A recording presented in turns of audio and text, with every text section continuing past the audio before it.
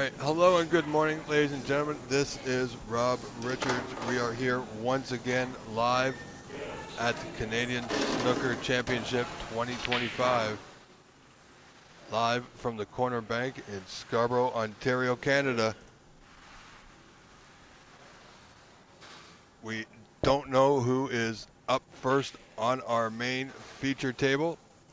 We are just getting set for action here today.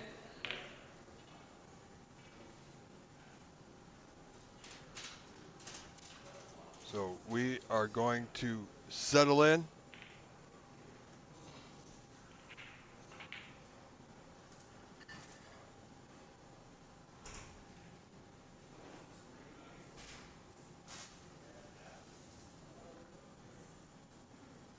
So stay with us, ladies and gentlemen. Play has not started.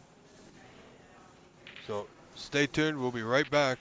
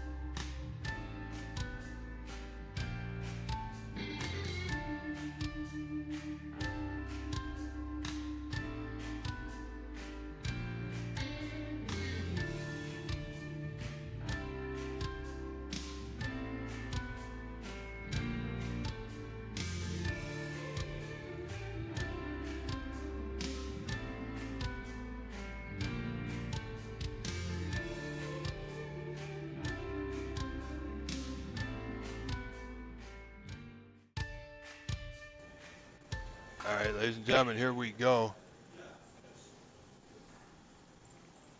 We have Alan Whitfield and Jay Chelladurai. We'll have that score up on the screen momentarily, folks.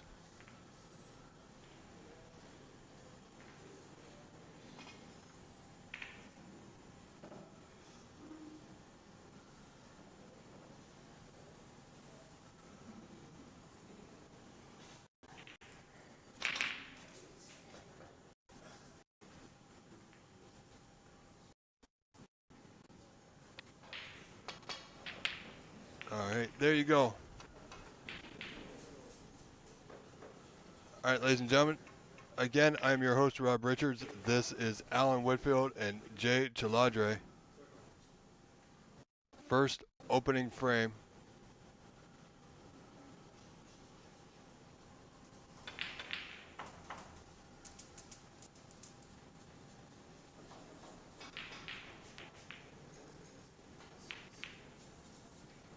Oh, Alan missed there. Unexpected. Even he surprised himself. Left an opportunity for Jay now. Alan does lead this opening frame 30-0.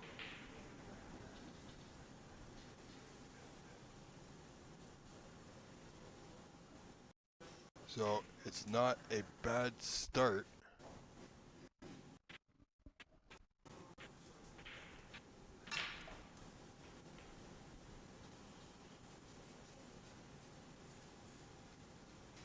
So Jay with an opportunity here.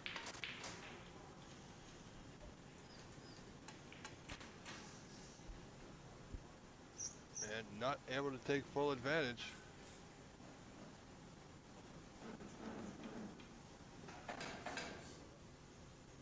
But Jay will certainly do his best.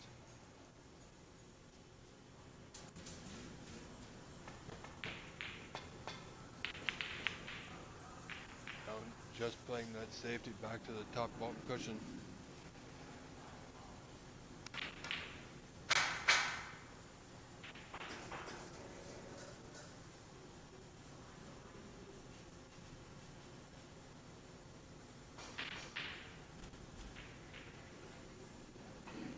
And ladies and gentlemen, if you could do me the quick favor, we have a new microphone set up. So if you could just let me know that y'all can hear me just fine, that would be fantastic. If it sounds better, worse than yesterday,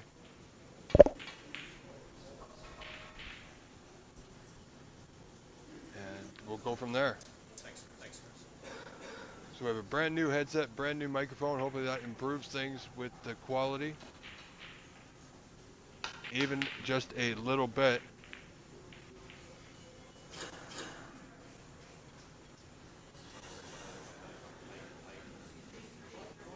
So Jay only able to score 4 at that first attempt. He's left Allen in the balls here.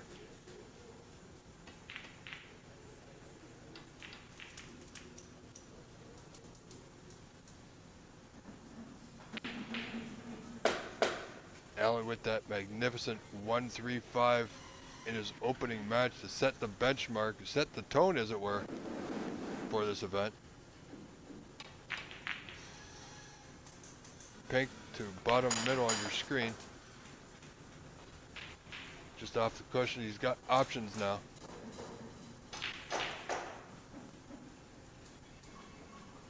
He's got red to that top center, he's got a red to the bottom left corner.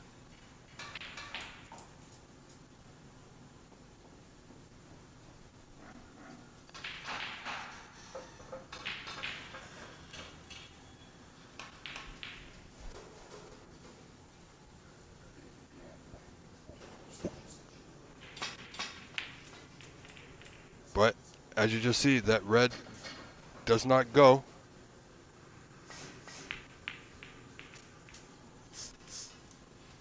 Wow, that's unfortunate for Jay, going right into that bottom right-hand corner of your screen. Unfortunate, that's just going to afford Allen just a few more points.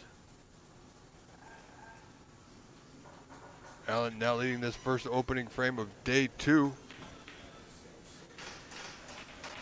41-4 now.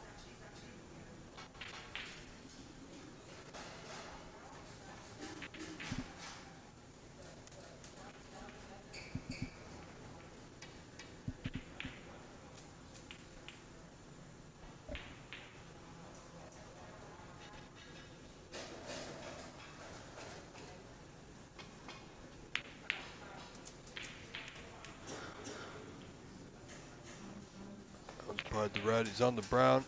Should be right back in the balls here, looking to get position on that bottom red just in front of the black there on your screen.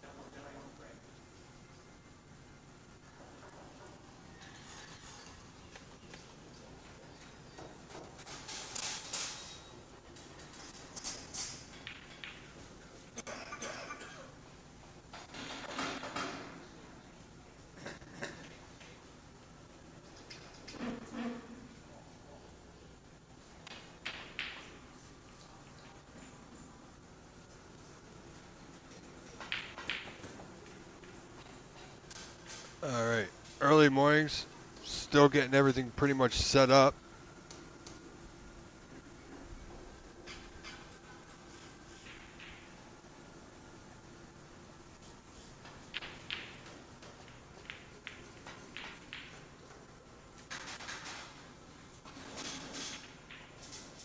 Again, thank you all for being here.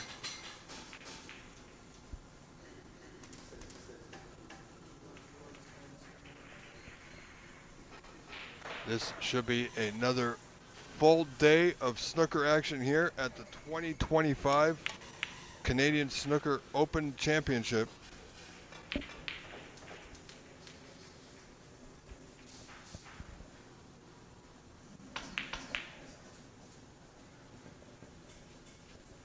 Jay Chelladurai trailing by a fair amount.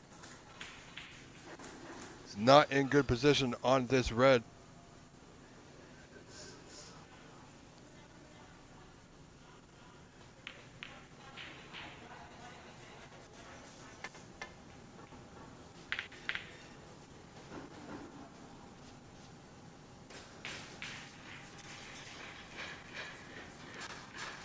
So Jay looking to return the white back into the bulk end. Needs to miss the pink. He has. Allen with a 27-point lead now. 4 reds remaining.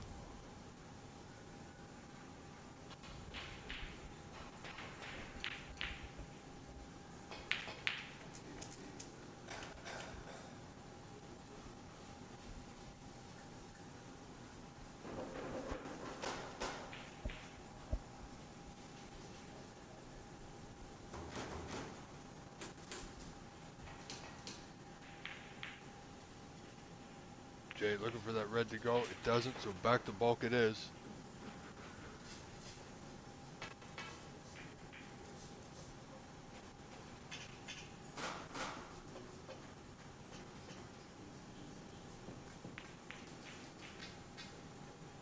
Allen is a former Canadian champion looking to recapture the title here this week.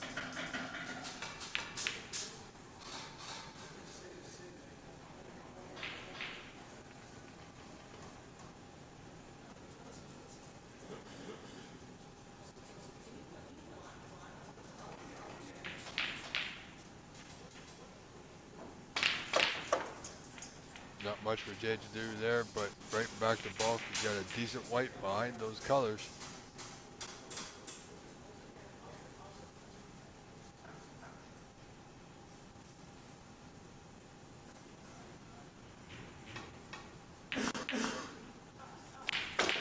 And ladies and gentlemen, if you can do me a favor, if you are watching here today, please do let me know about the audio quality. We have a new microphone set up. Hopefully that will improve things.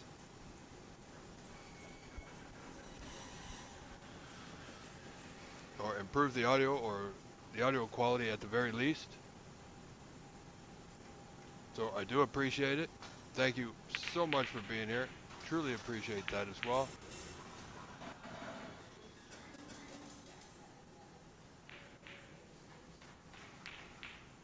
We had an excellent day yesterday, full of highs, lows, great excitement, and hopefully that carries over into day 2.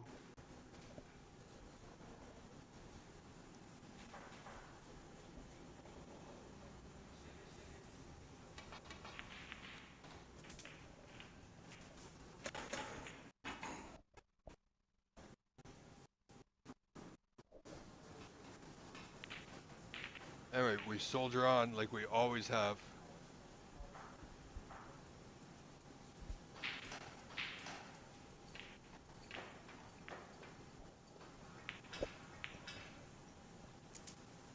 And we do our best.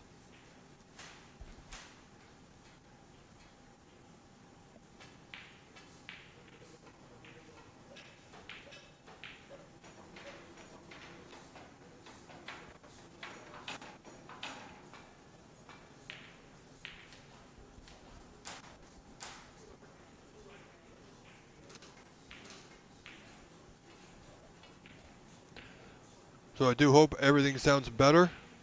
We're still making a few adjustments, a new headset and microphone to improve the commentary audio quality.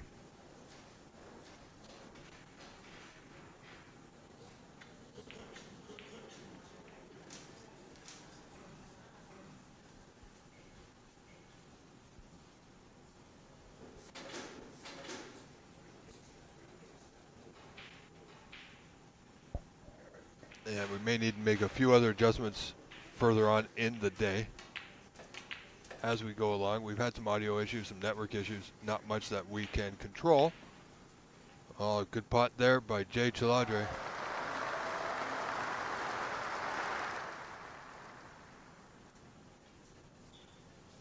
Jay could make this a closer frame than it had the meat, or how it looked to be.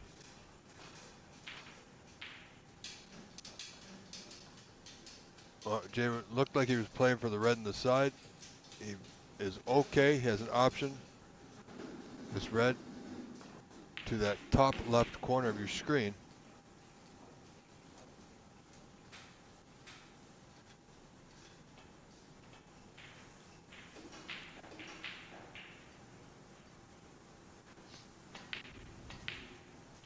Another good pot. Here comes Jay Chelladurai, ladies and gentlemen, looking to make a dent in that 46 to 28 point deficit he faces.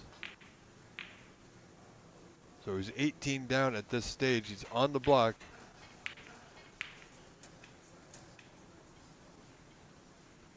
Allen had a 30-point break going, gave him a 30-point lead early in this opening frame today. Missing pretty much a straightforward red that would have added more value to his tally.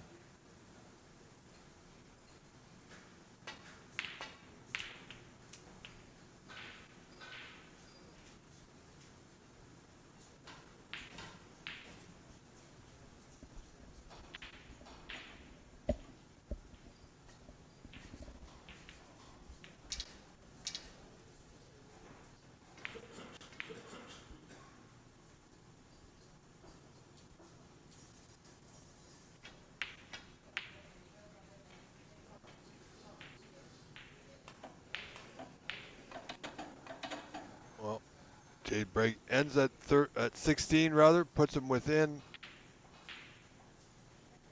11.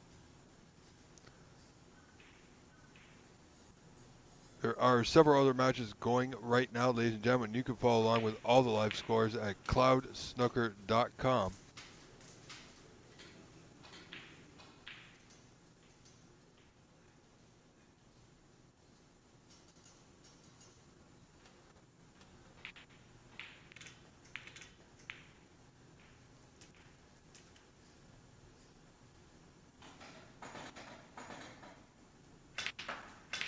Douglas Wilson, thank you very much, sir. Thank you for being here.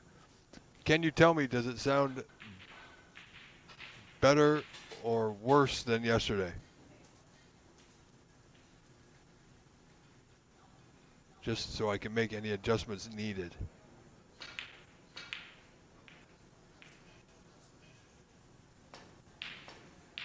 So only 11 points difference here. I'm looking for that long red, but it didn't go.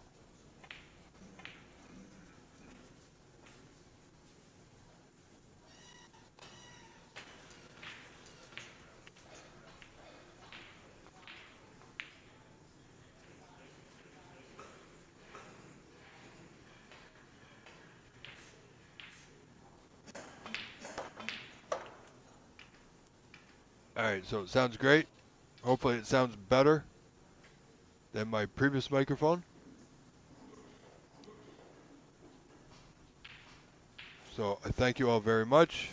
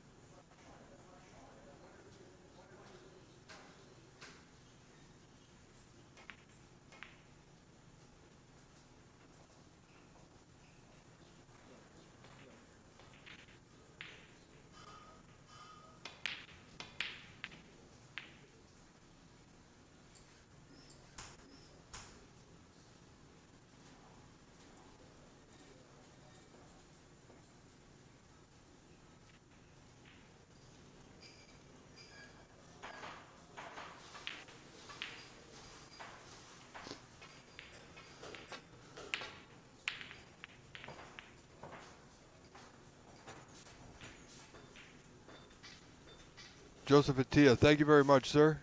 It's a brand new headset, so I'm hoping it's better than the last one. I know it sounds odd, but I still have to get used to it myself because the microphone is on the opposite side.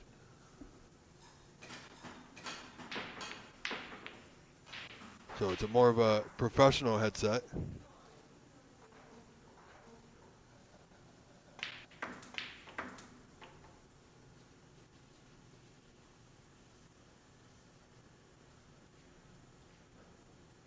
So here we go, still 46-35 in favor of Alan Whitfield over Jay Chelladurai in this first opening frame. 2 reds still remain. Good morning, Roland. Thank you for being here. As always, ladies and gentlemen, we do have that goal of 5 super chats going.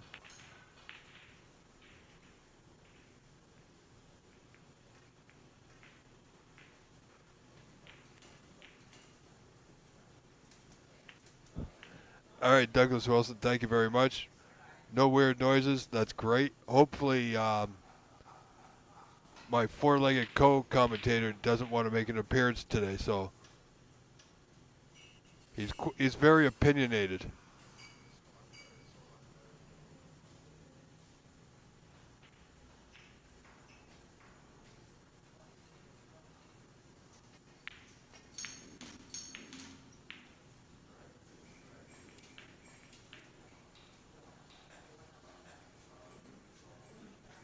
But I did have, unfortunately we lost it, but I did have one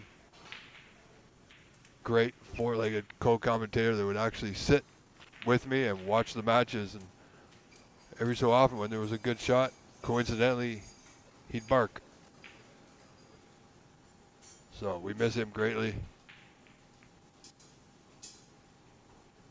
And I can only imagine he is watching with us today.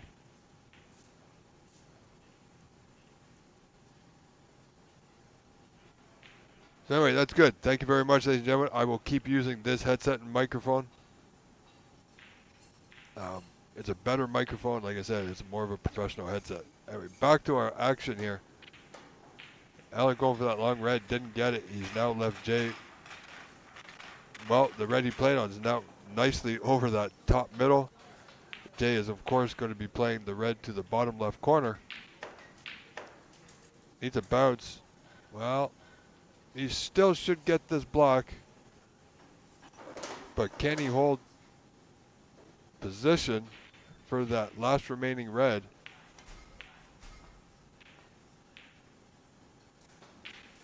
Would have liked to have been a little bit higher.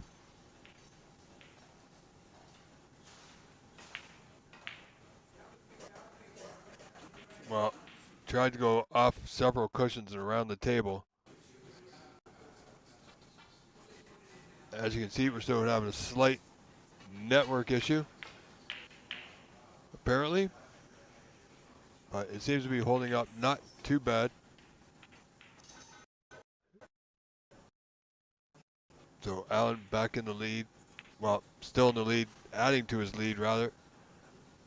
Up by 10, now 11. This block will give him 18 with 27 on. And isn't that a great positional play from Mr. Whitfield here?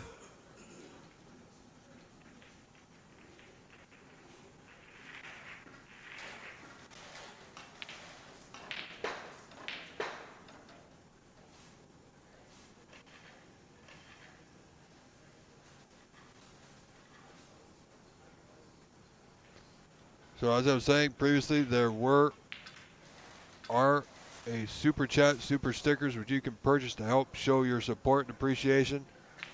Good morning and welcome back, ladies and gentlemen. Your support has been greatly appreciated by not just me, but all the players. Over 4,000 views yesterday for day one, which is astronomically, well, it's incredible. I'm at a loss for words, so thank you very much.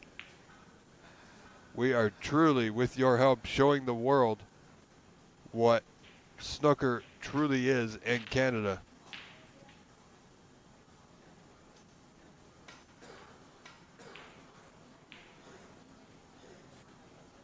So we have Alan Whitfield up 59-36, so 23 in front now. 22 on. Jay requires 1 snooker. Well, sorry, I got to correct myself. Jay requires 1 4-point foul. He may require more than 1 snooker to get that foul.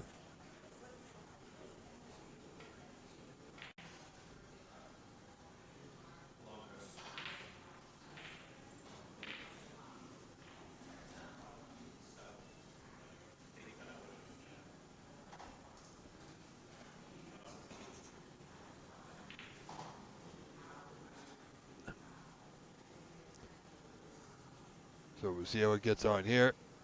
Jay might have an opportunity here. He's got a good target area behind the pink. Pink is in a great spot.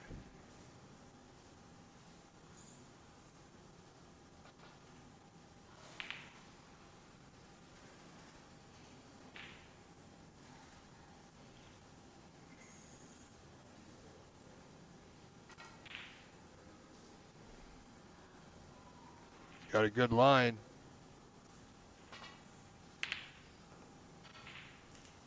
That was a great attempt there from Jay Chelladurai in this opening frame, requiring 1 snooker.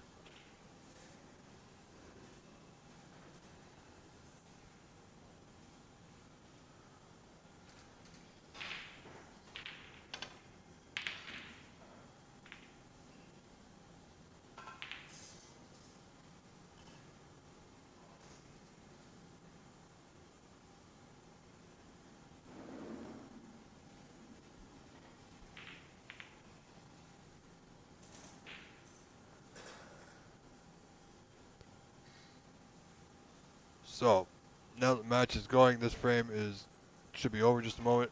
I will start with my morning welcomes. Ladies and gentlemen, welcome back. I am your humble host, grateful, most appreciative of all your support. I am Rob Richards. I will be here today and every day from the first ball to the last ball. We are live in Scarborough, Ontario, Canada at the Corner Bank for the 2025 edition of the Canadian Open Snooker Championship. This is our opening match of the day. Alan Whitfield leading Jay Chelladurai 23 points in front, 59-36 in it, 22 on.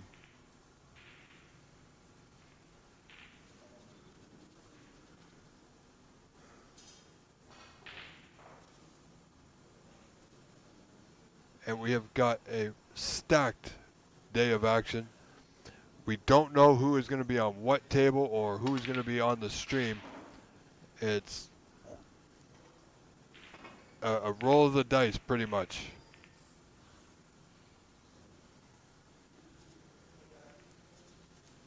And I can tell you we are working on getting our other camera up and running. So frame 1 goes to Alan Whitfield.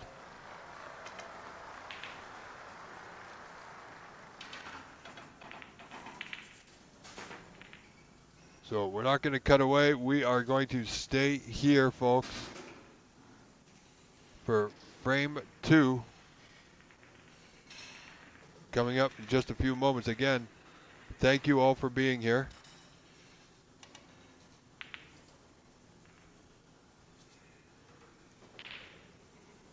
So Alan with that 1-0 lead. Frame 2 set to start. Jay will break off to start this frame.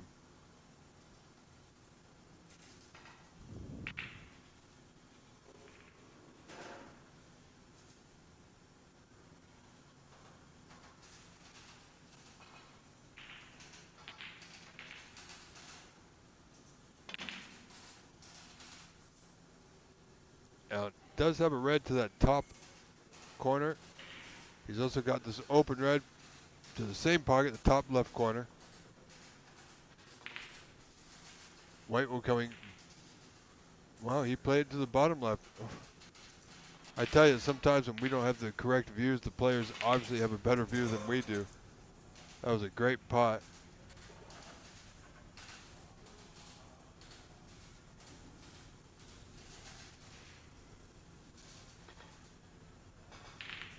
So this green to the bottom right corner. Just run it through for the open red to that top left corner.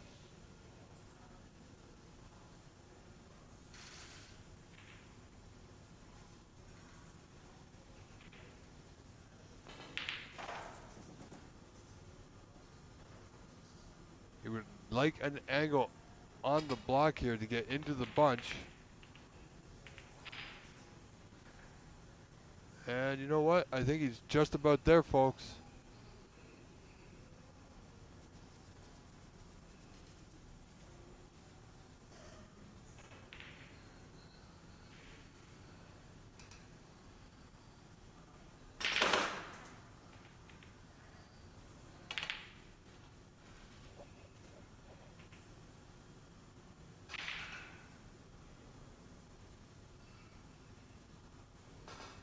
So, is a needle and thread.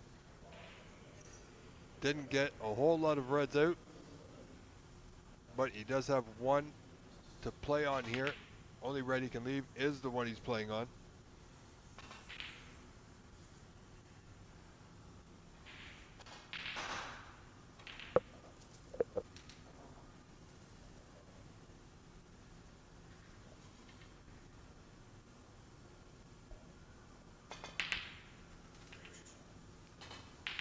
So Jay, not much to do. Could slide off the bunch to make that return to bulk easier, but he wants to keep things a little tight here. So he's not doing too bad. Alan's going to play safe off the bunch, of course, which should open a few more reds, as so. I can only imagine that the reds will be further and further apart in just a few shots time.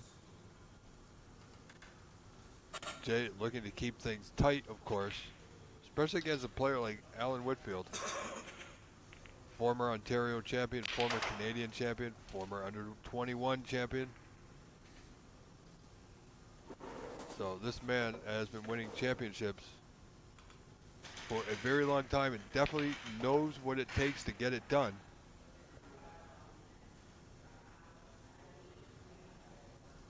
As I said before, he's looking for another Canadian Open championship title here this weekend.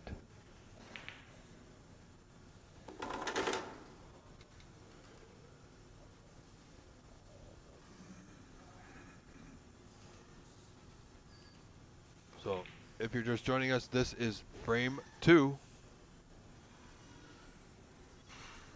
between Alan Whitfield and Jay Chelladurai. You see on your screen, Alan with that 16-point lead. Wow. Another good putt. As I said, I didn't see it. The players have the best view. This is not the best camera view, but this is what we're working with, and we're going to roll with it. Might have a little bit of lag here and there, but so far so good. And I know yesterday we had some audio issues. It dropped out. But again, this is early days, so we should be just fine for now.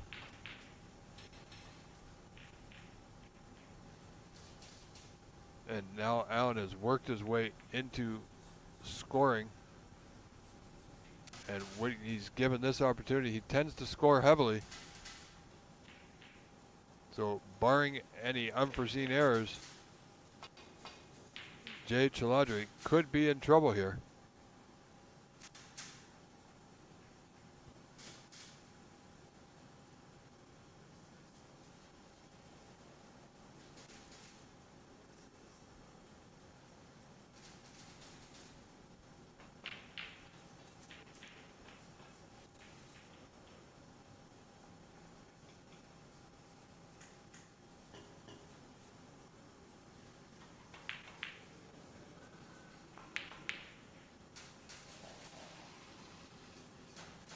Yeah, Alan is not a player to waste a whole lot of time around the table. If you know him, he tends to just play at his normal pace. Not the quickest player, not the slowest player either. But he's just in there. He knows the job that needs to get done and just gets down and does it.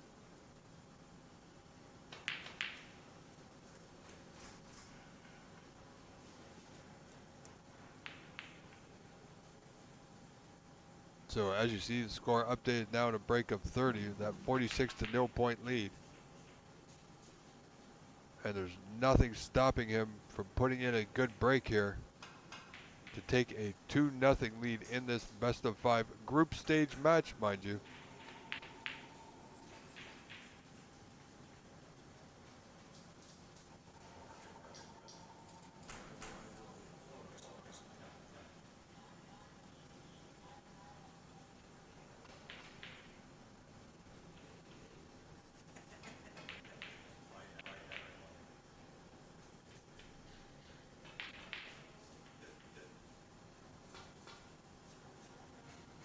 Break goes to 39, this for 46. Still 7 reds remaining, folks. Could we be on the verge of something special here? Will we see it? It's possible. You know, there's such thing as a commentator's curse, but as I say that, Allen's slightly out of position, not terrible, not where he wanted to be, of course. Should still be able to pot the black, get position on the red to keep this break going. He's going to be left with a mid-range red to that bottom left corner. Good break, 54. 70 points in front, 75 on. Requires 1 red for the frame.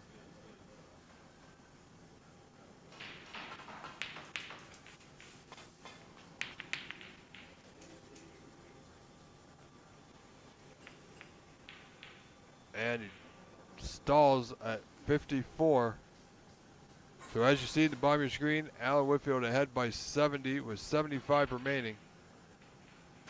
Jay needs to clear up here, and he's not going to do it.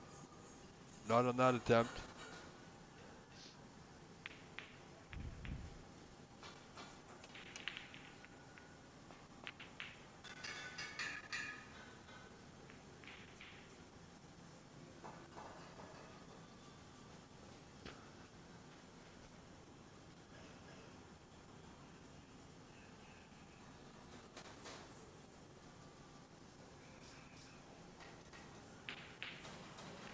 So Allen has got a strong commanding lead here in the second frame. And I believe this red will pass the pink to that bottom left corner. It's frame ball for a 2-0 lead. Put him 71 in front, 67 on. There it is.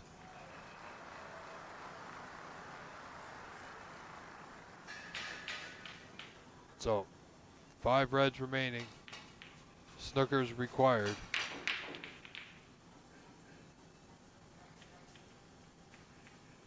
Allen's doing a great job of keeping Jay in his chair, keeping pretty much all the table time to himself. And he doesn't seem to be letting up.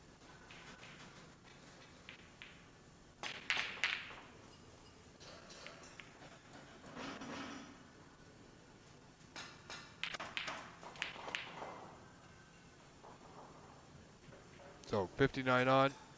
Jay concedes the frame. Frame 2 goes to Alan Whitfield. Now leads this match 2 frames to 0.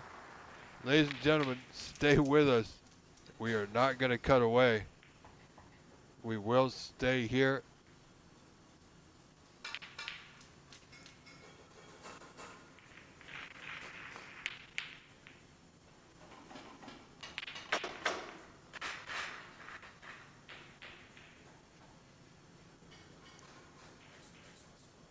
So frame 3 coming up. It will be Alan Whitfield to start us off here.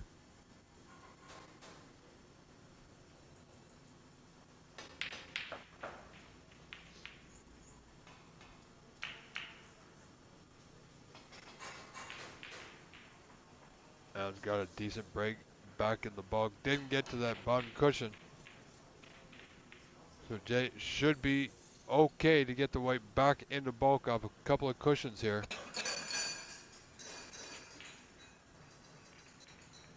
No, perhaps couldn't see the left side. The green may have been blocking his view. So just containing safety. You know, when Allen's going the way he is, he's going to be tough to beat this competition.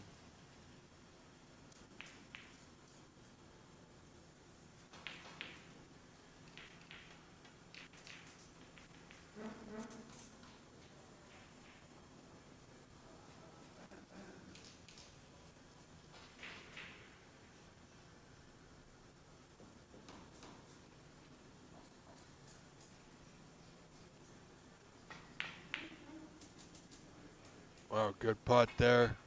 Jay wants that white to hold up, or else he'll be on nothing. That's unfortunate. Was looking to get on the blue that's sitting over that top left corner. That white just ran on a bit too far.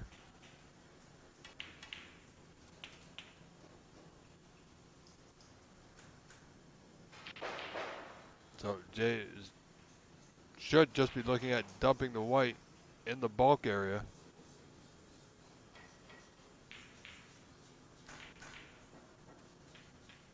Trying to hide the white behind the brown off a couple cushions, didn't get it. So Allen with a great chance now to play an aggressive safety and open the bunch of reds and get this frame moving.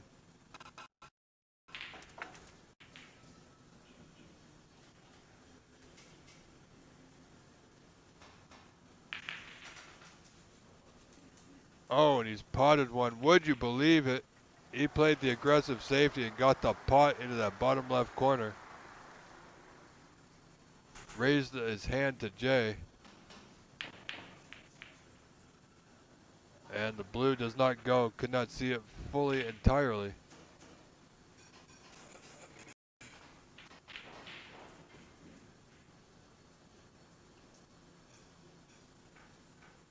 Really should have potted that blue. Carried on. He's got, again, the run of the ball. The white stuck to that bottom cushion. Jay with a half-hearted attempt, and that red to that top right corner doesn't go.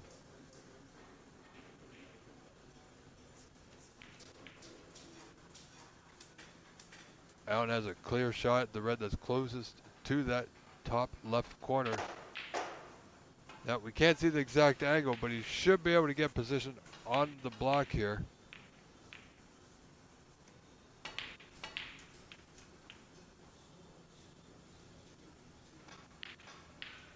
He's on it.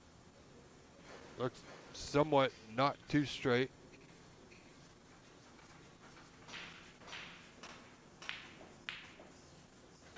Solid putt there from Mr. Whitfield to get himself back in the balls.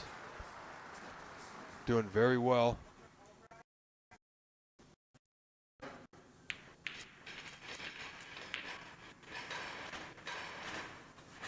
And he's plumb on this red to that same pocket, same corner. And there's not a lot to do with the bunch. He will need to chip out a few reds, but not before he puts some points on the board. He'll certainly take care of the open reds if he can first. Depending on the angle he has on this block, of course.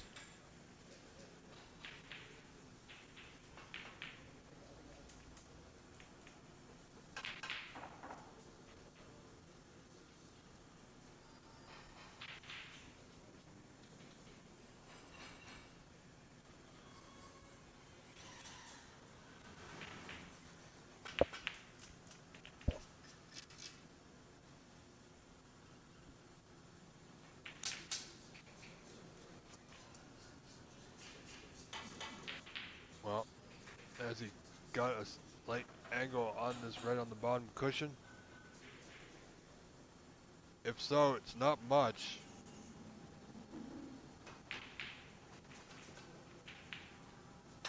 Yeah, if he can get out, wow. That's a great shot. Played with total control and confidence. He knew he was going to be on the block. Another, look at the arc he got on that. This man is definitely on a mission. sending a clear and concise message to everybody else in this competition that he is here to win and that nobody is going to take that away from him. I mean, there's a lot of players in this event that will give him a fight.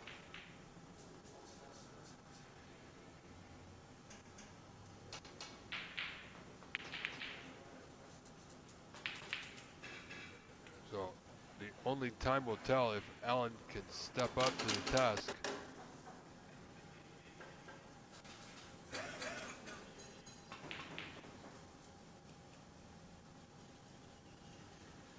For that white to stop or go. It's kind of right in the middle of where he would have liked it. So partial position, we'll call it partial position. He's gonna have to stretch or use the rest, I believe.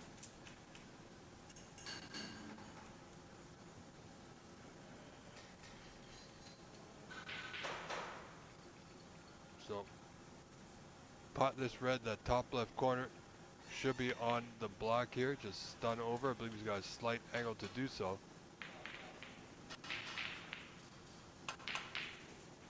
Nope, apparently the angle was not correct, so he's on the yellow to the bottom center pocket. I gotta tell you, sometimes with these weird angles of the camera views, we can't actually see the proper angle that the players can.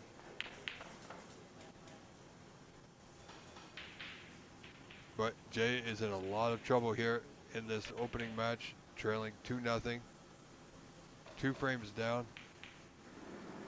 Allen leading by 41, 42-1. And he's in the balls.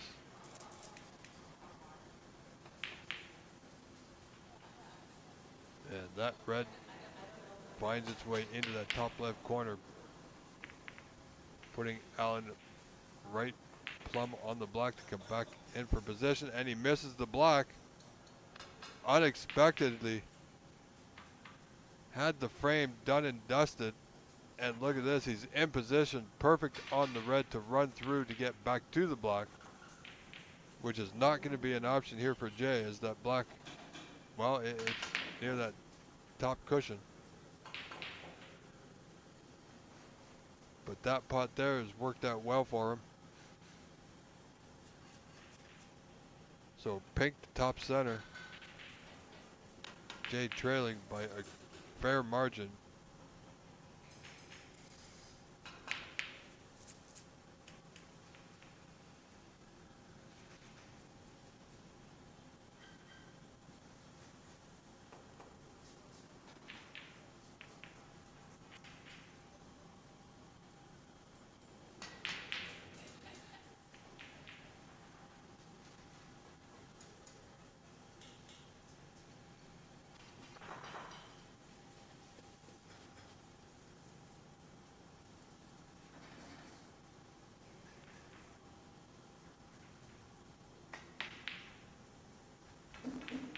No, Jay's just not there at the moment.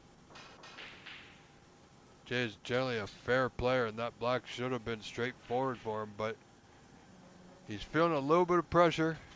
Trailing 43-9, he's down 2-0 in this group stage match.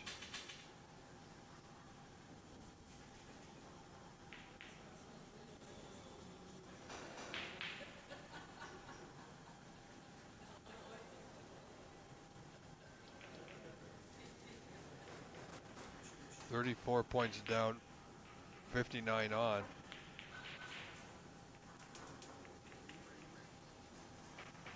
Well, that's not too bad. Black's not on the spot. Wasn't in a great position before, but now it's in a decent position. Should Jay pot a red, he's got to get that black on the spot.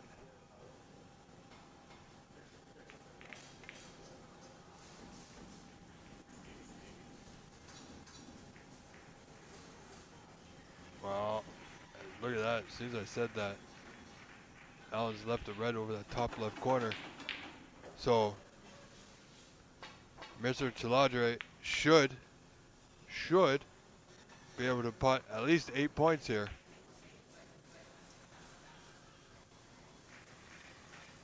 Needs that white to bounce. Oh boy, would you believe it? Has he got enough room? I don't, you know what? It's hard to tell, but from our angle, I don't believe he can see the black.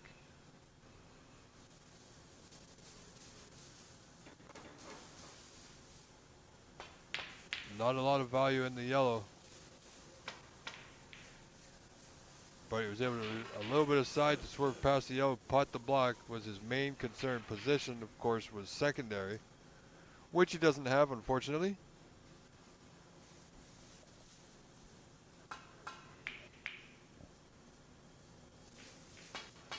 So Jay now trailing 43-17 in this third frame.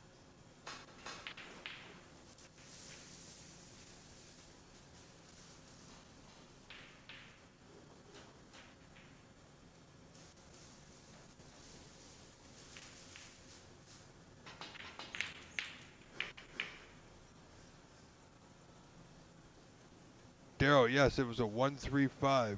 Total 15 red clearance.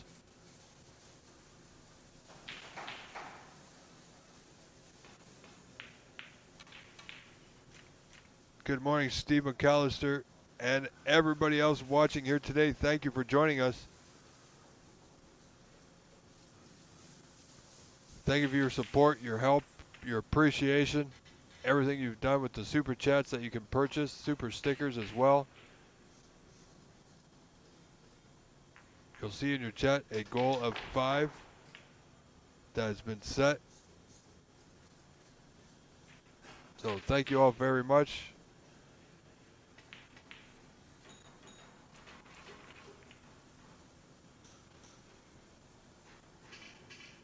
Roland, you've contributed enough, and I very, very much appreciate it. Now, what we can do is like and subscribe. Share this link on your social media feeds, folks.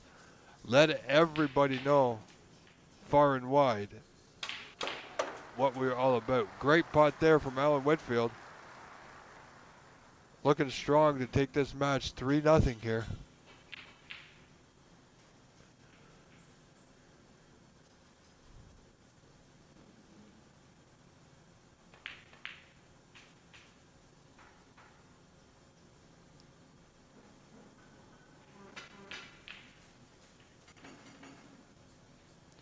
So we have more snooker action going on. At the conclusion of this match, we'll take a quick break just so I can change our camera feed.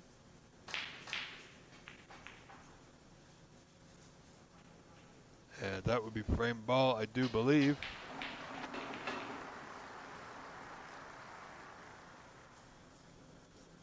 That leads 52-17. Well, oh, he's 35 in front. Still needs a color here.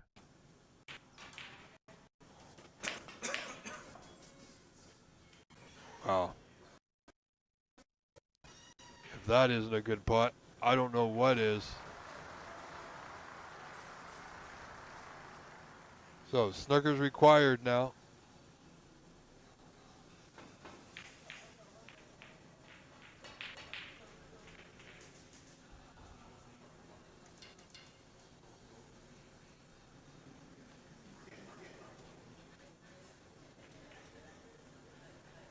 So Jay trailing 58-17 down. 1 red remaining, 35 on. But he is down by 41. So 2 snookers required. And this isn't going to get the job done.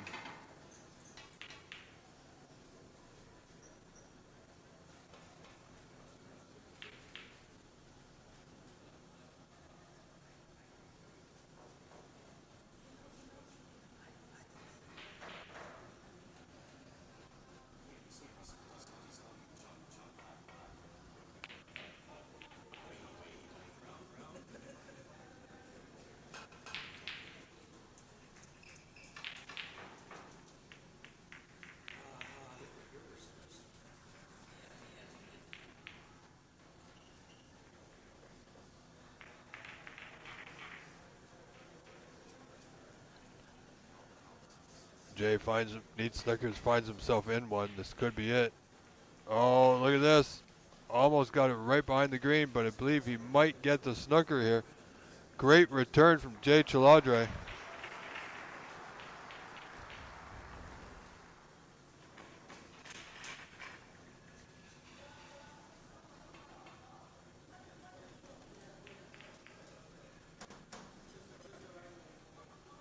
As you can see, not a problem for Mr. Whitfield.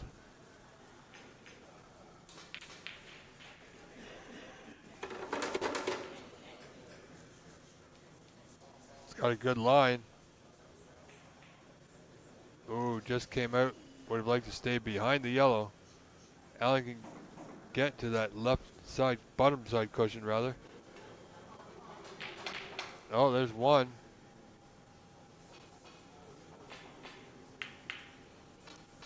Well, no missed call because Snooker's required. So 36 the difference.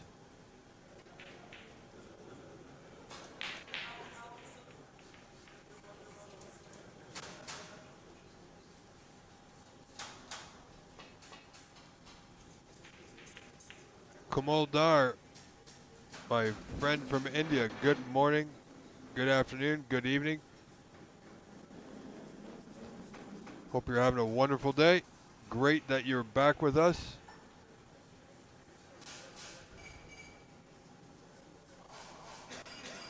This is day 2 of the group stage matches, ladies and gentlemen. We've still got one more day tomorrow of group stage action. As it stands, the knockout rounds are set to begin with the top 32 on Saturday.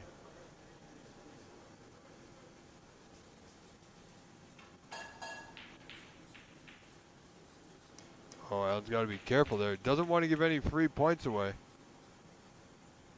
Doesn't want to give Jay the chance to steal the frame from him. As I said before, he's a man that doesn't like to waste a lot of time.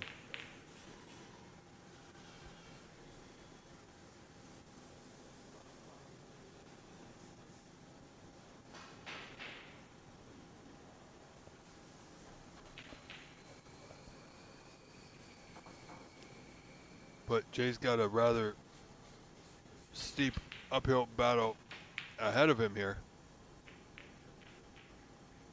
And he is a fighter. He will do his best. He will get things going eventually, but it's not looking good for him in this frame. And consequently, this match.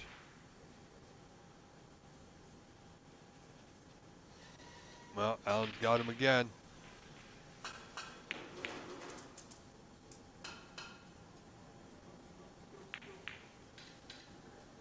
And frame match conceded. Frame goes to Allen Whitfield, who will win this match 3 frames to 0. As I said, ladies and gentlemen, I am your host, Rob Richards. Stay with us. We're going to take a short break while I find us another match to view. So stay tuned. We'll be right back.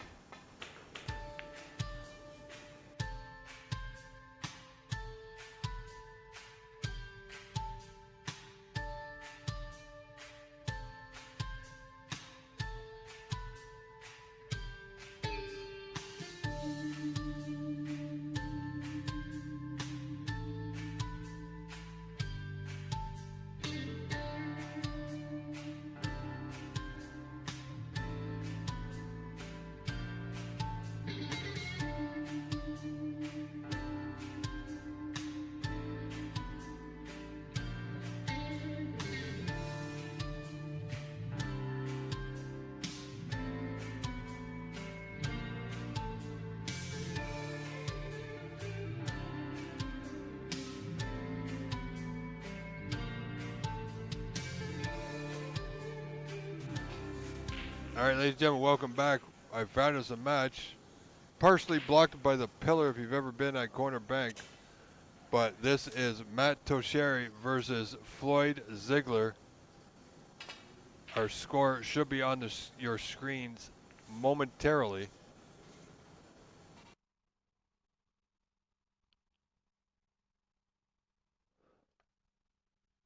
And we are having an network issue at the moment.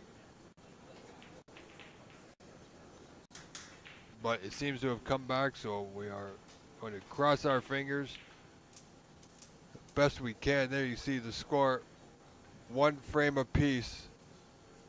Matt Tosher and Floyd Ziggler tied.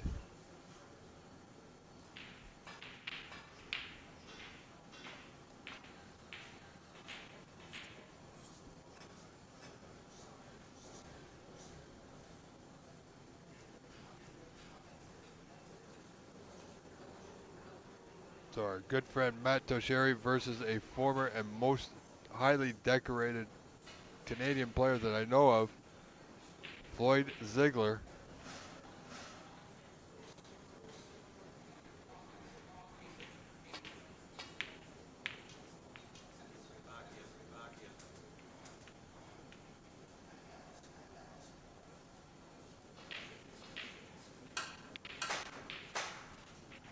Wow, excellent putt there from Floyd, showing you what he's about. Just about putted the white into that right middle.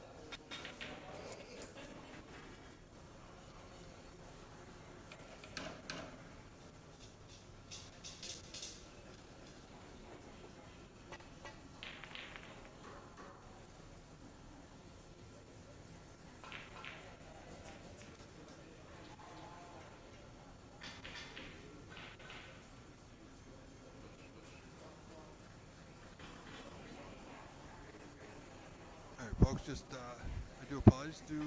Excuse me just for a few moments. Take care of something here at home with the boys, and I will be right back. Please do continue to enjoy this match, and I shall return just a few moments. Thank you very much.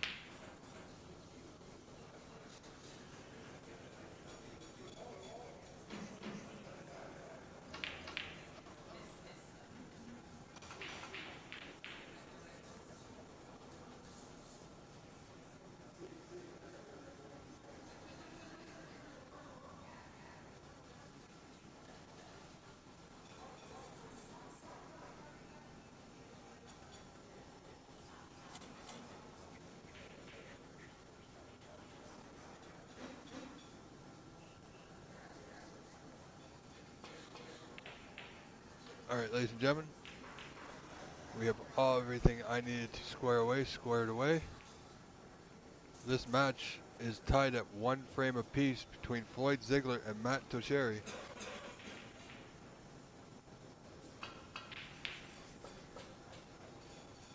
Only 4 reds remain, and 4 points separate them in favor of Matt, leading 29-25 here.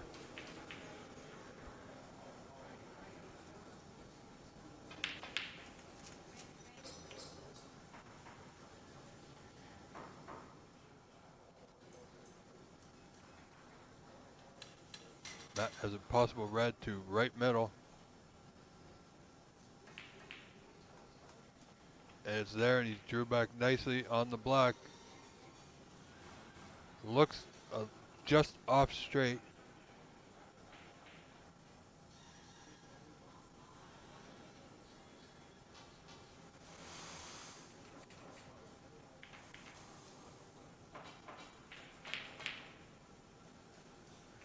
Well, trying a little too much on that black, didn't go, so he's left a pot on for Mr. Ziggler here in this third and important frame. This is group stage match, so it's still best of 5.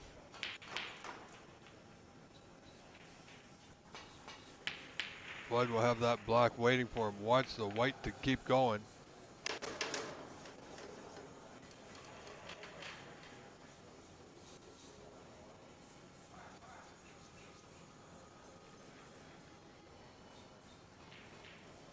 Wanted more of an angle on the black. I believe he's pretty straight on it. Just having a look here at this top red of the 2. See if we can get an angle to pot it to left center.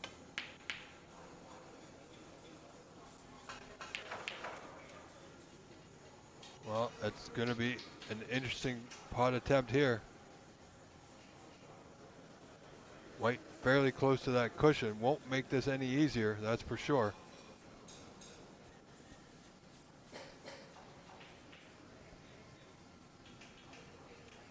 Here we go.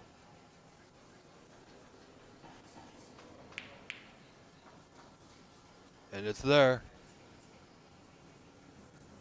Floyd in good position on this pink to get onto that last remaining red.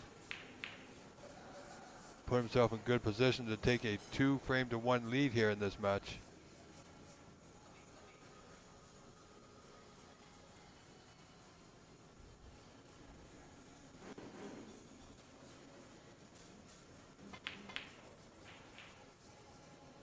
Good morning, Rath.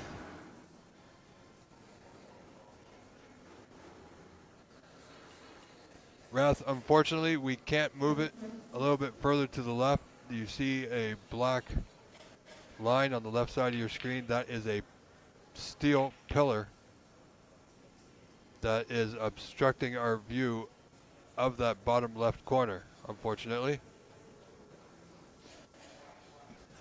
So this is the best camera view we can get of this table, of this match at the moment.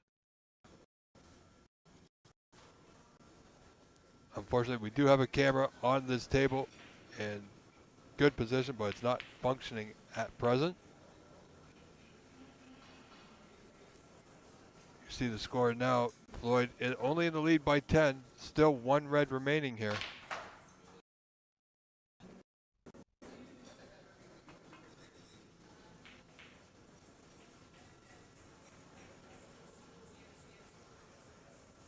And Roland, yes, you're right. Matt has definitely come to play.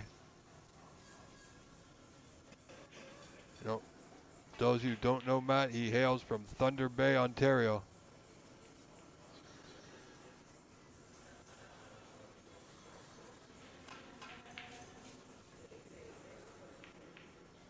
Floyd looking for an angle on this yellow, which he has. 17 points in front. Yellow and green will put him 22 in front. Brown is on Floyd's side of the table, but will be a little bit difficult.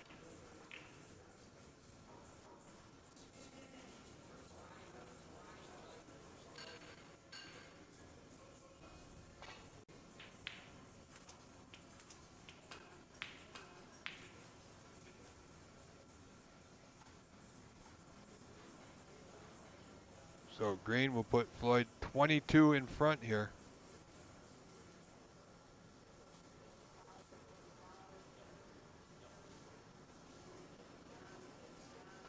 Doesn't seem too happy with his position. He knows he still requires the brown. Digging down on the white just a little bit.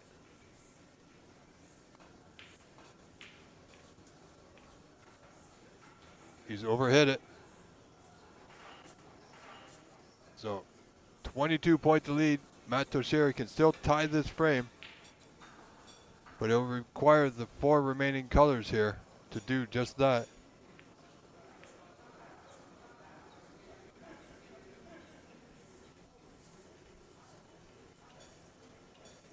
Floyd just chipping the brown, looking to hide the white behind the block. It's close.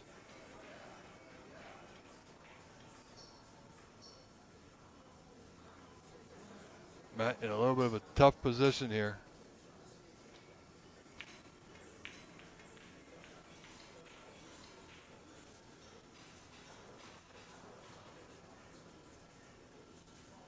This will force Floyd to use the rest. Partial snooker, of course. He's got a slight angle, not a full ball. This could be very interesting. Floyd might be able to, you know, he's got enough room behind the brown if he can catch the brown from behind.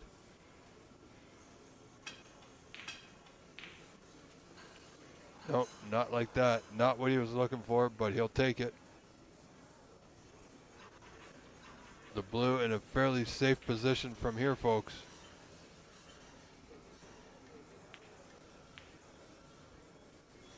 As I said before, hopefully the sound is good. With this new headset, more of a professional headset microphone we have set up here today. Matt looking for the snooker, and that's going to be well far from it. Well, brown's nearest that top right corner, but it's close to the cushion. So they might look easy, but trust me, they are not.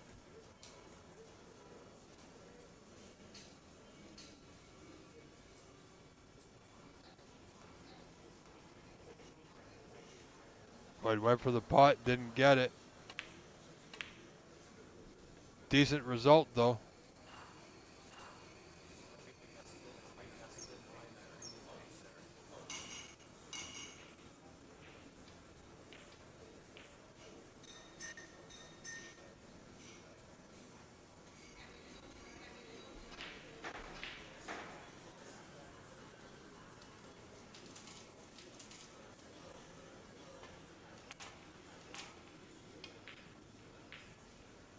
Matt needs that white to go. It's not, well, it's gone into that left center, so now snooker's required.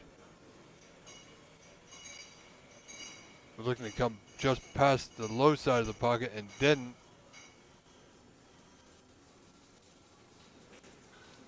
So 26 the difference, 22 on. Floyd has a fairly open pot here. This brown in the lower left corner that we cannot see, unfortunately. Good pot. Slow roll this blue to that top right corner.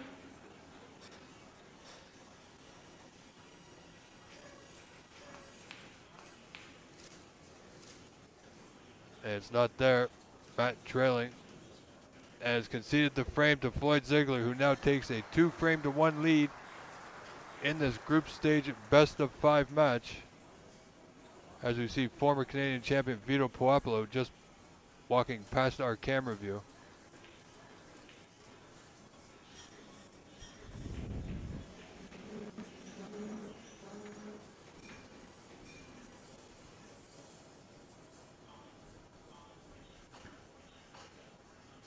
So Floyd has stepped away for a moment.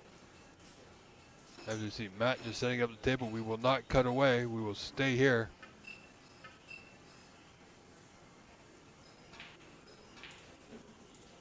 As our connection seems to be holding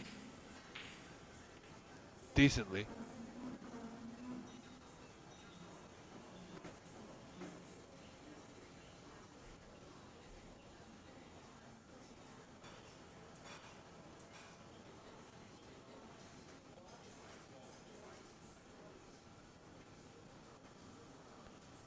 Thank you, Randall Morrison. I appreciate it very much. I have a brand new, more professional headset microphone set up here today. So I myself am just getting used to it.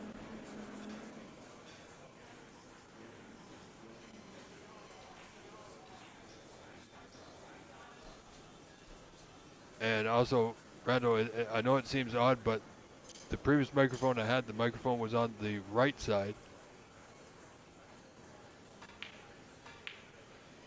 And this one is on the left. It doesn't seem like a big difference.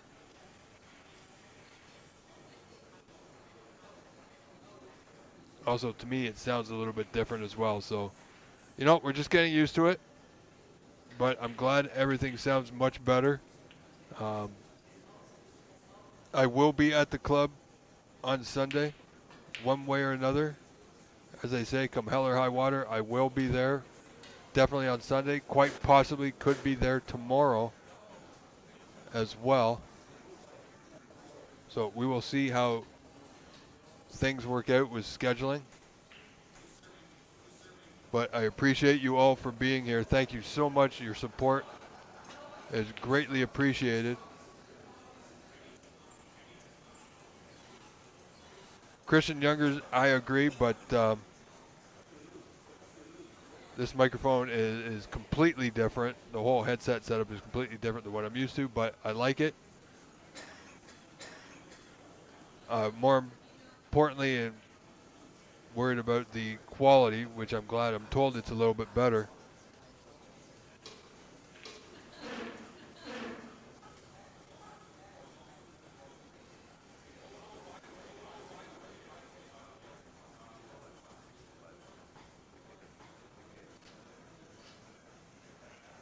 Yeah, Roland, he has,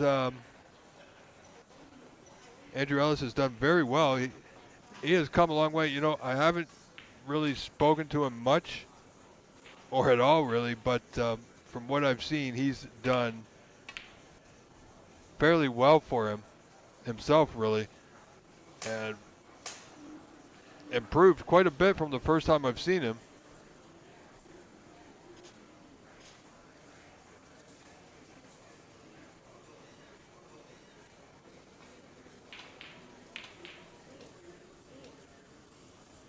Christian Youngers, thank you very much, sir. Very much appreciated. Christian Youngers, ladies and gentlemen, also helps out with David Burney and their streaming of snooker to help support and grow this game. We are all in it together. At the end of the day, we have the same goals, and that's to make the light on this game shine even brighter, whether it is here or in the United States.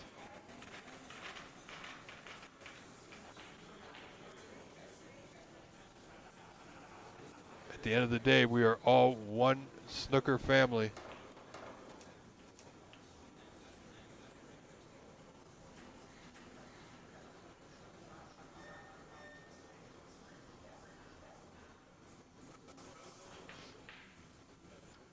And also, Andrew Ellis, Edward Ling. Edward Ling is a very tough competitor, and he can win. Several years ago, he made it all the way to the semifinals in Markham at Master Q, only losing out to eventual champion Jason Williams. So some might say he's a dark horse to win this event, and you know what? He's a very good choice for the dark horse pick. Very strong player. So Floyd could be taking a break here.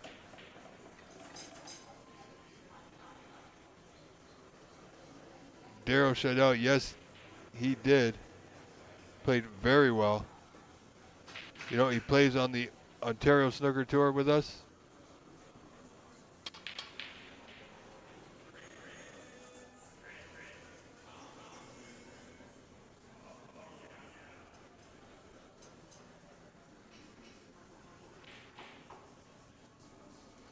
So, ladies and gentlemen, if you are just joining us, I am your host, Rob Richards, live, or we are live rather, at the Corner Bank in Scarborough, Ontario, Canada, for the 2025 Canadian Open Snooker Championship. This is still the group stage match. This is day 2 of the Canadian Open group stage. This is day 6 for me, as we did the Seniors Championship, won by Phil Snake, who is also competing here this week for the Open title. So he is definitely one to watch. See if he can carry over some of that winning momentum.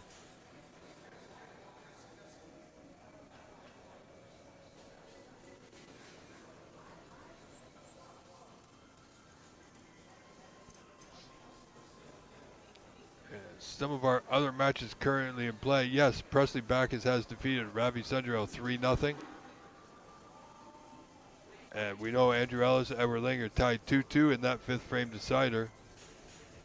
Vito Puopolo leads Dennis Brazeau 2-1.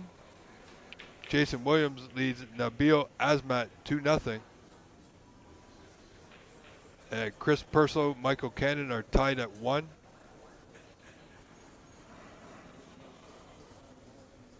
So that's what I have on cloudsnooker.com,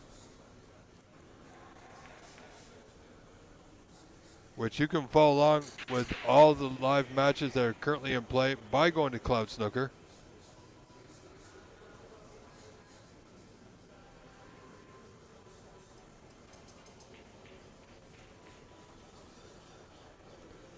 Well, Christian, you know, we all have our own priorities and different things like that, but when it comes to snooker, we're pretty much in it together.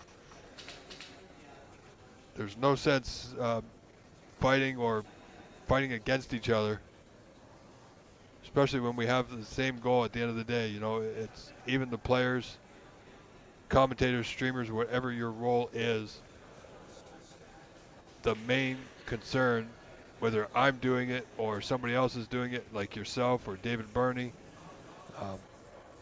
the goal is to, well, it's simply to promote our sport.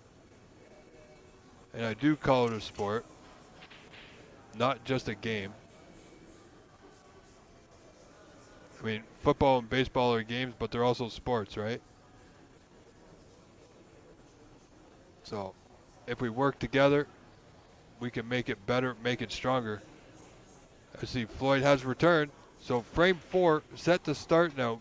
Matt trailing 2 frames to 1. Set to break off here.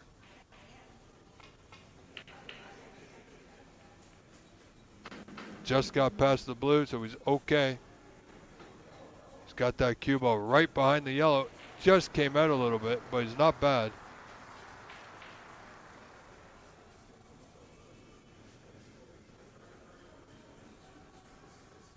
Now, Floyd won't be taking any wild chances, so to speak.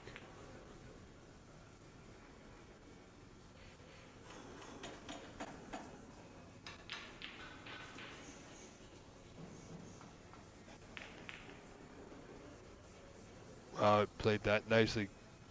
Knew he didn't have a lot of room to get past that red on the left side cushion.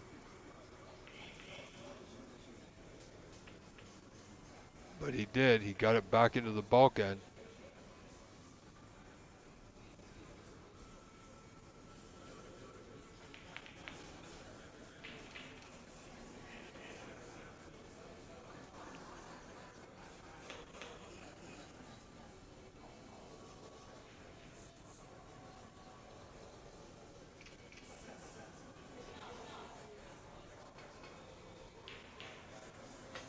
Matt looking for the pot there. Didn't like his way out. Didn't have a great way out, but he's not too bad. Floyd has a difficult pot to that bottom right corner, that red. But it's tricky.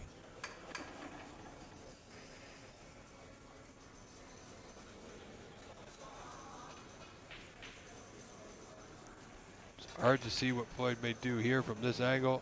Don't think there's a pot on. Oh, there is a pot on top right corner. Wow. Sometimes it's hard to call when you're at different angles, different viewing or camera angles than the players have.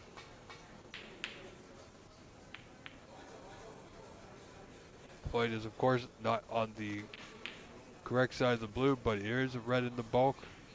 Just having to look if he can get on it to that top left corner.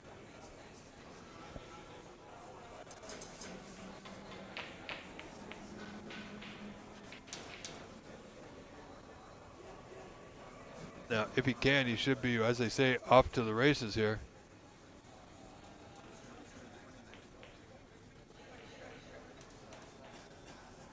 And being left-handed, he should be okay. Shouldn't need the rest here.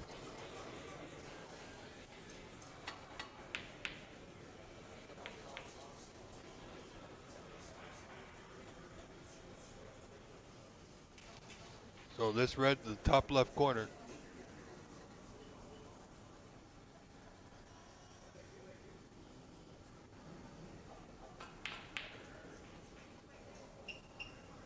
Wants the white to go, and it will. Good pot, good position. Choice of color here. And if you look at the bunch of reds, not much for Floyd to do. Just needs to get on one. He's got several options of where he can play this white from the yellow or green. But with the yellow, he can come right back down the left side of the table.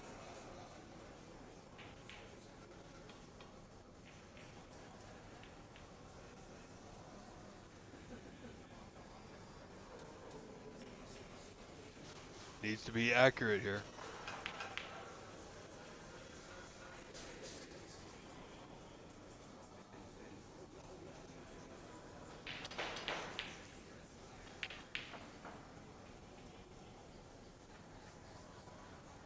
Oh, he's got a pot on, but he's a little closer to the cushion than I'm sure he would have liked to be.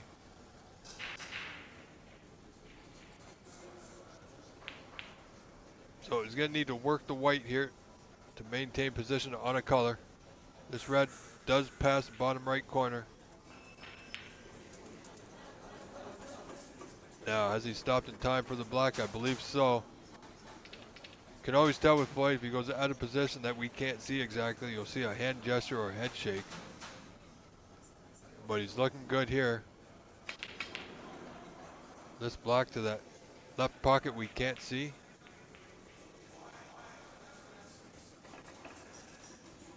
Feels he's a little bit short, but that's okay. Blue is on the spot. If you can't maintain position on the black, can quite easily play on the blue off either of these reds to either corners.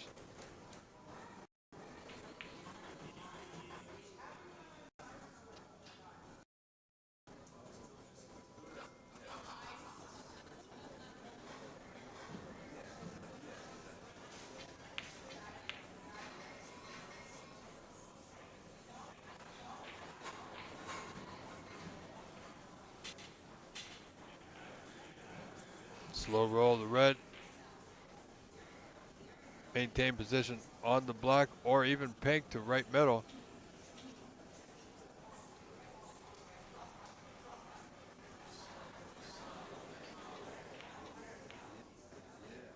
Now this black, the bottom right corner, is definitely potable, of course, but he could be running in to one of those two reds here.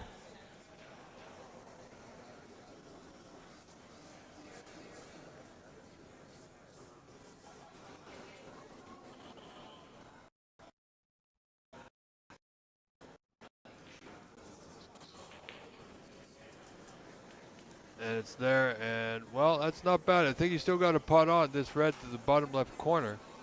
Of course, the players have, you know, as I've said before, the best view.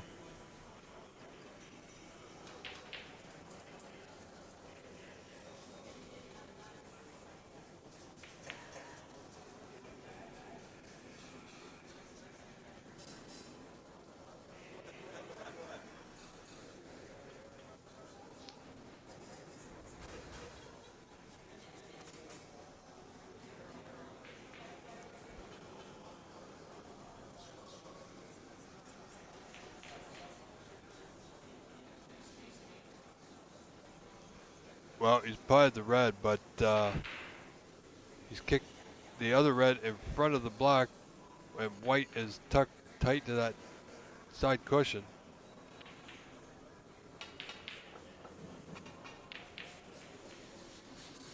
So just a safety for Floyd, leading 26-0 in this opening frame, or third frame of this group stage opening match, rather, of the day. It's our second match, their first of the morning.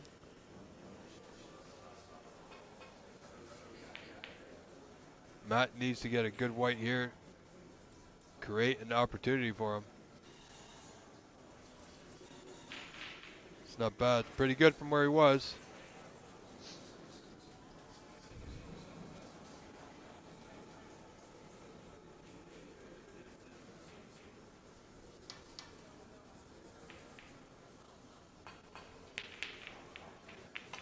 Long red attempt. Well, he's got a red to that bottom left corner, went in. Not intentional, of course.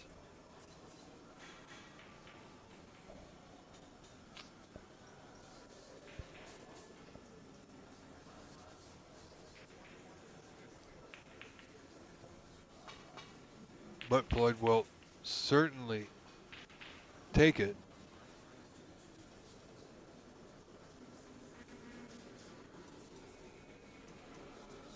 Now he just needs to find a, you know, doesn't have much here with the black. He could play off the blue, white into the bulkhead. He's just, but doesn't like that either. Not much here that he does like.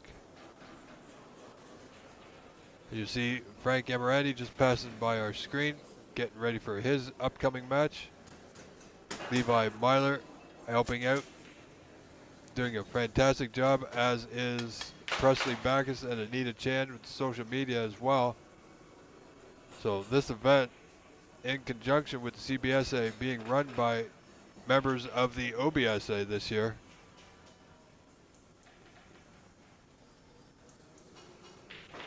So we look forward to, again, main goal is to grow this game as much as we can. So we look forward to working with the CBSA to do just that in the future. And right now, if you are at the corner bank and can get there, they do have some merchandise available to help support the new and upcoming Canadian Snooker Hall of Fame. There's some hats, t-shirts, hoodies, sweaters, things of that nature. I don't know any of the prices, but all the proceeds, I do believe, from the sales of such items will go to the new and improved and upcoming Canadian Snooker Hall of Fame.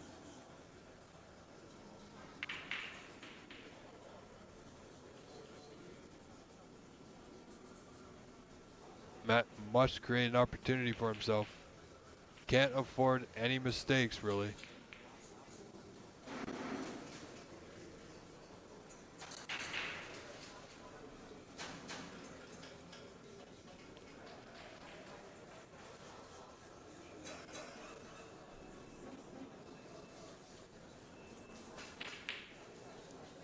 This is Floyd Ziggler, Matt Tosher, where Floyd won that third frame to go up 2 frames to 1 in this best of 5 group stage match.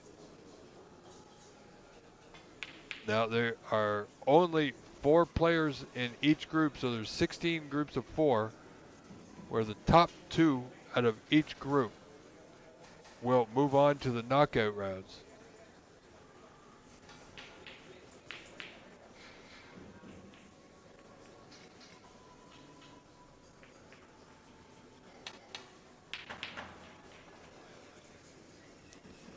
Floyd no pot on the bottom end. Just playing the red in the bulk area. Wants the red to go.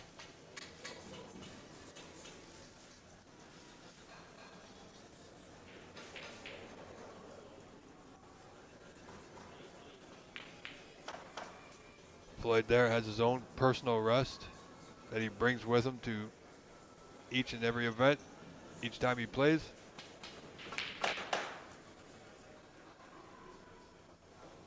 That with a red attempt, it won't go. He's going to leave it on for Floyd. Not sure about that one. Position would have been a challenge, as you see the white not going pretty much anywhere.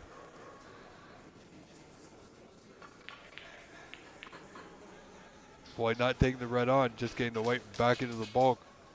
Floyd can be a very patient and methodical player, but this is why he's done very well over the years for himself. As I said many times before, he is one of Canada's most highly decorated players that we have.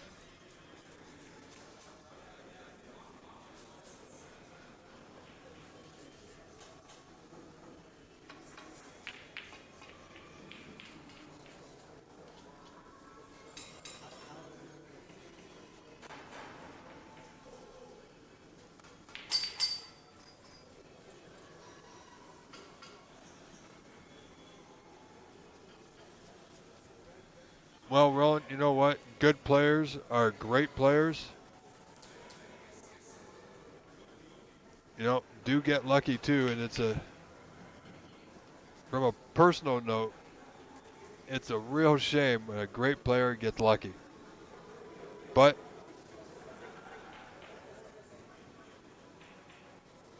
you know, that is this game that we all love very much, or else we wouldn't be here.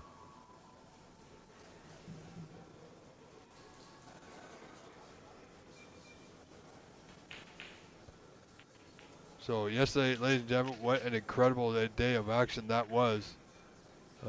Even with the first day of action, or the first day of action of the open event. Day one turned out with over 4,000 viewers. Over 4,000 viewers tuning in for day one of the group stage. So that's setting a good mark of what it's going to be like come the weekend for the knockout rounds. So I'm excited to that. I'm thankful for that. I know the players love hearing these things. So on behalf of the players, thank you very much. Great putt there from Mr. Ziggler. Looking for a position now.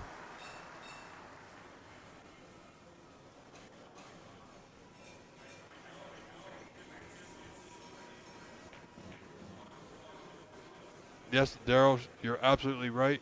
Jim and John hosting at the corner bank.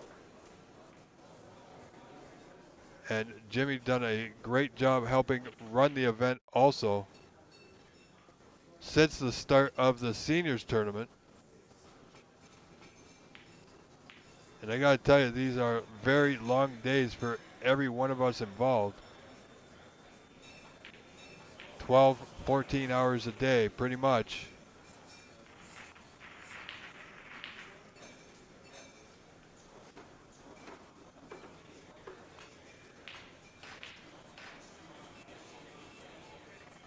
And Rath, thank you very much. I appreciate you being here. We strive to bring you the best snooker that we can, as often as we can. Even if there's anything I can get my hands on, whether it's here or in the US or overseas, whatever I can do, I will absolutely bring it to you.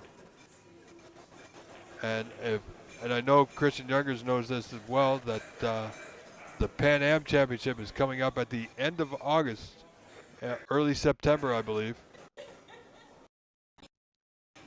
which I'm working on bringing some of that to you as well. So as we have quite a few players from Canada going, Nitin Sharma, you all know it from Ontario, from Brampton, Ontario, will be going to the Pan Am event in Sacramento, I believe it is.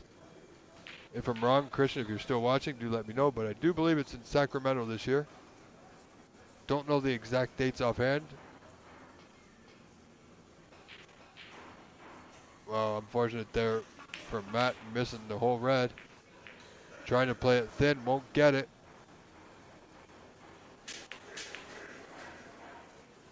So Floyd has elected to shoot, now leading 33-7 in this fourth frame, the frame he needs for the match win. So he's only up by 26, but look at, wow.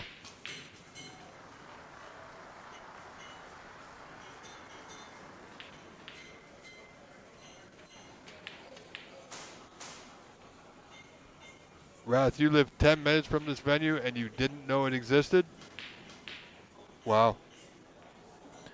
Well, Rath, it's at 925 Warden, at the corner of Warden and Ashtonby.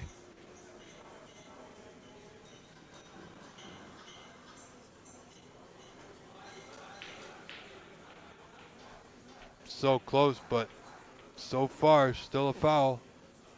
And rightfully so, will be going back. And because it's the Open, there's no limits on the amount of fouls and a miss until snookers are required, of course.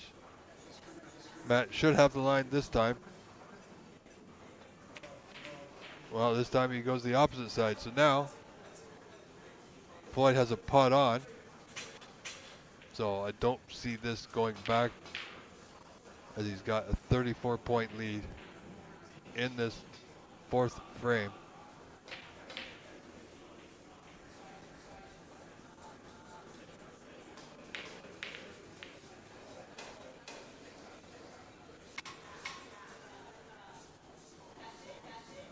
Yep, Floyd did well for himself in the seniors, losing out to Phil Snake in the semifinals.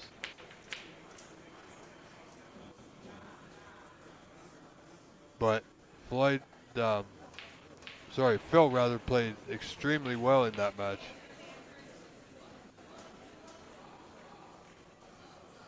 And as you see now, Floyd's in again,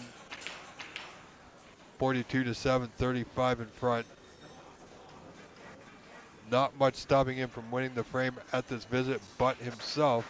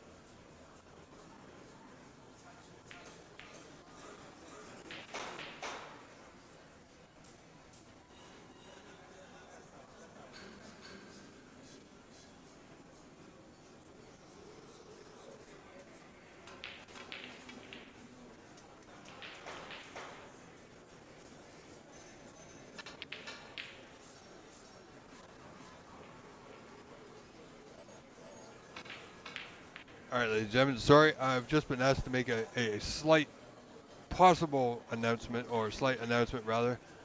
There might be a slight scheduling change. So they are on, as you know, a roll-on, roll-off system. They are already starting the the scheduled matches, or the 12 o'clock matches. They are going to be starting them now if possible, if provided tables are available, and trying to get as many matches done today as they can.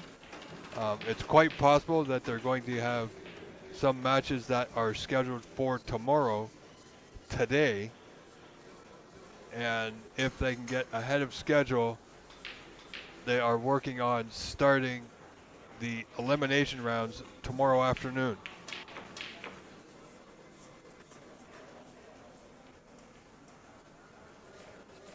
So that's all based on time, how these matches go. So far there are ahead of schedule. And like I said, if the players are available for their matches, even though they might not start for another hour, half hour, whatever the time is, they'll be starting early if they're good to go.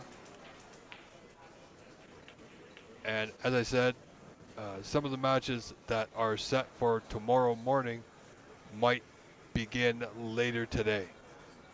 So we have a long day ahead of us, folks.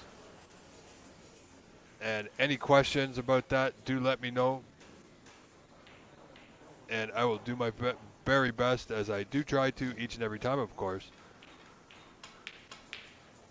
to help get that information out to you.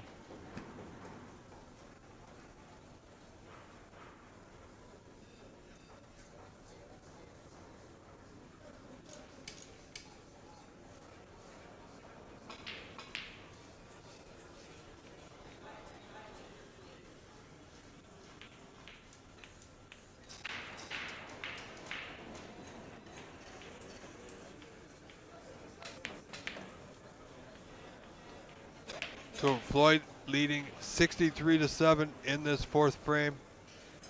51 on. He's got a 56-point lead. Snooker's required here.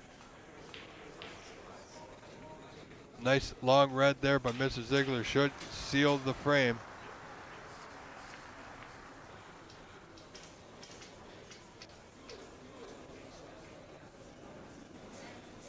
Well, Roland, I'm not sure about short. They've still got 3 matches. You know, groups of 4, so you got to play 3 matches. So that still obviously has not changed.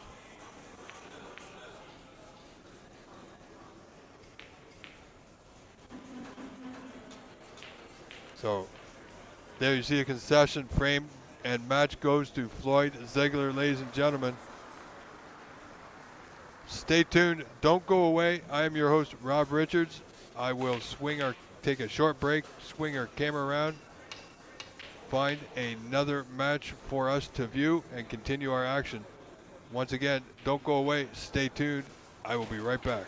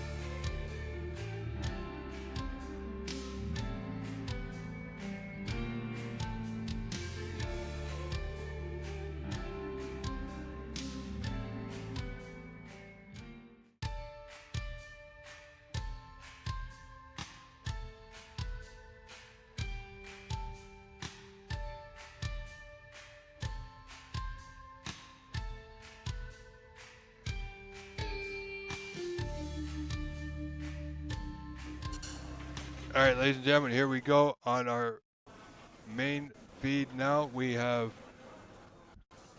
Chris Perslo and Michael Cannon. Michael leads 2 frames to 1.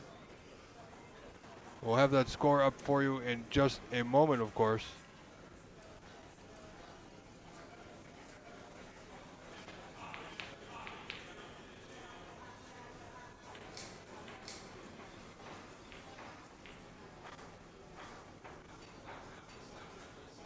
There we go. So frame 4, Michael Cannon and Chris Perslo. Chris Perslo leading 19-17.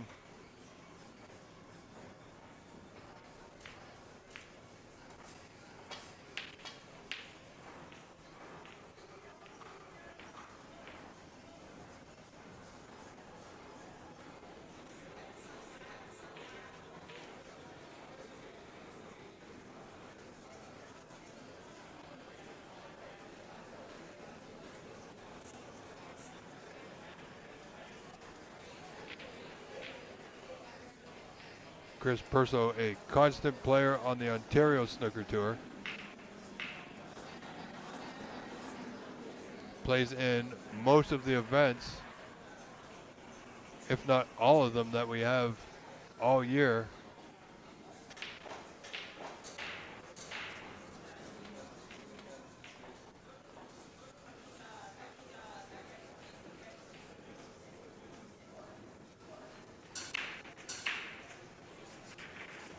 So, ladies and gentlemen, do feel free to click on our goal. We have a goal set of 5 super chats.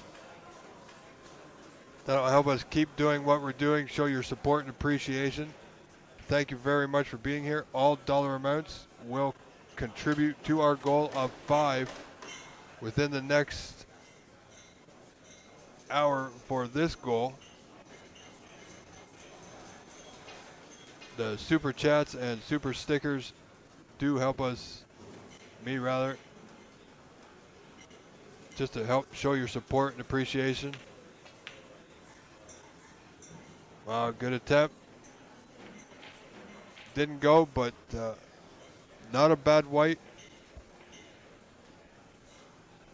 Chris Perslo looking at this red to left center. It's there, it needs position. He will have the brown available to him, of course, to the top right corner.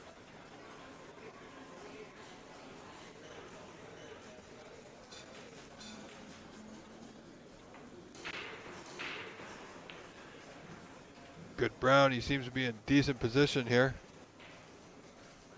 A little bit more pace than required. But again, he's got red to right center, so he has options at the moment. Good putt required to maintain position on a color. Doesn't get the putt, or does he? He did.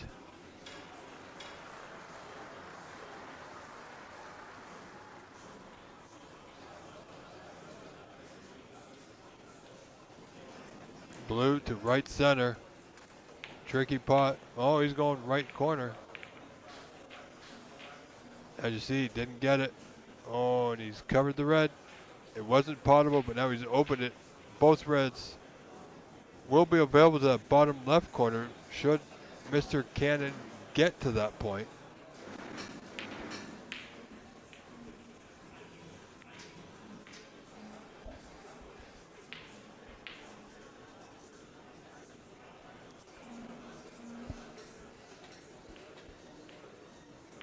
Caught it way too thin.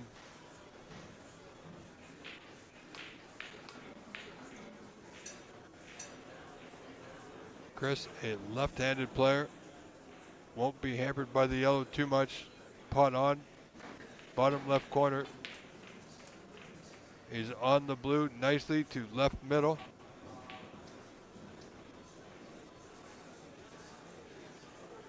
Very much could force a 5th and deciding frame in this match, but he doesn't get the blue, so chance and opportunity back to Michael Cannon, trailing by 17, 34-17 in this 4th frame.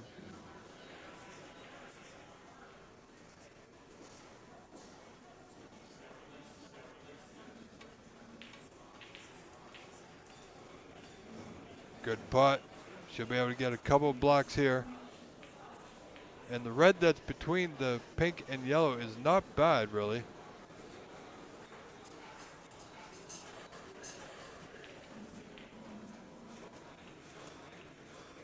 Well, that black just wiped his feet going in, so that should help Michael Cannon steady himself.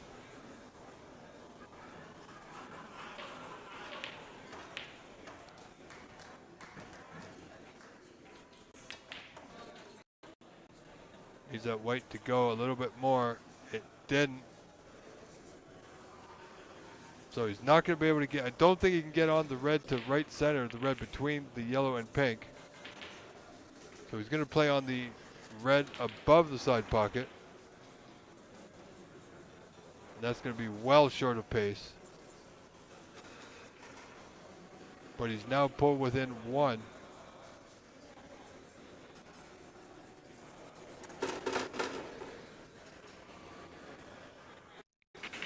So as I said, ladies and gentlemen, this could be an extremely longer than normal day. They are a little bit ahead of schedule, so if the players who have matches scheduled for later today are available, and if a table is available, because it is a roll-on, roll-off system, they will be starting the matches early that are set for today, and quite possibly, dependent upon time, of course, some of the matches that are set for tomorrow morning may also be played today.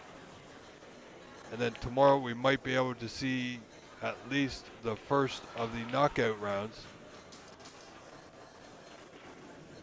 This is all based on time, of course, time dependent.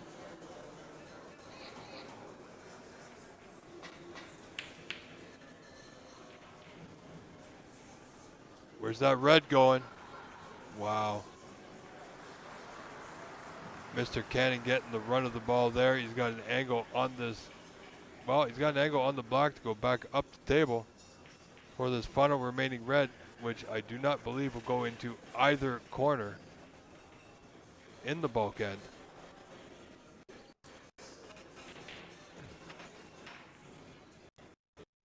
So much so he's taking on the yellow. Wow. All right. Well, it looks like he might just touch up behind the pink here.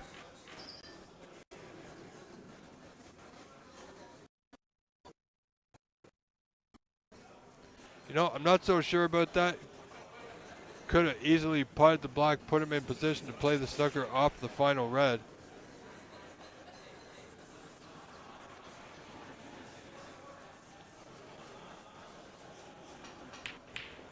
But that's okay. This frame all tied up, 34 apiece. You know, this game is so easy when you're on this side of the table. It's a lot different when you're in the action.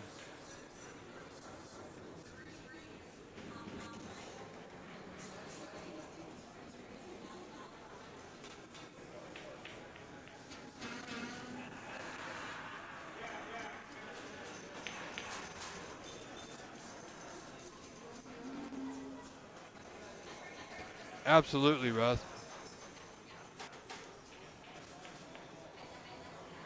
Like I said, this being the Open, I do not believe there's any limit on how many missed calls there can be. Of course, the miss will only be called until snookers are required, as we all know.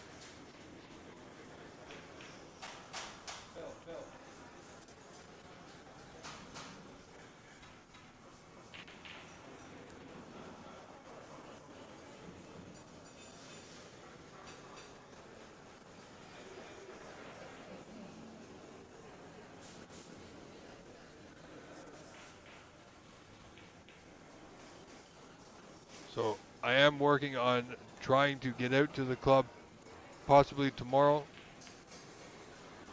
Sunday, I definitely should be there for the final knockout rounds.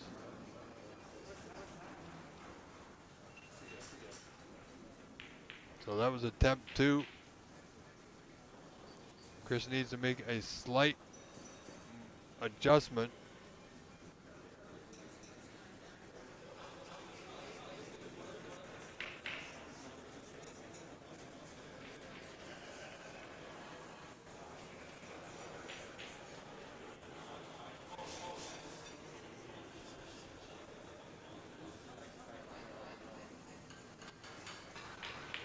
So that was attempt 3. This is attempt number 4.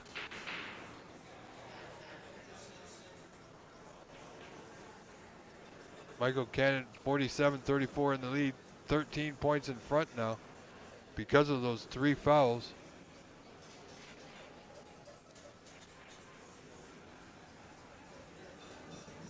And that's not going to get there. So it will go back yet again.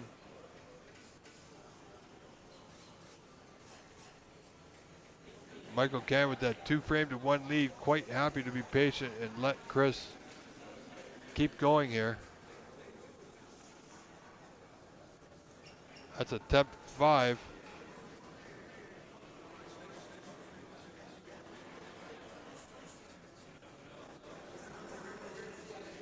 So here we go with attempt 6. This could get rather costly for Chris. Looks good this time. Finally got the hit. Let's give him one. What should have been a straightforward hit. Took 6 attempts just to get it right.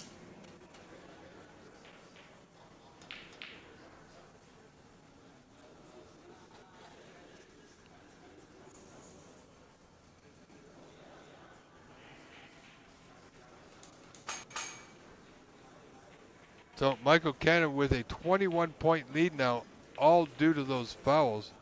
So even though he could have played the black, that fair play to him for playing that snooker. It got him that nice 21-point lead. Wow, and he's got him again. He's really tightening. I think Chris can get to a piece of this red, so it's not as tight as it looks on our screen.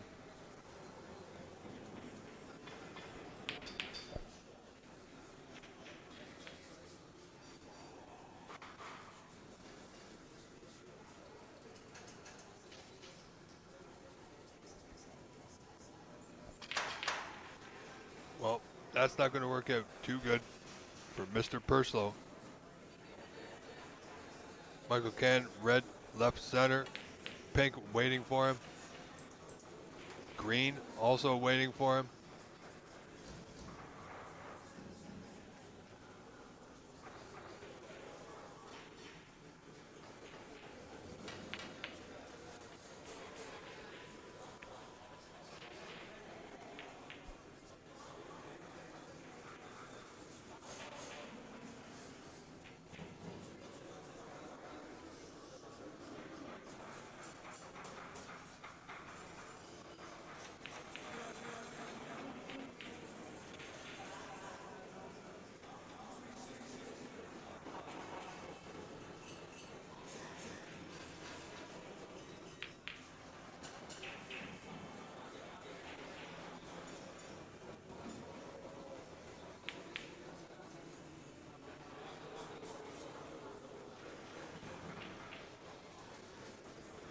All right, sorry folks, just getting a message that they've actually started some of the 5 o'clock matches.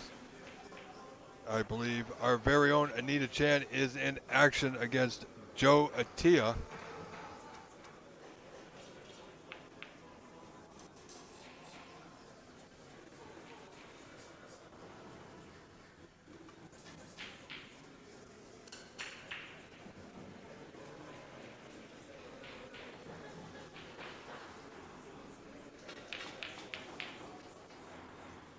Well, Chris is in trouble now.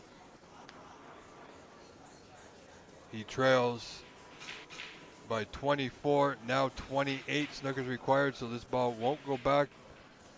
This could be a free ball.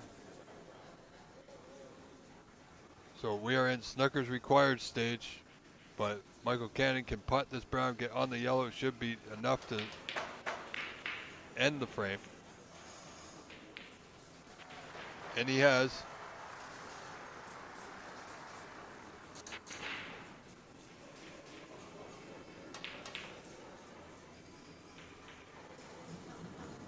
Wow, he needed a lot more pace than that to get on the green to right center.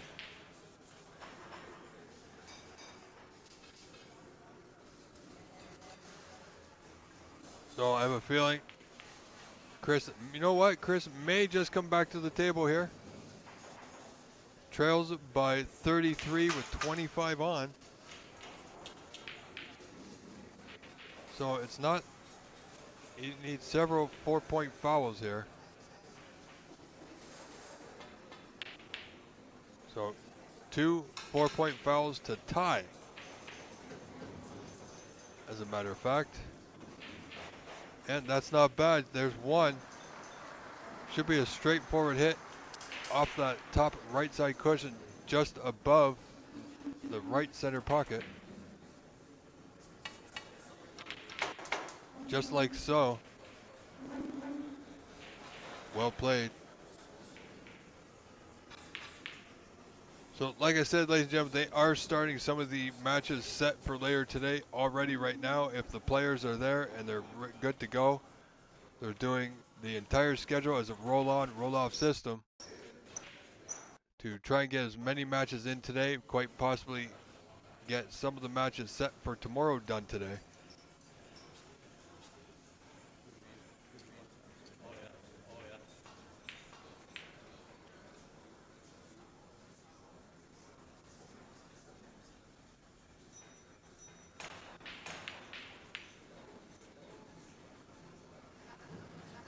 You got to think Chris is in tough here.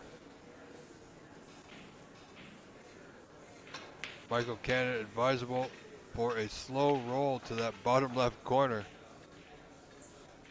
In or over. Not taking it on. Got to watch the white. Doesn't want to give any free points away. And he was in the general area of that top right corner with the cue ball.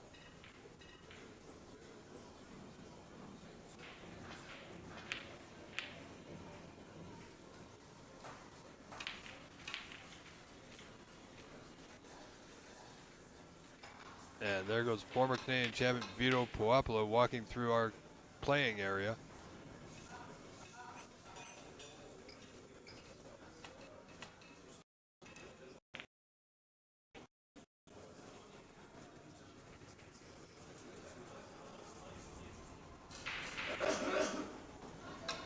And our connection is not too bad. It's holding strong.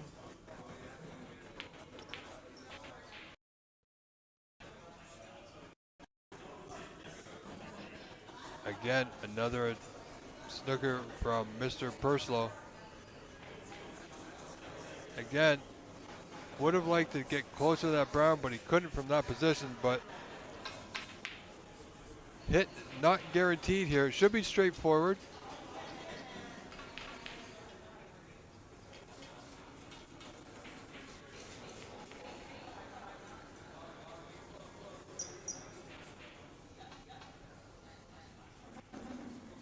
Oh, that was close, but not close enough. You're right, Roland, he could, but if he makes the green and brown, then he's got one ball to play the snookers behind, and that would only be the pink. And if he keeps the green on the table, he's got a little wall up there with the blue and brown. So it's a good target area to go for.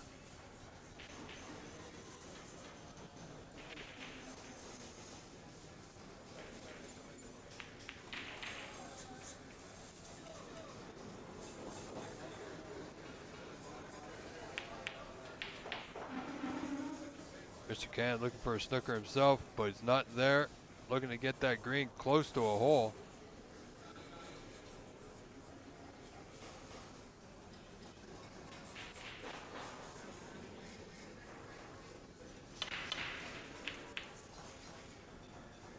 Chris just looking for a safety attempt here.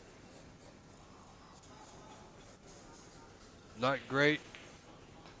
I think at this point you got to just get that green over a pocket.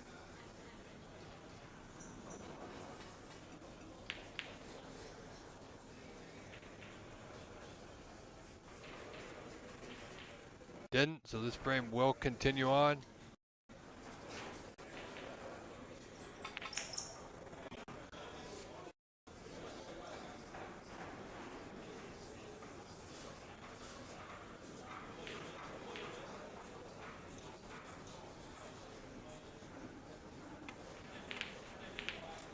Well, Roland, you could be right, but I feel, well, now it's a different situation.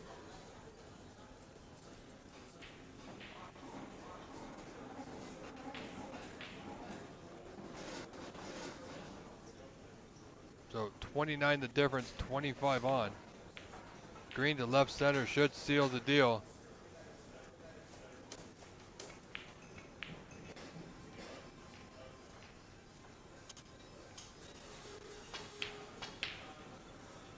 Brown not there. Chris may come back. Trailing by 32 with 22 on.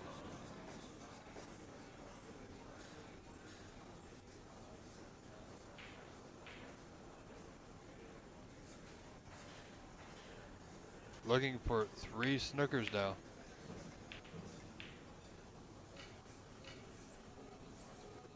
And I'm not sure, but I don't think he quite has it there.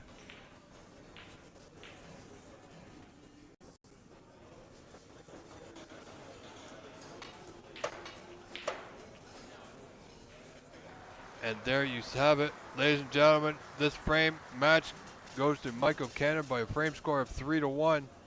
I am your proud host, Rob Richards. Stay with us. We got another match coming up. I am going to take a short break, swing our camera around, and stay tuned. Don't go nowhere. We'll be right back.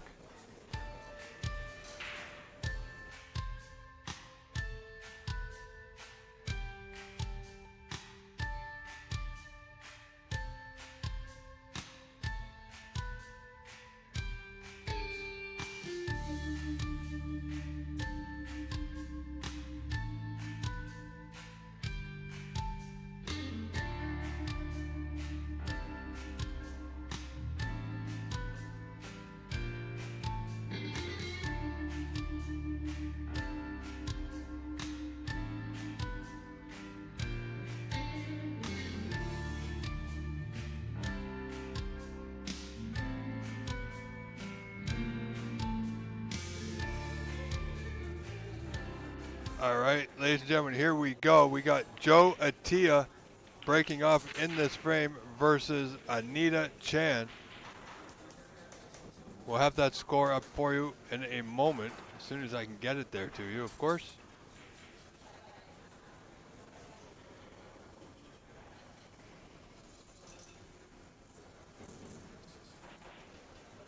This is the first frame of this match.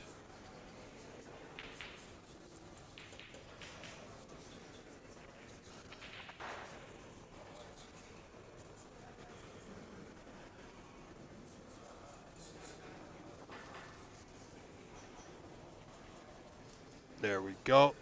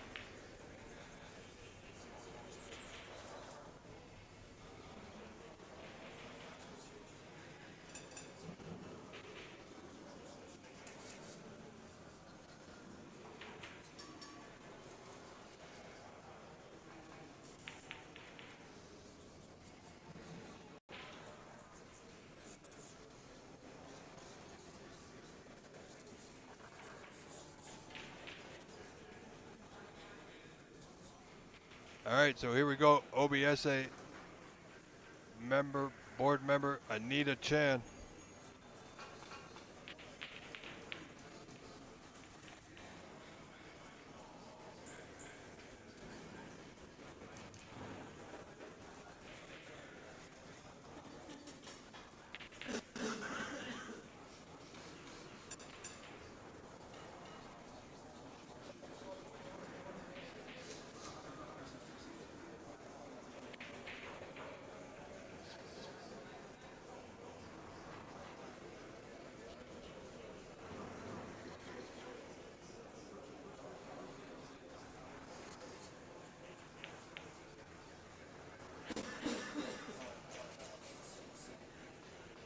So this frame opening up.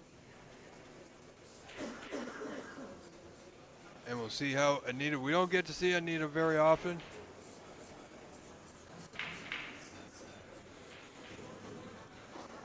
But this match will be played in good spirits, of course.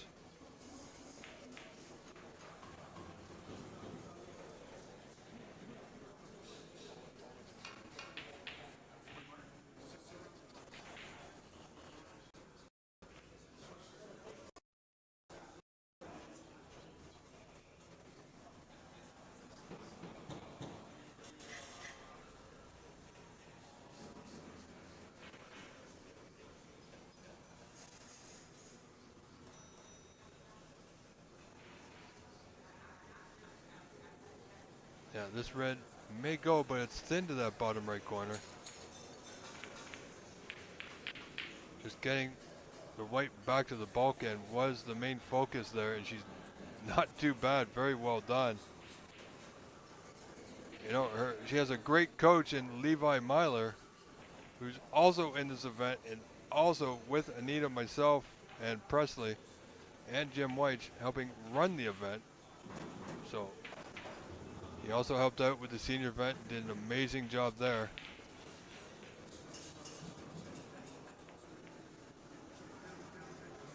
Gotta tell you, the players and from the chat and the viewers are really happy with how things have been run this year. So as I said, we're looking forward to working side by side with the CBSA and the new upcoming board members soon to be named or elected to be on the board of the CBSA. So we look forward to working with all of them to help grow our sport.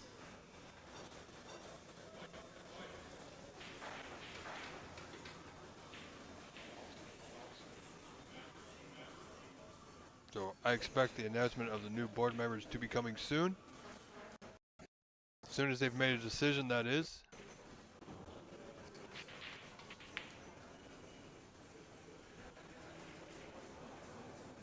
Oh, Nina doesn't get the blue. She potted the red, but didn't get the blue. And she's got a good safe white in the bulkhead.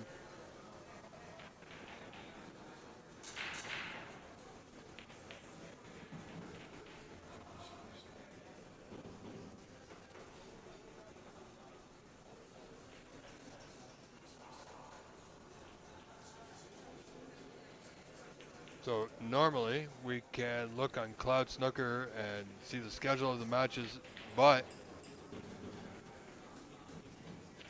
this match in particular was set for about 5 p.m. today, and because the players are available and the table is available, they're going to be getting as much of the group stage done today as they can. Time permitting, of course, pardon me. Now Anita looking to come off this red that's on the left side, get the white back, the bottom cushion, and that's not bad.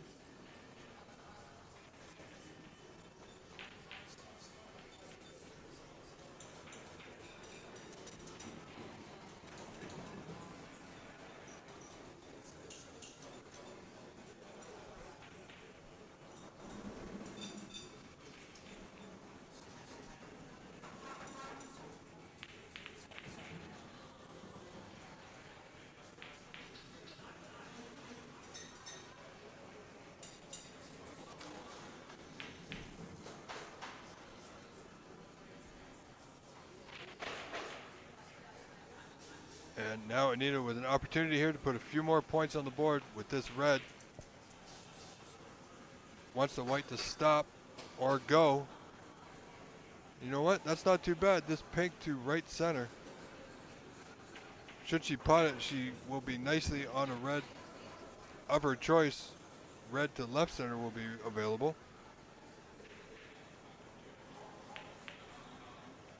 Looks good. Nicely done.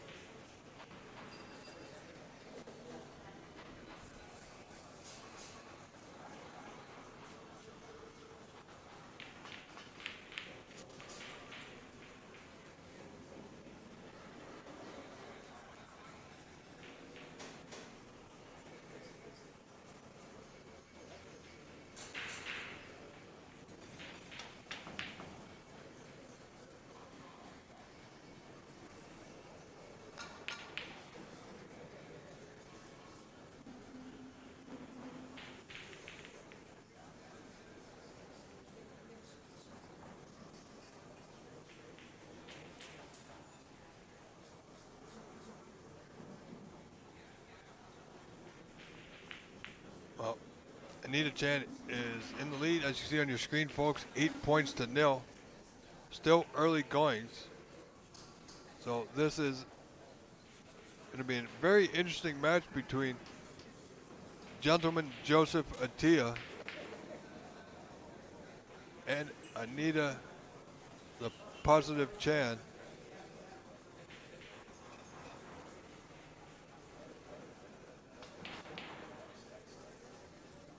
Wow. Good long pot there by Miss Chan.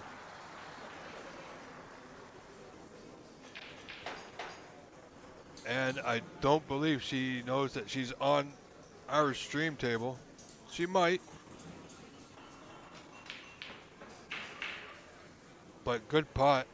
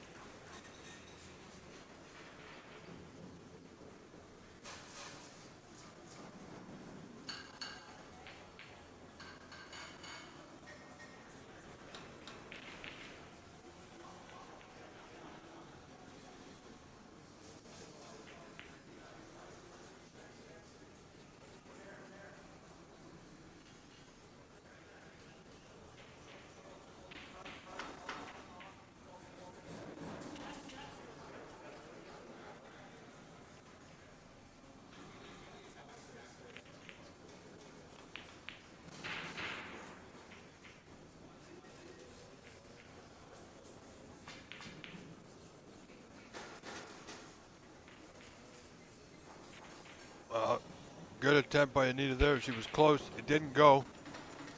But she's doing well for herself. So when I'm there at the club, ladies and gentlemen, who knows who will drop by and join me on the mic in commentary. When I was there on the first day of the seniors, we tried to get several people, but you know, it's odd. These players, not a lot of them like to speak on the commentary side. So as much as I'd like to get little interviews here and there with some of the winners or players as they pop by and say hello, they don't really are too comfortable.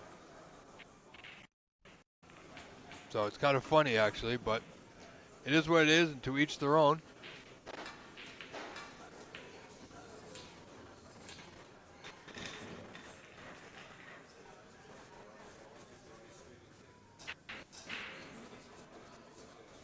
So chance now for Mr. Atia here. He's on the block. Just needs to maintain control of his cue ball here. Gentleman Joe.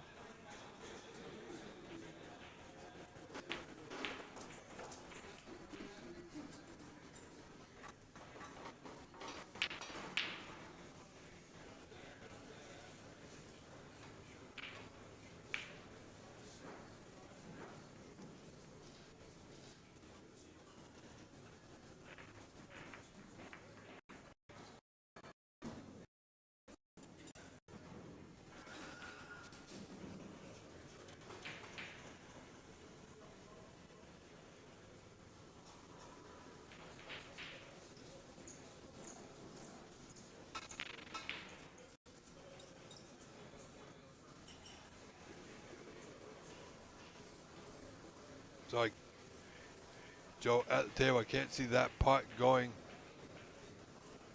the right way.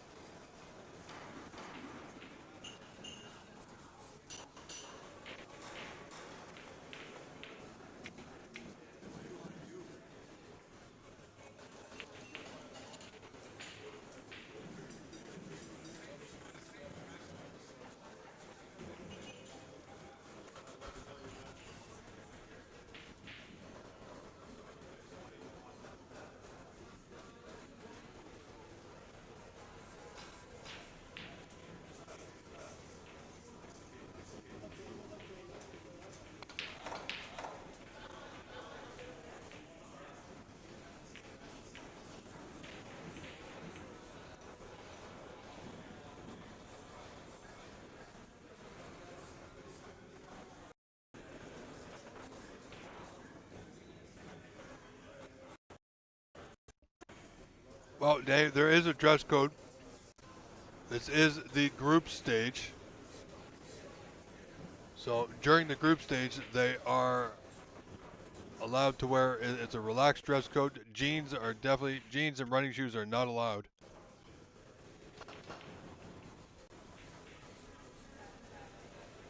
Well, rest assured, it's not a 9-ball tournament. Like I said, they are allowed a relaxed dress code. They don't need to wear a vest and tie, which they will need during the knockout rounds. But like I said, jeans and running shoes are absolutely not permitted. So dress pants, dress shoes, and like an OBSA shirt that you're seeing on these players here at the moment.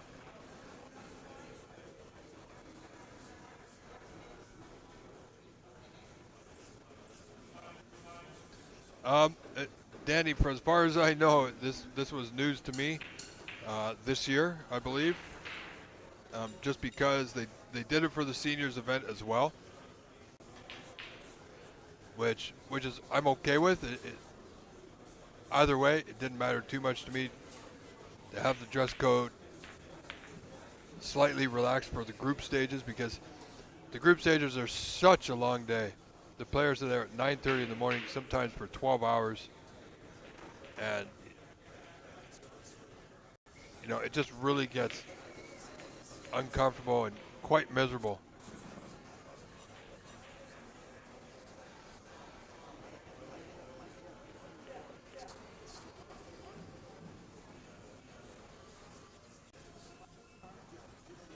Yeah, Danny, what you're seeing between these two players right now, Joe Atia and Anita Chan, this is the dress code that in the OBSA we have all year long now. And just to make it a little bit more relaxed, a lot more comfortable.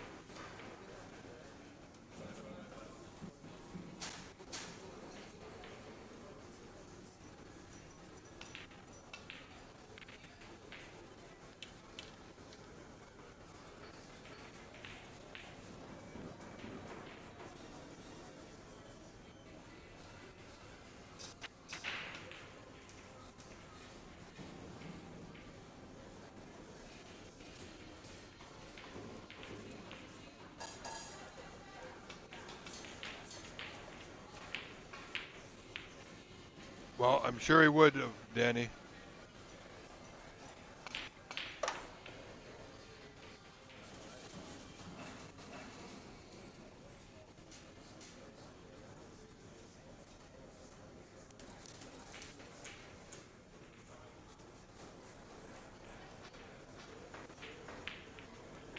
So, Joe trails Anita Chan in this first frame, 15-10.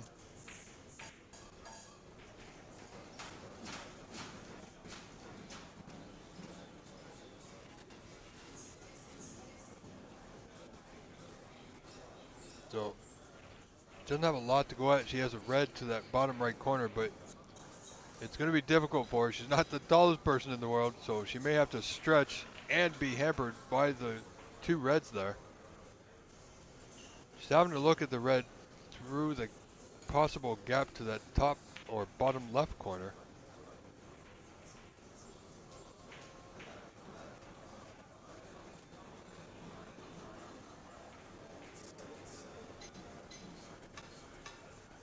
Gotta be careful here. Doesn't want to push.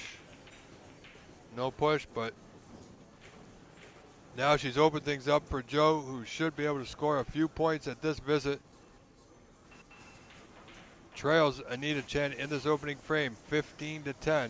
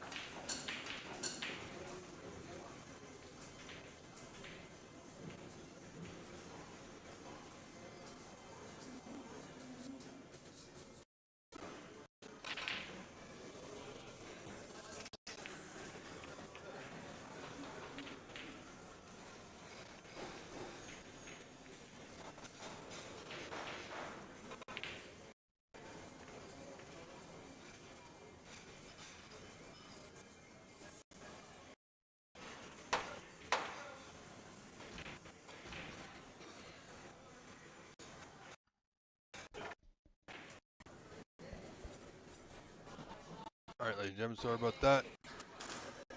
Yes, Danny. No problem, sir. I do appreciate it. Danny, if you go to cloudsnooker.com, you can find out all the results for the group stages. As for the players' schedule, since you're just tuning in, what they are going to be doing today is any matches or any players who are there and ready and available to play, they will start them off based on table availability, of course. What they're trying to do is get in as much of the group stages done today. Even some matches that are scheduled for tomorrow may be played today as well, just so that they can possibly, quite possibly, start the first round of the knockouts tomorrow afternoon. So player scheduling is a bit off. This match here was originally scheduled for 5 p.m. today, but both players are there. They've agreed to start early. Table is available. So instead of a table sitting empty, if they can put somebody on, doesn't matter what time they're scheduled, they're going to put them on. But if you go to Cloud Snooker, you can see the results. Absolutely.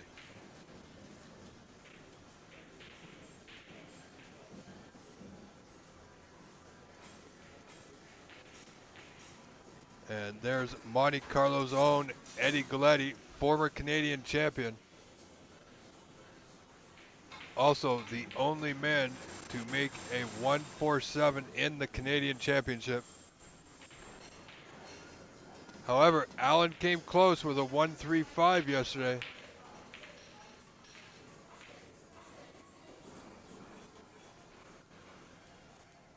And if we get the opportunity, we will switch over to that, which is just getting underway between Eddie Galleti and Hugh McKern.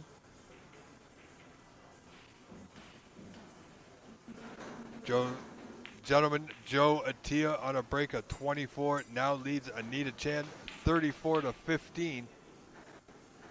So he's 19 in front with 3 reds remaining.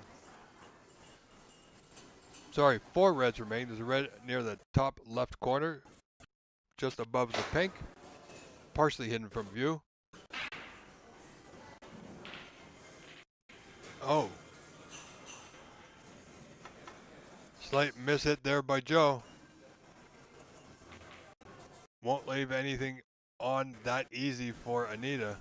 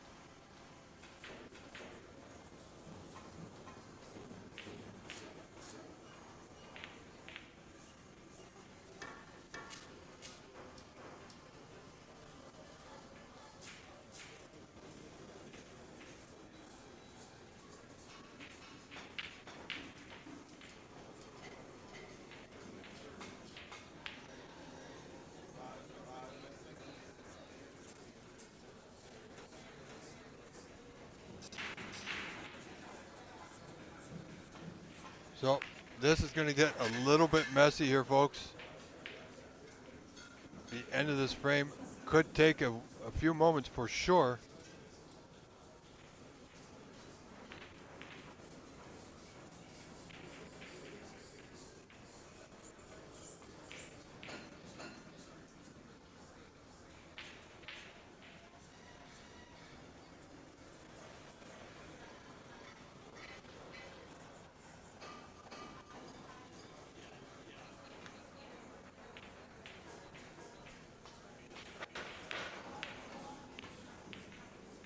So we are on track to break yet another record, which was set yesterday of over 4,000 views. Just about 1,000 already today.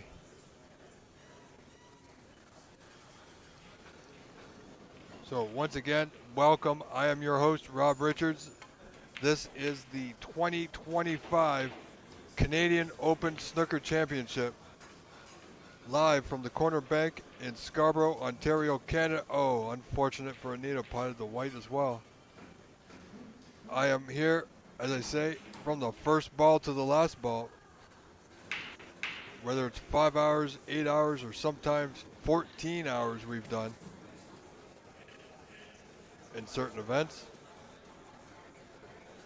But long days nonetheless, something I enjoy doing, and I do it for each and every one of you.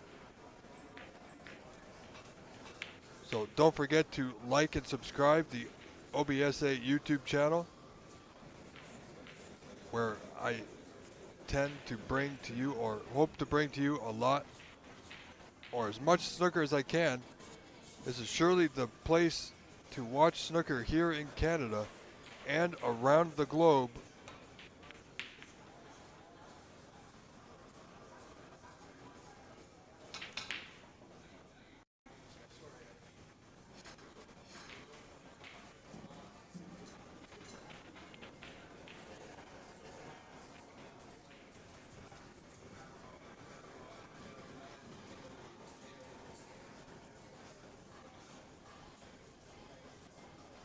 So let's get those likes and subscribes if you haven't done so already. Oh, slight miscue by Mr. Ailla. Need to have a pot on the thin red along the cushion of that top left corner.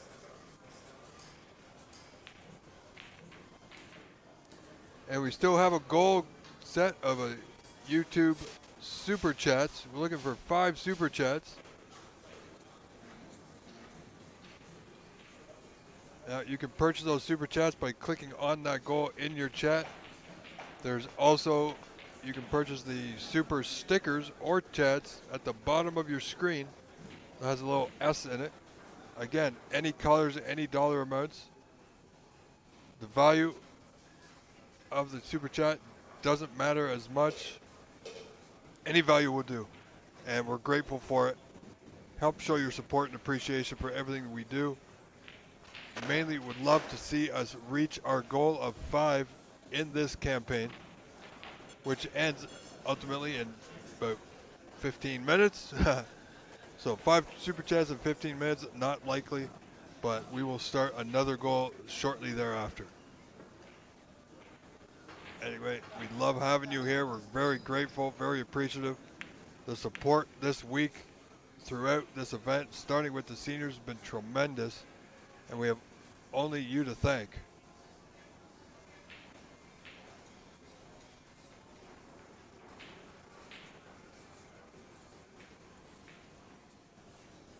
Now, can Anita, yeah, she can definitely see the green. Not much she can do with it, really.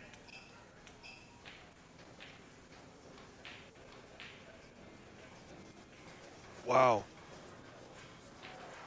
Bank corner for position on the red to the same pocket.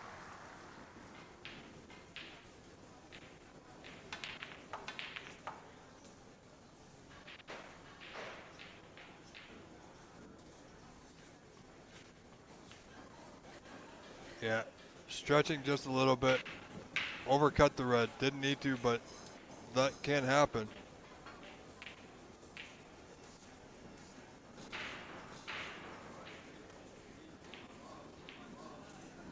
So, thank you for being here, ladies and gentlemen. I hope you are having a wonderful Thursday afternoon, where we bring to you the most exciting, competitive snooker possible. Wow, another good pot there from the gentleman Joe.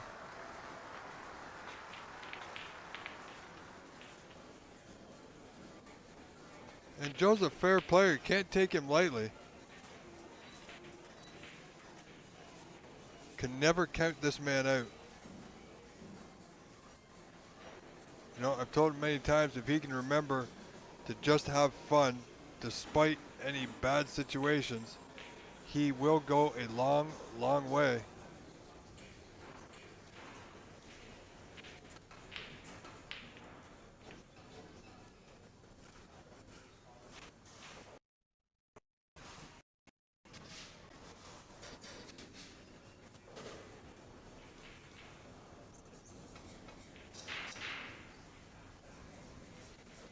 So Joe in the lead, 46-19.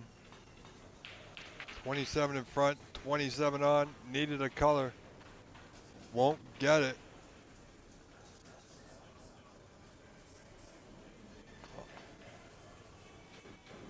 So 27-point advantage for Joe in this first opening frame of this match. Anita's got a putt onto that bottom right corner, but she'll need the rest. Likely she will play the safety instead. Now, interestingly enough, if she plays off the left side of the yellow as we see it, she can quite possibly get the white back out around the left corner, top left corner area, and a possible snooker. Well, she actually played the pot.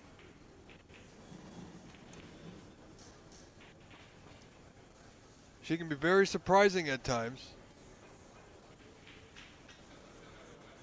And she's a fair player in her own right. Great coach in Levi Myler, as I mentioned earlier.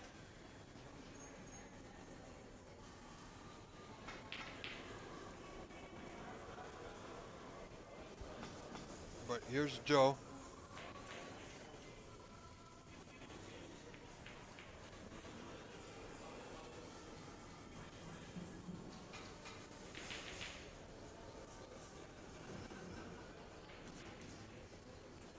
So, Anita Chen still was an opportunity here.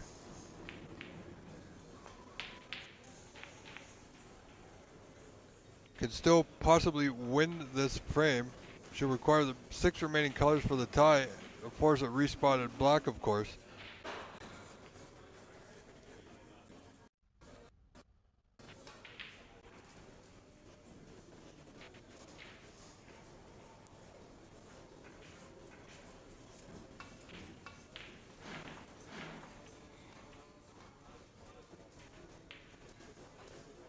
Joe got the hit on the yellow, so no foul. Anita can only tie still. And he's got the yellow safe to that left cushion. So far, so good for the gentleman, Joe Ailla, ladies and gentlemen.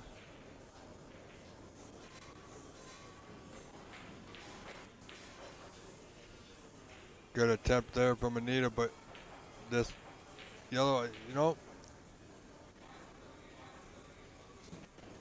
it's thin, but it will cut to that left corner.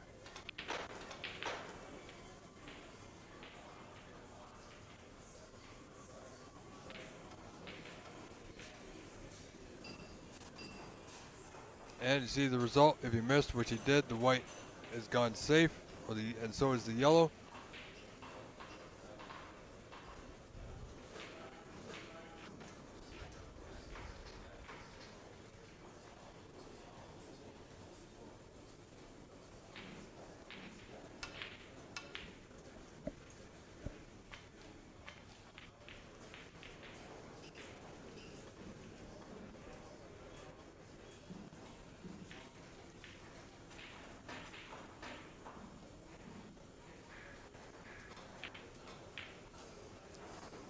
See Hugh McKern on the next table, just to our right, in battle with Eddie Galleti in the first frame.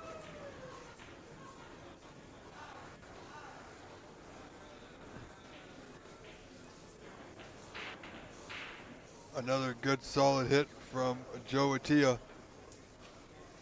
maintaining his 27-point advantage here in the first frame of this match.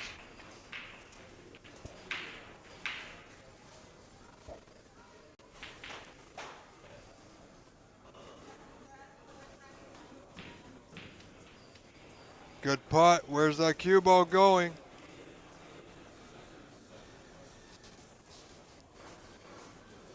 So now we are going to be at the snooker's required stage. Anita Chen down by 31, 50-19, 27 on. That was a good pot for her. Unfortunately, the white traveled a little bit too far and found its way into the bottom of the pocket. So Joe at the table with a chance to put this first frame to bed.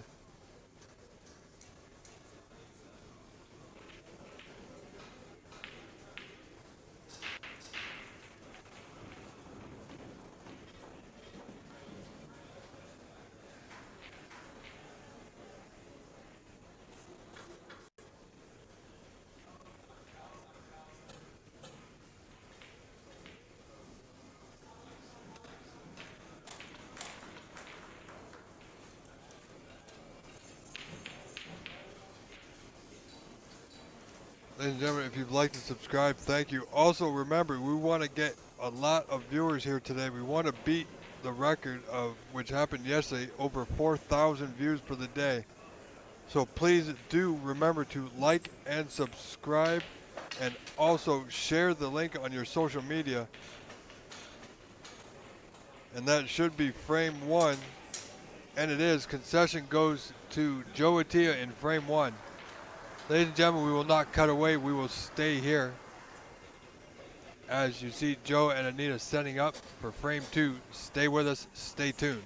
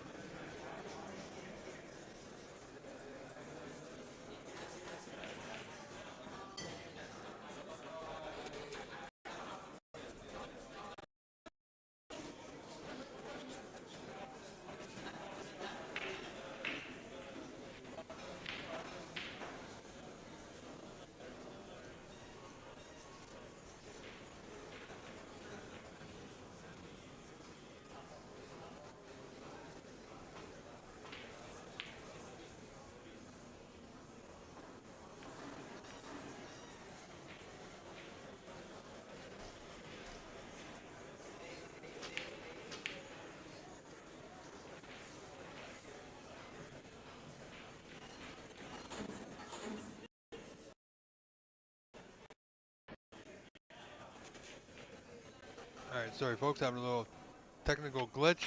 Should sort itself out. Second frame underway. Joe Ailla leads Anita Chan 7-0.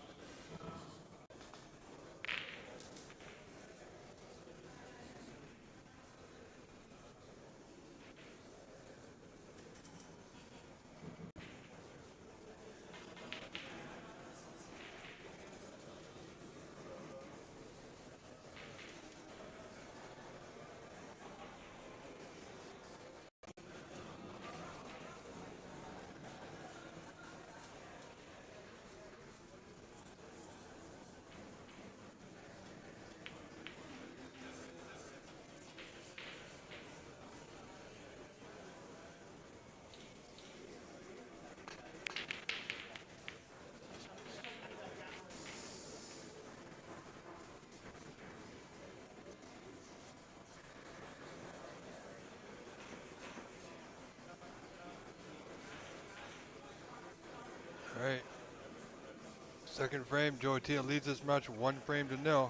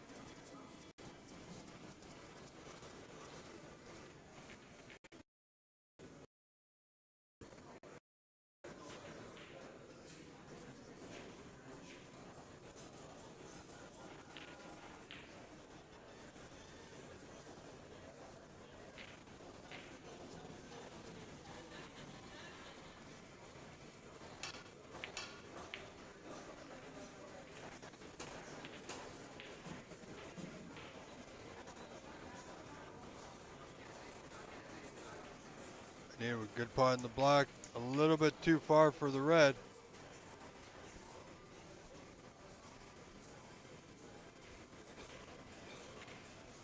You know, Anita's done well for herself. She's a fair player.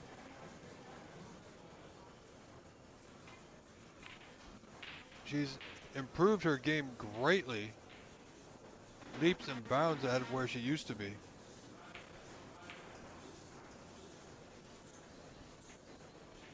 And if Joe is not careful, if he takes too many liberties, she can surprise you.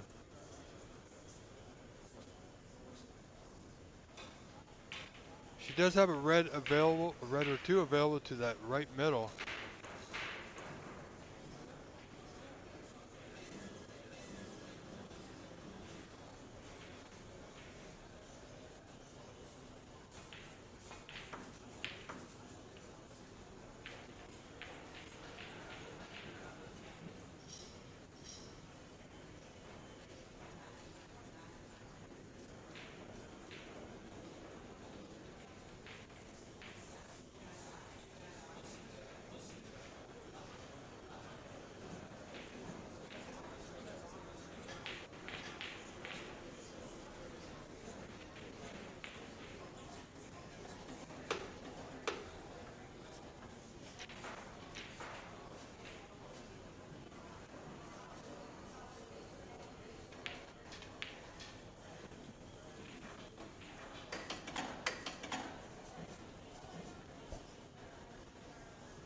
So Joe, opportunity to get back in this frame, trails 15-8. Should have putted that green. He's in position.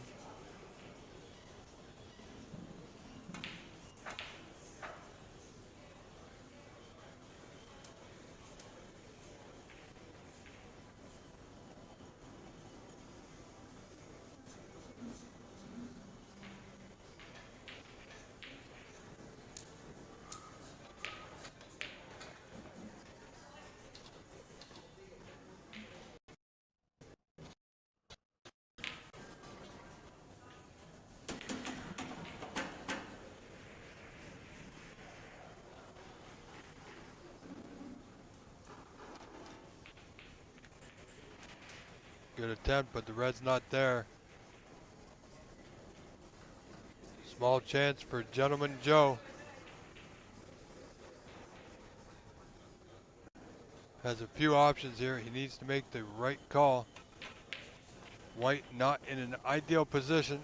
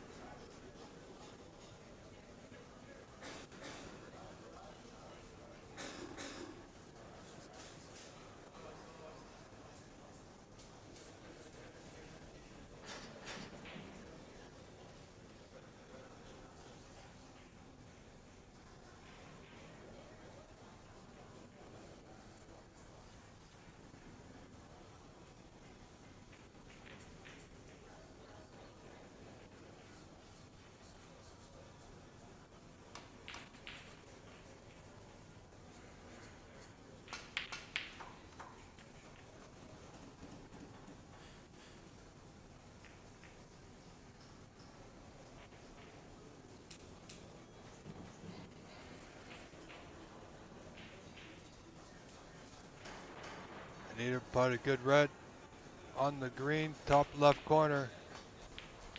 Close, but not close enough. Played the white into the bulk end, so she's gotten it safe.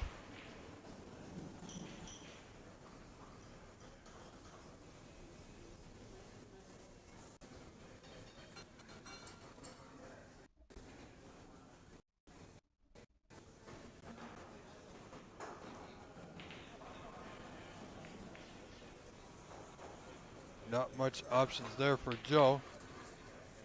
But you know what? He's doing okay. I mean, he trails by 8. But he's left yet again another option for Anita. The red just above the pink. The easier pot for her at this moment to left middle.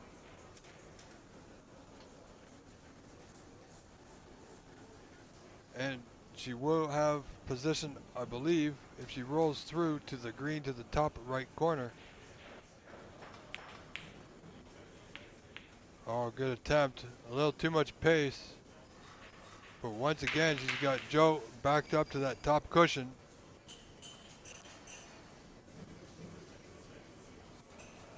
So he's going to need a good shot here to get out of this mess. Blue and yellow both out of commission for the time being. Wow, look at that. What a right result he's had there. That could have been all kinds of wrong.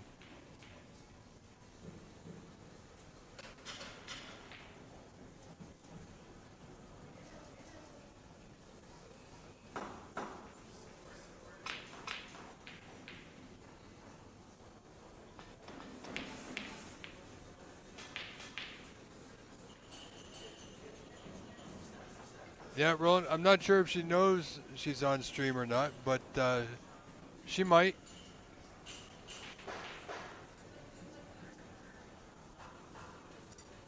Absolutely, Donna. Completely agree. We need more females. We know they play. We just need them, you know, to join our events, really, and step forward. It's some feel, you know, they're just not ready or just not good enough, but believe you me,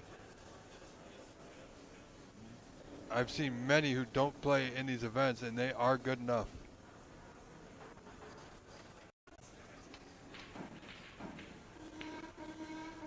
Anthony, John, no, the blue is on the right side cushion.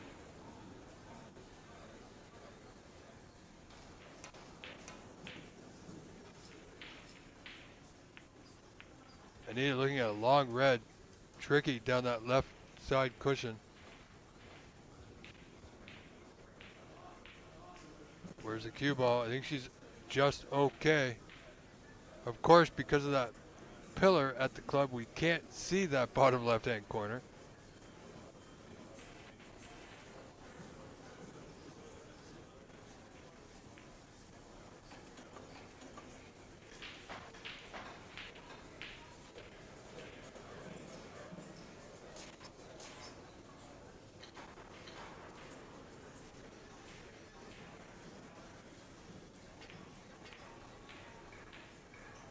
So Anita, great opportunity here. Nothing to do with the white. Just roll this red through, and she'll be on the block.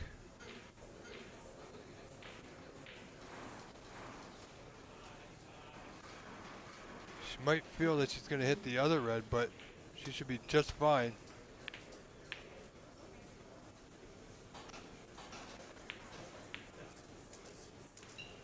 As so, not too bad. A little far.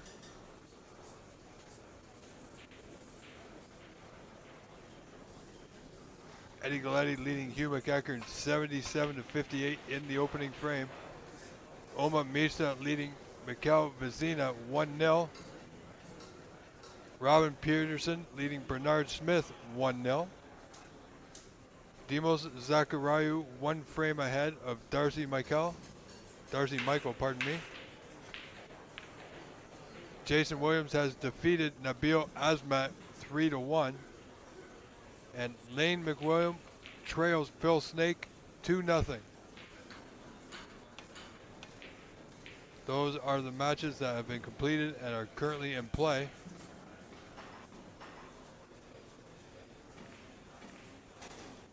And another match currently in play is Francois Normand leading Frank Amaranti 2-0.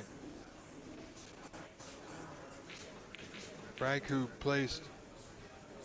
got to the semifinals rather in the Canadian Seniors Championship.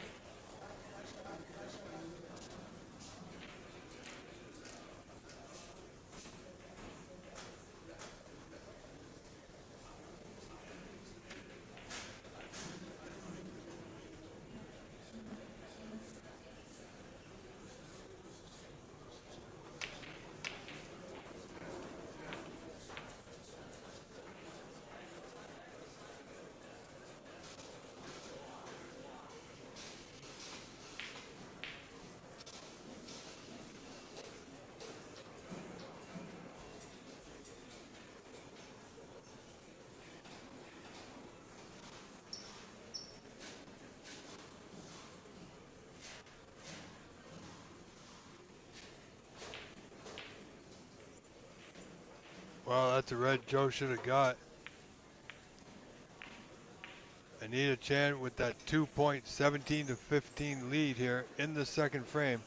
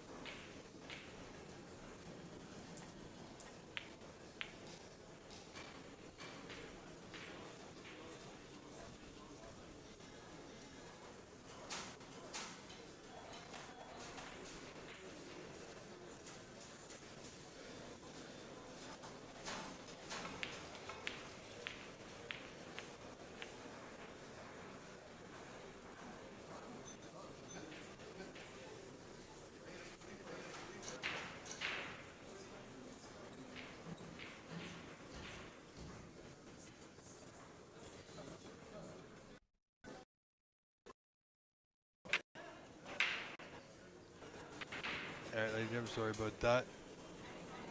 Slight glitch. Need a chance, opportunity now to put a few more points on the board. Wants the white to go a little bit more. It's going to come up short.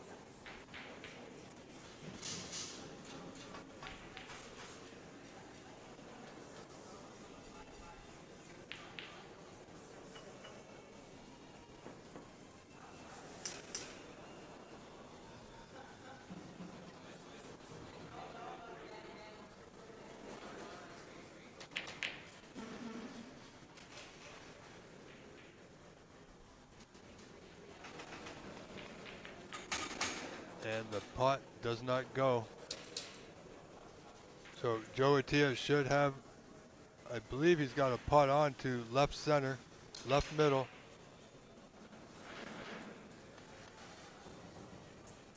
The blue and the yellow have not moved pretty much the entire frame here.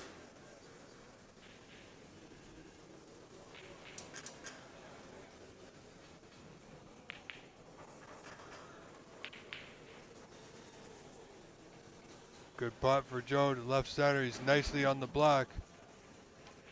Should be able to put himself in contention to take the second frame and a 2-0 lead in this match.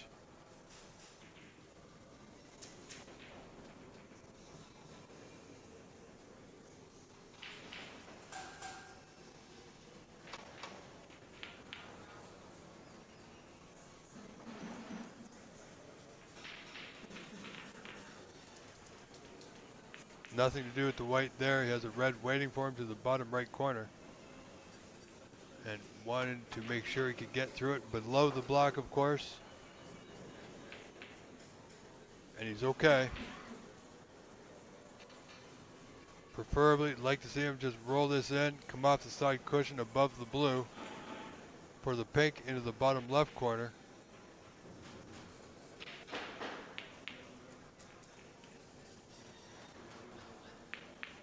Well, he ran into the blue, but he's above the blue for pink, the bottom left corner. As it were, blue is now back in play.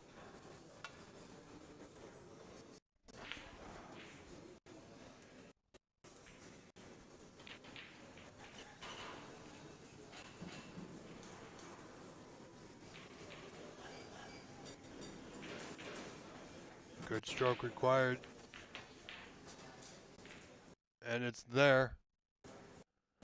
So as the club fills up, having a slight network issues. Hopefully it doesn't get too bad, too rocky. But like I said, we will muddle through together. Joe now leading by 12, 30-18. 3 remaining reds are open and very potable. Sorry, 4 remaining reds. 3 are potable. Now, I think he's come a little straight on this black. There is a red on the bottom cushion. Looking Joe to draw back off this black. No, he's just going to roll through. Could have played the draw, gone back up table for one of the open reds. So if this red along the cushion is not guaranteed, folks.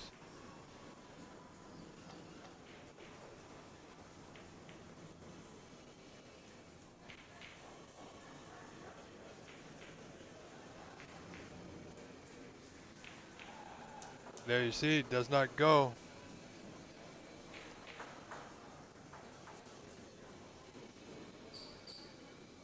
So Joe now 38-18 in front, 20-point advantage.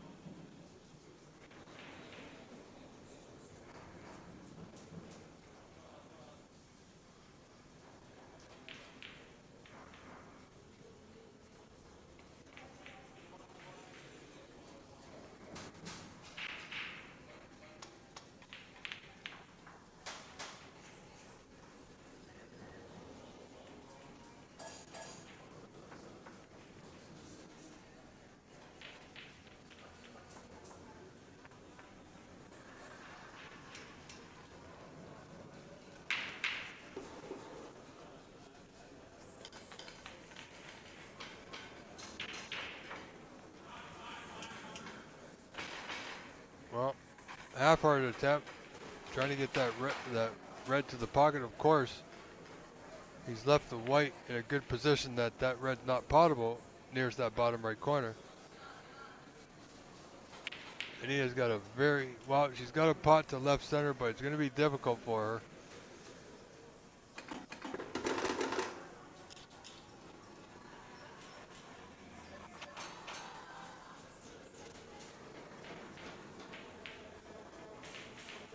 Good effort. But the reds come back into the bulk end. Joe has a pot on. 20 points to the good. Eddie Galleti has taken the first frame over Hugh McKern, now leading 1 frame to 0.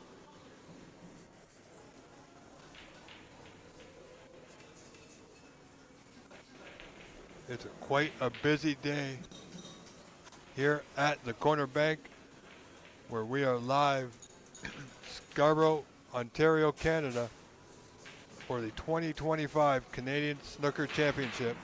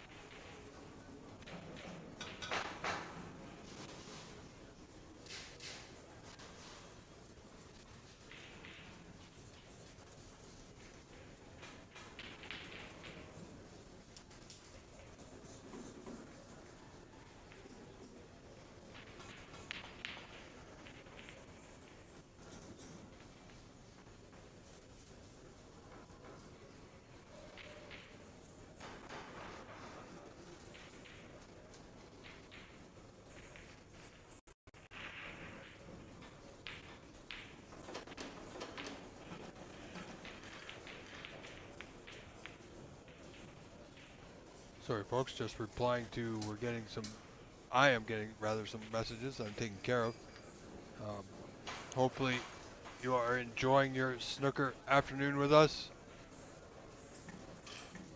I don't know about you, but all this snooker action really makes me want to grab my cue and get back on the bays, as it were.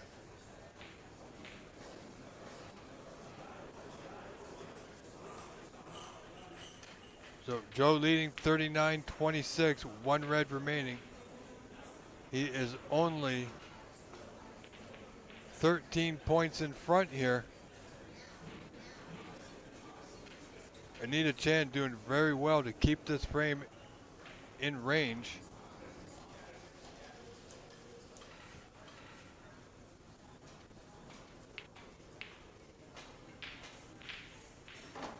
Needs it to go safe, and I don't think it will. It's going to be close to that top left corner. Pot on for Mr. Atia, the Gentleman Joe.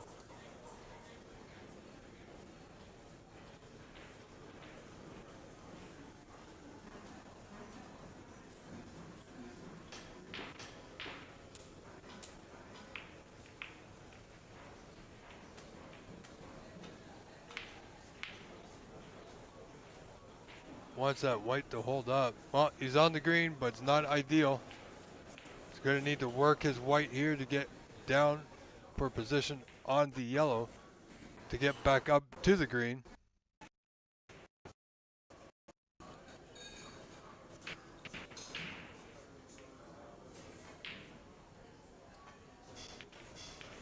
And the green won't go.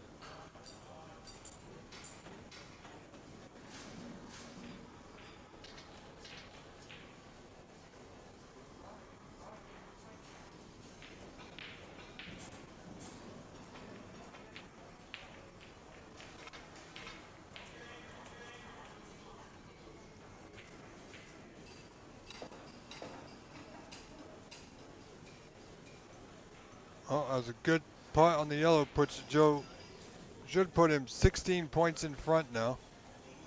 There we go. 42-26 in front.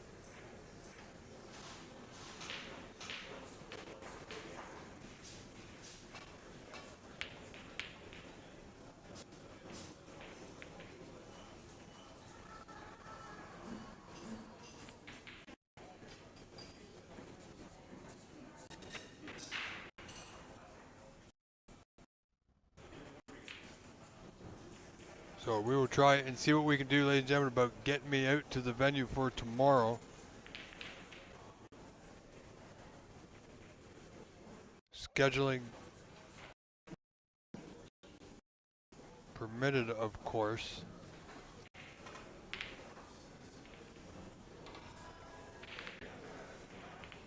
Wow, good attempt. Unlucky.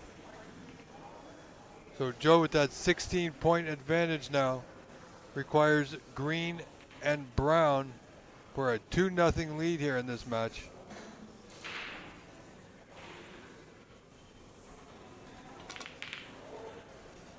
There's a green. Where's his white going? Well, a little further than he needed to be, but he should still be okay on this brown to that top left corner. Doesn't need to do anything special with the white.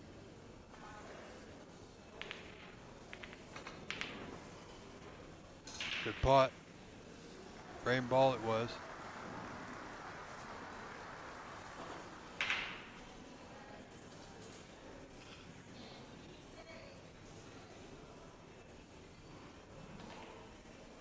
Blue, bottom left corner, bottom right corner to seal the frame. The cue ball is white is run on a little bit further than he wanted it. Needs to get better control of his white here if he wants to go far in this competition.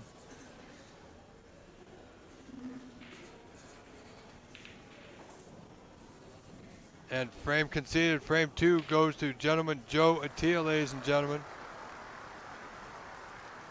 We will not cut away. We will stay here. So stay with us for frame 3 with Anita Chan and gentleman Joe Ailla.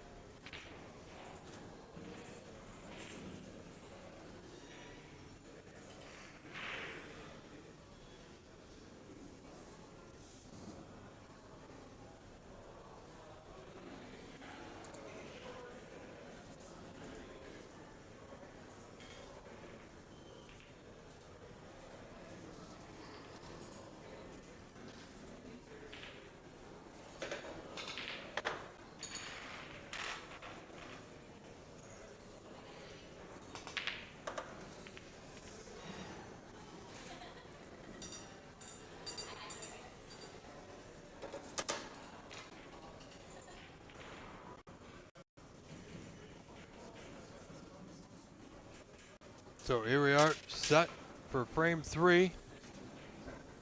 This will be Joe Ailla to break.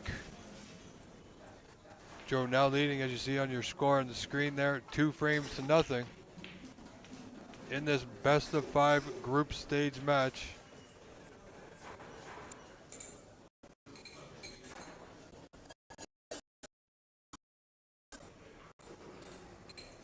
We are doing our best with our network connection today, the best we can.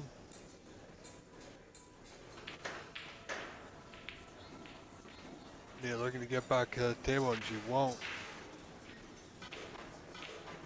Well, not ideal, but not completely terrible.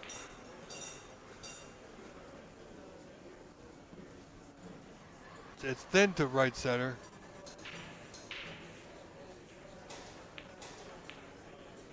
Now he hit it thick. Knocking the yellow safe, brown back towards the reds.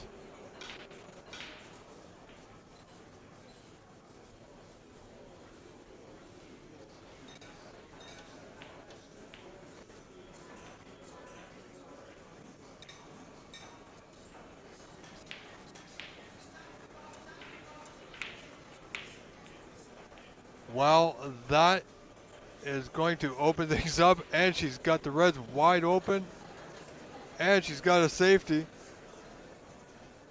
I don't think that was Anita's intention to open the reds that far wide at that moment.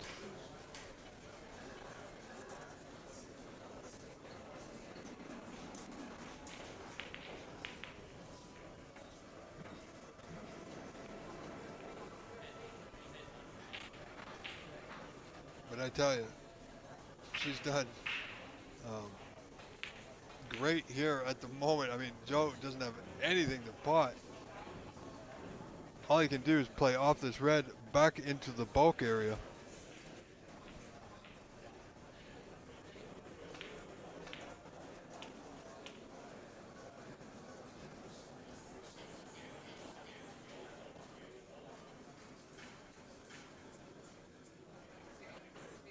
Robbie K, no. Shot clocks, no. We don't use shot clocks in snooker.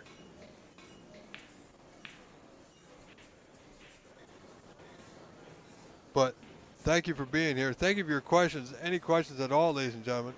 Perhaps I can answer them or else anybody in the chat can answer them. So feel free to keep posting in the chat.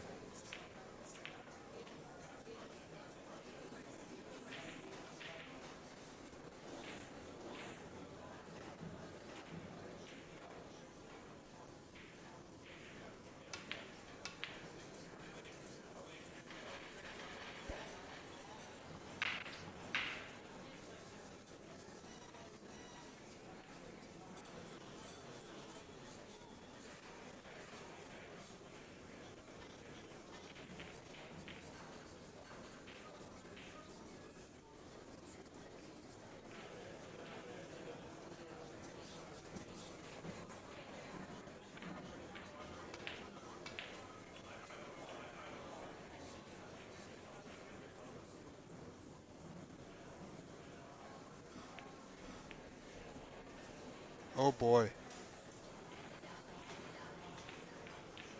Joe trying too hard to hold for the block and forgot to make the pot. Didn't have position regardless. So Nita Chan with a possible chance to score first here again in this third frame.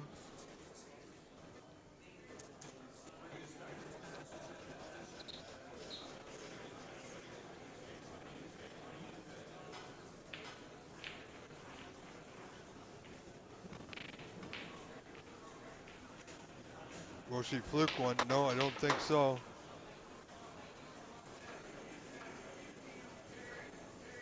Well, Joe's going to have a look at the two reds by that corner. It's a definite plant. I'm not sure if he can get through to it. He's going to have a look here, of course. And if he could get to it, he will. Or it will be this red in the middle of the table. Big pocket. Nicely done by the gentleman, Joe Ailla. And he's on the block with several open reds. Could be a frame winner. If he can just maintain composure.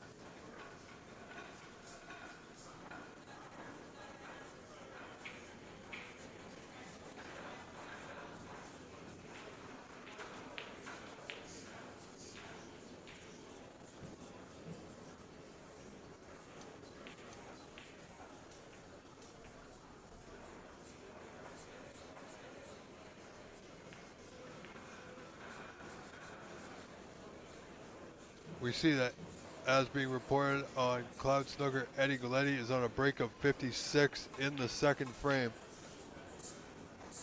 And Joe missed the block, can't believe that. And rather surprising, Joe. So we'll keep an eye on that break on Cloud Snooker. If he gets close to a century, we will turn it over. Like to stick with one match at a time. Don't like to start a match and then in the middle go to another match and just gets a little too messy, especially right now with the cameras not working that well.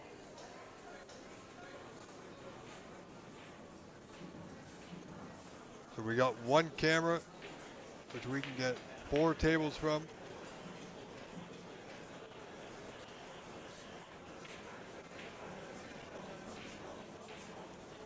You can hear the afternoon getting a little bit louder, a little bit more busy as players and customers alike, spectators, enter the venue here at the corner bank.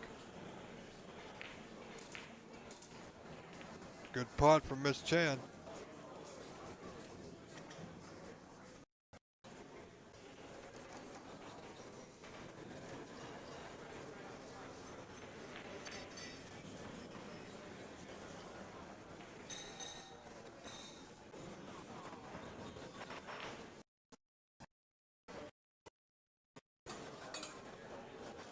So Eddie Galleti looking strong to take a 2-0 lead in his match with Hugh McKern.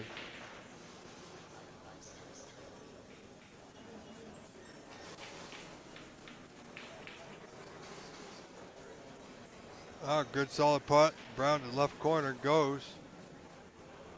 Now is she on anything as we see it? Not directly. She's got a red at the, well, to the right of the pink there. She can, well, play safe from, get the white back to the bulkhead. Oh, it's going for a thin red, bottom right corner. Same idea, get that white back to bulk. Oh, she hit it rather thick. Well, not quite to the bulk cushion.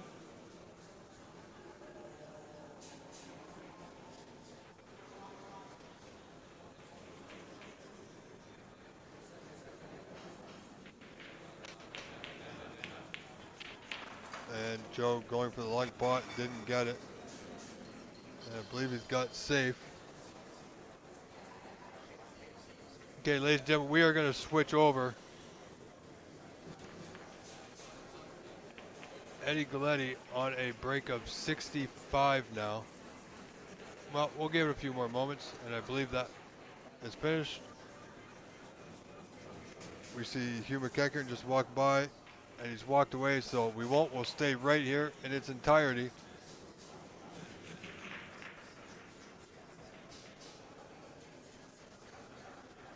You see Eddie just walking past, setting up the table, so that frame break of 65 will end there. Eddie Galleti will go on to feed 2-0 as soon as they update the score on Cloud.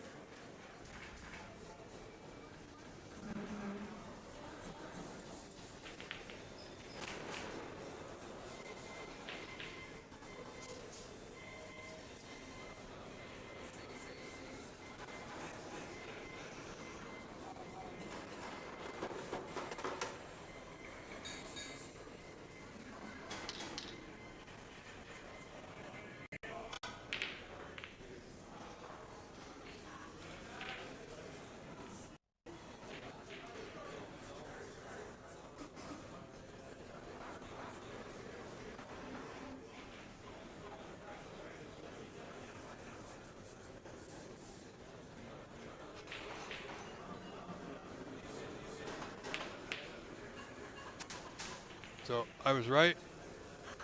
That break for Eddie ends at 65, but it did win him that second frame.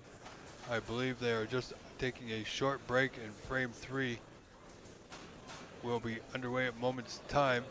If this match ends here between Joe and Anita, then we will switch over to that immediately.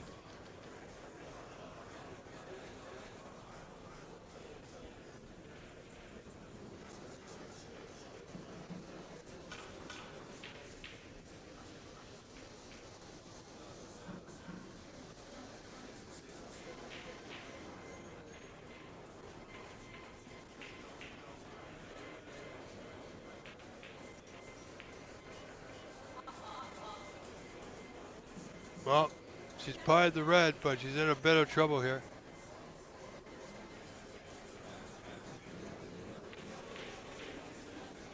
I gotta tell you, Anita Chan has had the early lead in each of the previous 2 frames, and now this 3rd frame.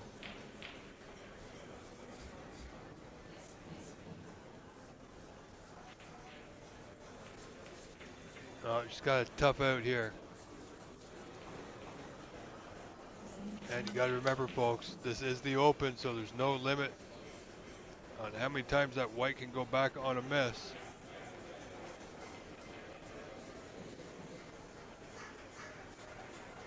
Now she can possibly come off the side cushion for the pink.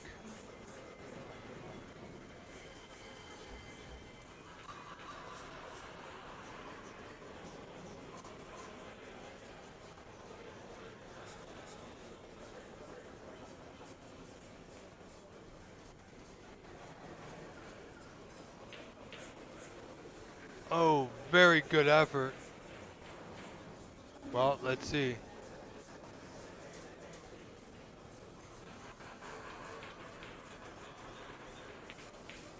Yep, Joe has elected to put it back.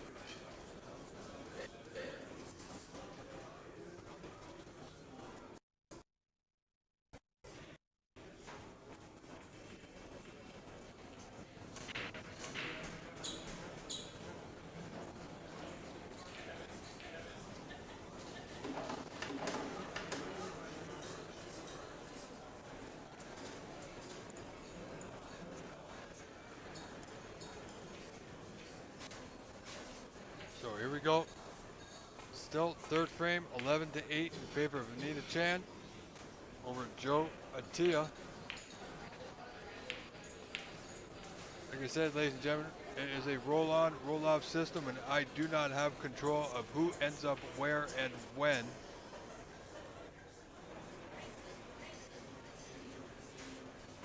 So we will be sticking with this match unless something of great importance starts happening on another table. So do remember and rest assured I am watching Cloud Snooker for any developments in regards to high breaks or things of that nature. He's bought another red. Just going to tuck up to the yellow here. Not much else to do.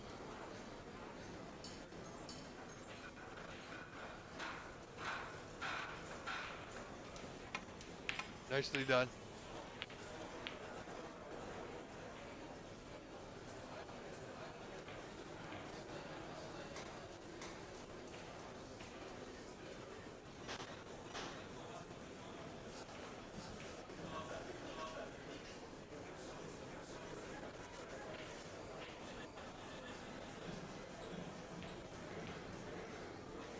Oh, has he gone enough?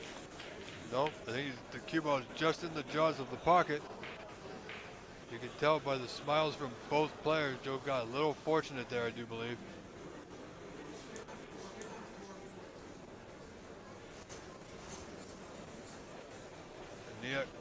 Anita currently enjoying a 4-point advantage in this third frame. One frame she needs to win to stay in this match.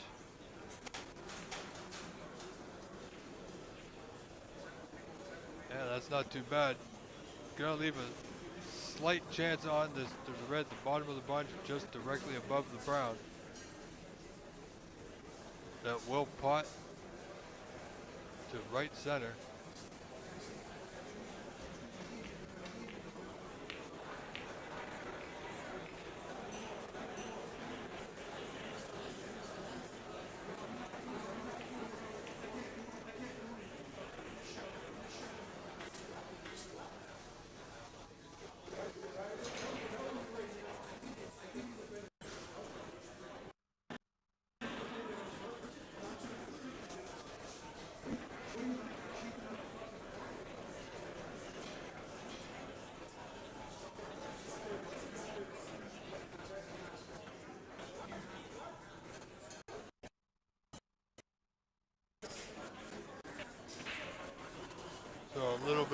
instinct going on, I think, between Francois Normand and Frank Amaranti.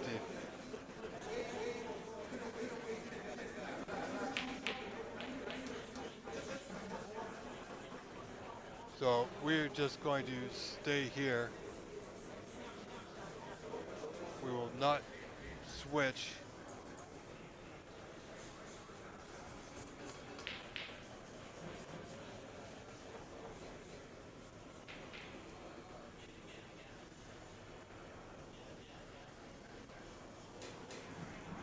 Kathy, you have to finish.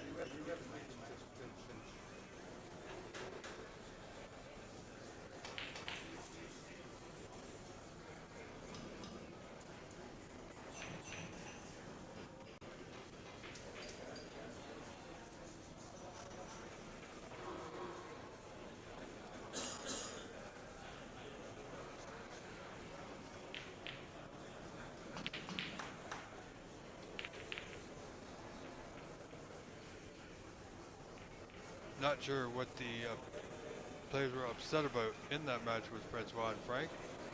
Frank's down 2-0, Francois leading 54-21.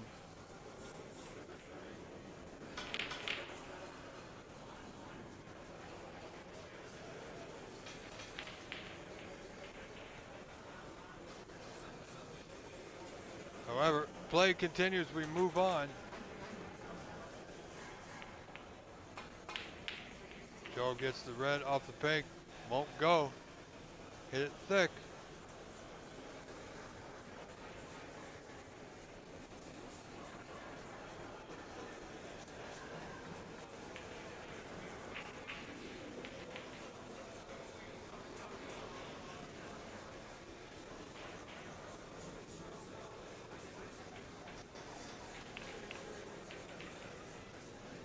Oh boy. Well, she's gonna leave the same red for Joe in the bottom left corner now.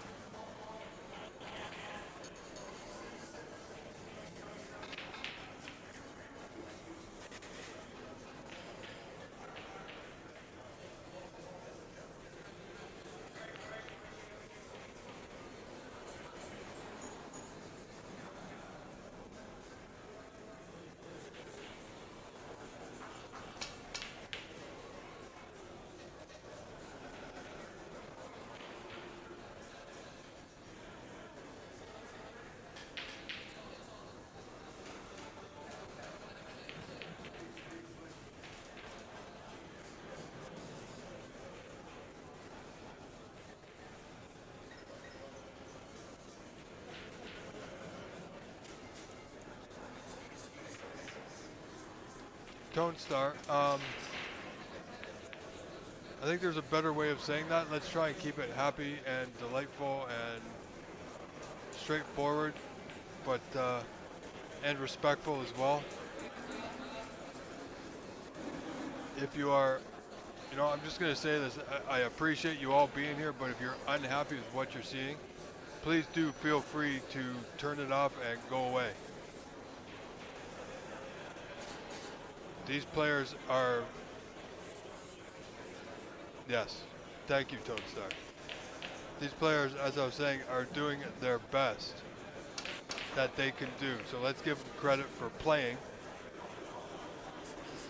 under these conditions.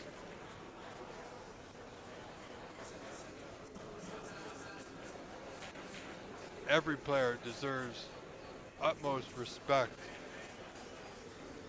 for trying their best. And that's all we can ever ask for them.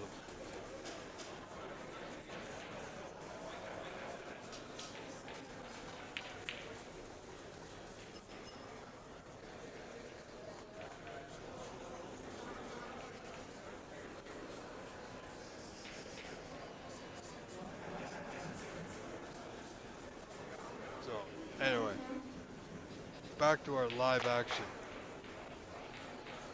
Anita Chan only down by 6 points at this point. However, she trails by 2 frames to nil. Cannot afford to drop another frame here in this match.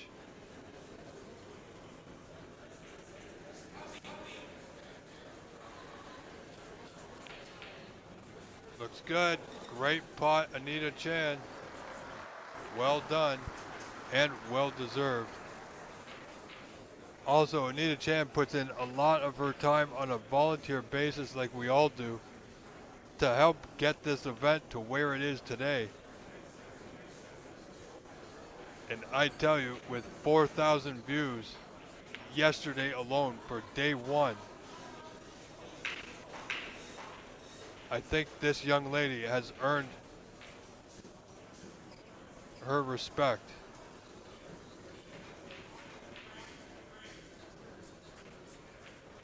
And has Joe. Joe has helped out with the cameras installation as well.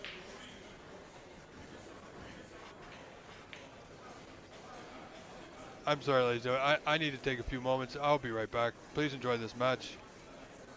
I'm just going to get a breath of fresh air and I'll return in about 60 seconds.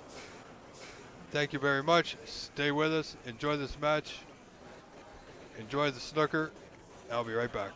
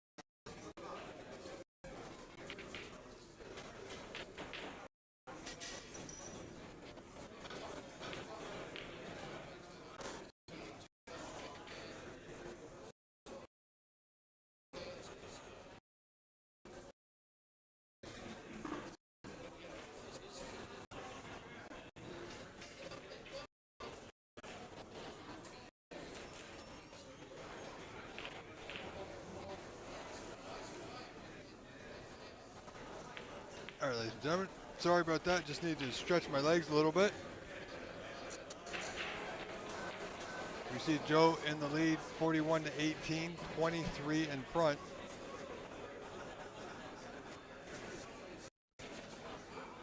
In this third frame, it is a little glitchy. I do apologize. We're hanging on by a thread, but we're doing okay.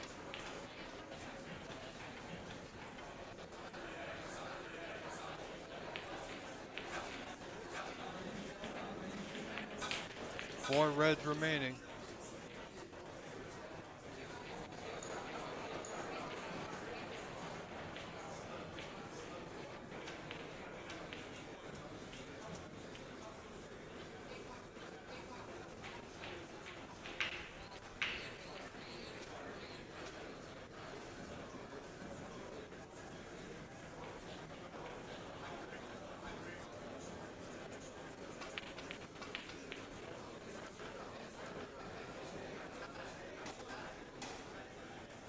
Well, wants that white to go, and it will.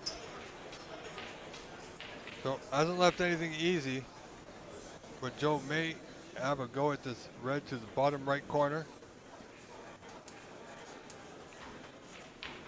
As we do our utmost best. Good putt there by Gentleman Joe.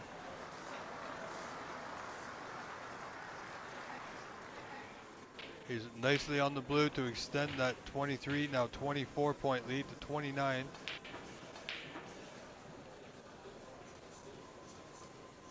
Looking to chip off the red, open it up from the side cushion, missed it by just a small amount.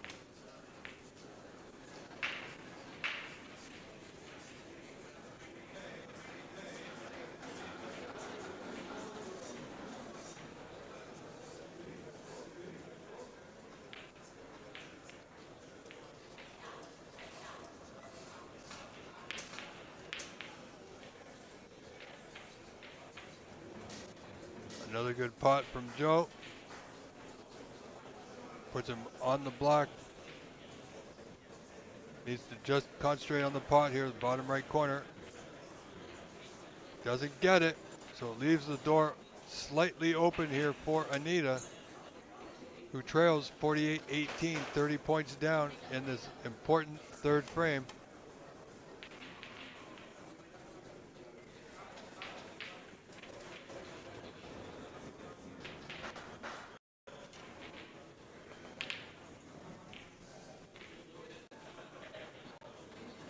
Ladies and gentlemen, thank you all for being here. I truly appreciate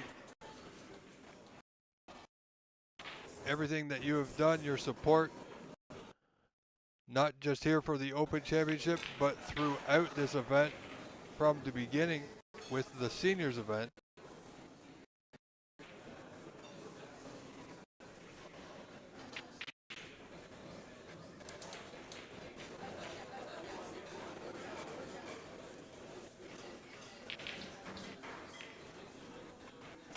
Joe Ratia, 30 points in front, requires a red and a high value color. Is the double there? It is.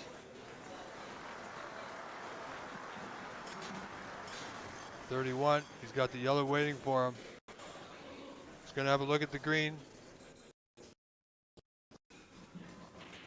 Possibly blue so we can get onto this red. Blue is all that's required, 31 in front. Blue will give him a 36 point lead. For the frame and match.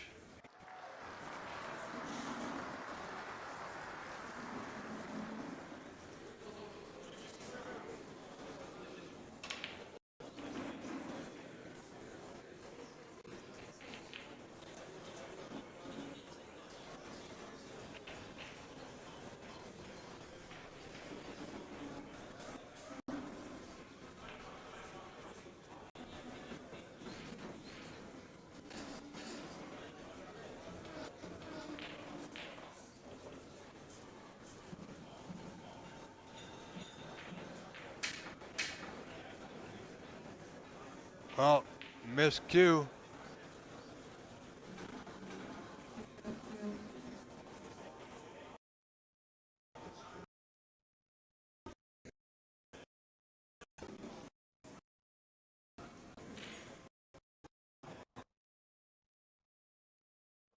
Well, apparently we're having some connection issues at the moment, folks. I do apologize. Should balance itself out here momentarily. So Joe still in the lead, 55-25. 30 points in front, 27 on. Looks like it just might be a free ball.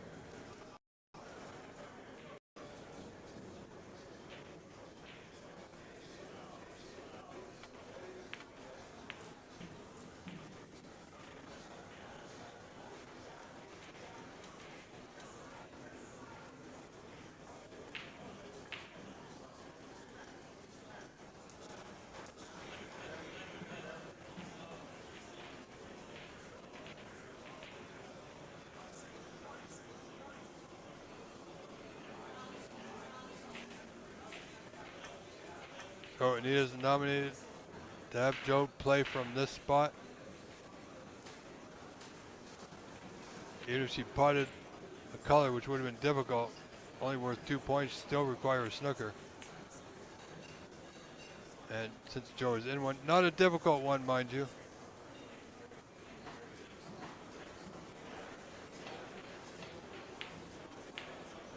Oh, and he missed.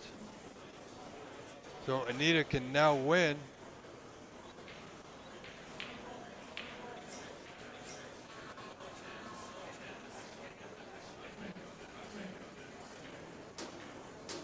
So 26 points the difference. 27 on.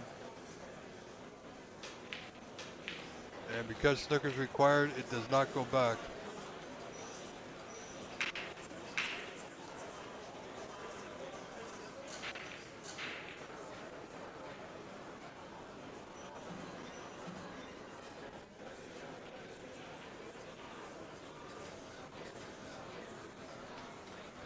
Good afternoon, Bitwise.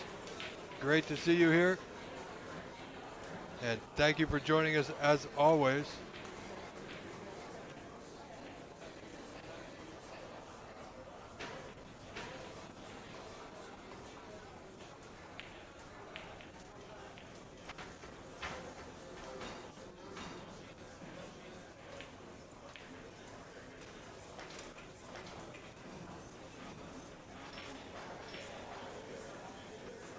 See Levi Myler over there getting the tablet set for another match set to begin on a table just to the left of this one.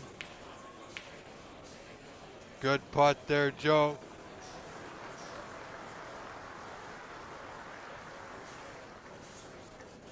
Absolutely fantastic, Bitwise.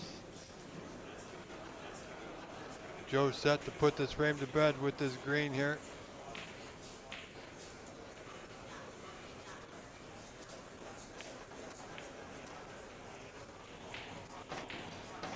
Puts Joe back to 31 points in front, 22 on.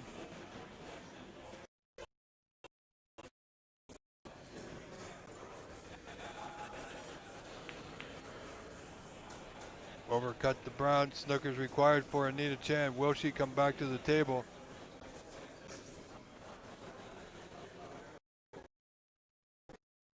(22 on, 31 down. 3 snookers required.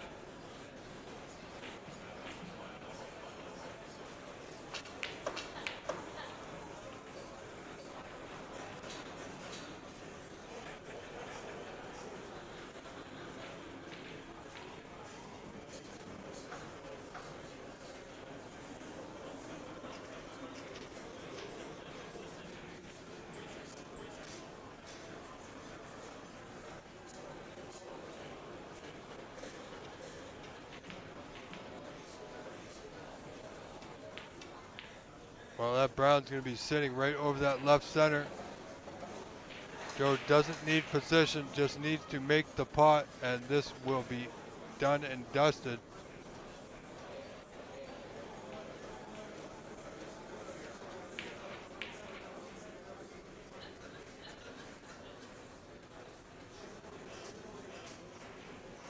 Anita has given it her all, and that's all we can ask from any player, to give it their best.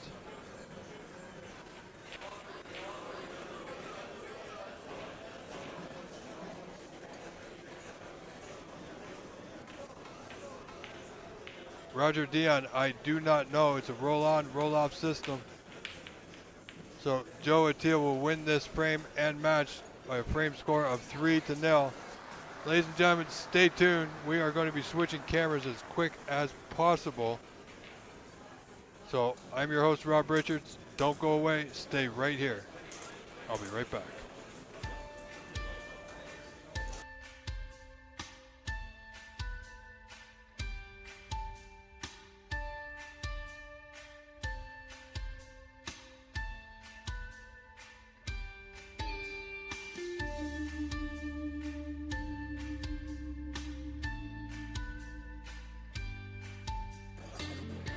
All right, ladies and gentlemen, here we are at the end of the match, quite possibly between Eddie Galleti and Hugh McKern.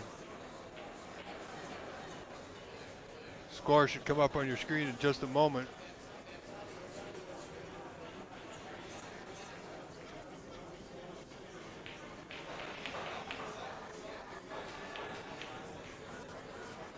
Eddie leading this match 2-0, 59-34 in front.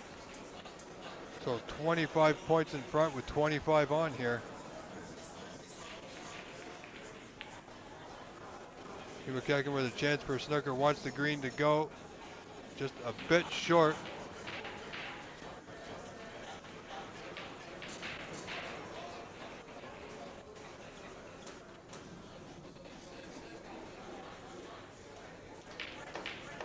So as I said earlier, the schedule for the matches is not quite accurate. They're trying to get, if players are there who have matches scheduled for later today and the table is available, they will be on early as they're trying to get to the elimination rounds as early as tomorrow afternoon.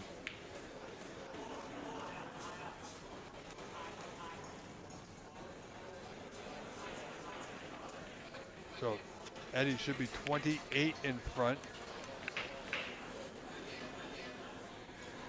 And with that brown end up, we might see a concession. There it is. Frame 3 goes to Eddie Galleti, who will win this match by a frame score of 3-0. Ladies and gentlemen, we will take, do apologize, yet another short break while we reset for another match. So again, I'm your host, Rob Richards, saying thank you for being here. Stay tuned. We'll be back in just a few moments. A lot more to come.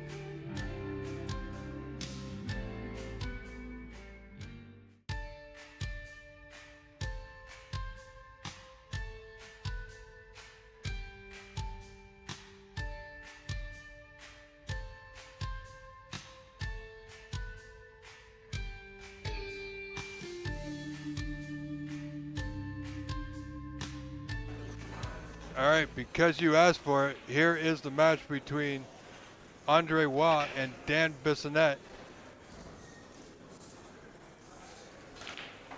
And we'll have that score up for you. Just take a brief moment and it should appear on your screen.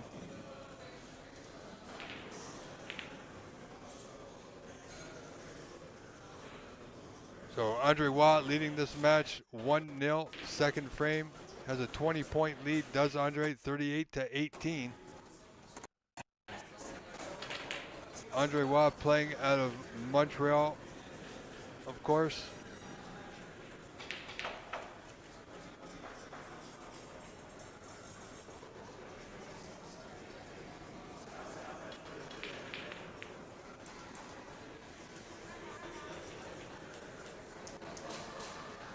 So Roger, here you go.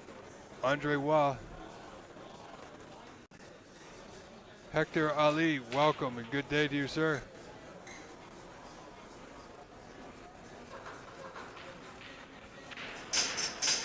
Andre Wah looking strong to take a 2-0 lead here. 28 in front, 25 on.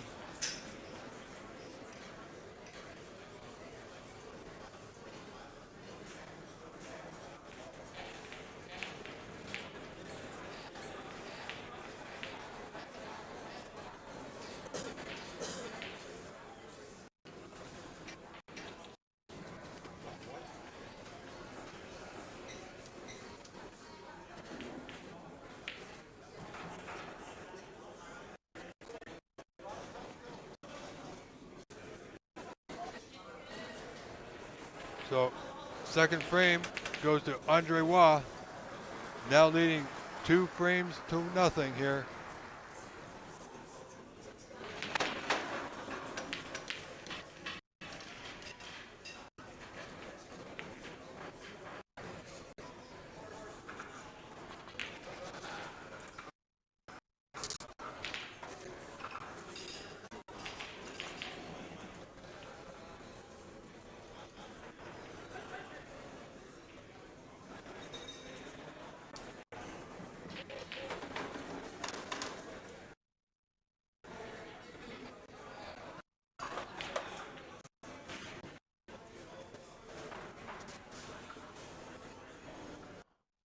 So here we go, frame 3, Dan Besonette to break. Got a lot of matches to get through today, folks. Well, our connection seems to be jumping all over the place, so I do apologize. Hopefully it levels itself out. Yesterday we had some network issues. We lost our audio. But it happens at the venue when the club gets a little bit busier with spectators and customers alike. The internet might go down a little bit. Dan has this red to the top left corner.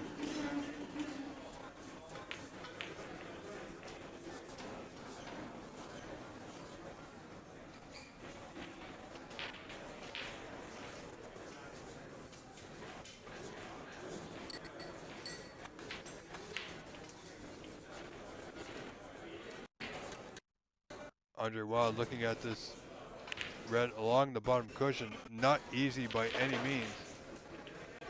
Played it well, but couldn't really get position on a color.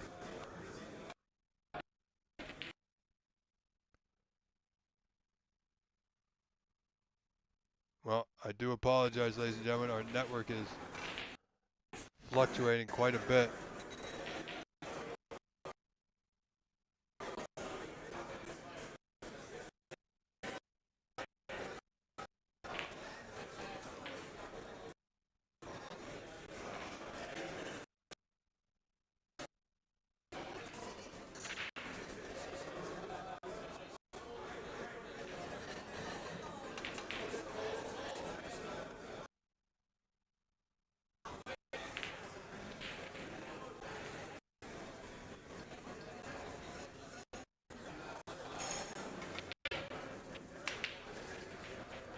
But there's not much I can do from this end, folks, about our network connection for the feed. We will just simply, well, roll with the punches, as it were.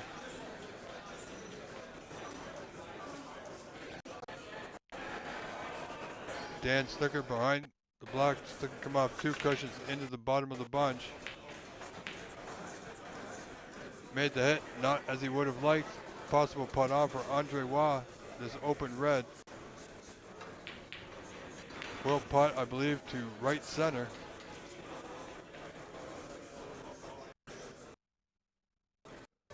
Very good and accomplished player in his own right.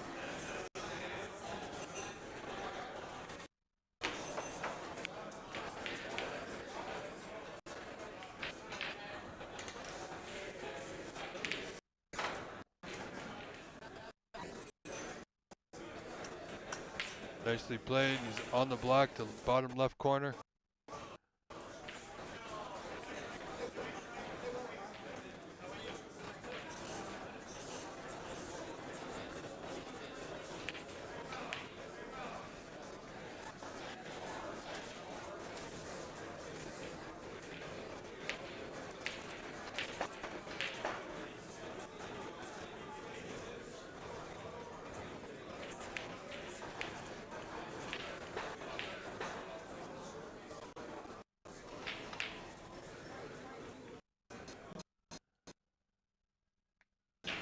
Black doesn't go, so let's see what Dan can do. This red to the bottom right corner. I think he's a little bit lower on the black than he would have liked. It's difficult enough for the pot. He's going to try and get position here. Just simply got to make sure he can see that red to the top left corner. Wow. Has his position. Nicely done, Mr. Besonette, ladies and gentlemen.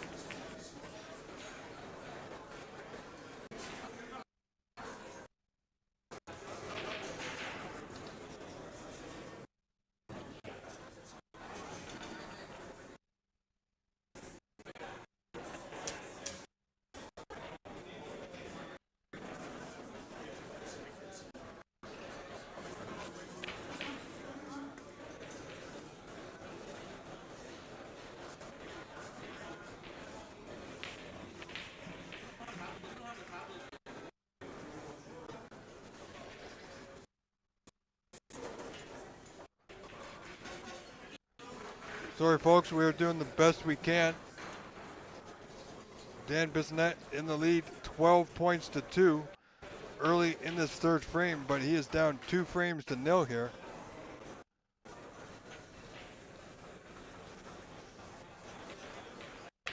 This is the 2025 Canadian Open Snooker Championship, day 2 of our group stage. Oh, and he's potted a red out of the bunch. Not intentional, of course, but he'll take it nonetheless. So it looks like he's got the brown to right center. Take him down the left side of the table. Gotta watch that cue ball. He's okay. Position on the red below the block, bottom right corner. Cue ball not greatly positioned, as it's fairly close to that left side cushion.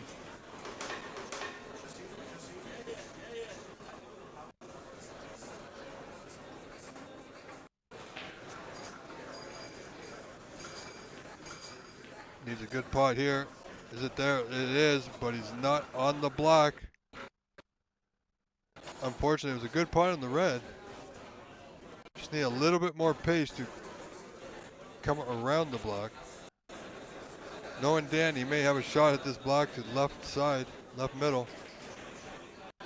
Good effort. Was close, but not close enough, unfortunately.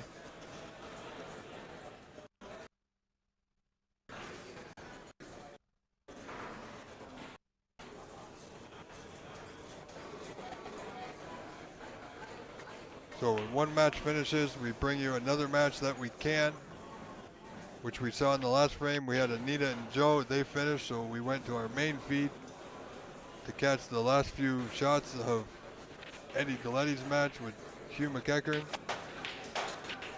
That match finished rapidly, and now we are watching and enjoying Dan Besonette and Andre Waugh.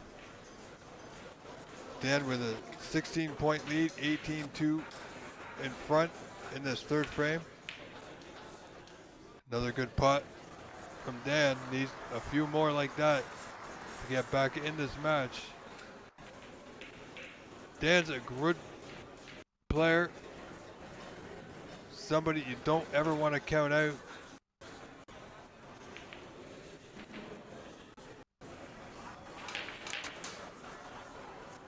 Pink doesn't go. And I think there's a red in the middle of the bunch that will pot into that bottom right corner, and that will open things up here. Certainly will bring the blue back into play.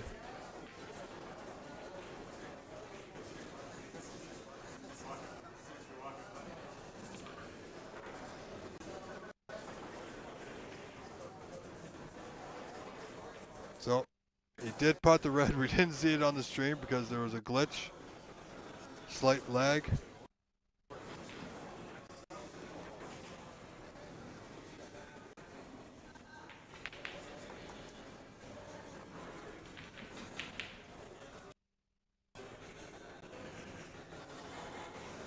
It's a good yellow. It wants that white to travel, and it has. He's not too bad on this red to bottom left corner.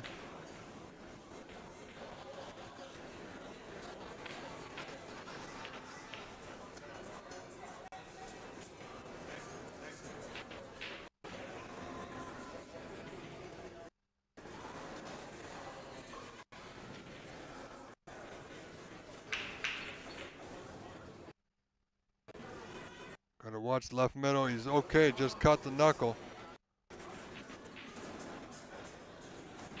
Having a look, see if the block pot's that bottom right corner. Big shot to get position. No, he's just gonna tuck up behind it. That's what we thought.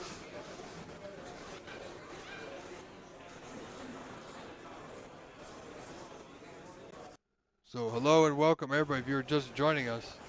Thank you for being here. Andre Waugh from Montreal, Dan Besonette from Mississauga, Ontario, Canada.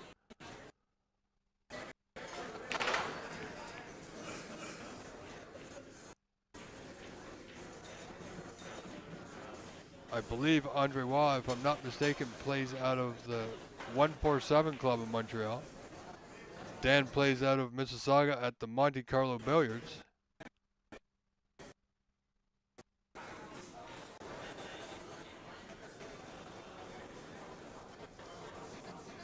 Dan needs to a good touch here off this left side cushion into the bunch.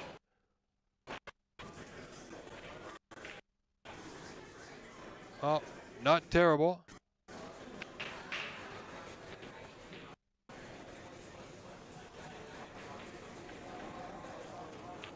Dan holding on to that 13-point lead in this third frame. Needs this frame to force a fourth frame. Andre Waugh, of course, looking to close things out in this match. Sooner rather than later, but he's left a red on. Colors are not too easily available.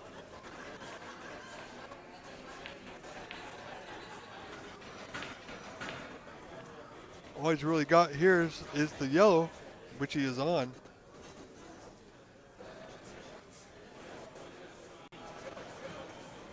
Sheldon 127, no, this is day 2 of the group stage.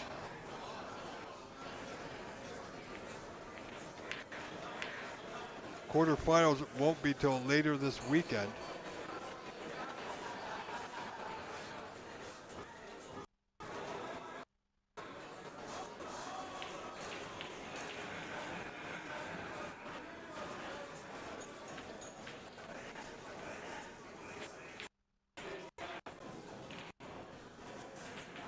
Let's see. Dan thinks the blue pot's the left center. If it does, it's a must make. Not a lot of pace required here.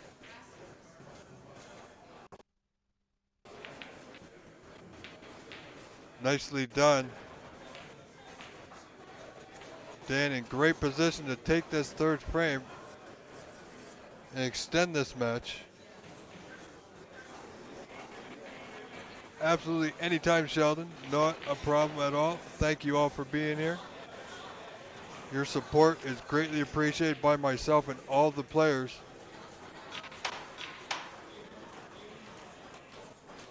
Dan with the deep screw.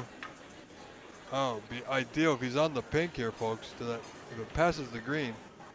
If not, he's still on the green. But if he can get that pink on the spot, that'll open those colors in the bulk end.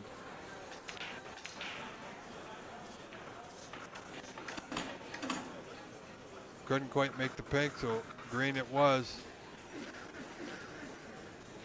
Dan increasing his lead 32-6 now, 26 in front.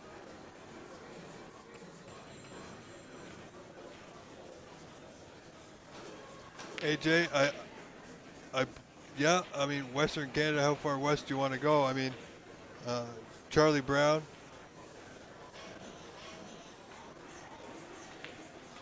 You know, I believe from Vancouver area. I'm sure there's several others. I don't know all the players. I know a few, but not all of them. So yeah, I expect there's a couple. Charlie Brown being one of them, being from BC, Vancouver, British Columbia, of course.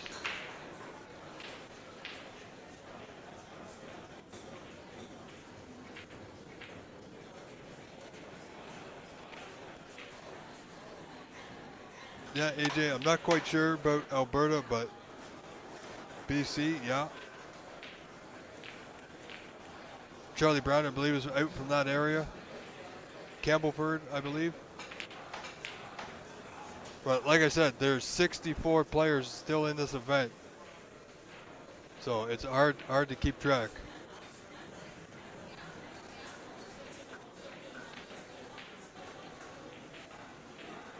AJ, there is, if you go on cloudsnooker.com, you can see the group stage matches. If you click on, under the 2025 Canadian National Snooker Championship, if you click on all groups, you'll be able to see that along with a lot of other information there on cloudsnooker.com. And ladies and gentlemen, you can also follow along with any live matches that are currently in play. And keep in mind that even though a match might be scheduled for later on today, it may have already been completed, as they are doing a roll-on, roll-off system. If the players are ready and available, they will go.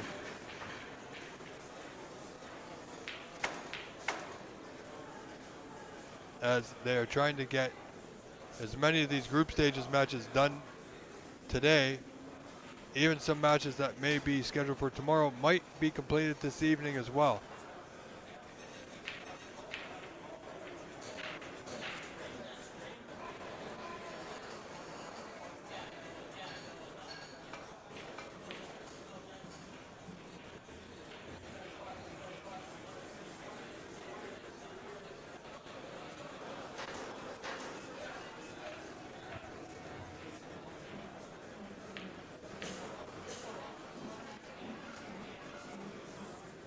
So Dan poised to take this third frame, now leading 43-6. 37 in front, 35 on, so snooker's required.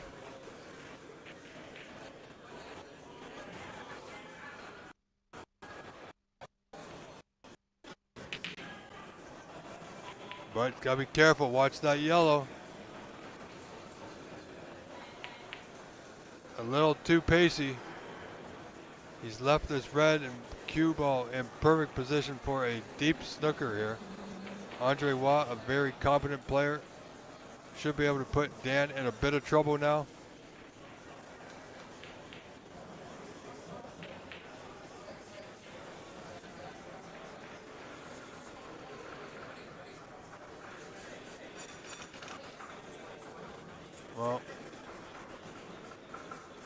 Dan knows it. Wry smile on his face. Dan thinks that there might be a gap.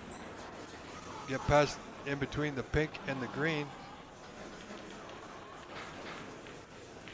Off the back cushion, nicely done. Oh, but he's potted the white in the left center. That's unfortunate.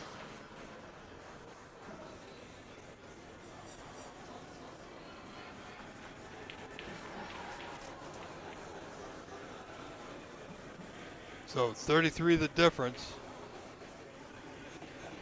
Andre Waugh can actually win this frame now. He needs at least a pink to win. A blue will tie. A black is also good, of course. Question is, can he get on any one of those high value colors?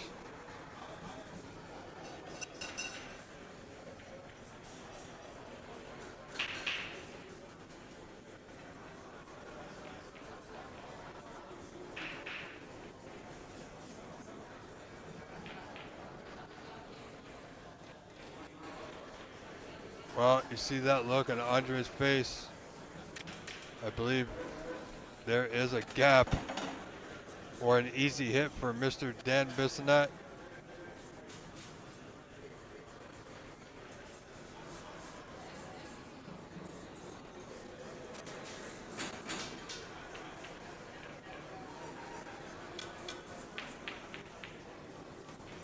So good hit. Watch the green. Wow, the luck this man has. So that will bring Dan's advantage to 29 here.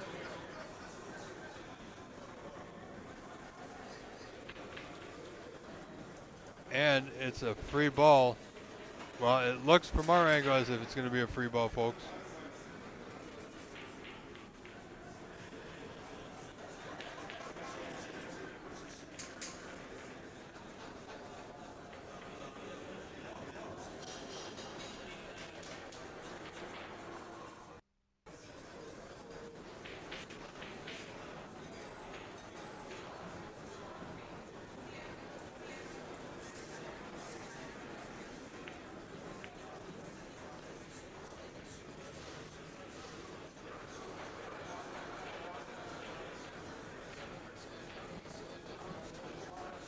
David Burney, my good friend, how are you, sir? And thank you for joining us. Very well done at the U.S. Nationals. David Burney, and also a commentator, helping out, promote our sport. We had Christian Youngers in here earlier. One of David's partners helps on, Christian helps out in the technical side.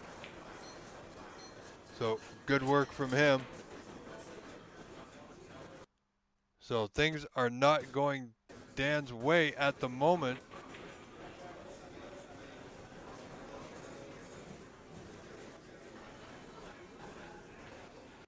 So now only 22 the difference.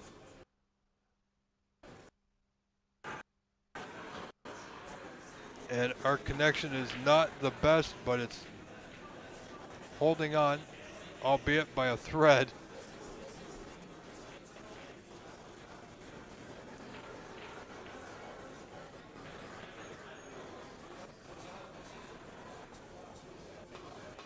Andre Waugh taking the free ball, of course. Pink to left center.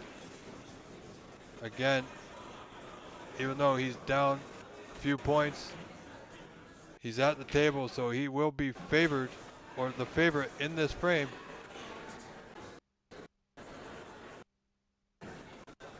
The blue, which is still potable, is not on that right side cushion. Can still be potted, of course.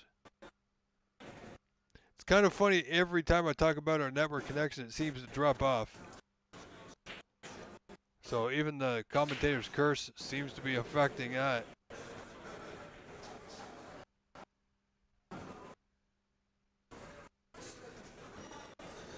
Little bit of a stretch, didn't get the brown, would you believe it?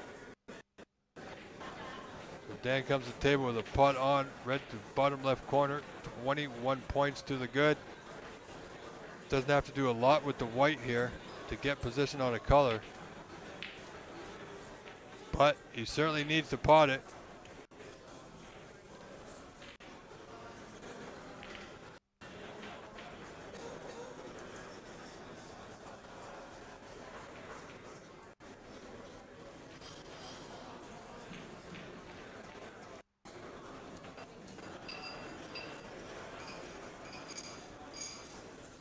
Andre Wallace got several options. He can play a great snooker. He can also play the pot, the top left corner, hold for the block. Top left corner it is, and it's there, nicely done.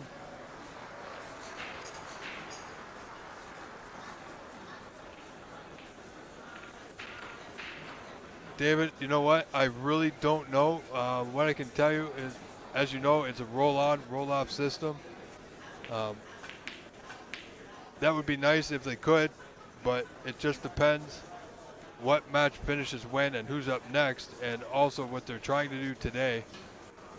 They are trying to finish as many of the group stage matches today so that they can get to the knockout rounds tomorrow afternoon.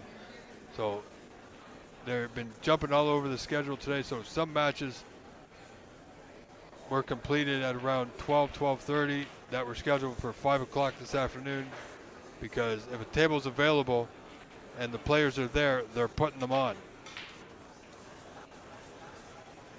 So when Charlie Brown or Darcy's match come up, if I can catch it, I will. As you know, we have limitations with our view. Right now we are, I don't want to say stuck, but we are sticking with this one at the moment. And if at the conclusion of this match we can find Charlie Brown or Darcy's match, we will. But nothing, unfortunately, is set in stone, let's say.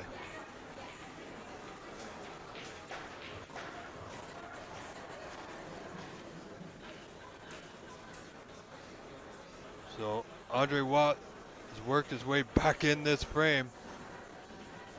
Dan had a 37-point lead with one red just a few moments ago, ran into a bit of bad luck. He was running good until then, but played one bad shot on the red, which brought the cue ball and the white back to the bulk area. And I'm not sure what these two people are doing in amongst the players' table here.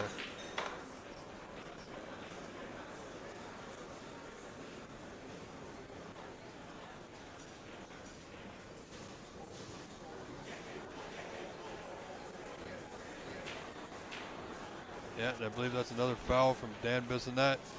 Now trails Andre Watt by one, 44-43, would you believe? Wow.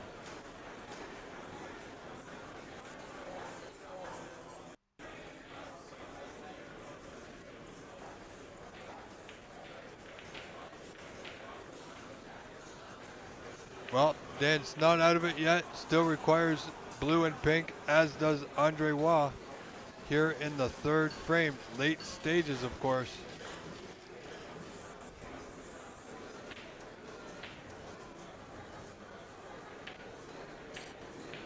Dan just might go for this pot. He did. Almost potted the white again. Gonna leave a pot on for Andre Watt. Everybody in Montreal watching this, feed this match here today, as we have visitors from around the globe, certainly Canada, US, from coast to coast to coast. Andre doesn't get the blue, so another chance for Dan back to back here. If he can snap these two balls in and take this frame,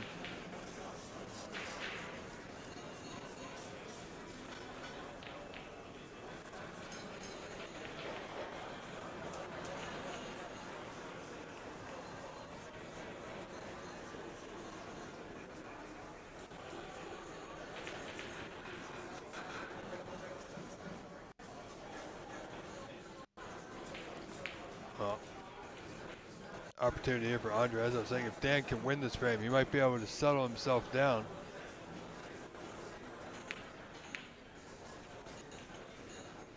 Blue doesn't go for Andre, so will Dan get another opportunity here?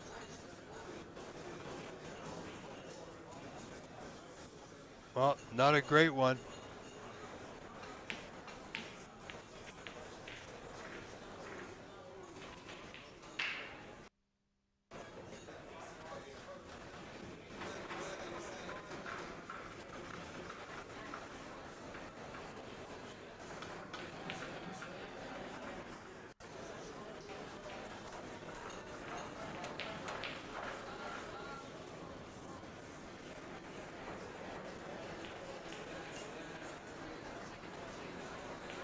Here we go, Andre Wild opportunity to end this match. Blue to left center, pink to bottom right corner.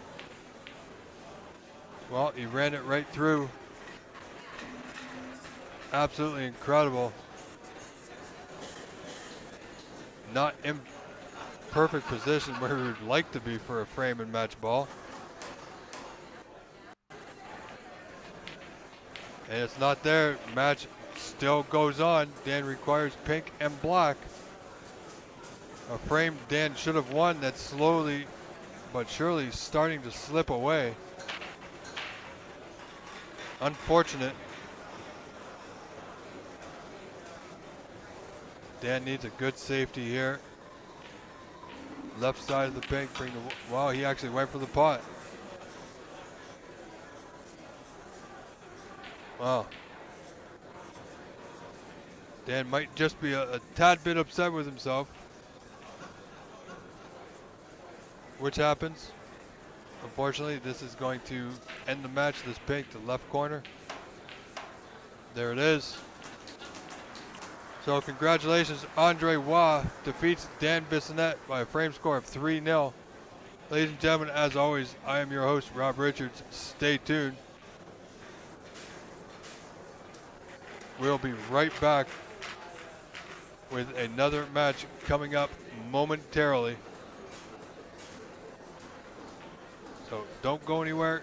Good chance to get a snack, refill your drinks, your coffee, your tea, whatever it is. But hurry back. Next match starting momentarily. Stay with us.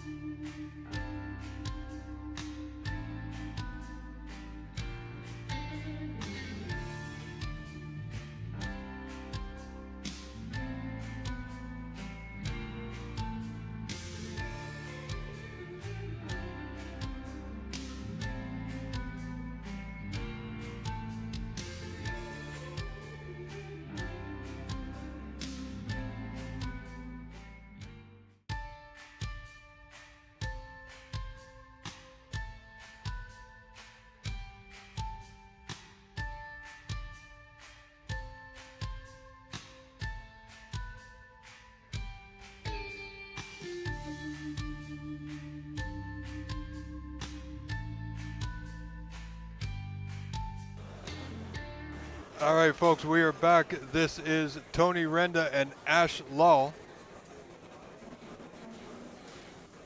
We will get the score up on your screen in just a moment.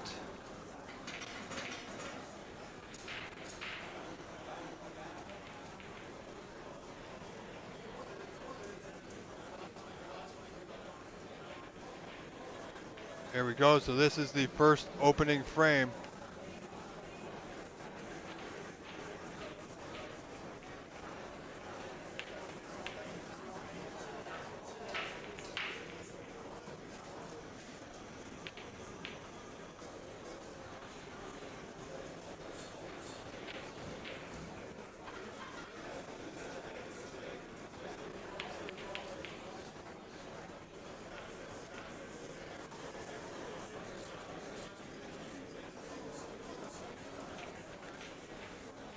So Mr. Tony Renda, Ash Law, first opening frame of this match.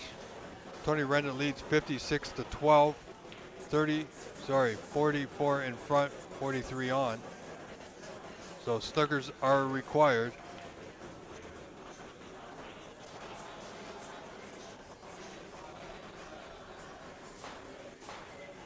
Gonna need this block to go.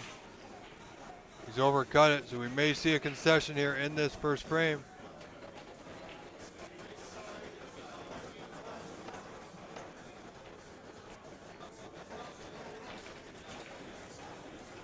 So 43 the difference, 35 on.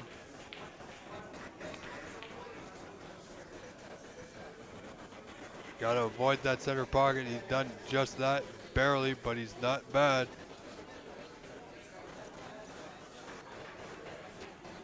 And Mr. Bernie, if you're still there, I have a brand new, more professional headset microphone going today that seems to be working a lot better, I'm told.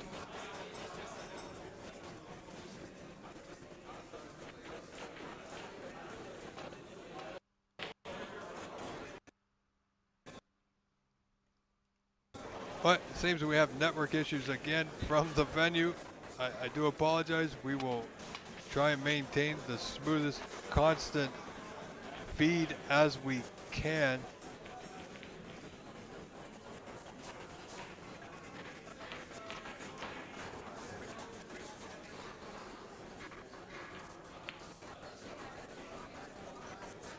So Tony Renda up now, 56-21. 45 in front.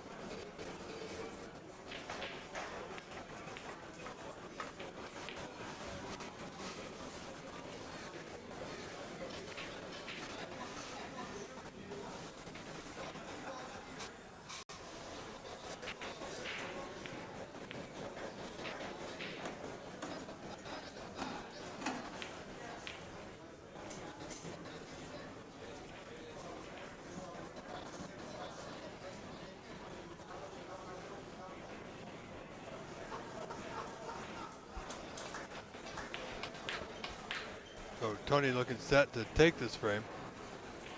First frame of the match to go 1-0 up.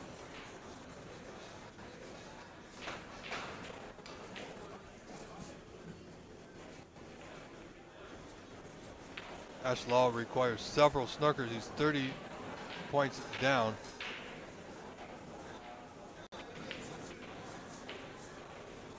$56-26, so he requires a couple snookers here. Good putt. And frame goes to Mr. Tony Renda.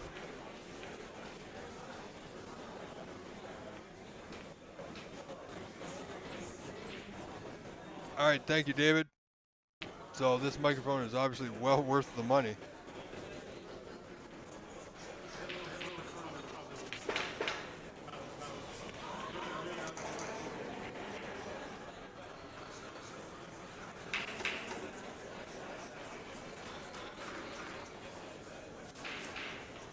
So as we get set for frame 2, we won't cut away. We will stay here, of course.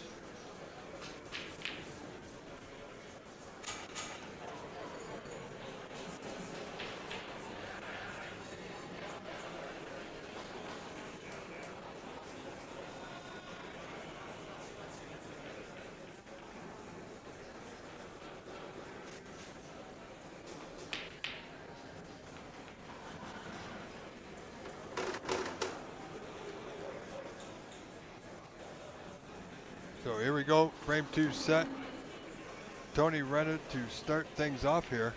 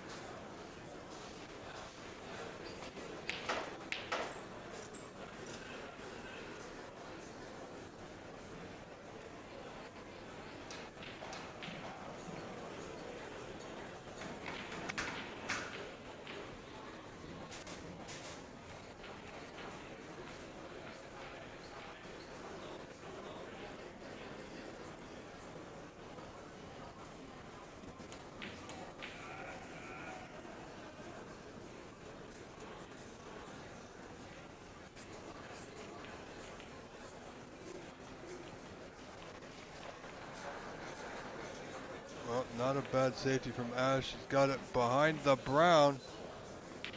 Nicely played.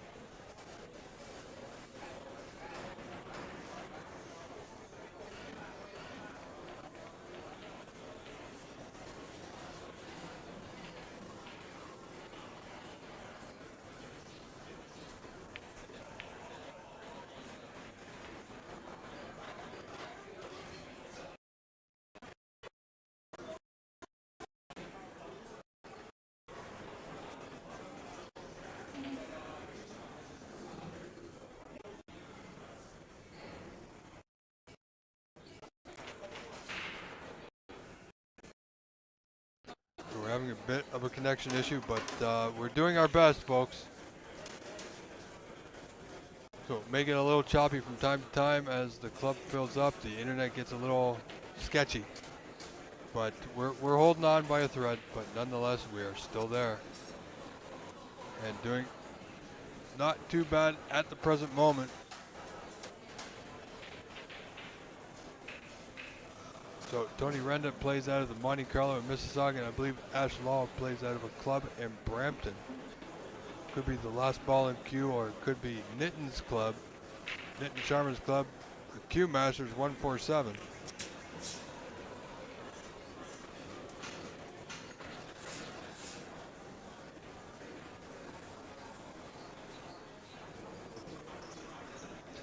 It's a, David, it's a headset with a,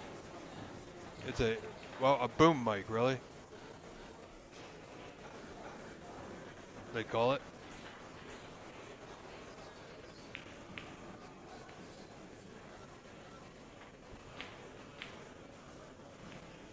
It's the HyperX Cloud 3 wireless headset.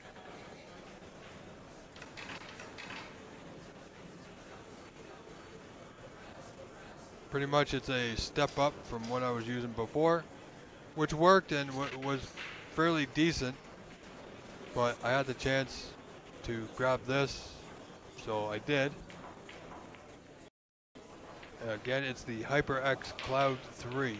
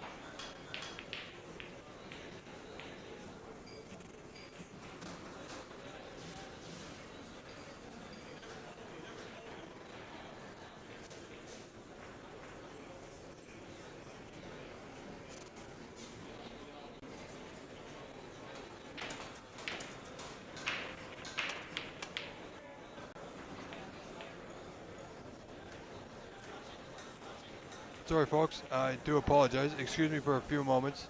I've been here all day. It is about time. And I take a quick break just to refuel. And I will be back momentarily. Stay tuned, this match continues.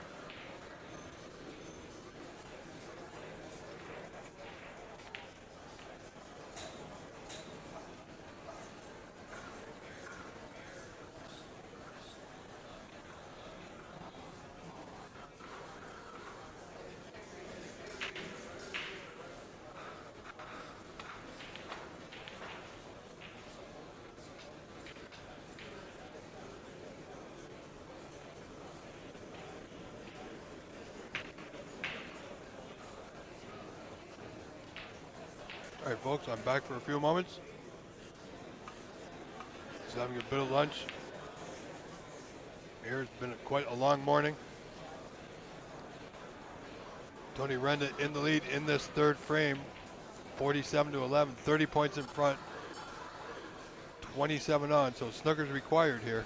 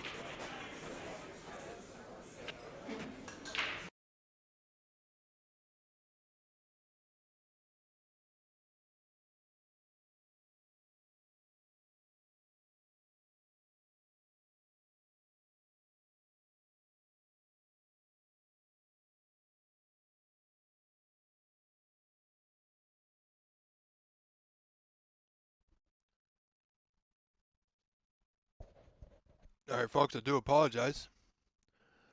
Our feed has dropped, and we will be working hard to get it right back. So stay with us. Stay tuned. We'll take a short break. We'll be right back.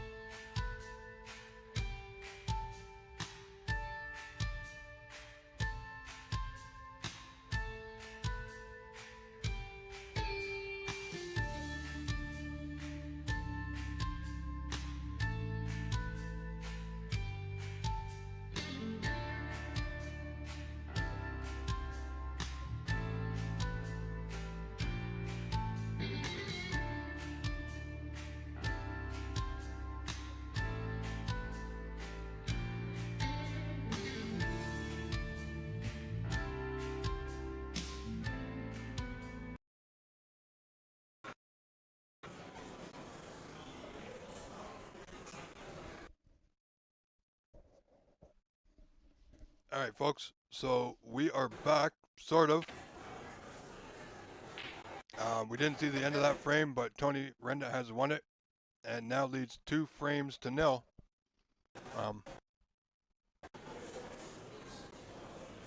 So we've reestablished our video feed, but the connection is not that great. I do apologize. They're on a short break for the moment.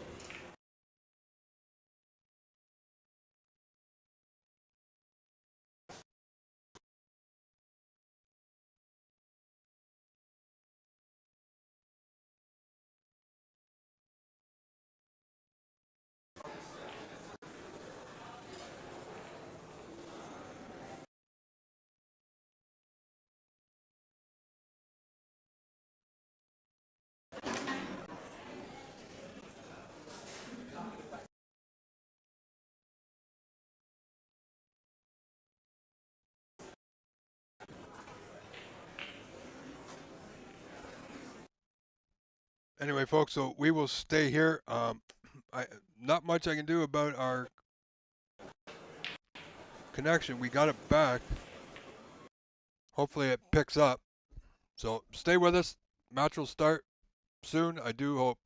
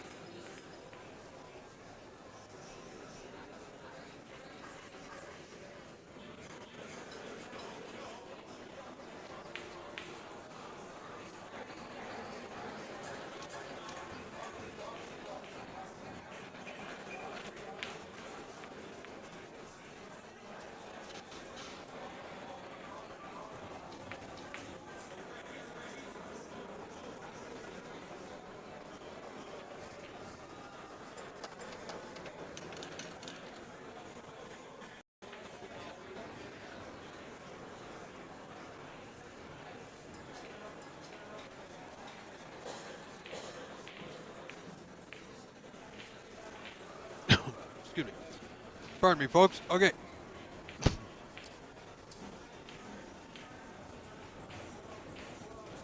Okay, I'm back. I'm refueled. Had a quick bite to eat. Our connection is not perfect, but it's leveled out, so it should maintain some form of consistency.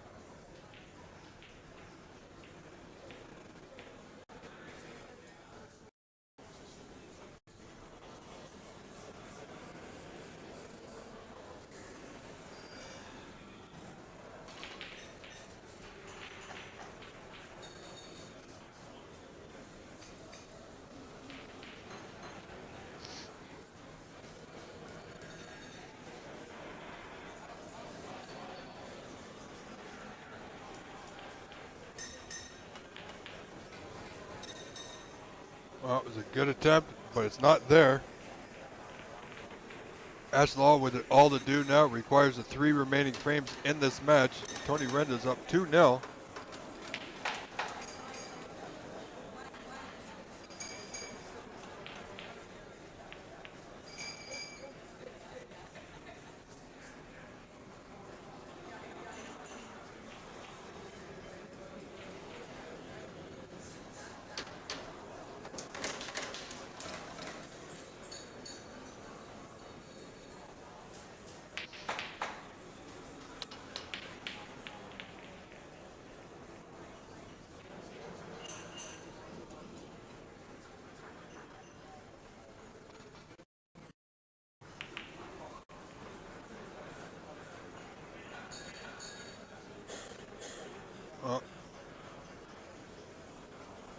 Tony's got a thin red at the top right, but he's choosing a long red at the bottom right corner. Perhaps he didn't like it being too thin, but however.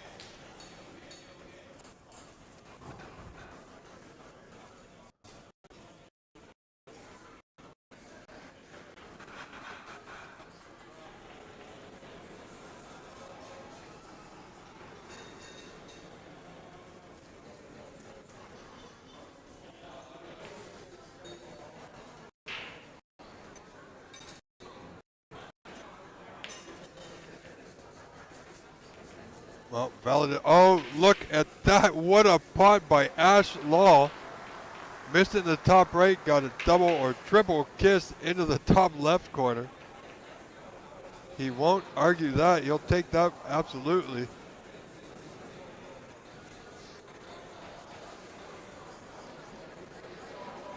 And ladies and gentlemen, we have another match that's already underway.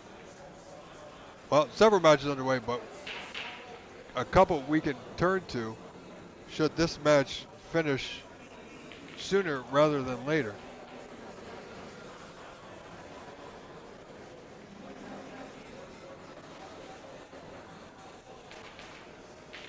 Oh. Well, you know what?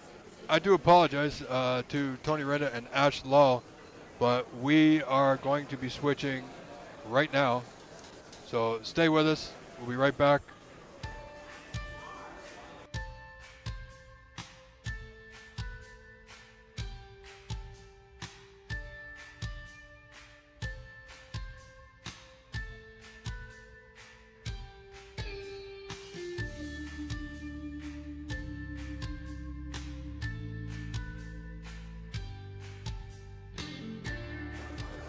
All right. So we're going to watch the one and only, the real deal Sahil Nayar underway, leading this match with Jesse Fox from Ottawa. 1 frame to 0. We'll have that score up on your screen momentarily.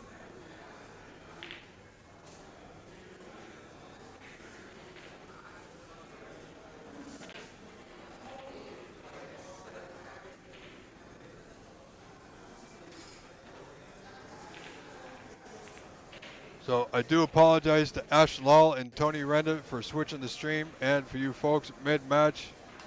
But this is, well, this is the real deal Nayar in action. And considering this is more than likely going to be his last major event here in Canada, as he prepares to go overseas in just a couple of weeks to prepare himself to join the World Professional Snooker Tour at the start of next season, we are going to be watching this man in this match today.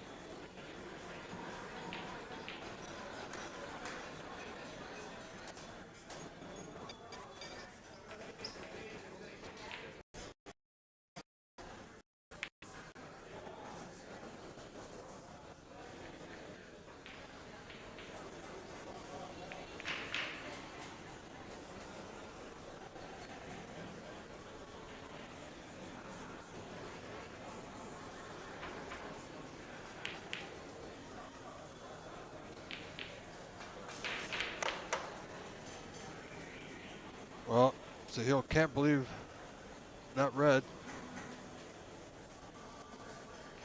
So here we go with Jesse Fox from Ottawa. The Ottawa Snooker Club does great things out in that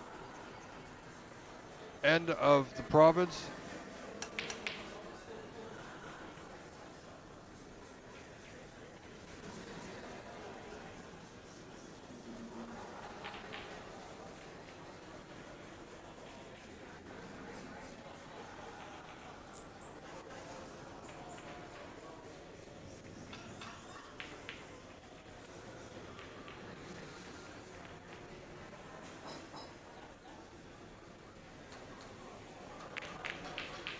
So here he is. Sahil Nayar leading this second frame, 14-0. Not just looking for a victory here today, he's looking for another championship notch on his belt come Sunday.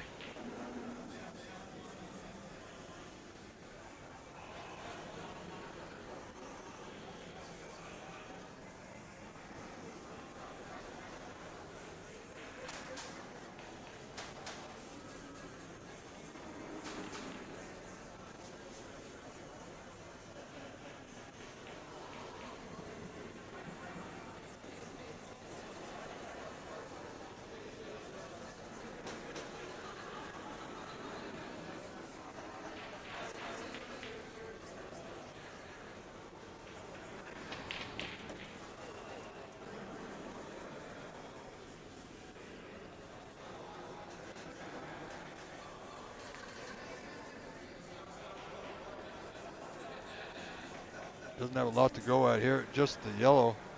Or is he on the red? Wow. Got some decent draw there. Good putt on that red. Slight delay.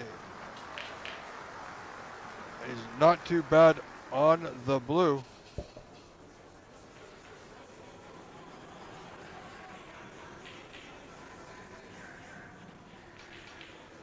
So blue to right middle. Off the side cushion. Needs the white to go. Not going to be perfect. It's going to be a little short.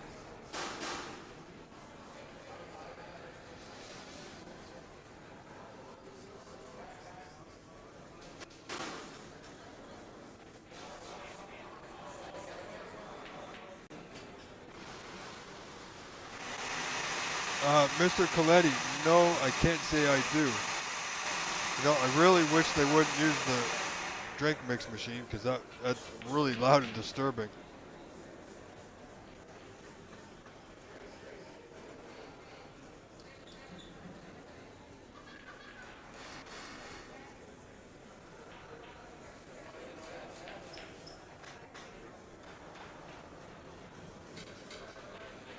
Yeah, Jesse's in tough in this group, but you know that's just the way the draw goes.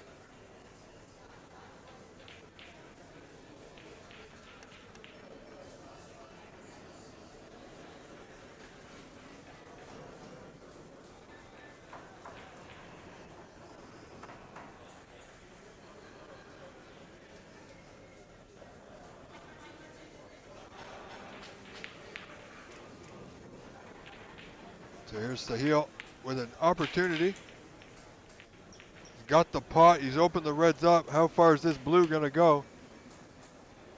There goes CBSA President John White.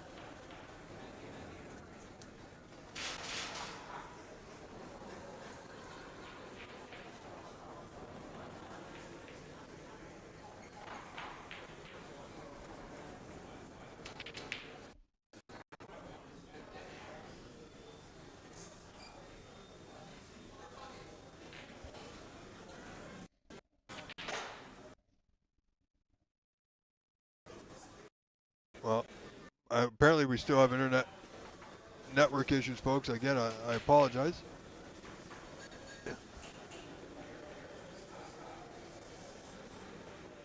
So we will struggle through, and former and reigning Canadian snooker champion Wei Gao, or Carter Gao as we know him, leads Adil Q 2-0 in their match. Carter looking for back-to-back championships, but he's going to be in tough with this man, Sahil Nayar. But we've seen Sahil make some good pots, but nothing substantial. He is going to be in tough.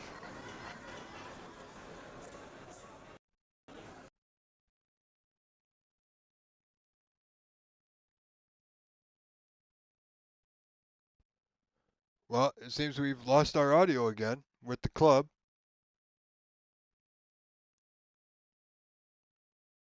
So it should come back.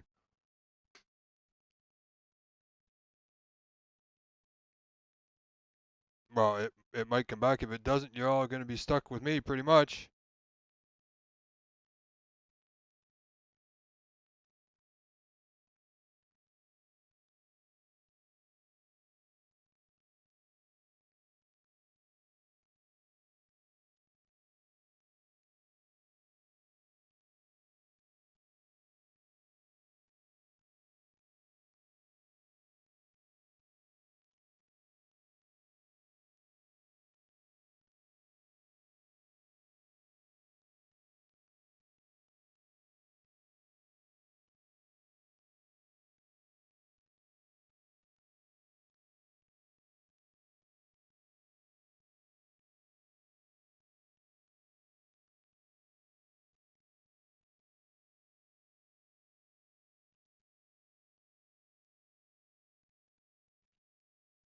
But we got a video feed, so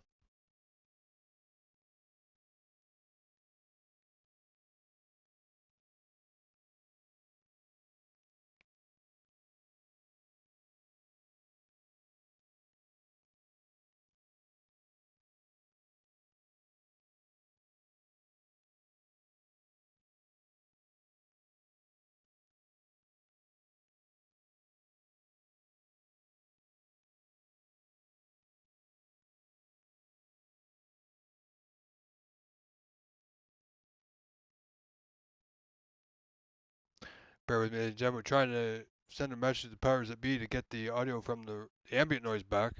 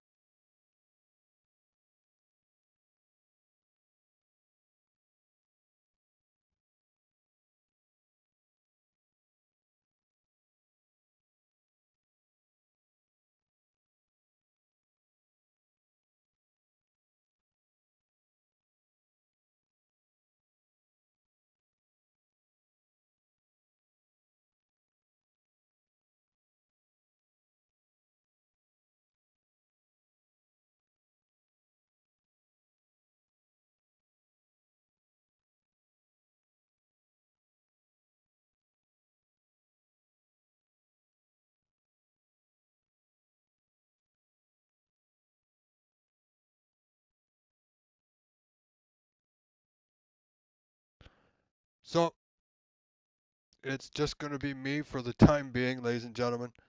I do apologize. Not much I can do about that.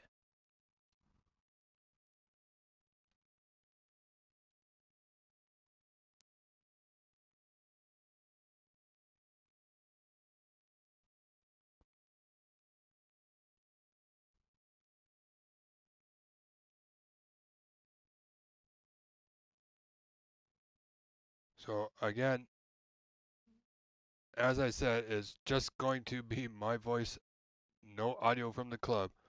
And we'll just have to, well, we'll just roll with it for now.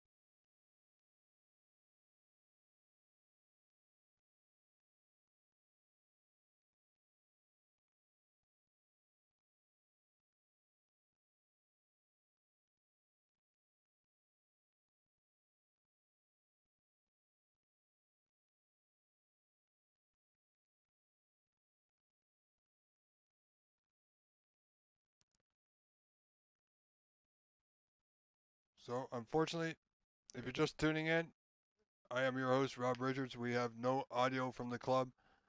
Uh, the speed of the connection won't allow audio. So we have Jesse Fox trying his best here against soon-to-be professional joining the Pro Tour, Sahil Nayar. Still an amateur, so he's still able to play in this event. Of course, I would presume, should he win this event, given the invitation to join the IBSF at the World Amateurs, he will decline because he'll be in England preparing for the Pro Tour.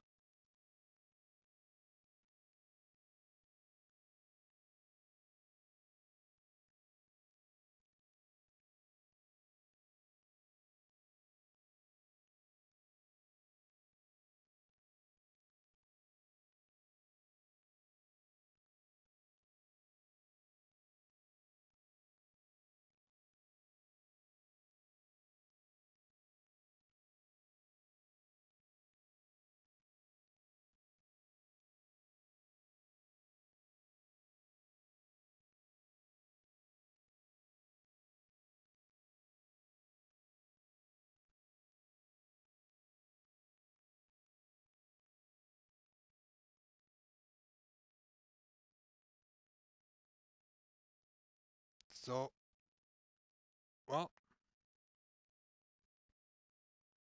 bear with me, folks. I have an idea. Let's see if it works. Give me one moment.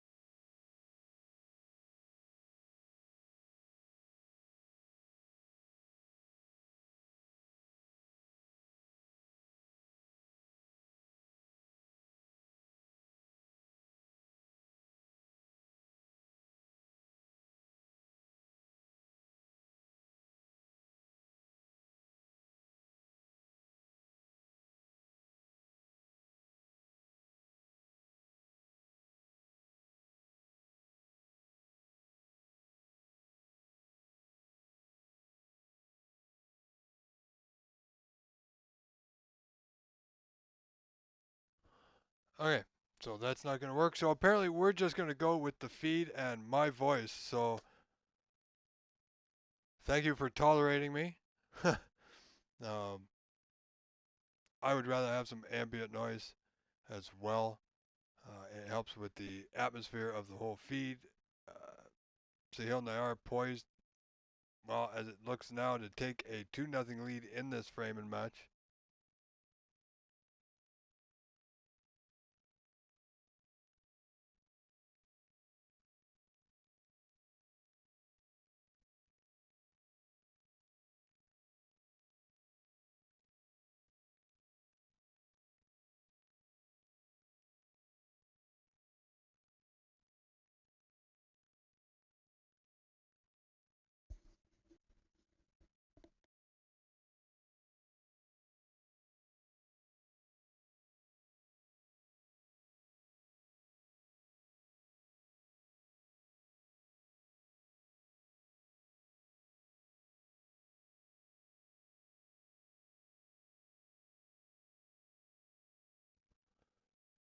Well, here we go. This is going to be 2-0 now for Sahil Nayar.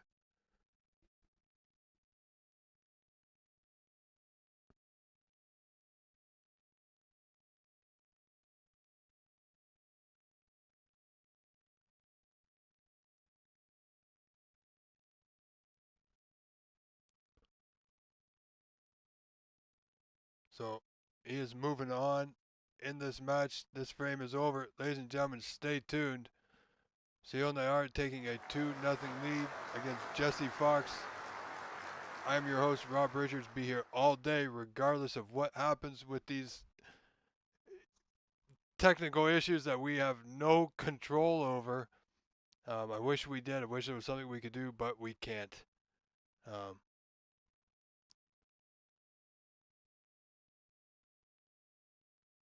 so we will see what we can do about tomorrow. Um, but we are still working on today. Current break at 44. This frame's done and dusted, folks.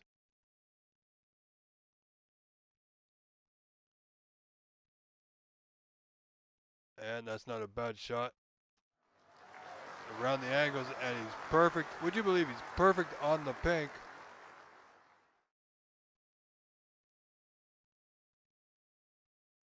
And he's going to show us a little shot here. Not bad. So frame two, ladies and gentlemen, was not a century. It shows up. Frame two goes to Sahil Nayar. The way this scoring works, if you score 100 points, it doesn't have to be in a specific run. It will show up as a century. Not sure why. We're going to have that fixed. I'll talk to Ajay about getting that adjusted.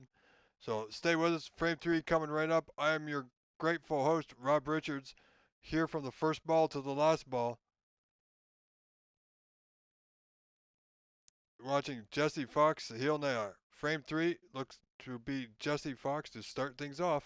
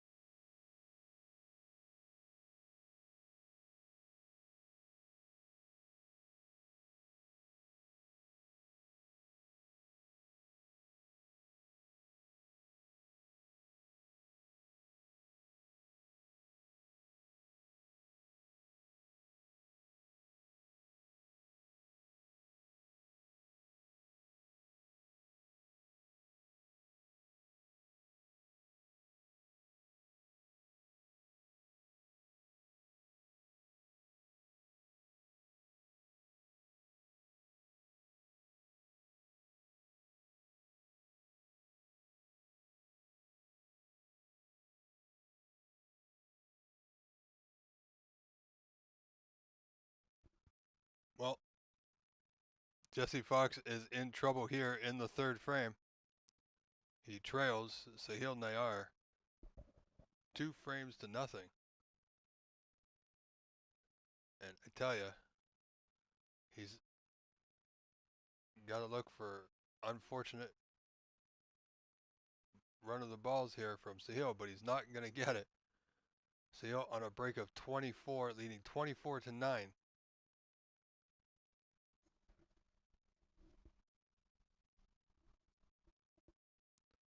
And I do apologize, we have no ambient noise from the club. And there's not much that we can do about it from here. But this could be a very, well, it has the potential to be a sizable break.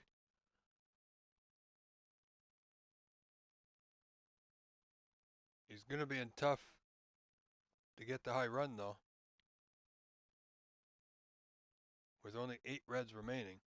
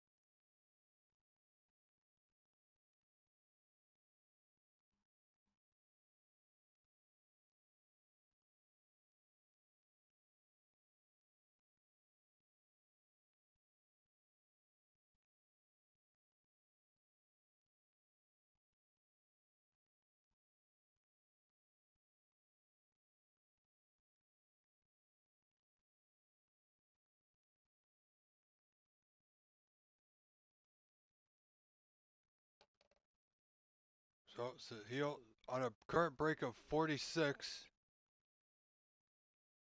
moving along nicely here. He's got another red to the bottom right corner.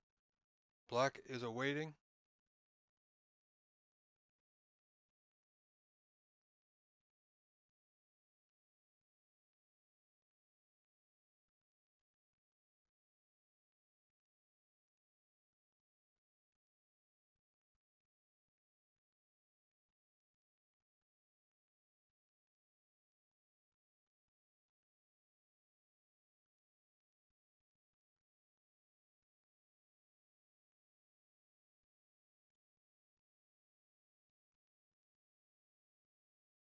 So we have people on the ground trying to fix our audio issue. Unfortunately, there's not much I can do remotely to resolve it. However, I do want to thank you all for being here.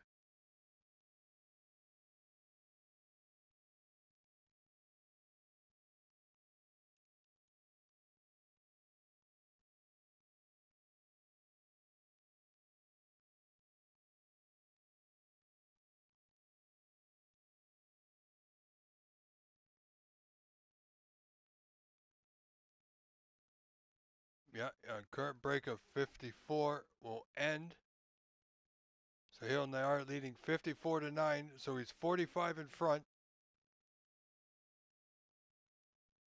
Jesse has a chance. 67 on. 45 behind. This red to left center should put him on the blue to start things off here.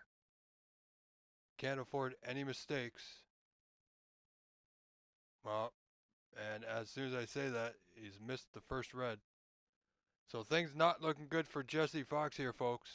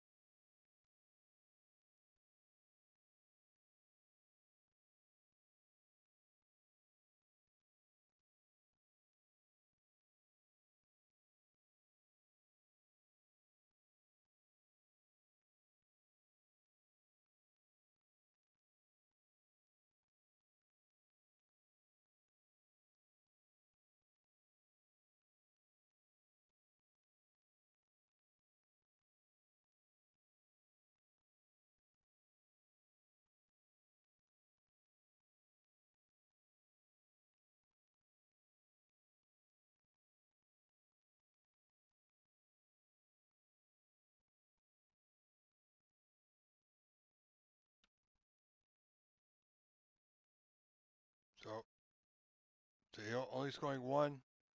Puts him 46 in front, 59 on.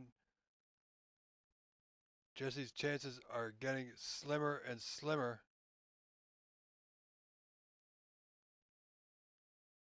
Sahil Nayar just playing too strong at the moment.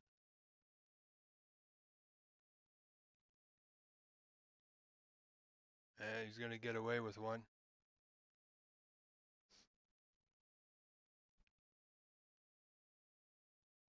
Can't really say it's a bad showing for Jesse. He hasn't really had much to go at. Sure, he had a red that he missed previously to left center.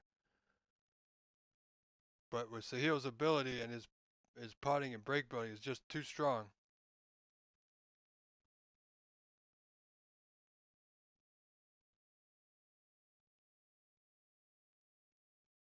And he's left a red for Sahil in either the bottom left corner. Can't tell the exact angle, but also could be played to left middle.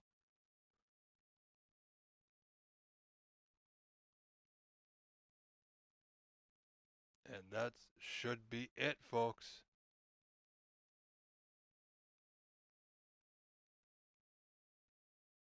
Requires one more red after this green. Wow. And he didn't get the pot on the green. But 47 in front, 51 on, requires one more red, does Sahil, for a 3-0 victory in this match, which we expect him to get. Unfortunately for Jesse, that'll be a 3-0 loss in his column.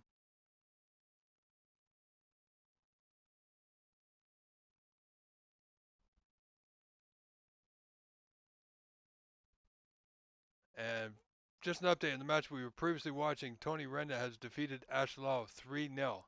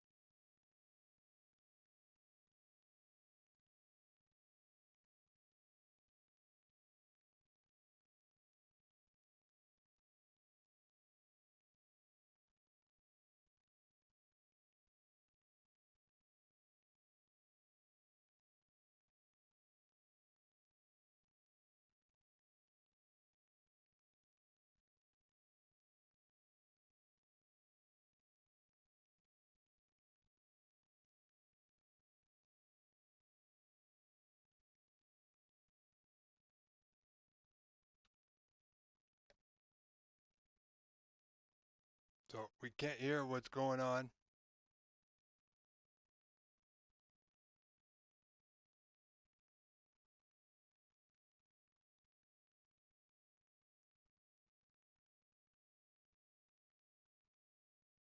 But I do think this is the end of the match.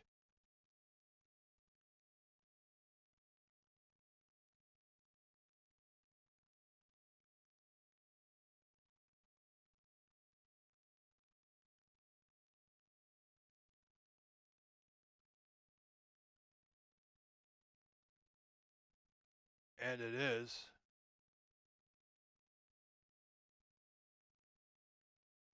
I do believe. Okay. So we're going to call this match for Sahil Nayar. Congratulations, Sahil Nayar will win this match by a frame score of 3-0. Stay tuned, ladies and gentlemen. We are going to switch over to Amar Sadik and Blake Martell. So don't go anywhere. Stay tuned.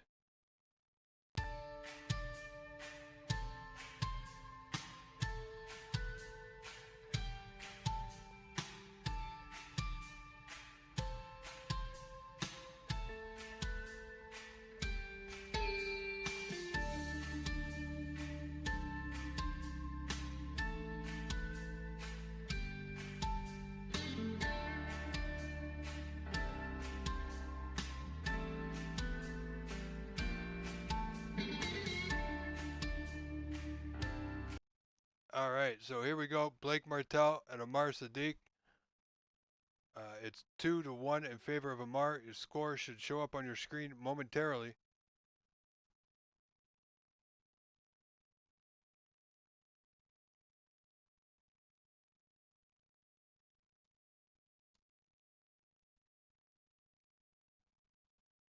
There you see it.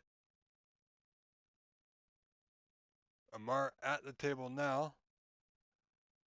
Blake Martell sitting in his stool on his chair. Amar pied the red, good yellow, needs to come way back down the table. Well, not great, but he's still got a putt on. This red, he can reach, shouldn't need the rest into the bottom left corner of your screen.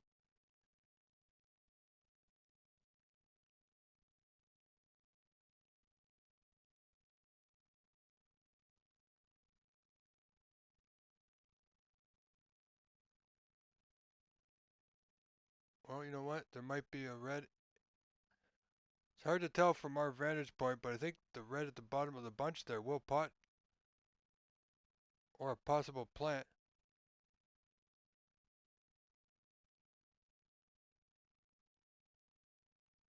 Good putt. Had to be fairly precise with that one. Not a lot of room for error sometimes.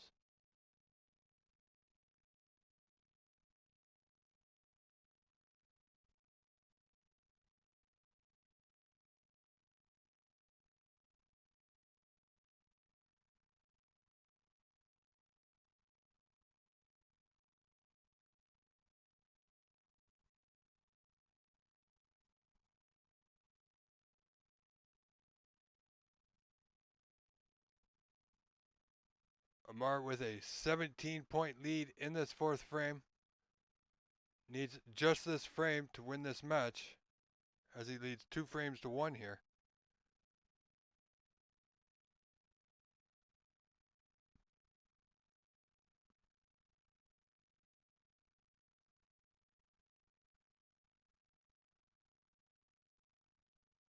Well, this is not ideal position, not what Amar was looking for. Hampered fully by that green. Oh, he has a red just above the black that he can play on left side of it, or the bottom side of it as we look. Get back to bulk, but it's hard to tell where the white will end up. So you can cue this red to the top left corner of your screen.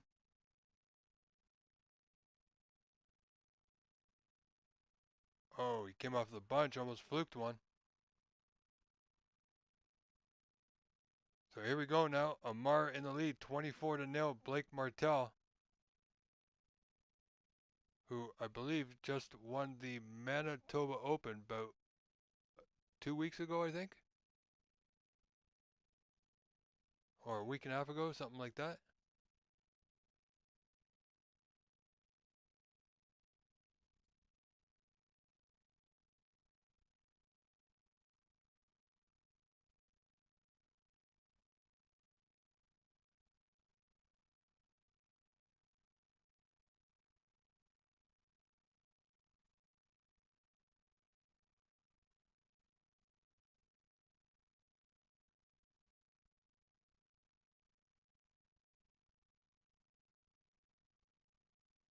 Well, Blake's going to take this red on down the cushion.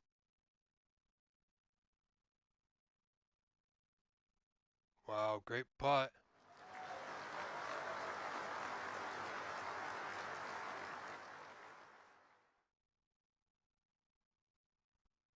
So he's got an opportunity on this block. It's a tricky one. Along that cushion to that top left corner of your screen.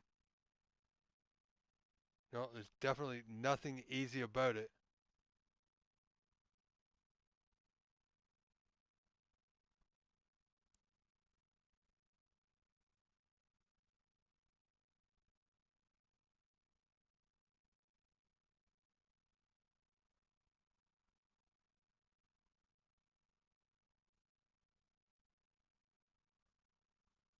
If Blake's waiting for the players on the table to his left, our left, I don't think he's playing that black along the cushion.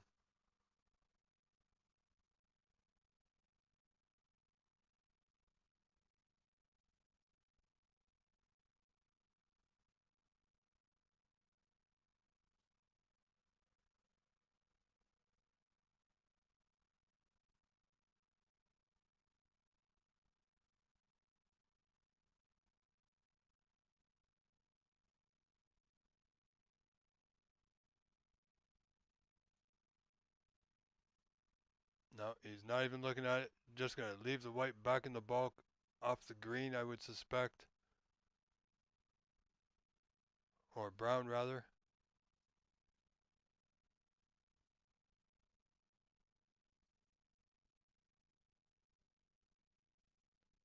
Yeah, if you were playing practice in the club, you may have had a shot or a go at that black. But not in the Canadian Championship.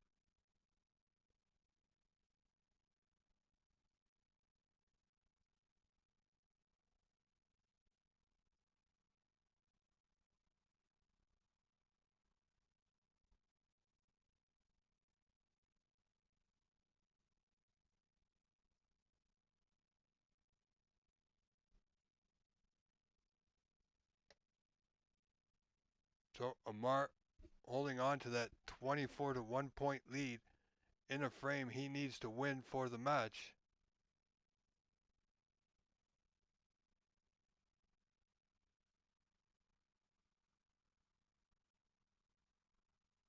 Amar has a long pot, bottom left corner of your screen. Nope, the angle was not right. From this angle, folks, I do apologize. It can be a little deceiving. Players obviously have the best view, best angle of the pots. So we will do our best with what we've got, like we've always done.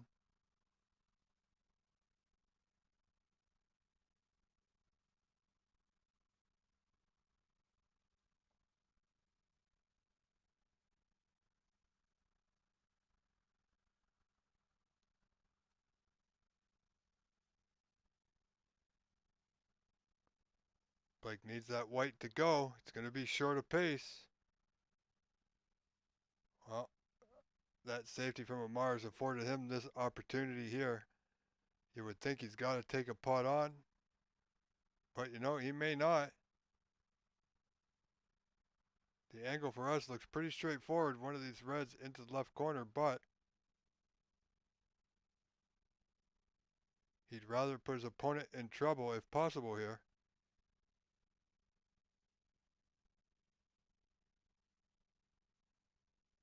Needs that to the back cushion.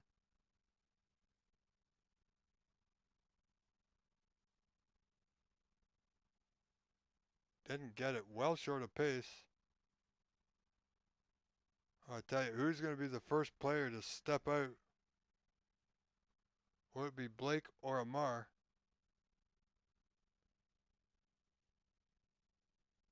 The pot is difficult enough here to get position. Put that on top of things makes it even more difficult.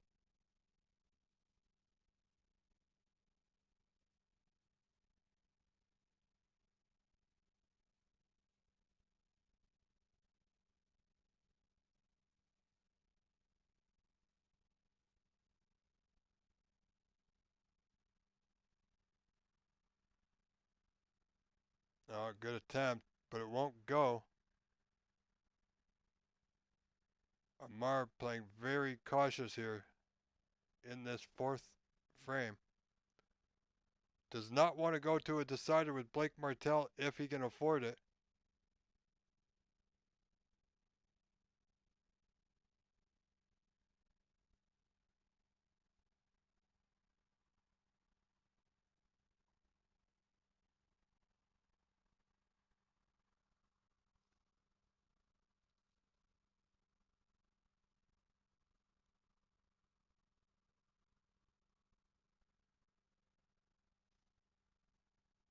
Where's this red going? Well, it's not going in any pocket, that's for sure. And he's covered it. So no straightforward safety for Blake off of that one.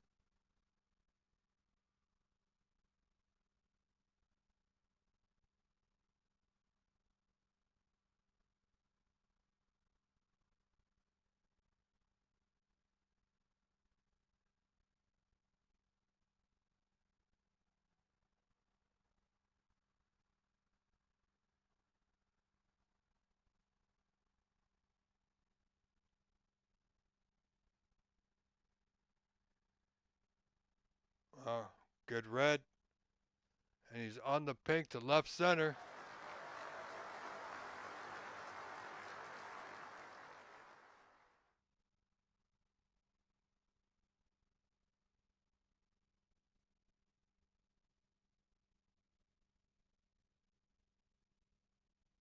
See if Blake can put a few pots together here.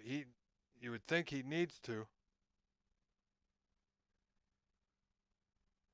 Needs to win this and the last frame of the match, of course.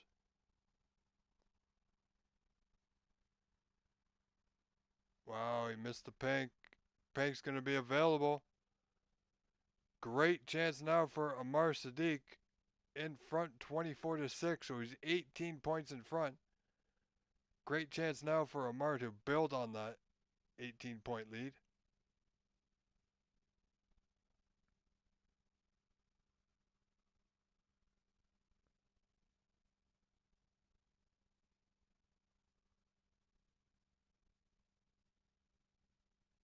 Well, he's a little close to the cushion, but he's just okay.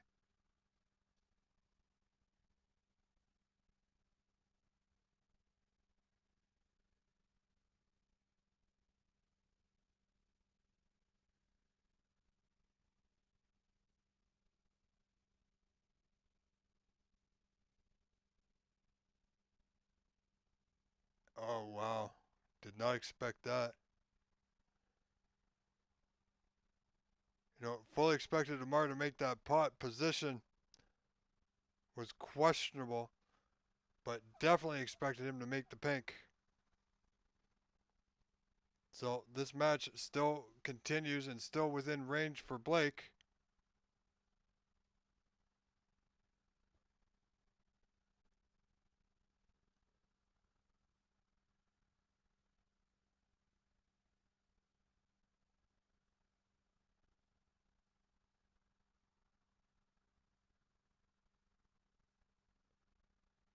Of course, there's only really two open potable reds at the moment. Well, the red by the brown rather, will pot to that top left right corner. We're going to start with red to left center. Good pot. Needs position, which he has. Wow, look at this. He can pot this blue to the top middle. And as I previously mentioned, he'll be on that red by the brown into that top right corner on your screen.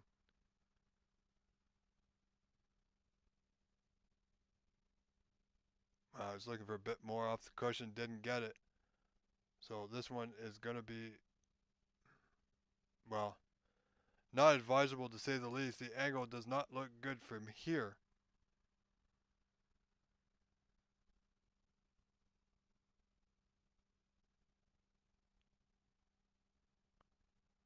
And remember, folks, there are only 4 players in each group, so only the top 2 will advance to the knockout rounds.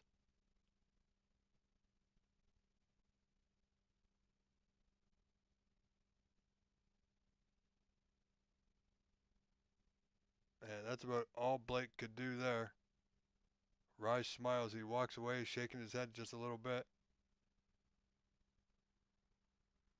Very nice player is Blake. Nice gentleman.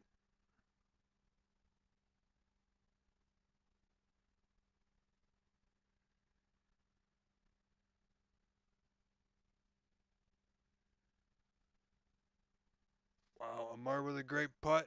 That bottom left corner. Will he have position? He's on the green. Let's see if he can finally put some points on the board here.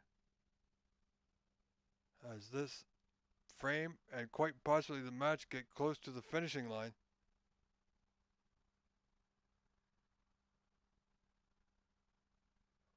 And he's nicely on the red with a great angle. And now if he can get down on the blue, he might leave himself an angle on the blue to go into the reds, dislodge something.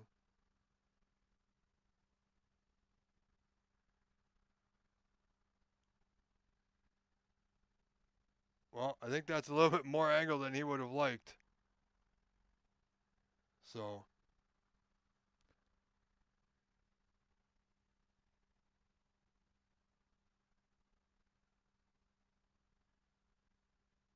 he's got blue, that bottom left corner, blue to bottom middle, green. Obviously, we're going green to the bottom right corner of your screen.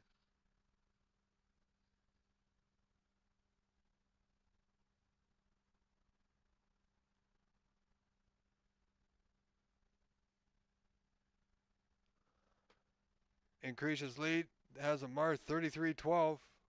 So 21 points in front, 3 reds remaining. Every ball putted is putting Amar closer to that finishing line.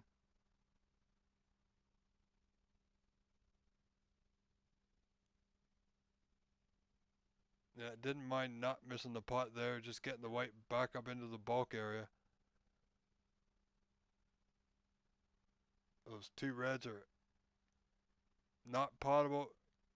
They're also hampering the black, of course, out of commission for the time being. Won't bother Amar as he has that 20-point lead here. So all Blake could do. Well, that's going to change things. The black is off the cushion. And he's got a great safety right there behind the green. Amar might be in trouble here. One good snooker could be worth a lot of points. Being with the foul and miss rule, no limits on how many times that white can be put back.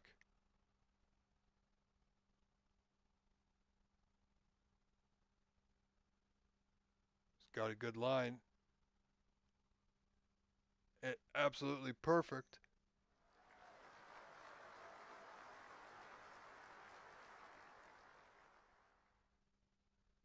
So Blake, well, if he comes off the right side of that first red of the group of 2, obviously, he's going to open things up here. Black should be free.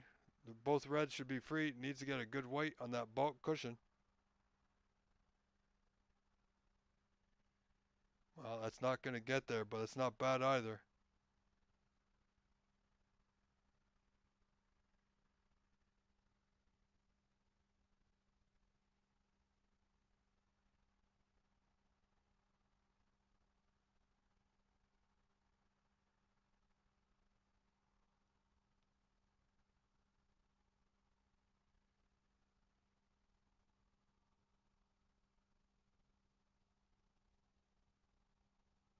Amar playing good with his safeties here. Where's the cue ball going? Wow, he's gotten away with one, hasn't he? Amar digging in deep, holding on to that 21-point lead. Still 3 reds available, so 51 on. Blake, however, cannot afford any more missteps. He's missed a few putts since we've joined this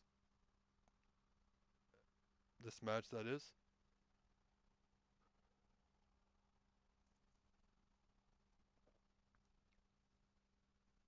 Needs to get things open and keep them safe and tight at the same time. Amar looking at the red just under the black there, and I believe it will putt to that bottom left corner. White should travel right back up table.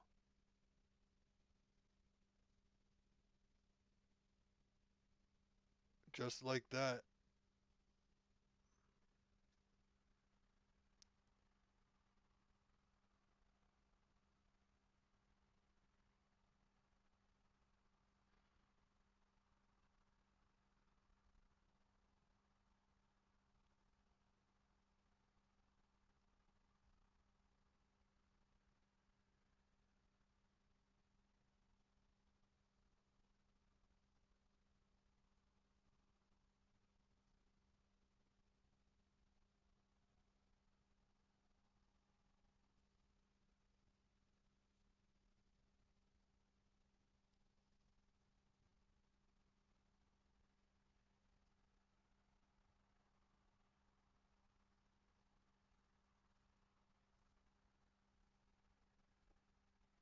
So Amar just needs to hold himself together here.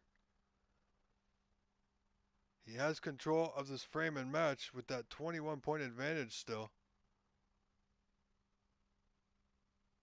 But he's left this red open. This red to the top, or sorry, bottom right corner of your screen. Very potable. One I expect him to get.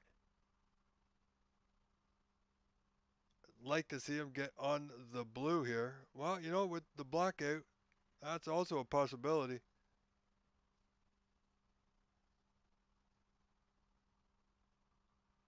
Well, he's overcut it.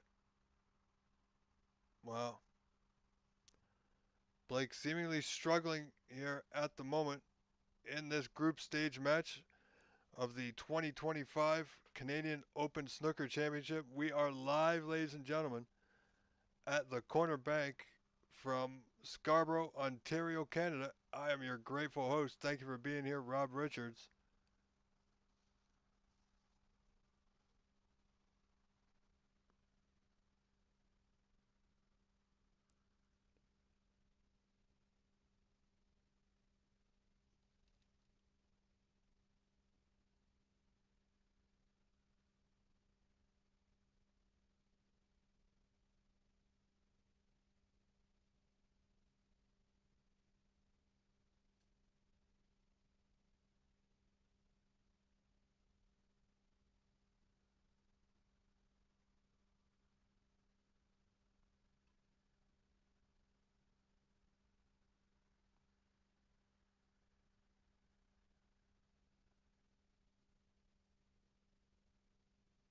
Well, I just have to look at our chat. And yeah, some people do have higher expectations, but you know, this game is this game is so easy from this side of the table, isn't it?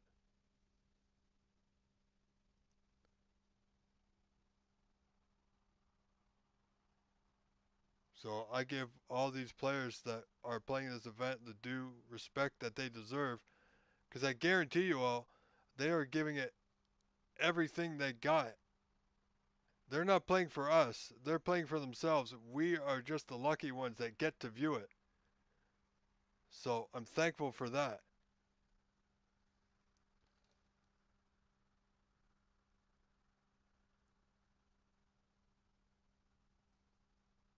Yeah, Amar is playing very cautious. You know, he's got that. He had a 21 lead, now 13.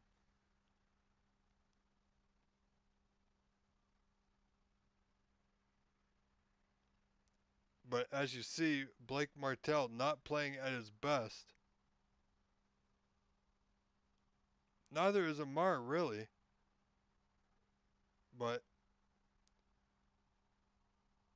he's just doing a little bit better at the moment than Blake. Blake's left Amar another pot on to that top right corner of your screen.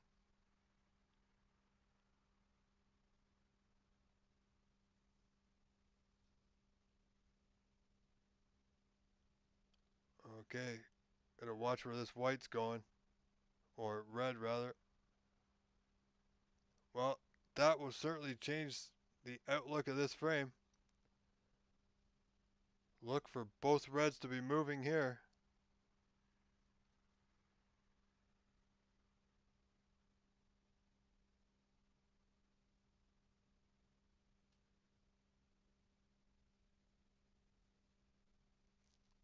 So much so he doesn't like going at it direct, but doesn't have a lot of choice.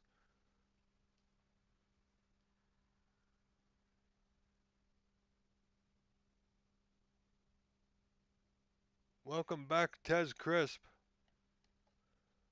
Well, as we see, that is a foul. So Omar will have him put back.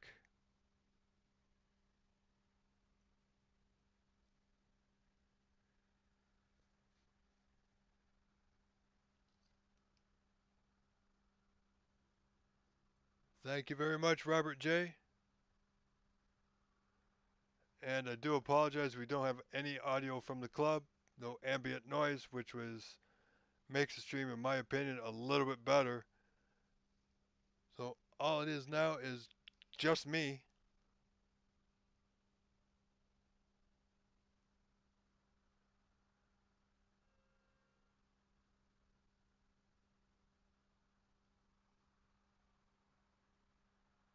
So Amar now with a 17-point lead. Could play this. Well, it's more like the double is on to nothing really, like more like a shot to nothing. But he didn't attempt it. Playing real defensive now is Amar. Sooner or later, somebody's going to have to step out and go for one.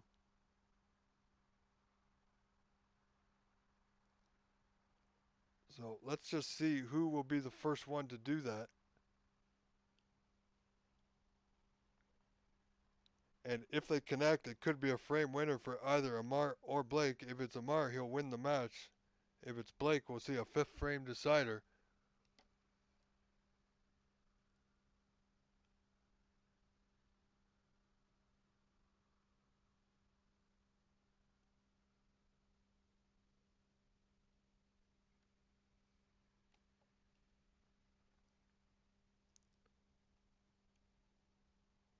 And that's not bad from Blake. Got the white through the gap of the little bit of traffic. Back up into the bulk area.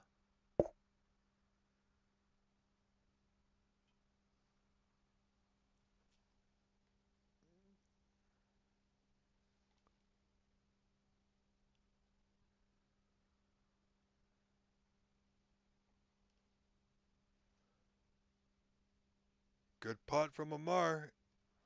As I said, every ball he makes inches him closer to that finish line. Well, you know what? He has a good angle on this green if we look at it properly. Just he's tight to the cushion, but if you concentrate solely on the putt, this green to that top right corner, the pace he plays it at, he'll come right off that side cushion.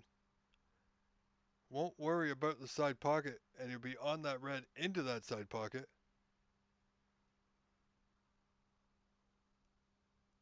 As so. So much so, a little bit too much pace. Now, we saw him have this shot earlier, which he missed. So let's see if he's learned this thing or two. Reclaiming that 21-point lead now, Hazamar.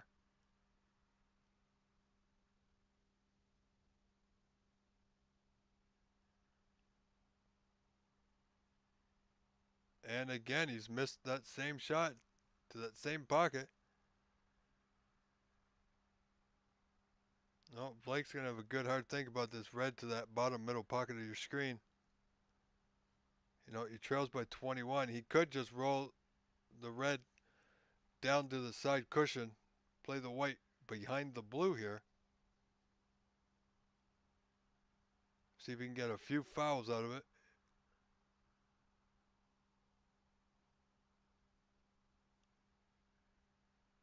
Well, he played the putt. I'm not sure that was wise at that moment. He knew he was running into the blue. Cue ball on that top cushion, top side cushion rather. Still got a putt at the blue, but now he's got to make it. Not too comfortable with it, but he's got to go for it.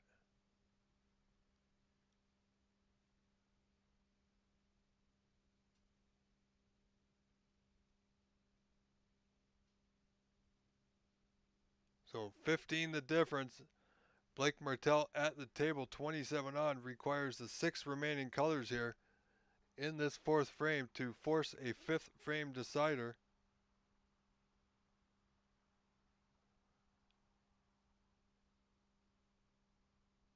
Well, that's going to be, well, that should be it. Brown is the only difficult ball. Not, well, he can still get on it. It's not textbook, but this position from yellow to green should be for Amar.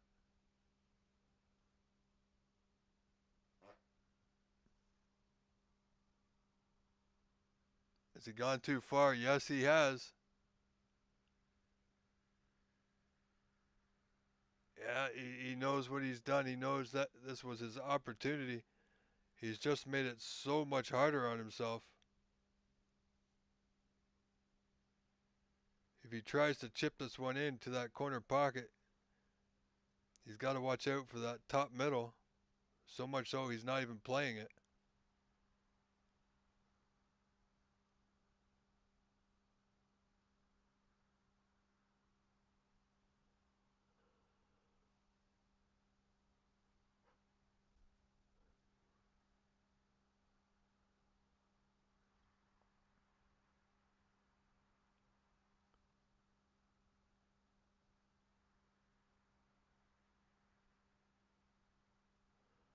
So Blake comes back to the table.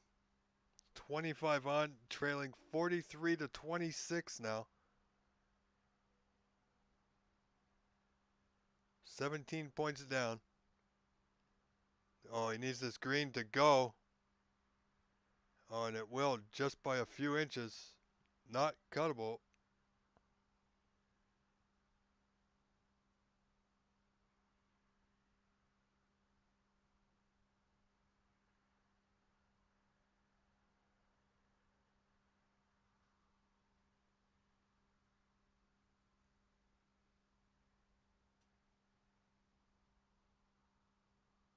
Mark looking for a snooker behind the pink. I think it's pretty close.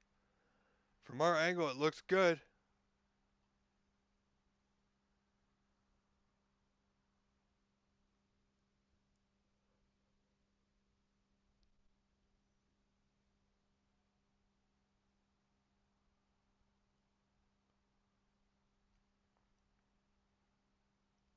Now Blake needs the hit. He also needs to get it safe. Doesn't want to leave it an easy putt for Amar.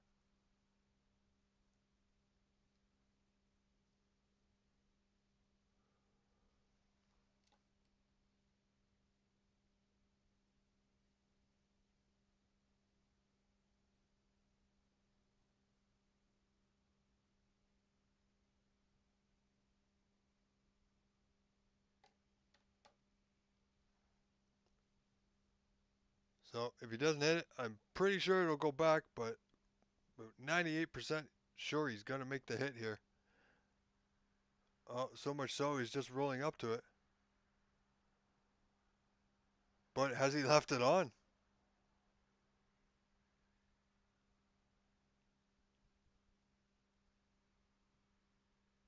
I mean, they're very close together. Yeah, they were too close to make the pot. Oh, Amar not willing to risk a foul in a push shot. Amar been very patient, taking putts on that he feels good about, passing on others that he doesn't.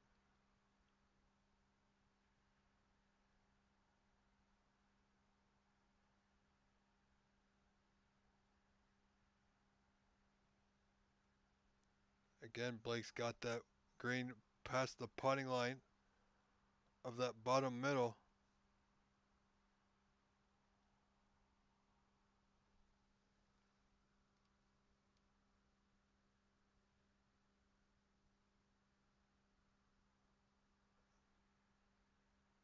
Amar's got a good white. Both players battling out very well, going toe to toe, shot for shot here in the fourth frame. Amar trying to end the match with a 3-1 victory. Blake trying to extend the match to a fifth frame decider.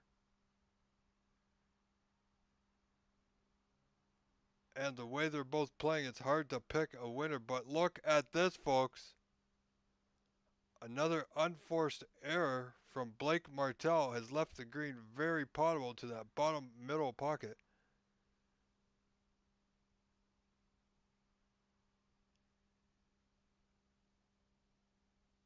Oh, and he overcuts it.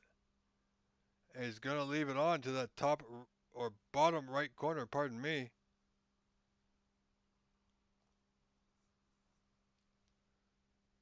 Could this be the turning point? Blake only needs to make 5 putts here. And this is his opportunity. Unsure what kind of angle he has here if he can get on the brown. But if he can get good position on the brown off this green, then he should, by all means, win this frame.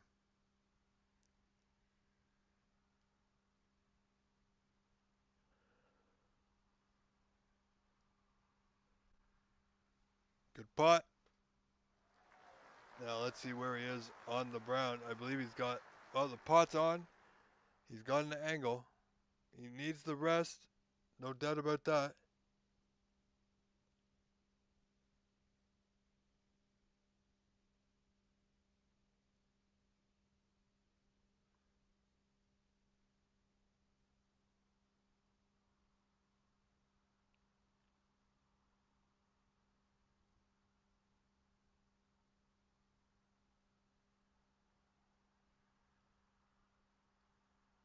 Another good putt for Blake Martell.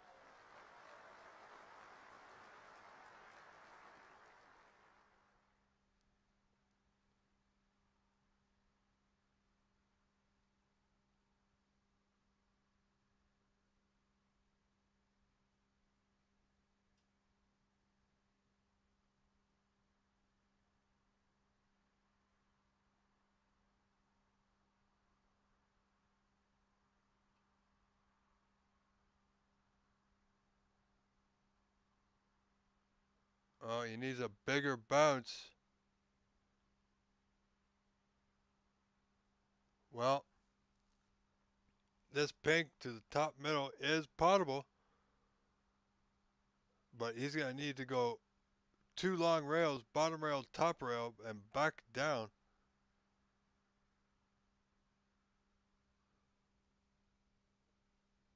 If he's going for it, he's got to go he's got to go right at this putt or play the safety if he's not comfortable with it.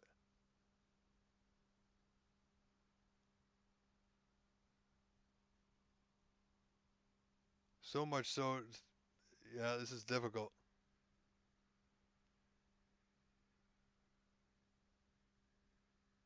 Play it into the corner instead. He's got a good white, so he'll take that.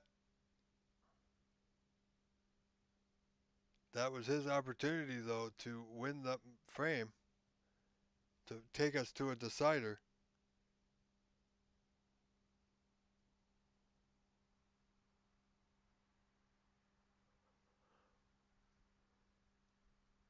Amar would love to put that black on the bottom cushion if he could.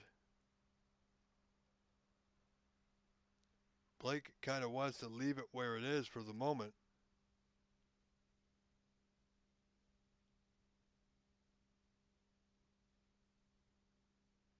Needs to get this safe. At this situation, you want to get the object ball safe.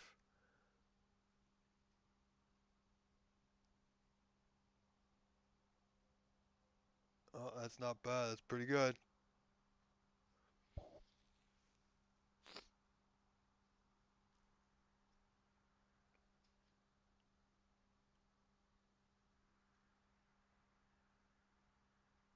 Amar just doubling it to the other side of the table. Not doing anything spectacular, not stepping out. Haven't really seen Amar go for much in this frame. And the ones he has stepped out, well, I got to say, he's missed or gone out of position.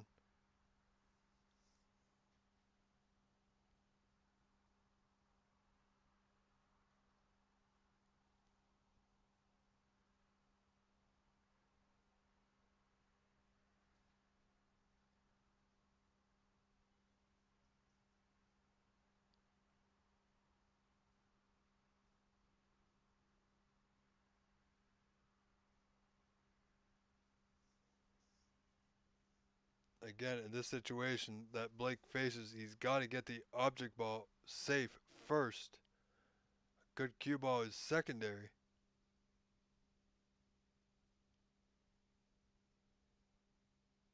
Well, he's got, look at, where is the pink going? Where is the pink going? Oh, would you believe it? Wow. You know, I can't. Blake conceded the frame. It goes to Amar, who win this match 3-1. I can't believe he didn't get Amar to shoot.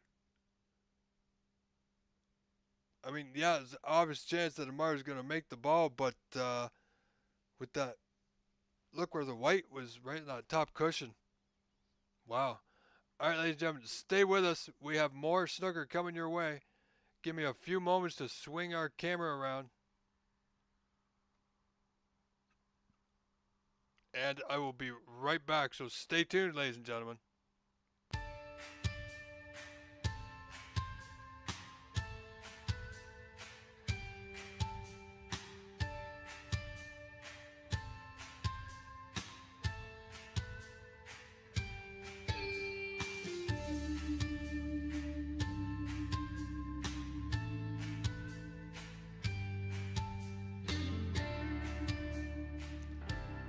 All right, ladies and gentlemen, thank you for sticking around. We are watching Levi Myler versus Adele Q.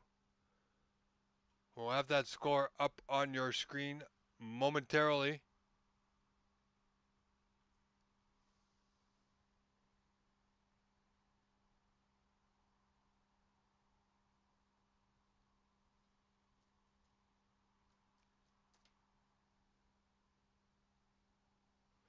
There we go. Levi in front, 69-0 in this second frame, leading the match 1-0 already.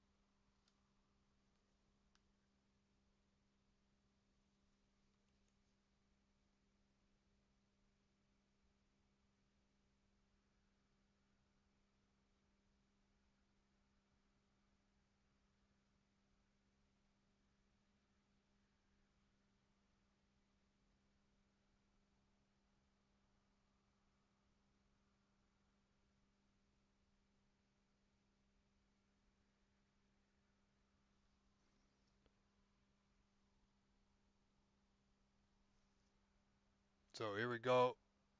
Levi on a break of 43 will take this second frame and lead this match 2-0.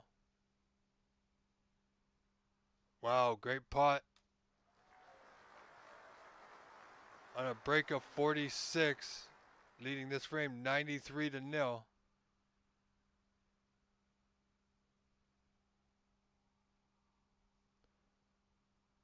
So possible 68 here.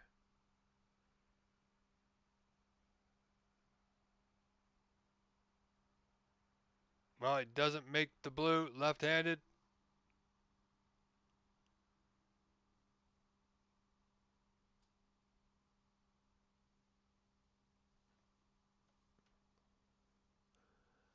All right, ladies and gentlemen, we're going to take a short break. I need to have a quick look at something, and we'll be right back. Stay tuned.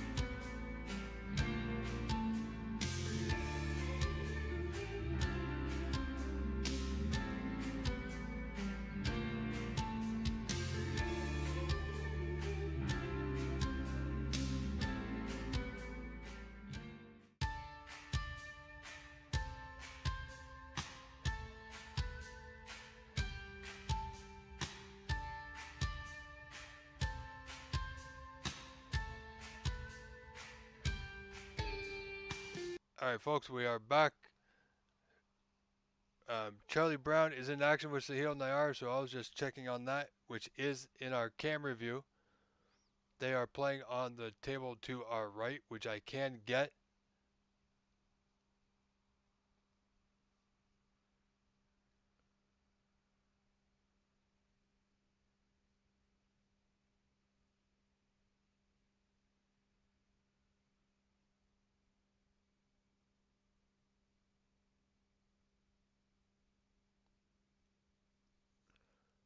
So we'll keep an eye on that match. This match, Levi over Adil 2-0. Sahil leading Charlie Brown 1-0.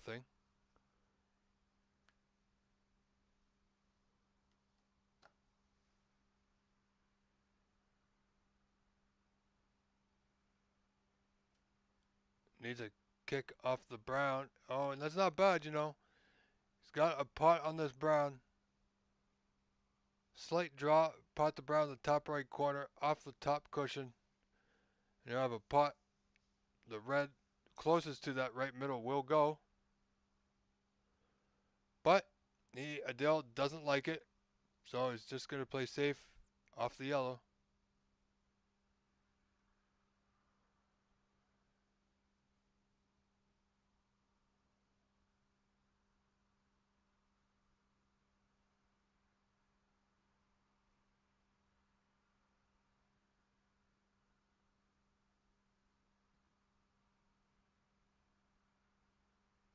Everybody's got a good white. That's not bad.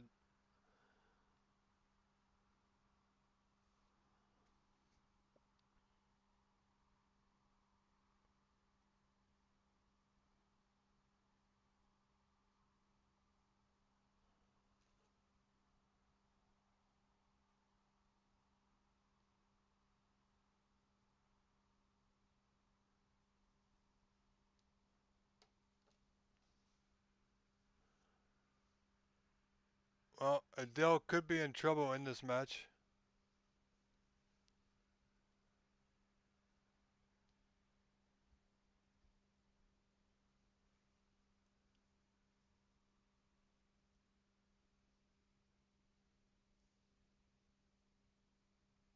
Does this red pass?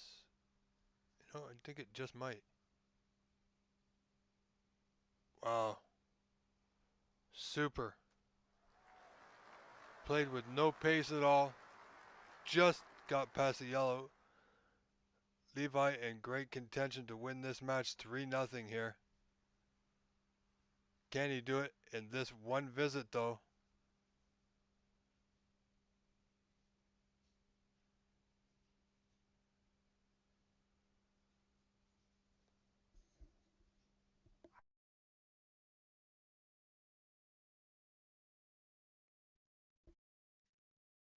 So we will see what Levi can do with this red, the bottom right corner. Oh, that's not all bad. Not great, but not all bad. Just going to need to, after potting this blue to left center, maneuver his white in and out of bulk area.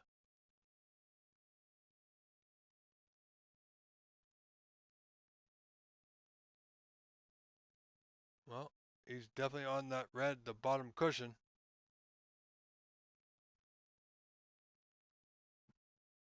But there is a red in the middle of that line of three that he might be able to back cut.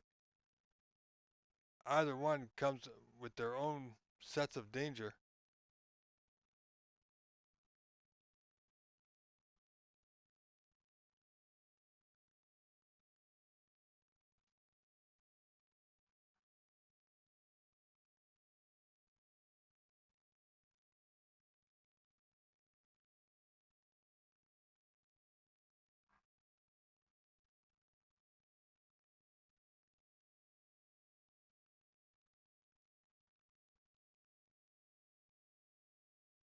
Nice pot on the bottom cushion.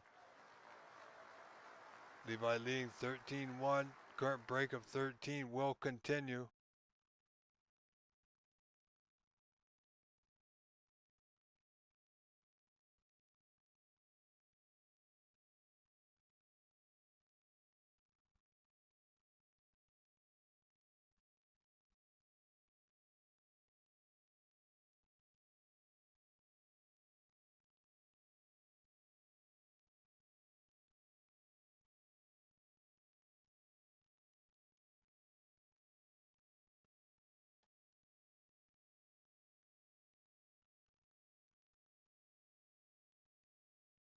He's weight perfect on this red. Bottom right corner. Now, does the black go past the red into that bottom left? You know what? I think there's a chance it might.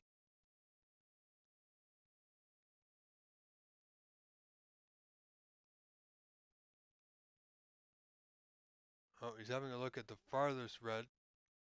Can't quite get to it, I don't think.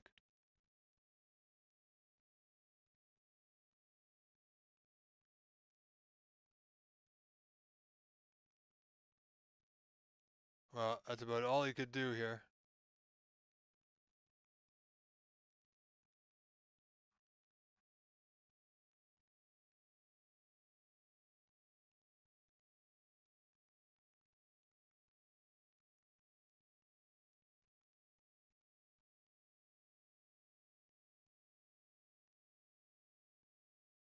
Look at this putt. Oh my goodness. Valiant effort for Levi Myler.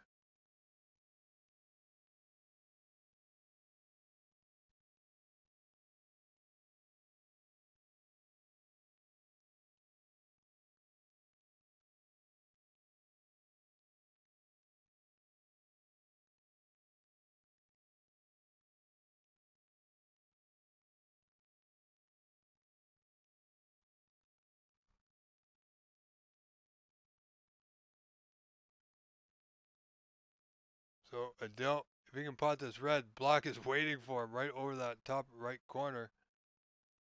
He's just got to make one ball here. And oh, well, he may have made the block anyway.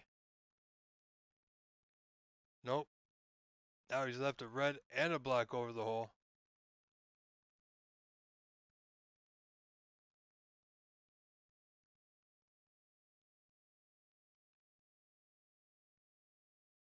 So instead of playing the short red, Levi going for the long one. Not sure why he had a red into the bottom right or left corners. Could have played either one of them.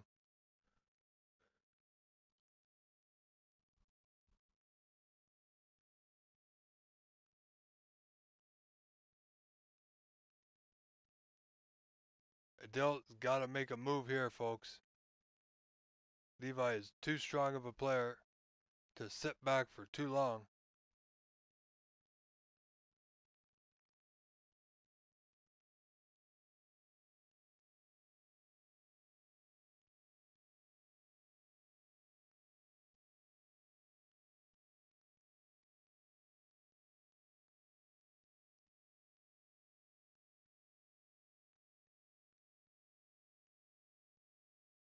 Yeah, that's just not going to do it.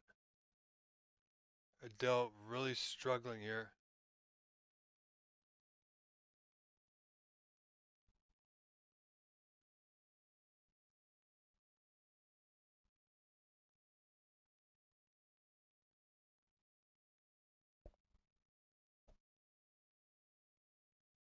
And Sahil and Charlie Brown, Sahil's still sitting at 1-0. They are just in the starting stages of that second frame.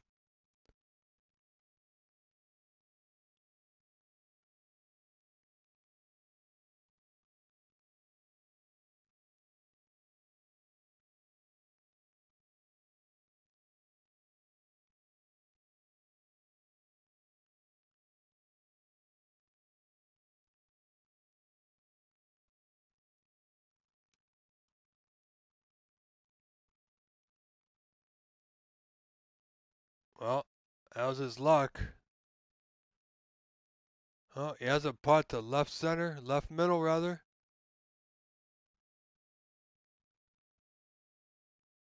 White a little close to that red to be comfortable. But he should get the putt, if not be fairly close anyway. But being close in this game doesn't count.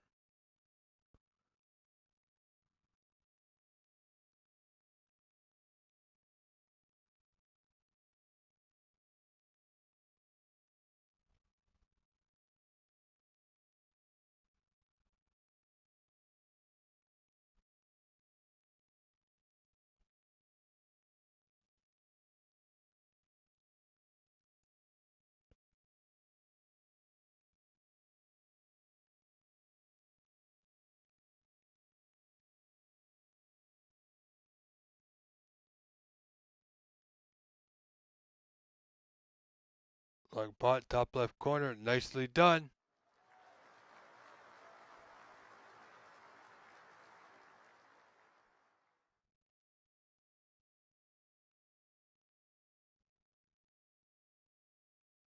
Levi cruising to a 3-0 win here.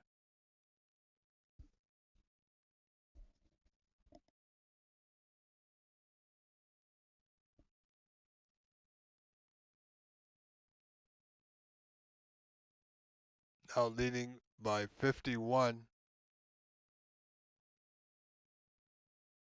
67 on.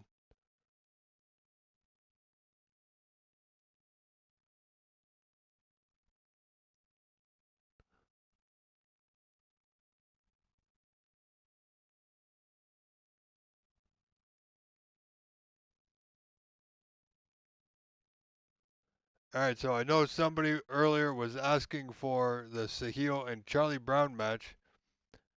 Well, that's currently underway, and we will be going to that match very, very shortly. So stay tuned. We'll stay here for the conclusion of Levi and Adil.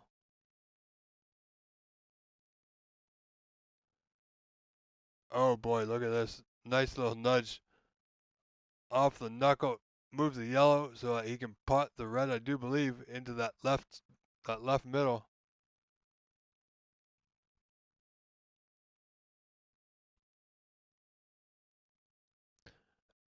Well, David, I hope you're. I have a lot of, there's a lot of players, um,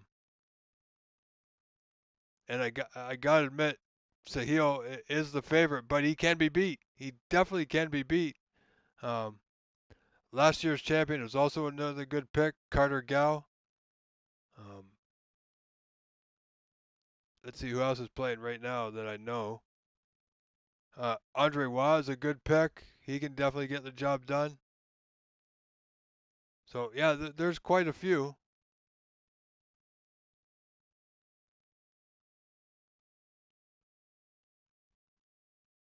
All right, Levi on a curve break of 61, a difficult red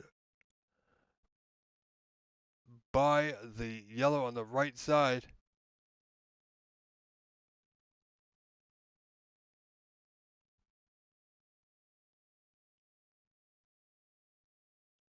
There is a century possibility here.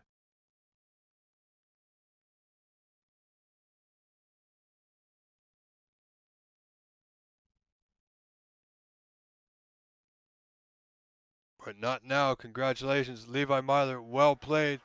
Will win this match 3 frames to 0. All right, ladies and gentlemen, hold on to your seats. We will be right back in just a quick moment while I readjust with Charlie Brown and Sahil Nayar.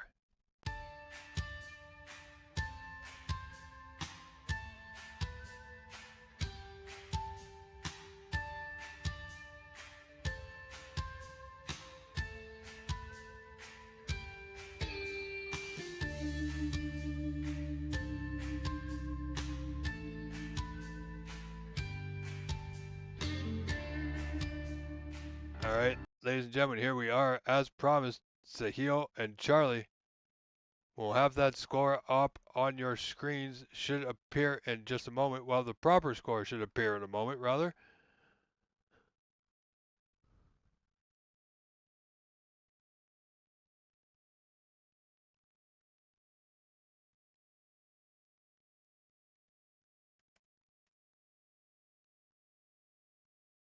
And there.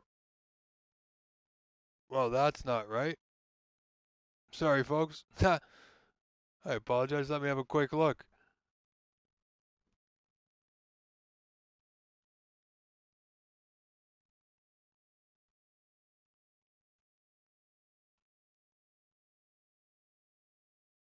Okay, now we got it right.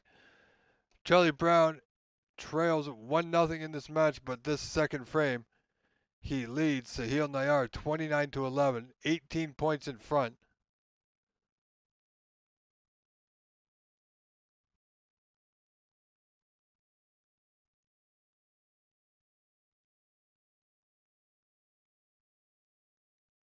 This is the man that everybody has come to watch. He's not just a favorite for this event, he is a fan favorite. Is Sahil Nayar. Watch the cue ball going. Wow, we saw it in the rails of the pocket, right into the bottom of the bag.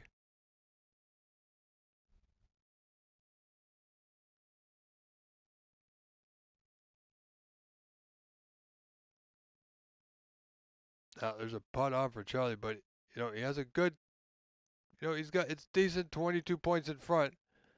Doesn't seem like a lot. I mean, even with a player like Sahil, definitely can't make any mistakes. Same could be said about Charlie. Make a mistake against him, he's a good player and will tend to take advantage of it most of the time anyway.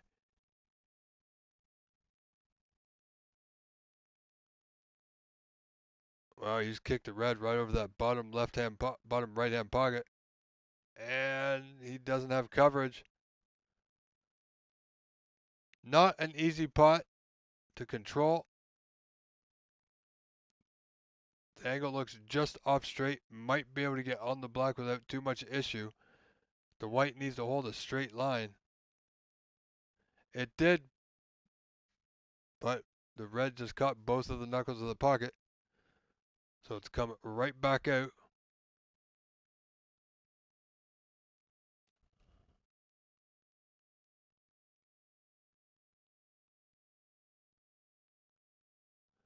Yeah, David, Bernie, you're right. Floyd Ziggler, he's been there before. Jason Williams obviously been there before. We know he won out in Markham at Master Q. Also, as a dark horse, a good dark horse, he was a dark horse of mine when Jason Williams won it, and Jason Williams defeated him in the semifinals, and that's one Edward Ling from Master Q Billiards in Markham. He's certainly got the ability and the talent to get the job done.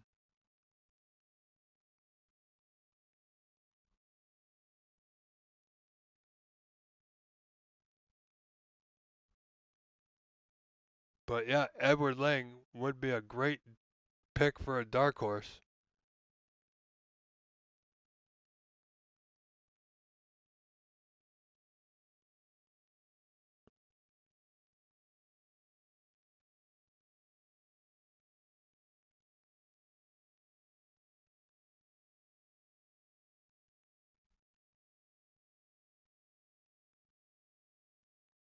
Well, Sahil made the hit, but he's far from being safe. So Charlie Brown needs to take advantage of this opportunity here.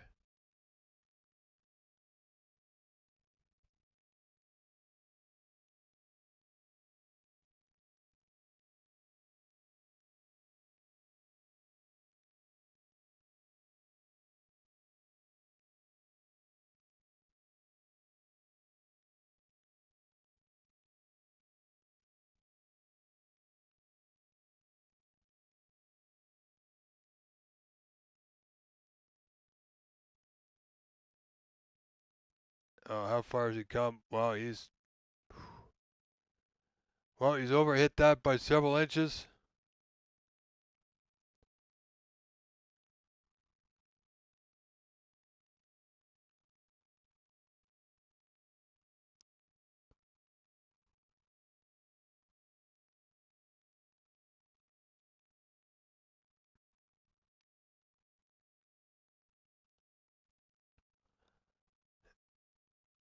You know, it doesn't look anything nicely potable. Red's not in a good position rather.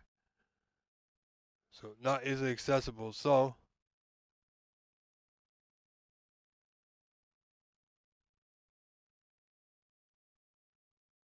just back to bulk he went.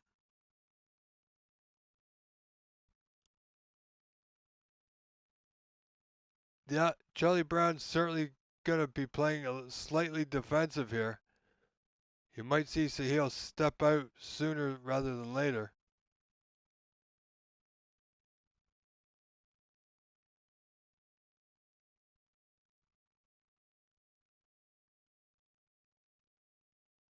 Well, he got the cross double. Is he going to get position on the blue? Yes, he is. And why? Because he is the real deal, Sahil Nayar. Not playing the blue, just playing off the cushion behind the yellow.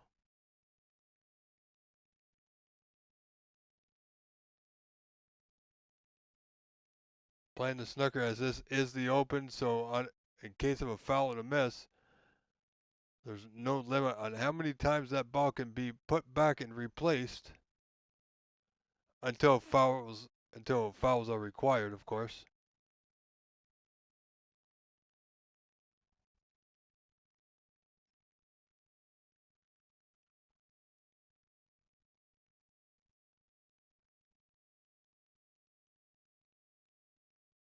Charlie needs a little bit more pace, or does he have enough? It's going to be short. Had the line, just didn't have the quite enough pace to that cue ball.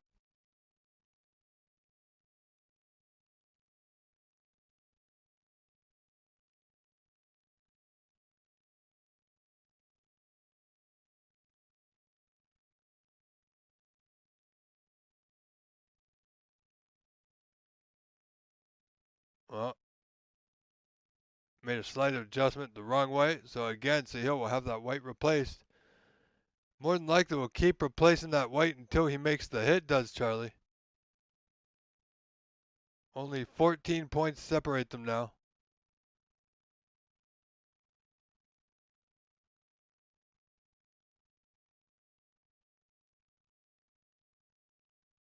And no, Charlie's definitely not a slow player. It's just our internet is having a bit of an issue. Bit of network congestion. And he's missed again.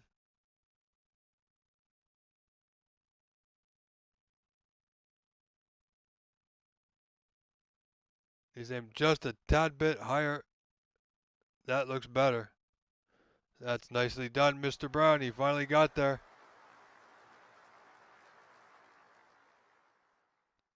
Yeah, David, there is a mercy rule. If a player requires 4 snookers or more going into the colors, the frame has deemed to be over and awarded to the player, that has the points, of course. So if a player requires more than 4 snookers going into the colors, then the frame's over. However, if there's 1 red on the table, no matter the point score, that frame will carry on.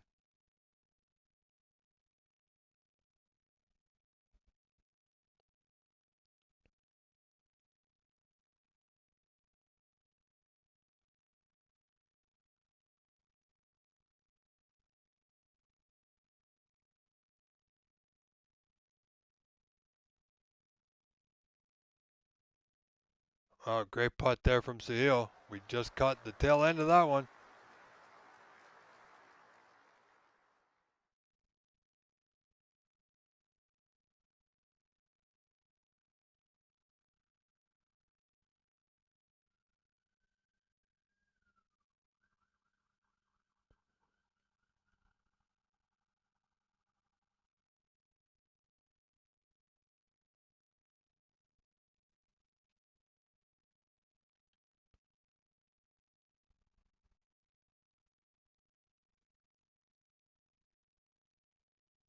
So we are holding on to our video broadcast feed from the venue, I gotta say, by a string, a thread, really. Wow. But we have no audio, but we know what? It's okay. I am still here. I am your grateful host, Rob Richards, and thanking you all for tuning in. Absolutely amazing day so far. Sahil again worked his way back in.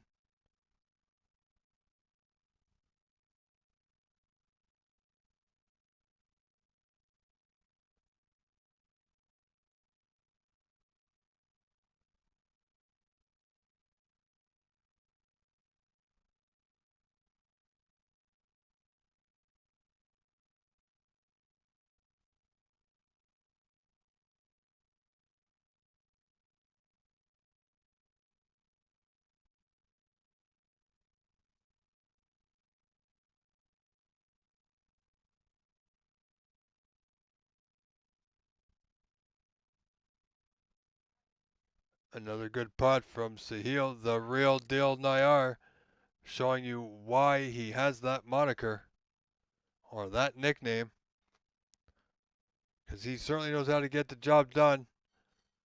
Great play by Charlie Brown, but Sahil Nayar, well, he's just that good.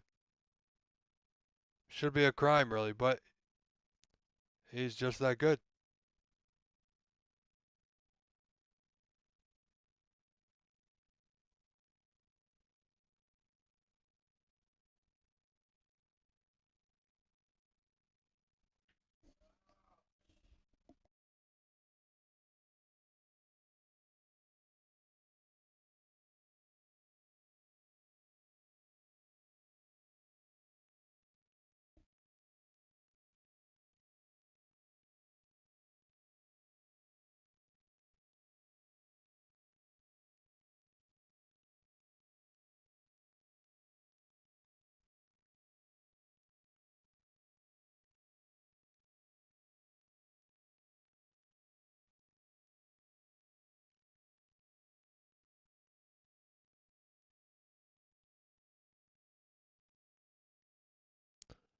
So here we go. Sahil Nayar, one frame up, leading 49-34 in the second.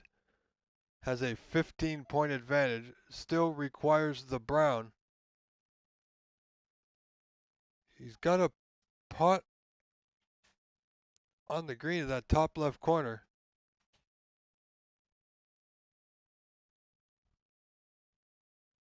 But positionally, he's not too comfortable with it.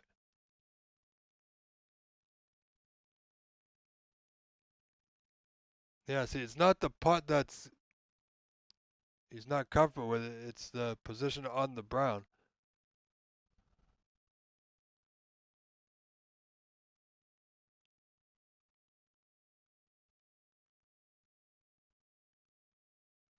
Absolutely, David. I mean, I for one, like many Canadians, can't wait for Sahil to be on the Pro Tour.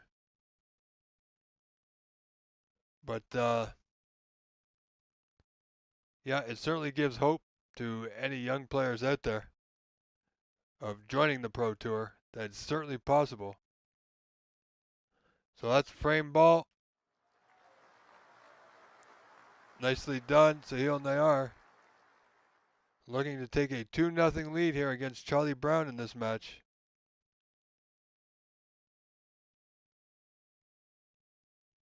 He's just about perfect on the pink, that bottom right corner. Frame 3 should be coming up. There it is. It's going to show us a little something with the black. Nope, just pot it. All right, congratulations to Sahil Nayar. Now with a 2-frame-to-nothing advantage over Charlie Brown. We're not going to cut away. We're going to stay right here, folks. So stay with us. As you can see, frame 3 is coming right up.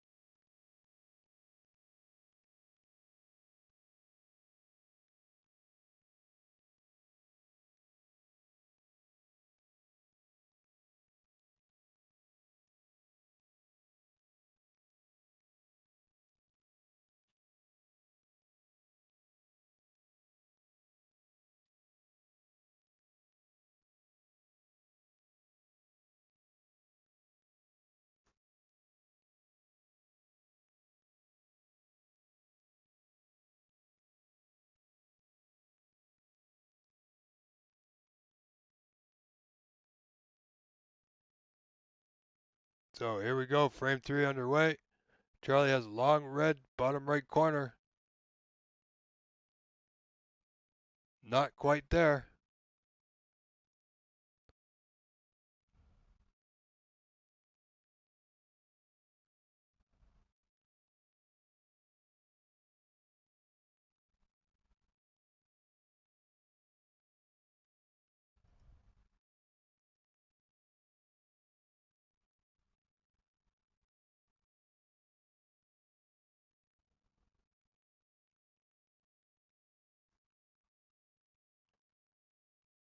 Where's that red going? Nope.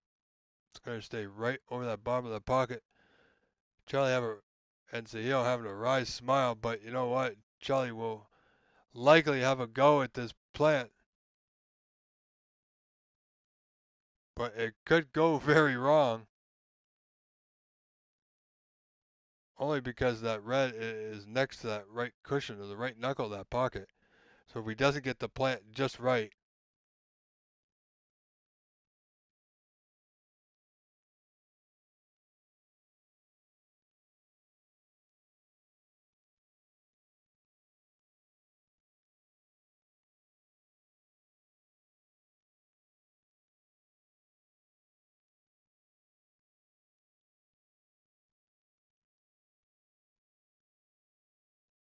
yeah, exactly like that.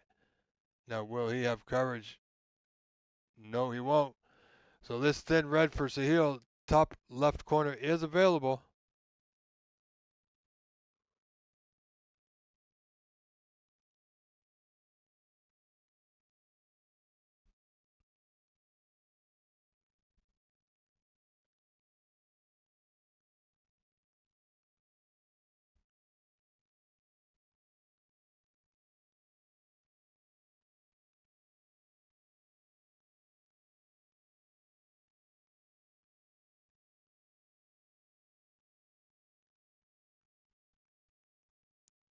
Yeah, he's potted that. He's got the block back on the spot.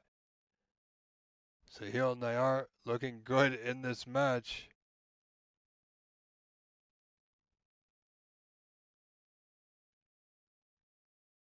I gotta tell you, the best I've seen this man play is when he won the Pan Am Open event to win the pro card.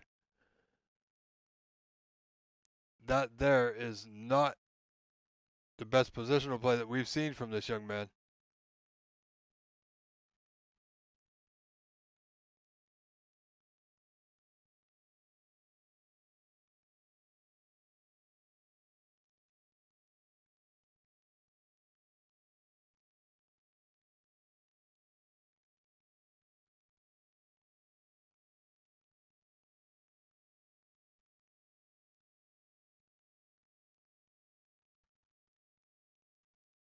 Good solid pot on the yellow with the rest. How's his white?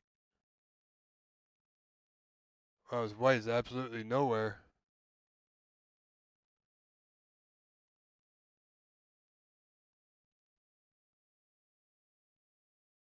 So again, ladies and gentlemen, we are having some network issues apparently.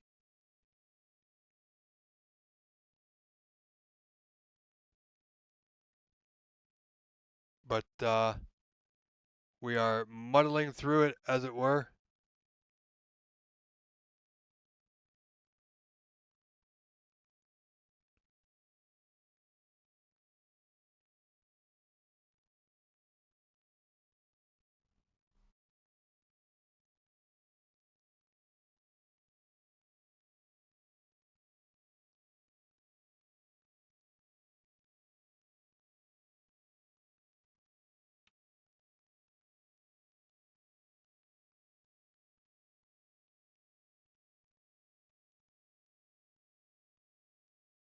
So we lost connection. Now we just got it back, so bear with us, folks.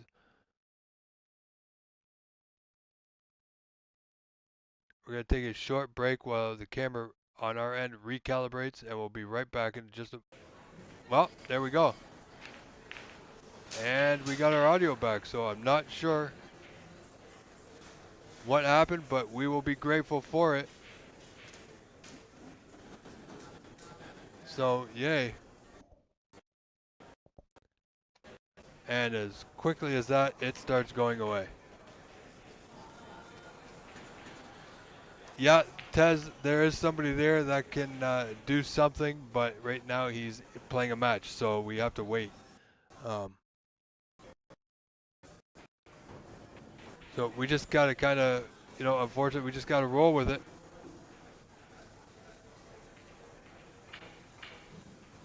But I'm not going to complain. We got audio, we got video. I'm quite happy to keep it right here where it is.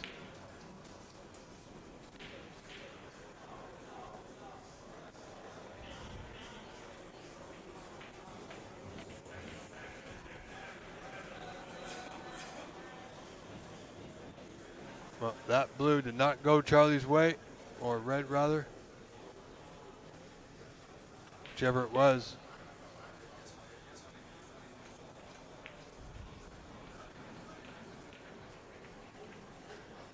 No, David, I am at home today. If I was, we wouldn't be having this problem. Not as much as this. But I might very well be there tomorrow. I will definitely be there for the finals day of play on Sunday. Come hell or high water, I will be there Sunday just to ensure that we have a good feed for you. Each and every one of you, of course.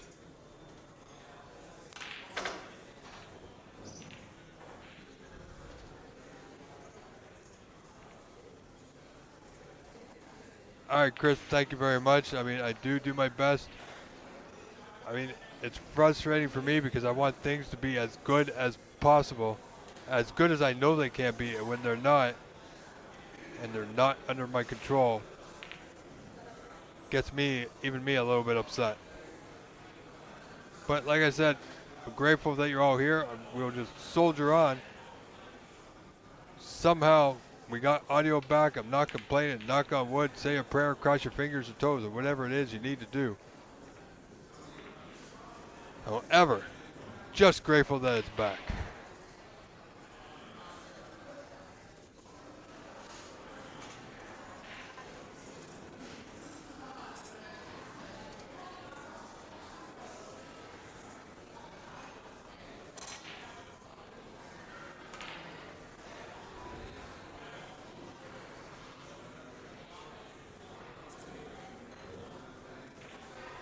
You're very funny, Bonnie. The Leafs are on the 19th hole now.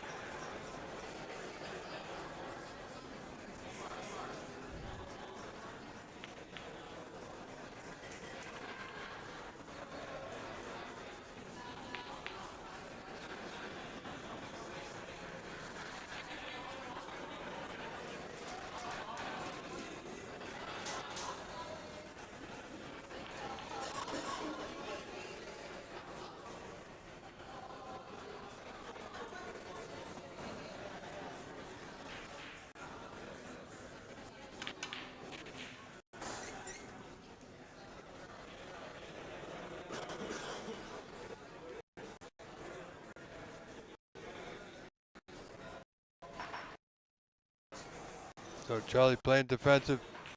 Only 1 point scored thus far by Charlie.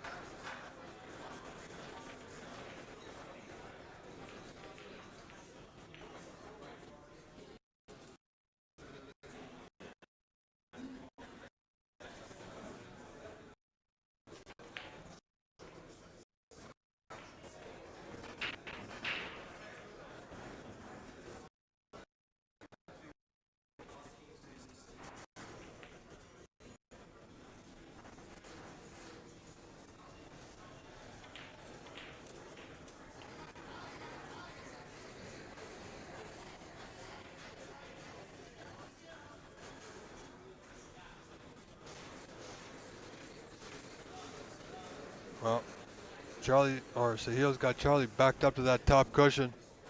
I love it when there's audio.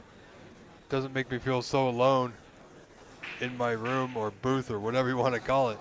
Um, also makes me feel like my sound is working, or my own audio with the new microphone setup. So Charlie trailing 17-1 in this third frame.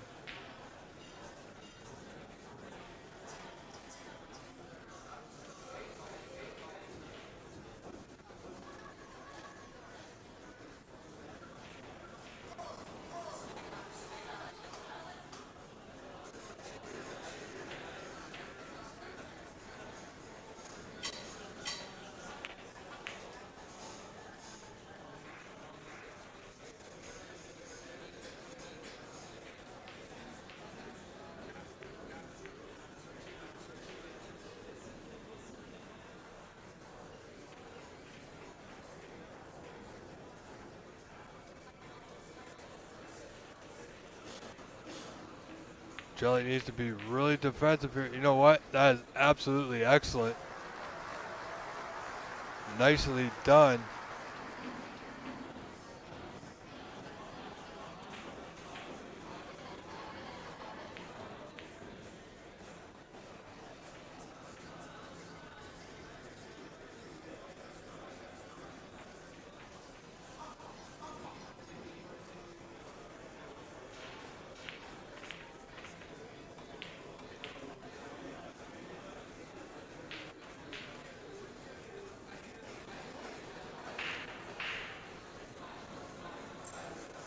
So, you know, he might be playing this off the knuckle of that left middle. No, he had enough of the cushion. Wow. Yeah, that's definitely going back. He can try again.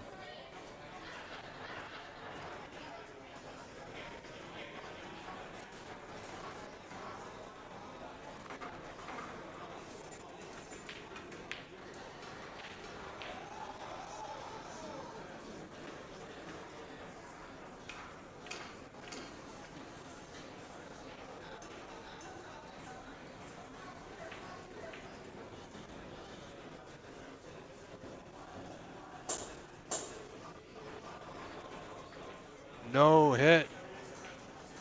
We will try again.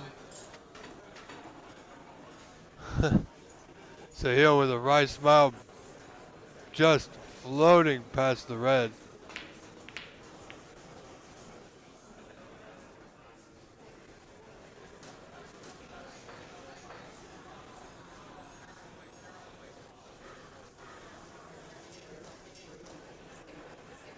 Oh, he's got a good line. Does he have the pace? Yes, he does. Nicely done. Sahil Nayar.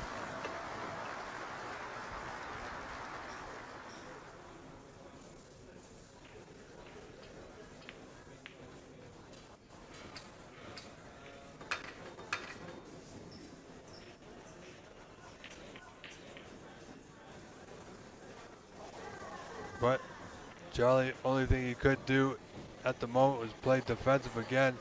Sahil will cross this red on the left side, return the white back to bulk. Keep the pressure on Mr. Brown. And that, I gotta tell you, is not the best that we've seen from Sahil Nayar. Come on, audio, stay with us. We're praying for you.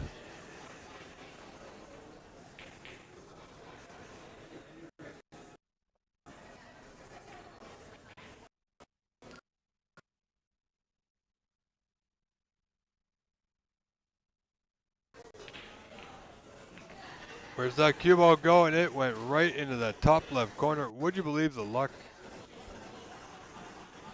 It's absolutely, I can't script it like this. Wow.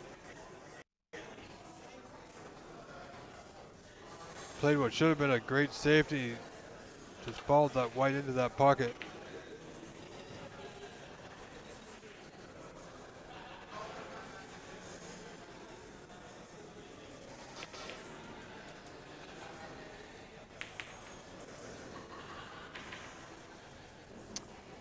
Test Crisp, yeah, Not anytime soon. It'll be a couple of weeks, or maybe like a month and a half. But there's the Pan American Championship, Open, and Seniors events coming up at the end of August, first week of September, I believe. So, well, more like 2 months away, really. That is coming from Sacramento, I do believe.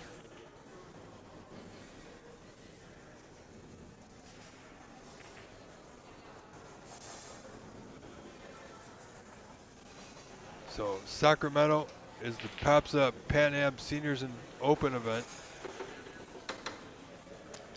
And you know what? I am going to have a quick look.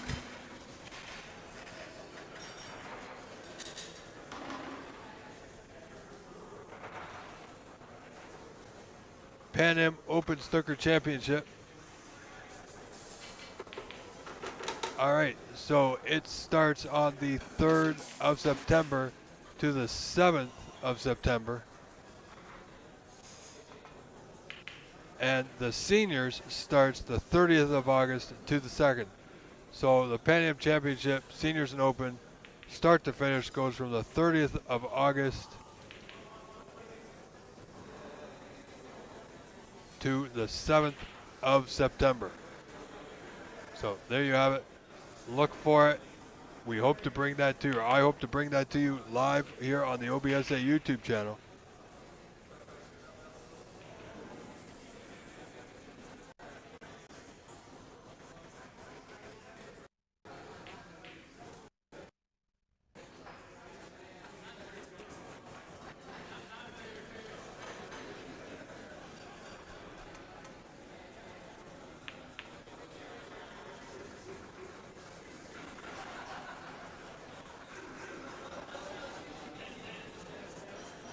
Sahil on a break of 23 in front, 44-9. Wow. Where's the blue going? Oh my goodness. Would you believe it? Again, like I said before, you can't script it like that. You just can't.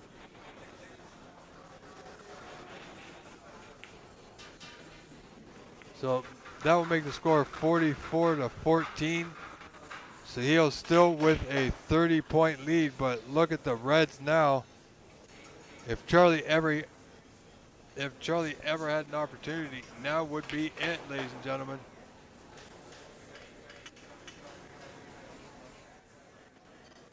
You would absolutely think that Charlie Brown must make a move here. He's got to get it. He's got to get the position.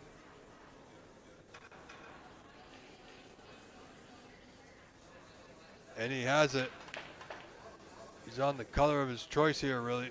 Blue passes the red, that top right corner. Get it back in the spot. The red into the same pocket awaits him.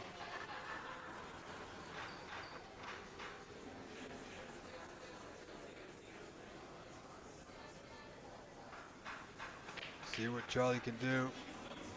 24 points down. Trailing 2-0 in this match. Wow. You know, this is not the Charlie Brown that we're used to seeing, but I gotta tell you right now, and for some unknown reason, there is a lot of distractions here at the venue. It's a busy, busy place.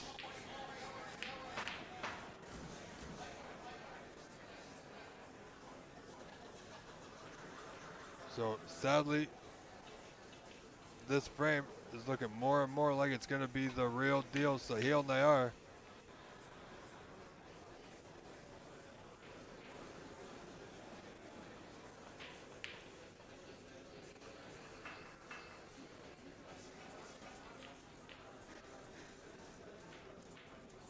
And Sahil is cruising his way to victory here. Slowly but surely getting closer to that finishing line.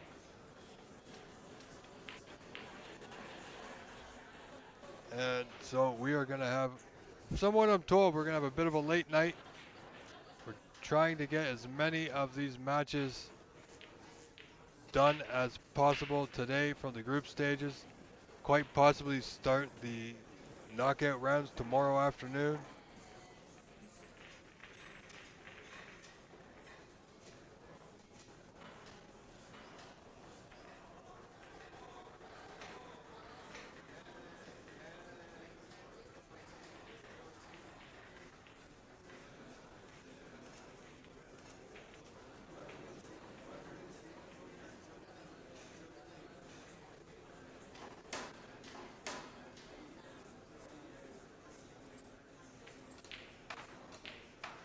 These go around the cushions, avoid traffic. Wow. Sahil's just putting on a clinic here now. 45 points in front, 59 on. So red, color red should do it.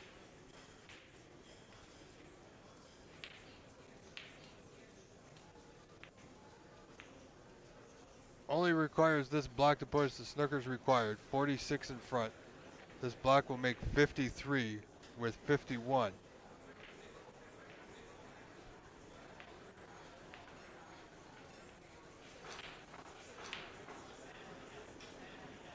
And that's not a bad effort.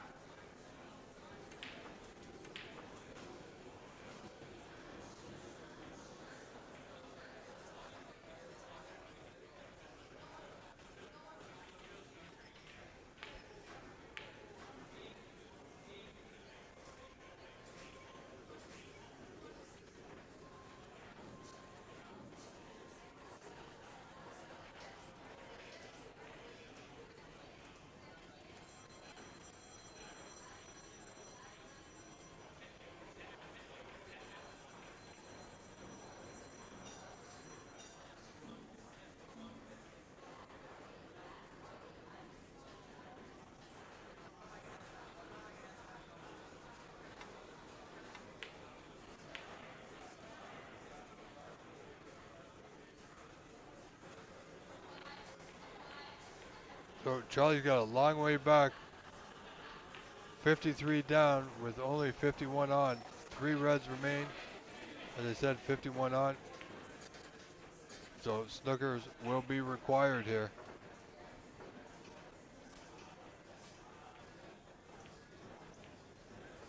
Well, good hit from Sahil. Well, it's a hit nonetheless. We'll see how good it is in a moment.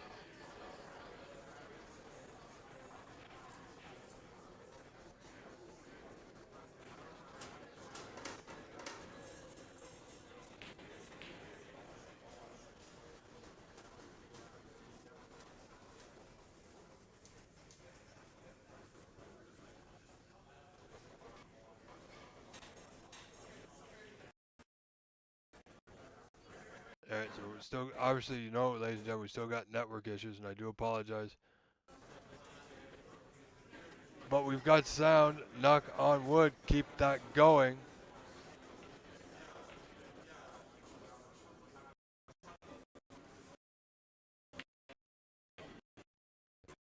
This is the 2025 Canadian Open Snooker Championship live from the Corner Bank in Scarborough, Ontario, Canada. I am your grateful host, Rob Richards. Thankful that you are all here spending your Thursday evening with us, and afternoon and morning. We have been live now for the past 8 hours and 10 minutes.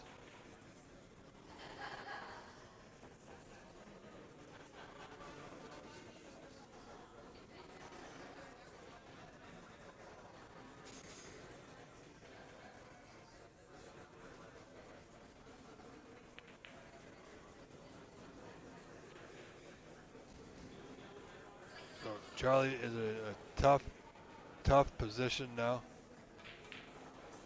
He's 2 frames down, 53 points down with only 51 points available.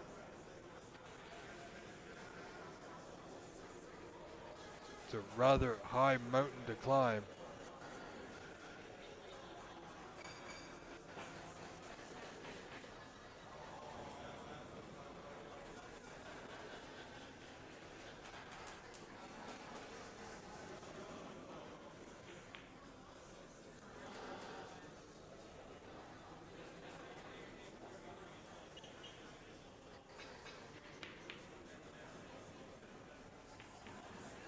Oh, he just came in contact with the pink, or else he would have been absolutely perfect. Has he gotten away with it? He did. Cannot see the 2 reds in the middle. That won't bother Sahil. He'll just put the pressure on a little bit more.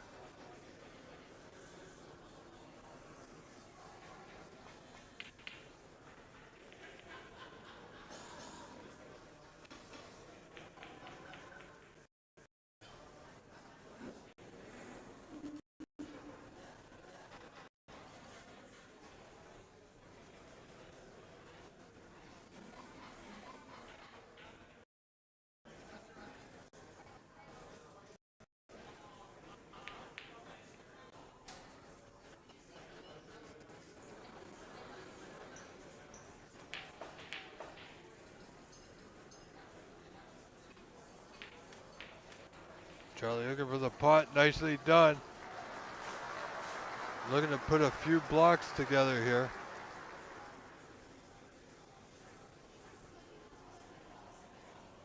Absolutely crisp. Not sure he can, but I will tell you he's going to give it everything he's got. If that white goes, he'll have that red to the bottom right corner, and he's just about perfect.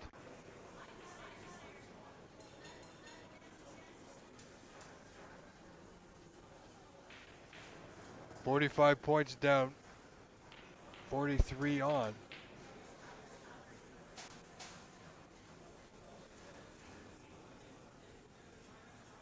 Charlie Brown looking to, well, he's not going for the red. He's going for the snooker, which is odd. And he didn't get it. He's going to leave it on for, well, leave it on for Sahil. And this should end the frame and match.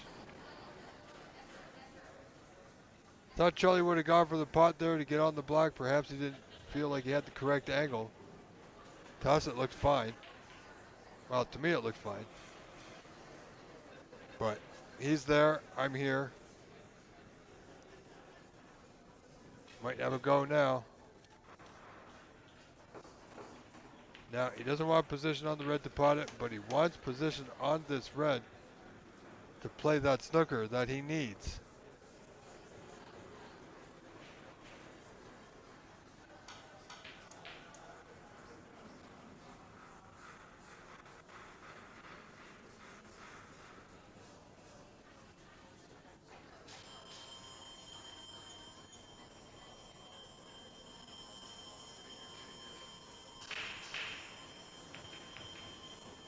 All right, so people's phones are going off with the Amber Alert.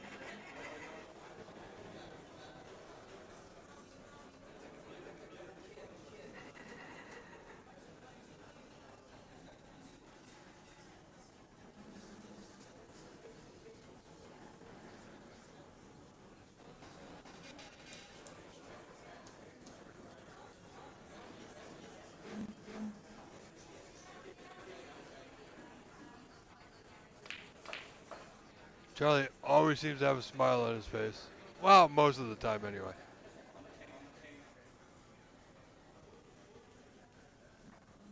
Charlie just trying to work out now where he wants to leave the white. He needs to get this absolutely perfect.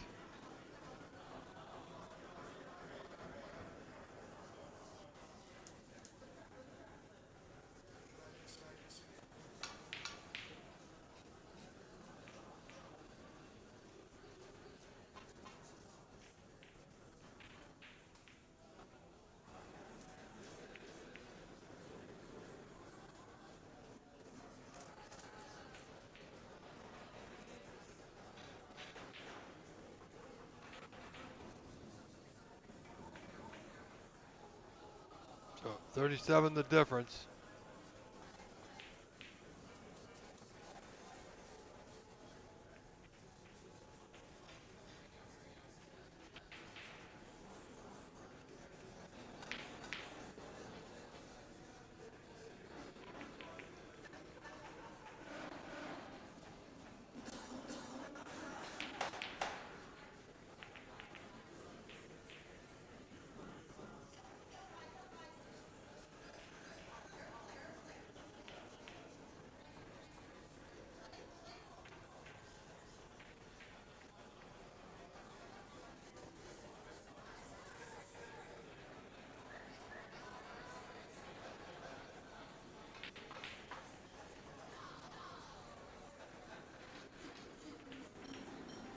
Renato, I'm sorry, no hablo español.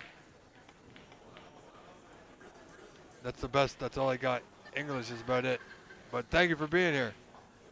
David Burney, that would be absolutely, I don't want to say horrible, because it's for a good cause, but you know what? It's not horrible. The players will simply have to suck it up. Um, you know, those Amber Alerts are important. If they go off for a reason, not because somebody sent a text message, just decided to have a quick chat with someone.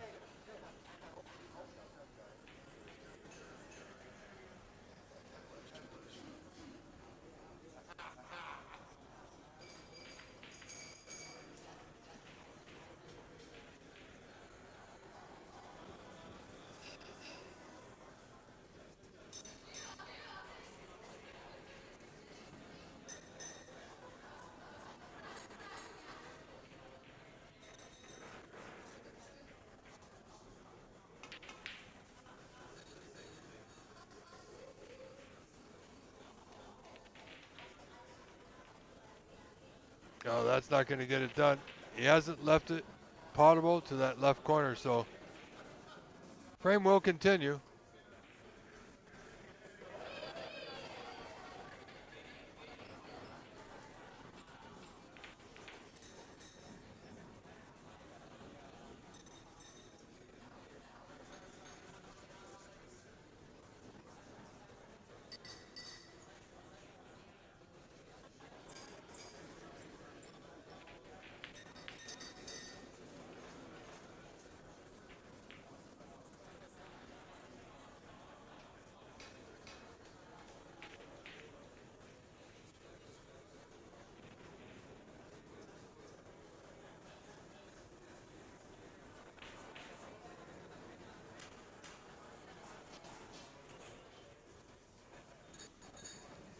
Anyway, David Burney, if it does go off on Sunday, we're blaming you. So there you see, frame and match goes to Sahil Nayar with a 3-0 win. So good play to him. Ladies and gentlemen, I am your host, Rob Richards. Please do stay with us. Give me a few short moments to switch our camera around for more snooker action live from the Canadian Snooker Championship. Stay tuned. We will be right back.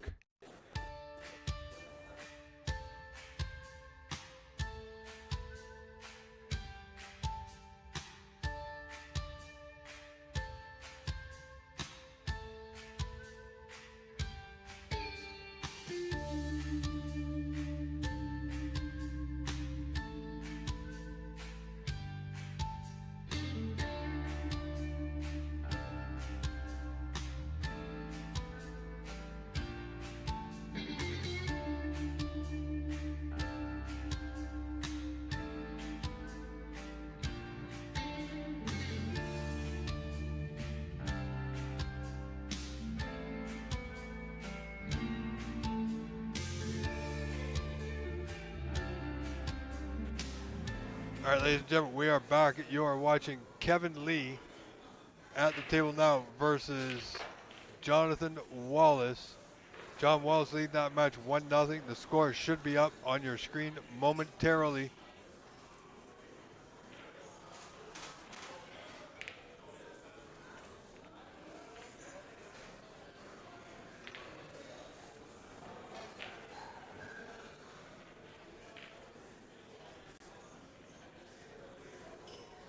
And there we go.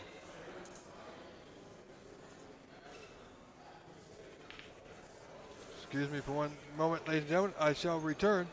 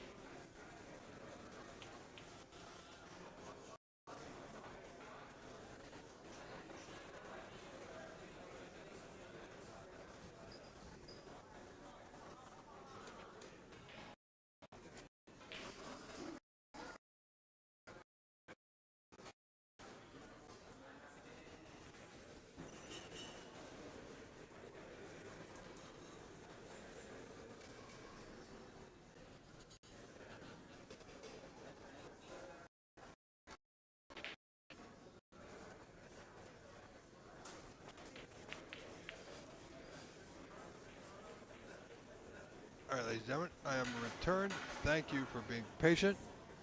And I hope you're enjoying this match. It's a close, tight frame. Oh, very good attempt. And again, it's going to go back. Jonathan Wallace leading this match, as you see on your screen, 1-0. And I'm so pleased that this headset is working out rather nicely. So I hope it still sounds as good as it did.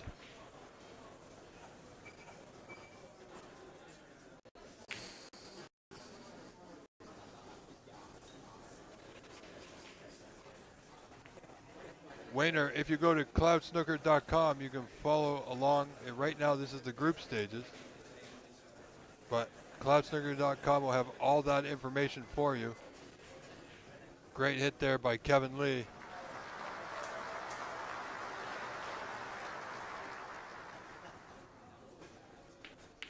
Tez Crisp, yes they do. I do not know the prize money breakdown, however.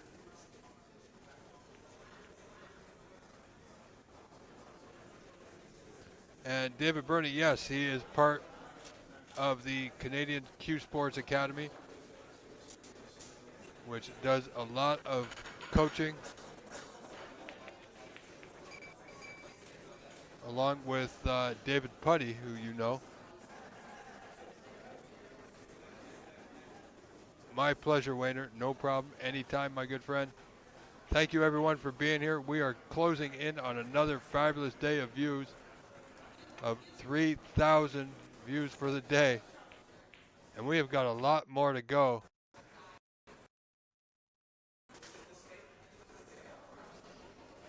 So settle in.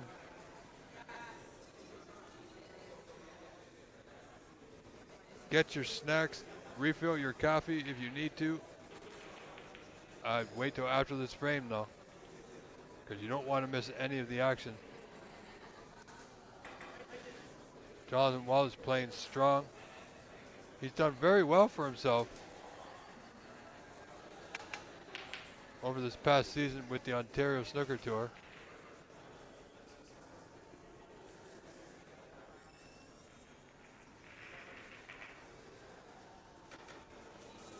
But Kevin Lee is holding strong. Jonathan Wallace with that mere 56-45 point lead, only 11 points in front.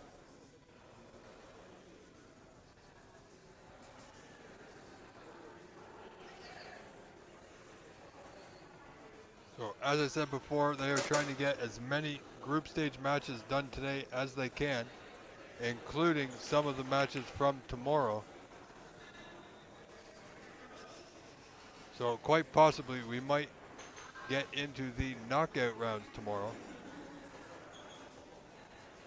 At some point anyway.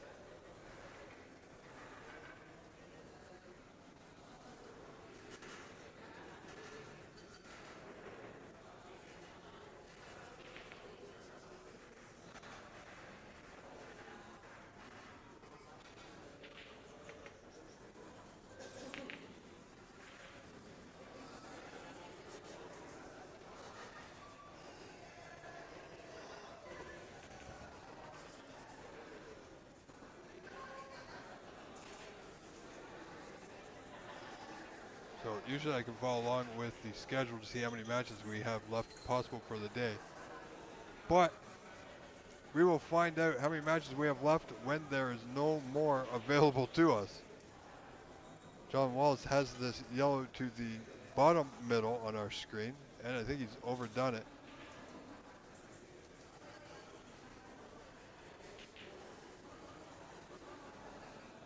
Jonathan Wallace only 11 points in front. Kevin Lee holding strong, needs a good safety here.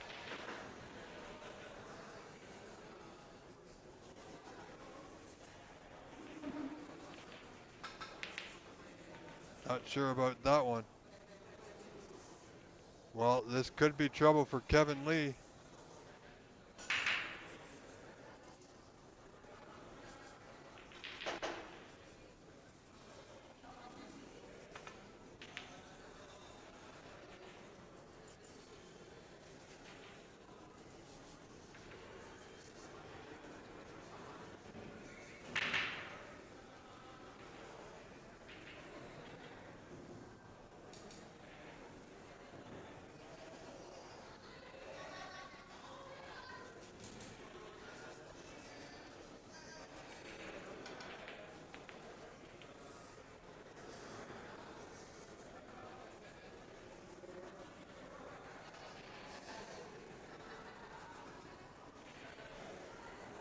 Nice hit. Where's that white gonna stop? Yeah, putt on for John Wallace now to yellow to that bottom middle of your screen. I think he has an angle here to run it through.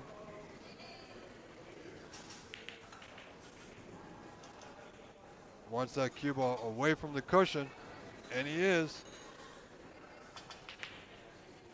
John Wallace 2 putts away, requiring just the brown for the frame, which will put us to Snooker's required stage.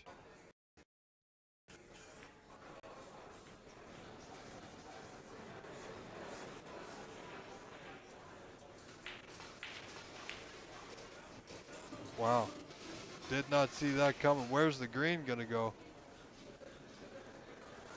Wow, should have putted the green. He got the run of the ball.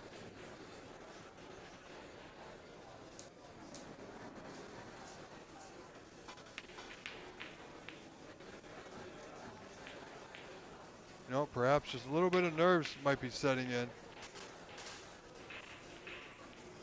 Oh, it's not a bad hit. Just caught the green. Doesn't want that brown safe, or blue rather. It's okay. John's got to be careful here. If Kevin makes a good putt on the green to get on the brown, blue is waiting. And this could be a closer frame than he would like.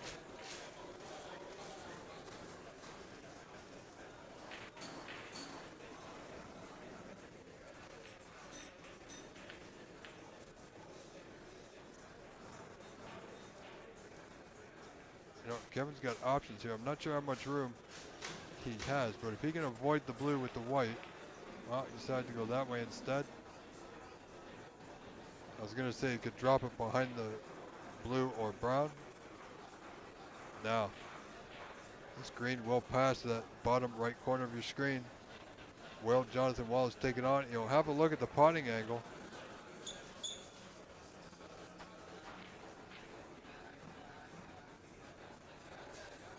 It should give him a mid-range positional play on the brown should he pot it.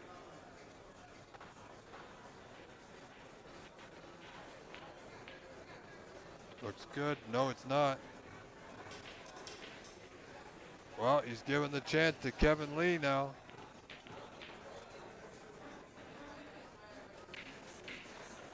Kevin requires the 5 remaining colors, green to black, to tie this match up 1 frame apiece.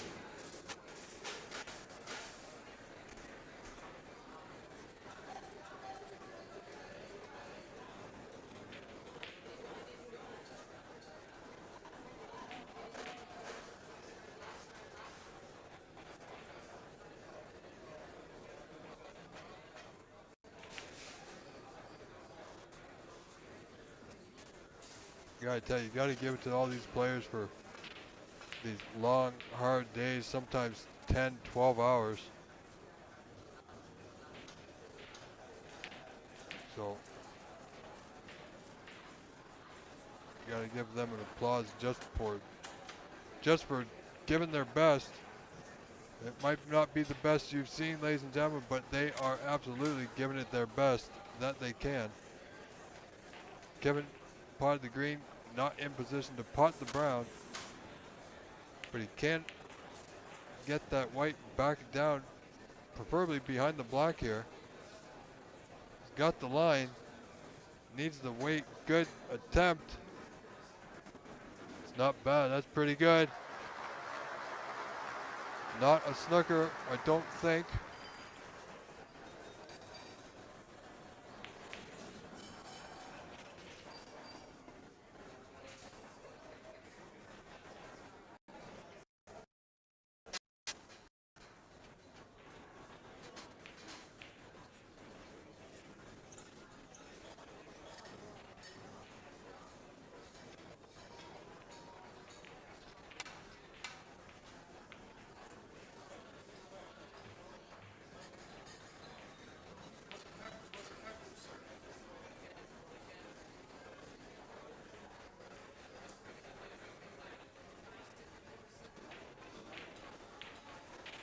Yeah, we will start another super chat goal, which you can purchase to help show your support and appreciation for everything going on here this week.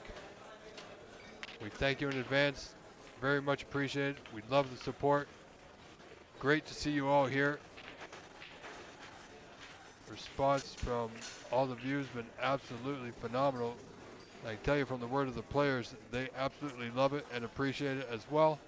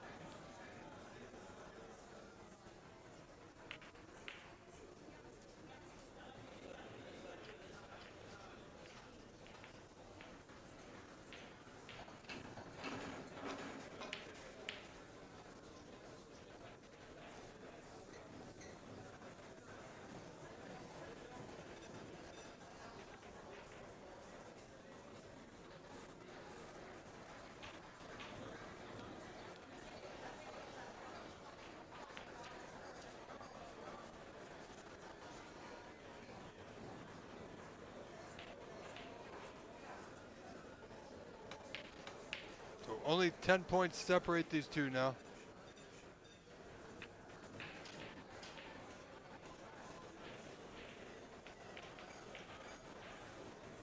So as I was saying, the super chats and super stickers are available to purchase through our YouTube channel in your chat. Jonathan Wallace now requires brown and blue.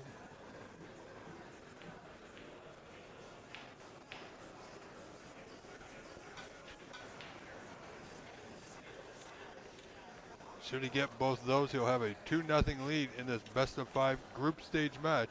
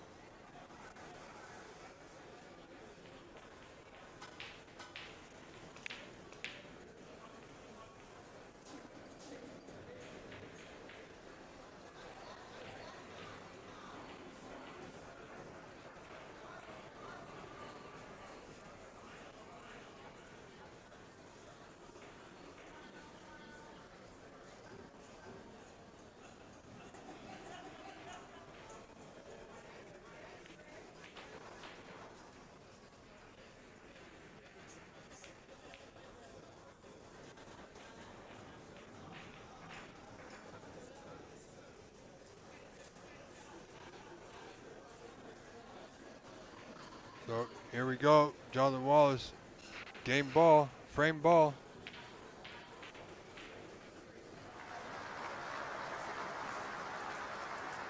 Nicely done, not too bad at all. Where's that white going? No, he's okay. Now Kevin will come back to the table. He's 19 points down, requires 1 snooker to tie.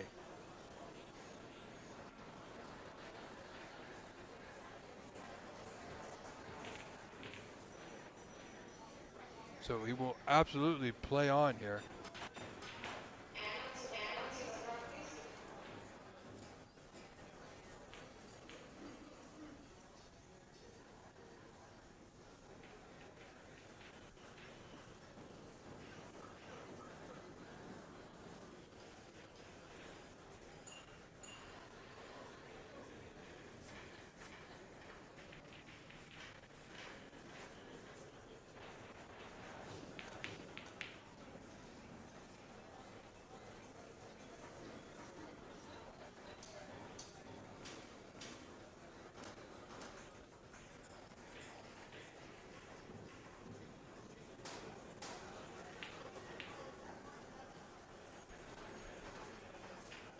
So there you go. Frame 2 goes to John Wallace. Now leads Kevin Lee 2 frames to 0. We're not going to cut away, ladies and gentlemen. We are going to stay right here. Frame 3 should coming up momentarily.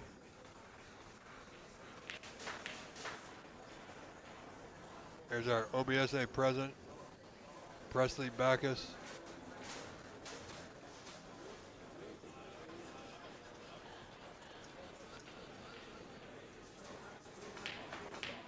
So good opportunity now. If you need to, go refresh yourself. Go for a quick cigarette if you need to. Step outside. Do what you need to do. But don't be long, because this is going to be a great finish coming up. Can Kevin Lee fight his way back from a 2-0 deficit in this best of 5 group stage match? But Kevin Lee is a fighter.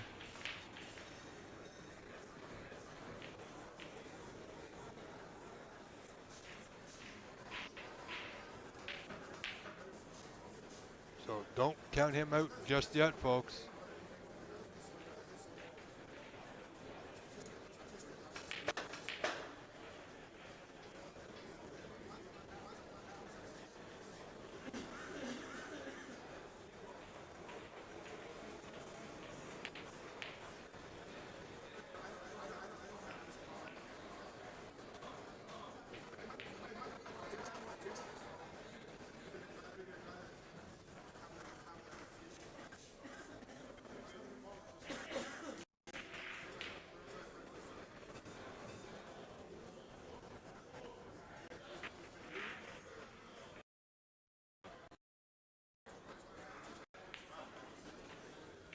So I see they've put the curtain up, so there'll be no more play on table 31. So we're down to 3 tables of possible live feeds.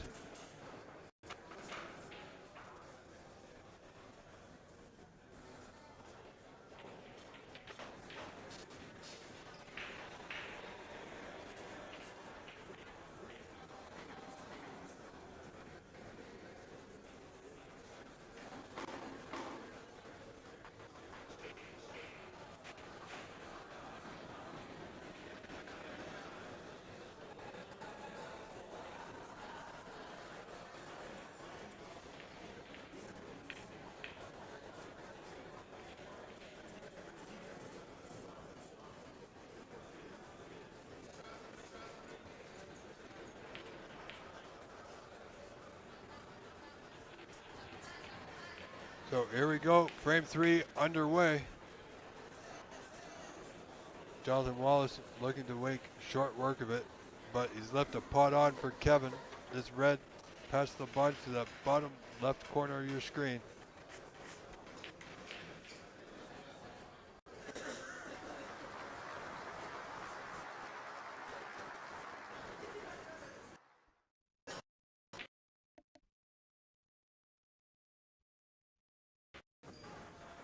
So our connection's not too bad. There's a little glitch here and there, but overall we got audio, somewhat of a consistent video, which is all we're looking for. This right here is not what we're looking for, so hopefully it catches up. And it has done for the moment. So Kevin potted that blue, 6 points. We'll end here, back to bulk of course.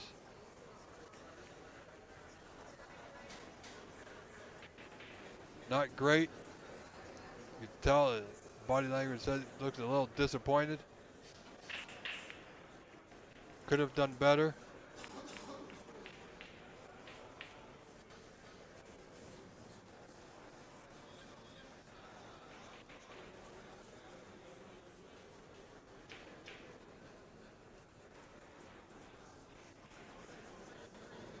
John the Wall is quite pacey, but he's okay. He's not too far off the mark here.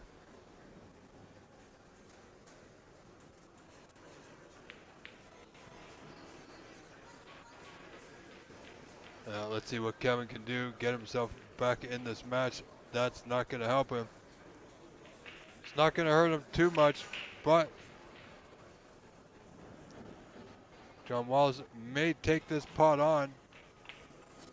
Small slice cut into that bottom middle or right through into that bottom right hand corner of your screen. Good pot. Needed here, of course. It was close. Have to be careful of that bottom middle. Feels kind of, I'd say bottom and top middle, but it's just because of our viewing angle.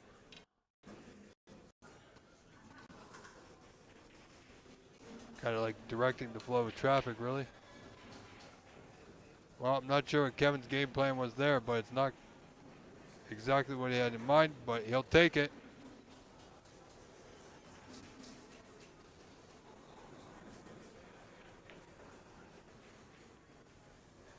Again, Kevin is a decent player. He's just not showing it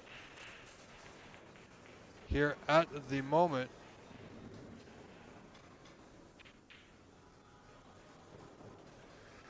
Oh, Jonathan looking to come off that side cushion. Maybe top cushion as well.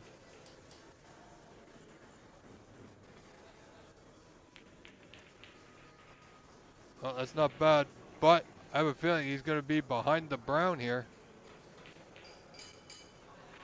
It was there was value in playing for that. And he's got it. Good play there, Mr. Kevin Lee. Simple but effective. And you know, sometimes that's all this game takes is simple and effective. A lot of times players step out when simple is the best route to go.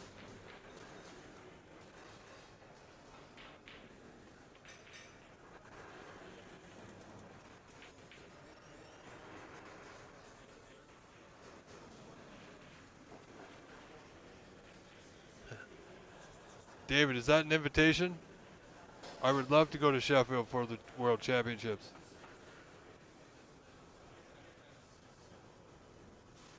I know you are there as part of the media. You got connections. I'd love to go. Believe you me. Put it this way, David, if I was invited to go, I would get myself there at a moment's notice, let me tell you. Wow, great putt there from Kevin. Those are the putts that we're used to seeing from this young man. Needs to get a little bit more aggressive instead of tentative. He needs to open his arm up. And at this point, he's 2-0 down. He just has to go for it.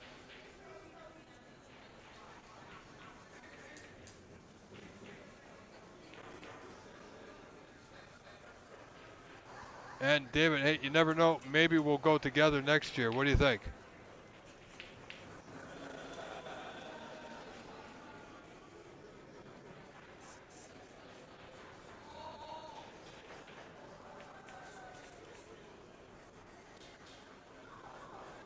As for right now, David, what I would like to do is, because according to Sahil Nayar,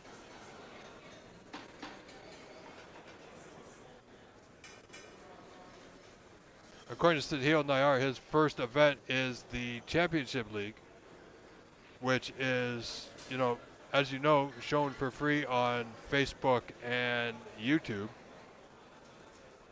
For free, of course.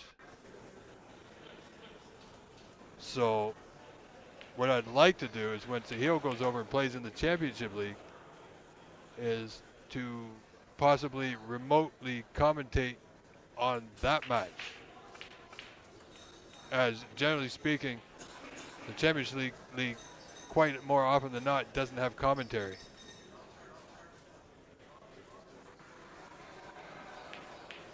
No, Danny McWilliams, I am here by myself doing it each and every day from the first ball to the last ball. I do take little breaks here and there, now and then when I can, sometimes in between frames or when at the start of a frame or at the end of a match before we bring on another match. But nope, I am on my own. But David, you got connections. You know people over there. You did that fantastic podcast. I don't listen to podcasts, but I did listen to a lot of that. So well done.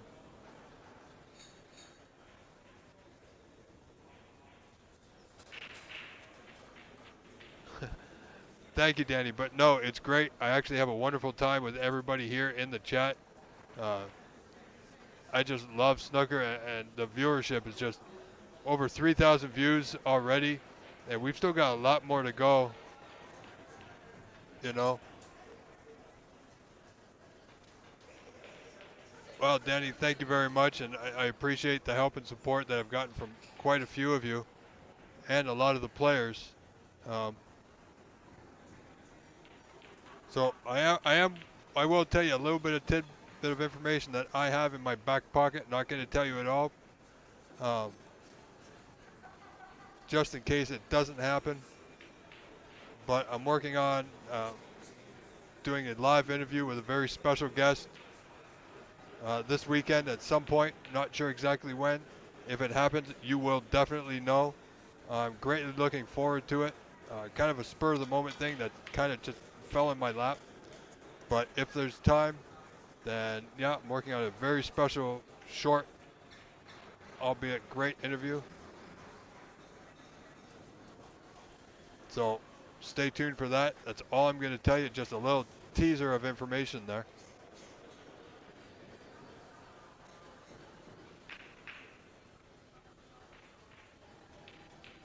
Yeah, David, I bet it was. Okay, look at this. Kevin Lee in front, 25-0. But look at this chance now that he's afforded to John Wallace. Block available to that bottom left corner after potting this red to the top left corner.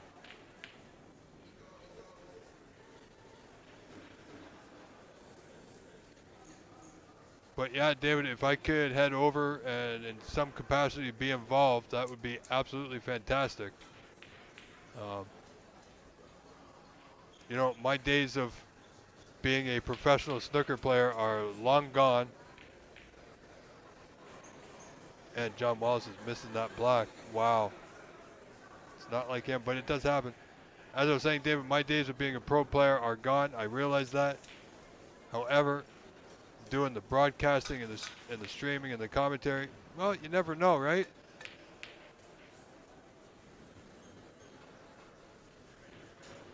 So, if you got connections, help a brother out.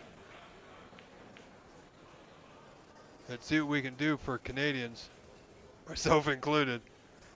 But yeah, if I could do something with the Championship League and Sahil Nayar's match being on the Pro Tour next season, which I'm sure all of us here in Canada are looking forward to, that would be, well, that would be just, you know, at this point, a dream of mine. Fantastic.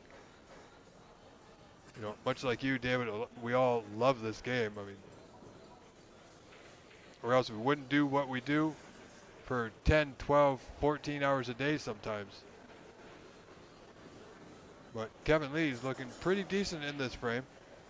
Oh, great putt. See, this is what this young man needs to do. Sometimes he plays a little tentative, but he needs to go for his putts, and he's been shying away from them until now. Jonathan Wallace had a banger of a chance when he missed that black off the spot.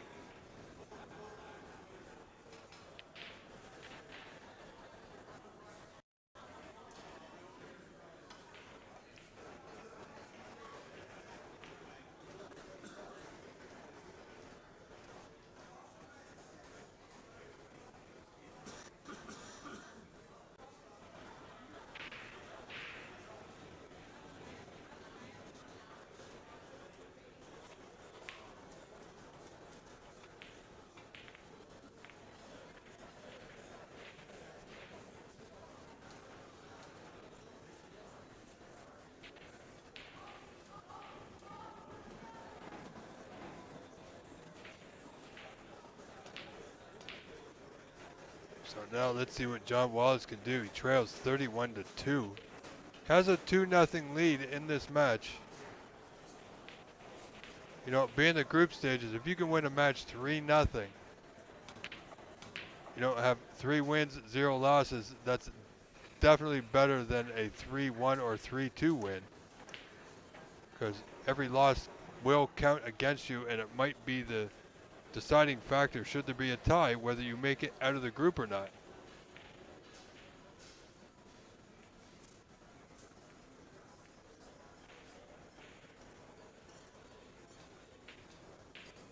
Yeah, David, I know what you mean. Like I said, you know, my days of being a pro snooker player on the tour are over. 51 years old now, so not going to happen, but I do enjoy doing what I do. So you never know.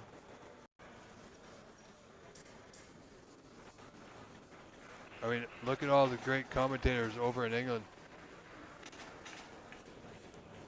No, I wouldn't mind sitting in the booth with, well, sitting in the booth with you would be fantastic at one point, especially if it was at the Crucible.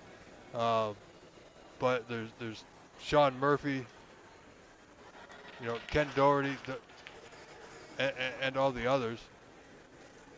And John Virgo. I would love to sit next to John Virgo as he asks, where's the cue ball going? I think I would burst out laughing. I'm sorry, but I think it might happen.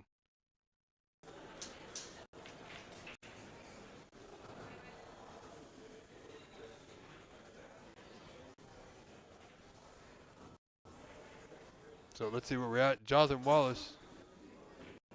No real great position to go at present. He's got the pink with the rest to that bottom left corner of your screen. Trailing 31-13, 18 points down. Is it there? It is.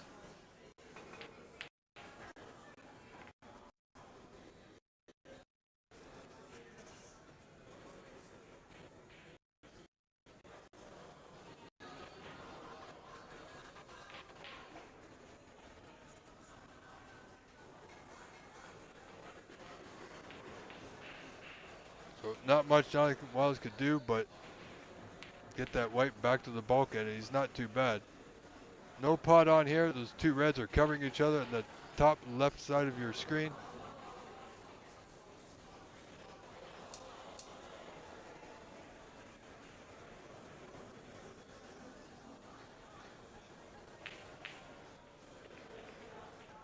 And what I can tell you, David, is that, sorry folks, for some unknown reason, people are lighting off fireworks outside. Odd.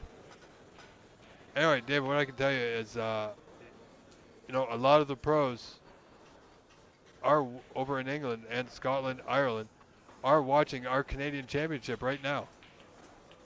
Maybe not this very moment, but they have tuned in. I've received messages from a few. So they are very interested in what we are doing here in Canada as a whole.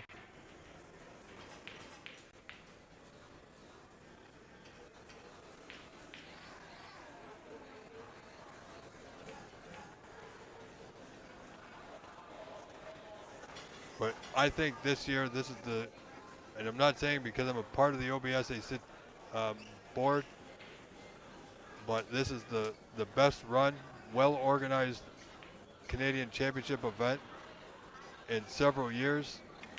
Not saying that because the OBSA members are running it, being Presley Backus on the ground there with Levi Myler, Anita Chan, and of course Jim White, me on the media side with the commentary and streaming.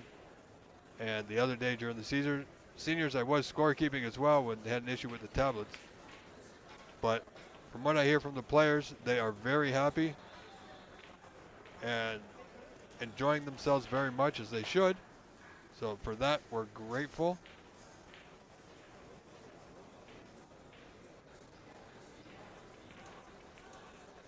Needs the brown to go, and he just caught the top knuckle, but it fell in anyway.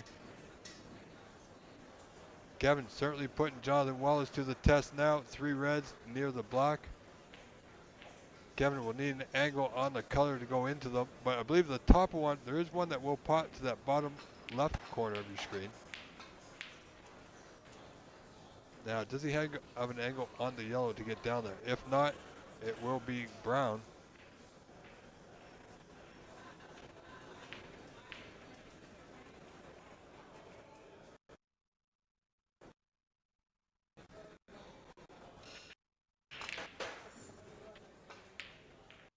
How's his luck? We'll find out when the internet catches up with us. As it begins to rain and storm outside here in the GTA. So that's not going to help us out very much. Oddly enough, if it's stormy outside and cloudy, it will affect the internet connection.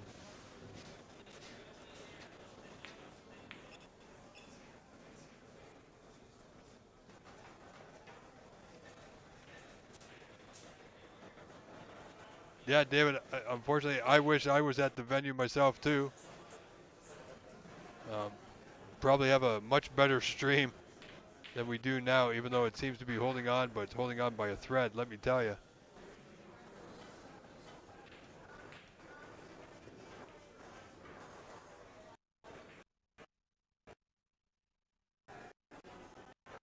So Jonathan Wallace has opportunity here to get a few points back at least. Not in great position, but he's got the pink to that top middle.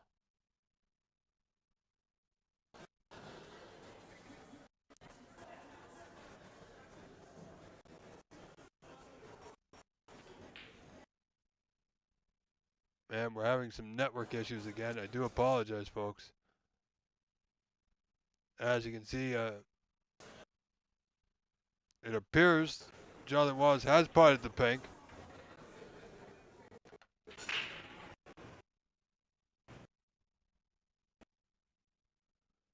Scheduling, David. Basically, because I can do it remotely, there was no way for me to actually get to the venue in the morning to start the stream on time. And even if I could, there was no way for me to get home in the evening. I'd have to be there all day, and if I had a ride one way or the other to help me out, then it just wouldn't work. So the schedule hasn't worked to this point. I am working on something for tomorrow. As I said, I will be there Sunday because I cannot allow this to go on with the potential of it going down or bad during any kind of knockout match on Sunday. Just can't do it.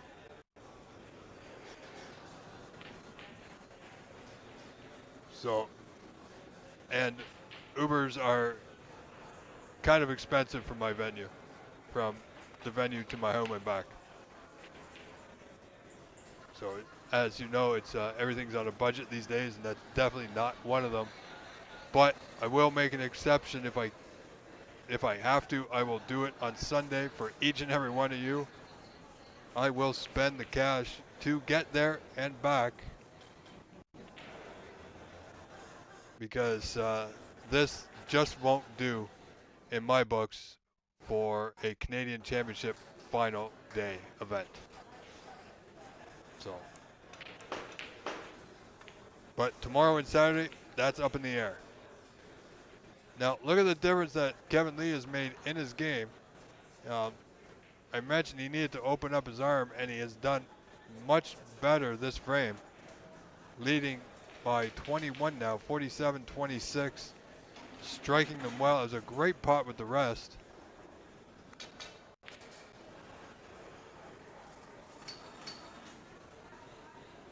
So this green to that top right corner, nothing fancy with the cue ball. And it should be alongside the red into the same pocket. Well, a little pacey, but he's okay. Needs the rest again, but as you saw, he can pot them with the rest.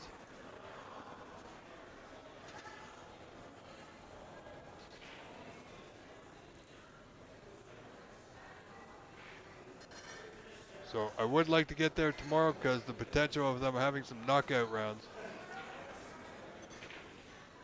is pretty good. As like I said, they're trying to get some of the matches scheduled for tomorrow done today.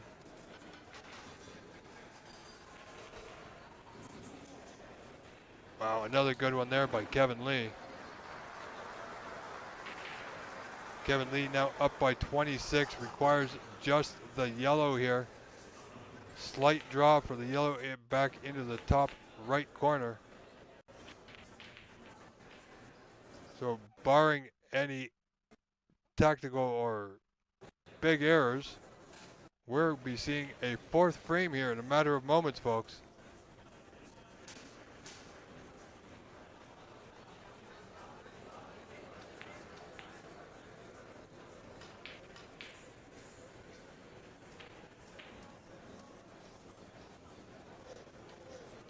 So 30 points the lead, 25 on. Snooker's required now. Green and brown should keep John Wallace in his chair.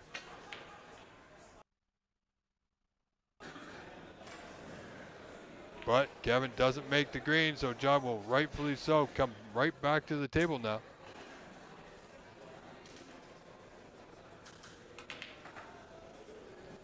I'm not sure, David. If I see him there, quite possibly, yeah. You know, the other day, the first day of the seniors when I was there, I was trying to get a few people to come and join me, and Mark Colamico joined me for a few moments, which is fantastic. But you'd be surprised. Tried to get a few players in, and they just didn't feel comfortable on the microphone. So, and I'm not a public speaker, but I've been speaking to hundreds and thousands of people each and every day. But in person, it's a different thing. But they just didn't feel comfortable. So I'd like to try again if I can get out there, of course. Maybe Jim or Cliff might join me if they're available. Probably not Jim because he's busy running a business and the championship event.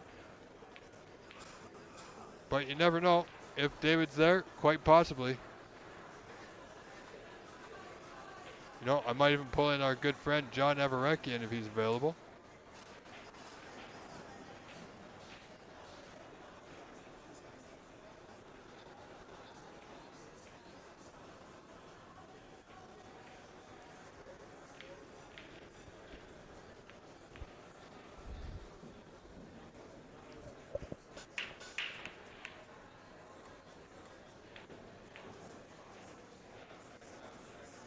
Well, Kevin seems to be doing pretty good for himself so far. 27 in front. Snooker's required, of course, but it's not too bad. Not too bad at all, really.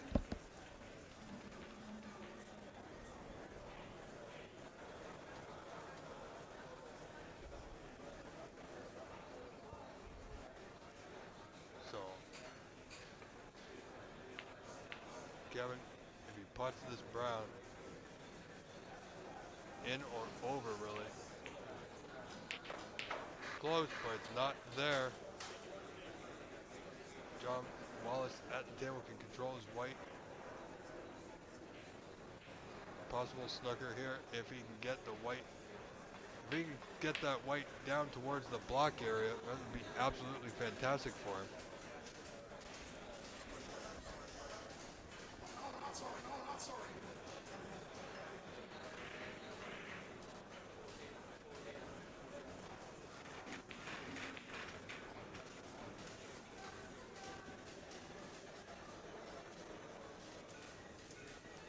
You gotta say that was a valiant effort on the part of John Wallace to get that cue ball. Certainly had the right idea there.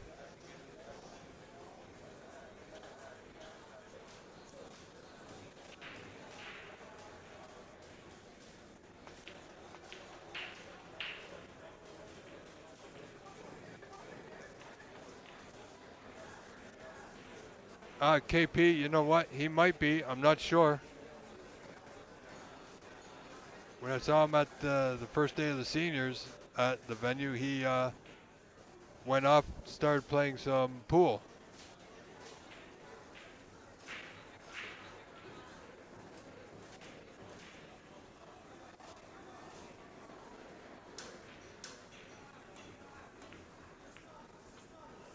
Oh boy, so frame conceded. Frame goes to Kevin Lee.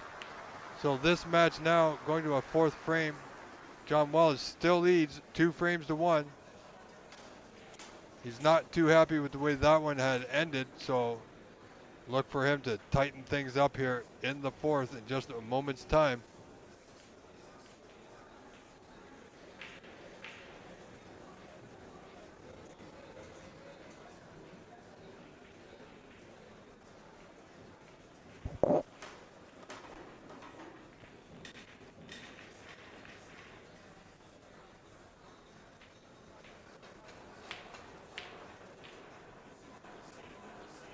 So Kevin has just stepped away. There might be a brief break here between the 2 players. While they're doing that, normally cell phones are not allowed at the table, but because they are on a break, then it's okay at the present moment, as long as when play resumes, phones will have to go away.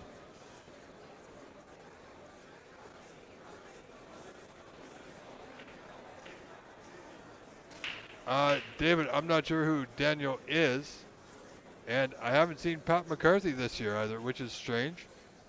It doesn't look like he entered this event.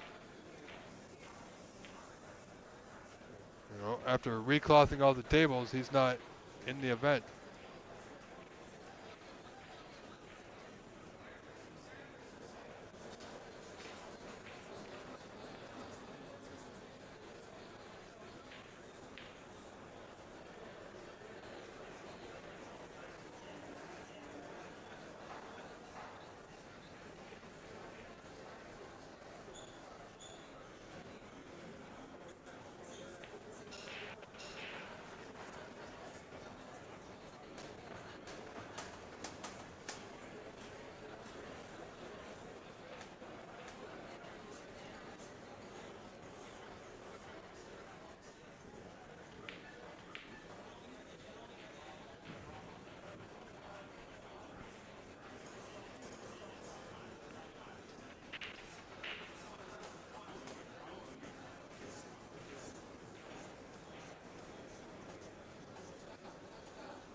Well, Mr. Bernie, you certainly know a lot more people than I do.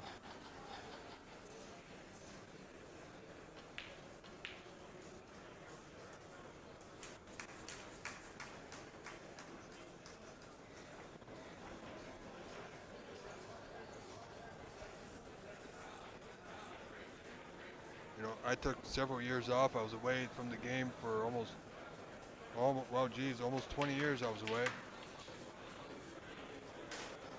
Only coming back about 3, well, the year just after COVID, so 3 seasons ago, 4 seasons ago, something like that.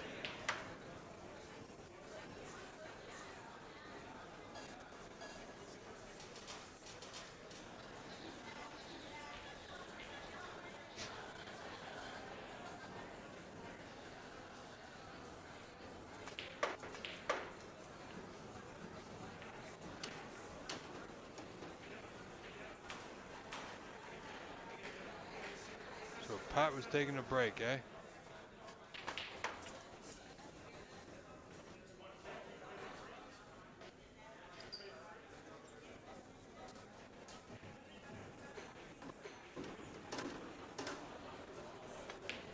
All right, so they are taking a short break, ladies and gentlemen, so we are not going to cut away. We will stay here. Don't want to miss any of this action between John Wallace and Kevin Lee.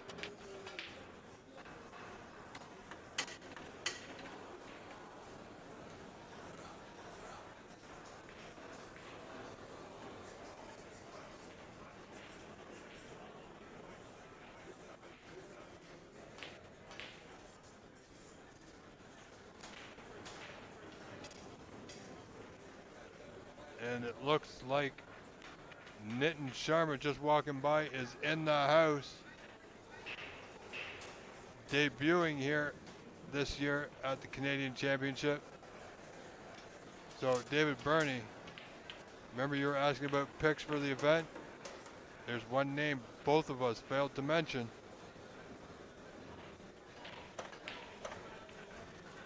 Mr. Nitin Sharma. And what I can tell you on table 24, if you know Corner Bank, which is the mainstream table, warming up is our very own James the Natural Power. I think he has a match coming up with, well, it looks like Hussein Rahimi, to be honest. Can't really tell.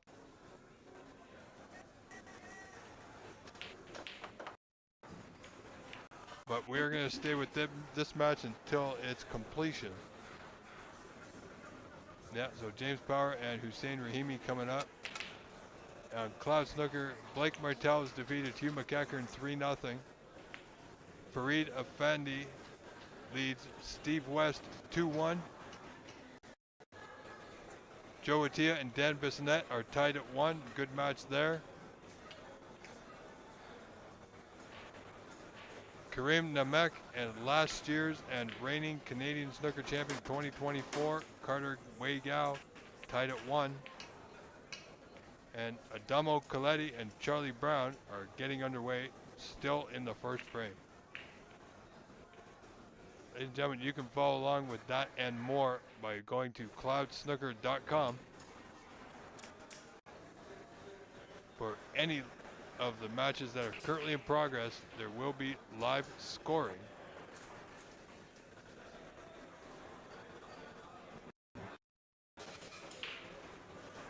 So here we go, frame 4 underway. John Wallace leads Kevin Lee 2 frames to 1.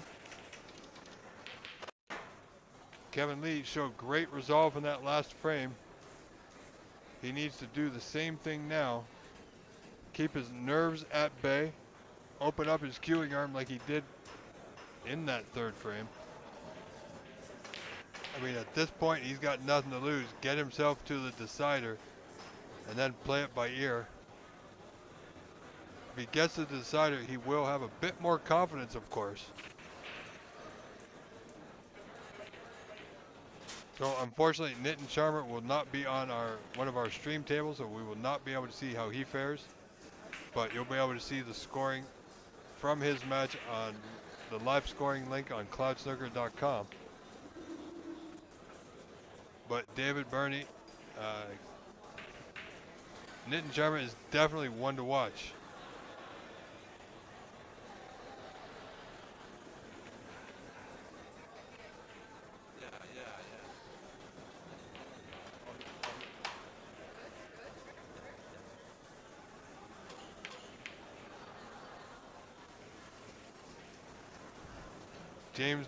James the Power Hour. Well, I like James the Natural Power. He drives a Tesla. And I'm a wrestling fan, and there's the natural Buddy Rogers with the hair. You know, kind of my thing. So it kind of fits. I don't know. James is actually really good, David, at the nicknames. You know, we got Amar, the Warrior, Sadik. There's Sahil, the Real Deal. Anita, the Positive Chin. You know, there's many others. The man is just on fire at times. And another one, the Gentleman Joe Atia. Just to name a few. But let's give these two gentlemen on our feed the respect they deserve here. John Wallace, good red. He is on the blue to that bottom middle. I feel strange saying bottom middle for some reason, but it's because of the viewing angle on our screen. Should be okay for position. Now, does he have it? Needs it to go a little bit more. You know what? That's not bad. Not too bad at all.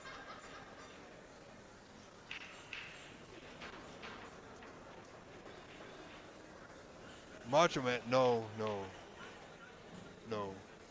I will not be snapping into a Slim Jim anytime soon.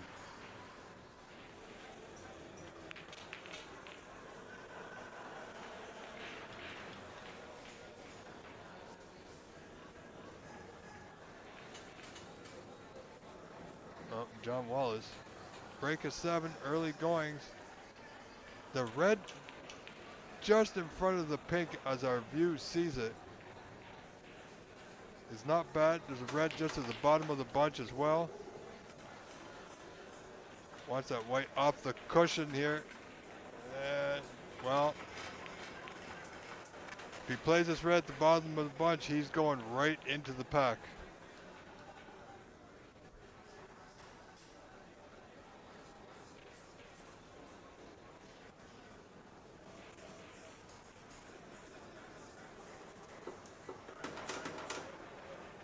Break of 10. Big pot coming here, digging down on the white just a little bit. How's his luck? Well, I'd say he's gotten away with one.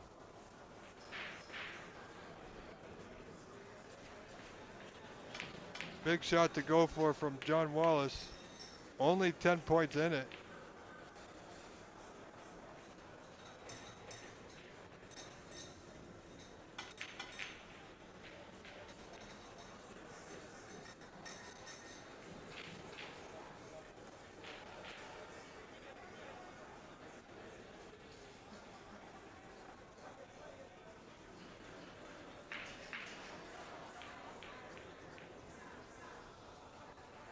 Well, even that was risky.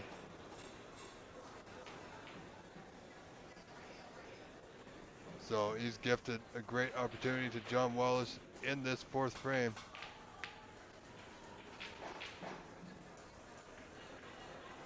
I don't think, I don't think Kevin could have seen the putting angle of that red. Perhaps tried to get around the black with a bit of side.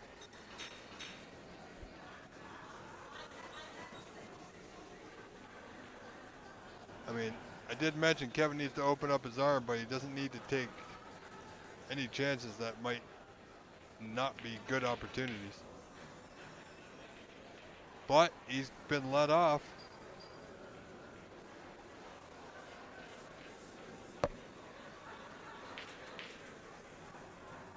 Oh yes, Steve McAllister, another one, Indy 500 for Indy Lotte, of course.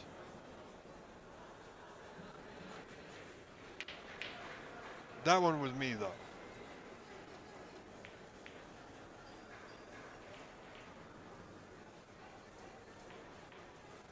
So it looks like, yeah, Nitten's gonna do battle with Gerard Morrison, I believe.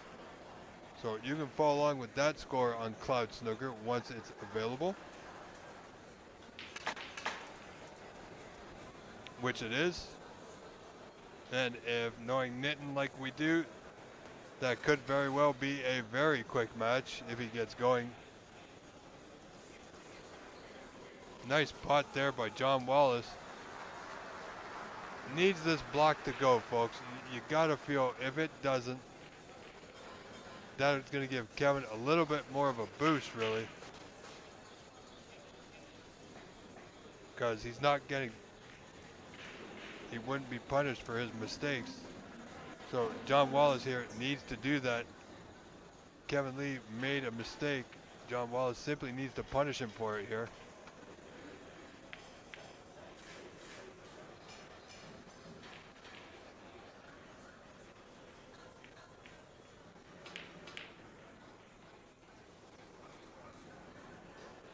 Oh, that's not bad. This is gonna, he's on the right side of the blue. Two reds in the bulk he can play on. You know what? There might be a red in the bunch he can get to from here also.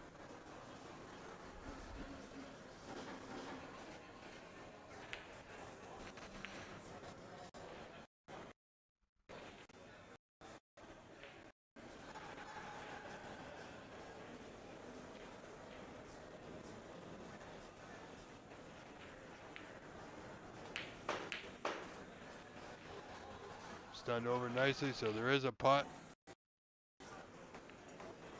into that lower left corner. If he can run it through, he should be on the block and in the driver's seat in this frame.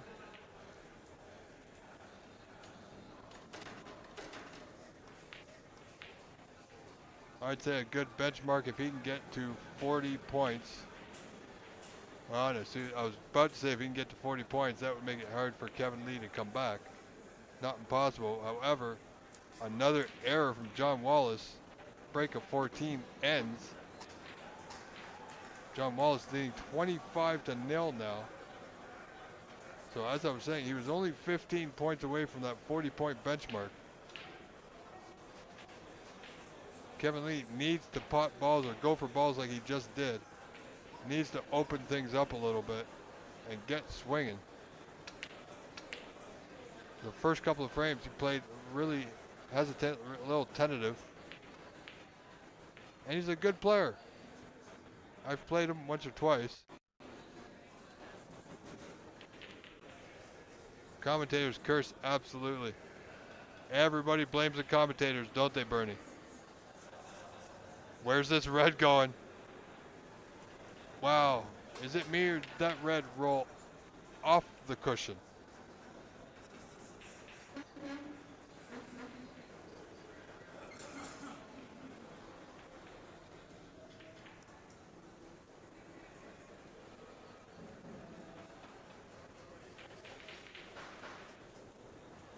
So let's see if Kevin Lee should be able, he's got to putt something. But he's not in great position here, unfortunately.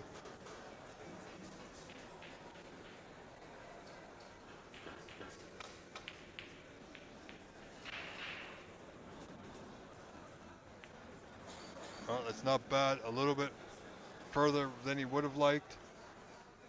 But John Wallace is a strong competitor. Kevin Lee has done well to win that third frame to keep himself in this match.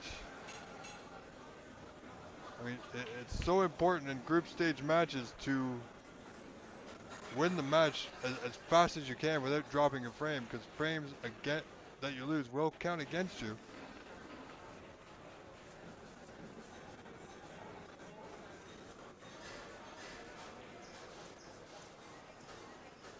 Yeah, they're always after the commentators. It's always our fault, even though they can't hear us.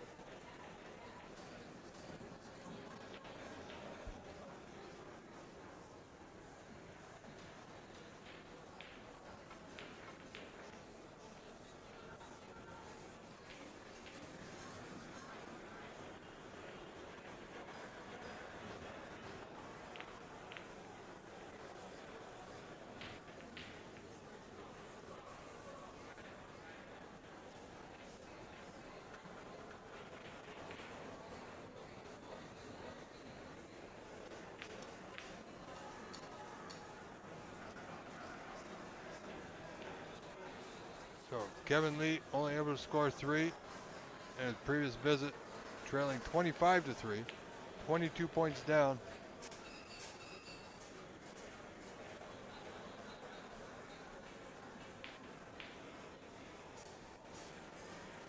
All right, KP, thank you very much. Yeah, I remember doing that match, and well, that was absolutely fantastic. You were doing it on your end, you were there. I was sitting here at home doing it live, remote. Good response on both feeds. You know, we just had an amazing time that weekend.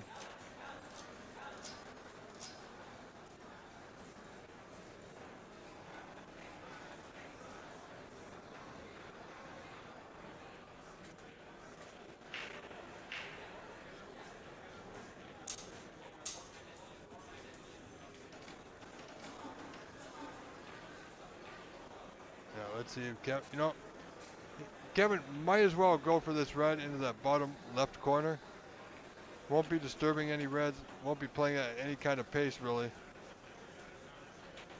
And the only one he could leave was the one he played on, and he didn't, so absolute value going for that, rightfully so. The only thing he's left John Wallace is a chance to dump the cue ball back into the bulkhead.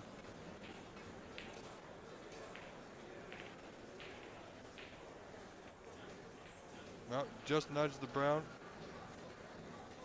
So that might give Kevin an angle on a long pot to that bottom left corner. If he can get through from this angle, we can't really tell too much.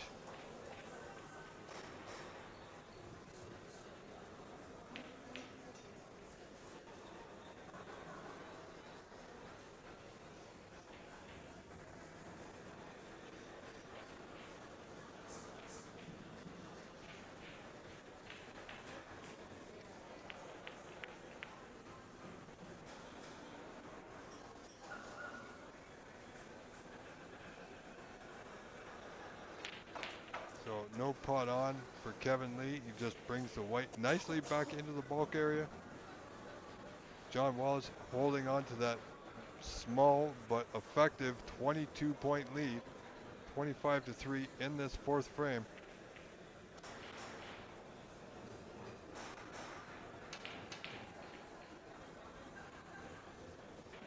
Again, keeping the white on the left side of the table. Where's that cue ball? Not bad.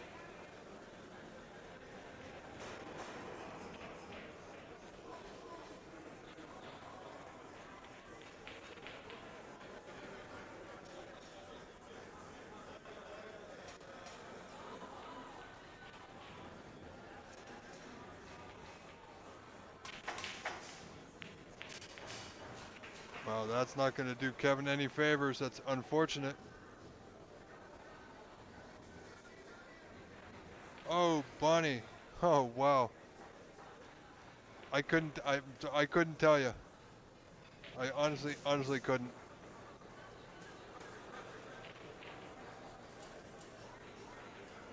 I can tell you there's the ones I do know are there's Monte Carlo Billiards in Mississauga. Markham has Master Q Billiards. Scarborough has the Corner Bank. Brampton has Nitin Sharma's Place, the Q Masters 147. Brampton has the Last Ball in Q, something like that, I believe it's called. I know there's quite possibly a few other little ones, but other than those 4 or 5, that's about all I do know.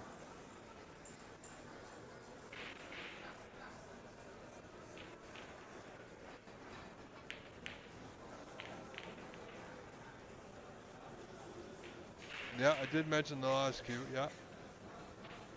But like I said, there's only 3 that we use in the Ontario Snooker Tour. That's Monte Carlo Billiards in Mississauga, the Corner Bank here at Scarborough, and Master Q Billiards. Oh, there is a place in Burlington, and the name escapes me at the moment.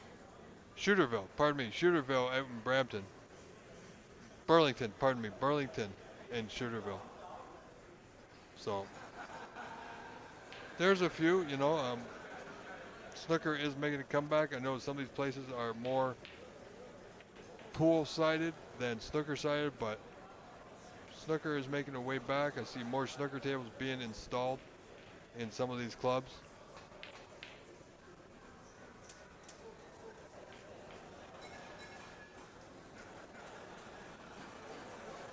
We are trying, Robert Bruce. We are trying. I know they're interested. We just got to, you know, see what's up, and we'll definitely get back to you on that. John Wallace looking to add to his 26 to 9 point lead. Red to left bottom center. Well, he's on the blue, just a little bit too far to the bottom side. I don't think there's a need. He does have an angle to go around off 3 cushions here. He could just go up and down off the bottom cushion, bulk cushion, and back down.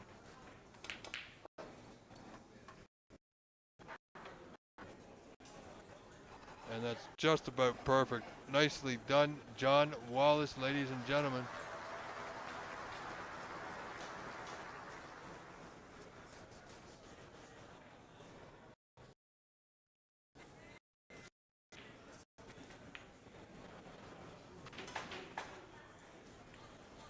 Mohammed, I don't know Social Q in Mississauga. Never heard of it.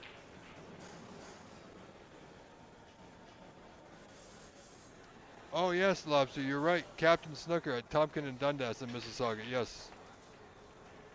I should know that.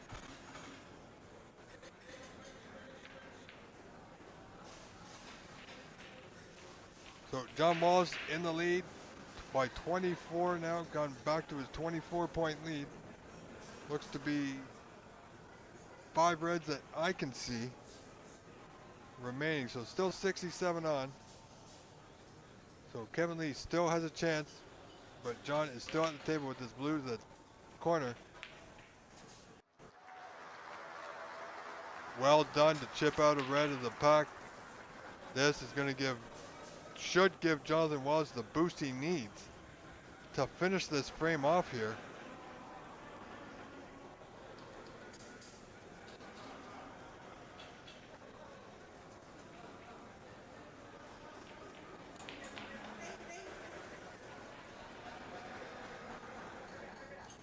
Manat Manga, this is happening at the Corner Bank in Scarborough, Ontario, Canada.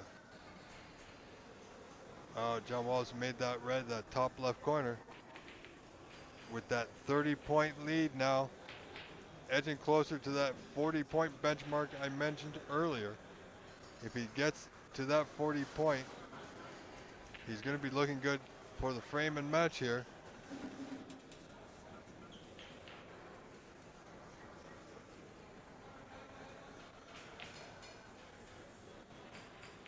Oh, the star tables. Got it.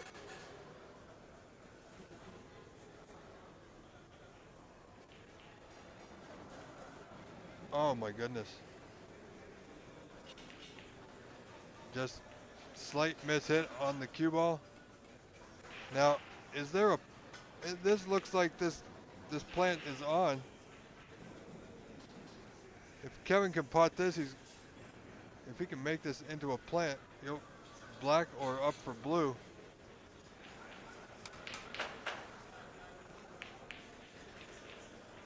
Well, he took the open red and he overcut it. So John Wallace is going to have a look at the plant. It's a bit off to the side cushion, to the high side of the pocket.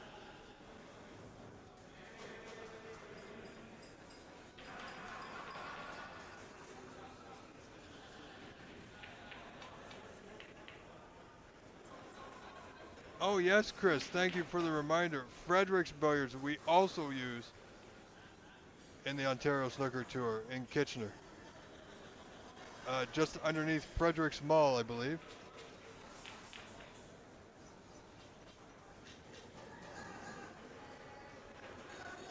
It's Lobster, it's just outside the GTA, so it's close.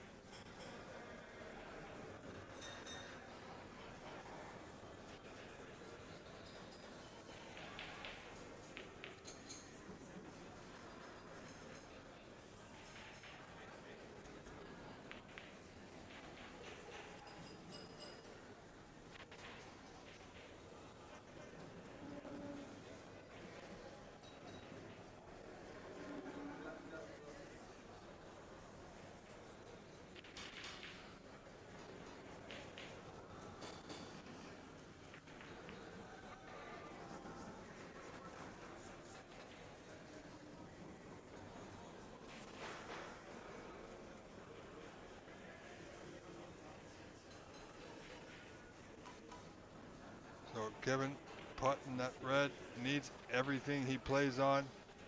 Should be in good position on this red just above the pink. He needs to play perfect position here for all 3 balls into that bottom left corner.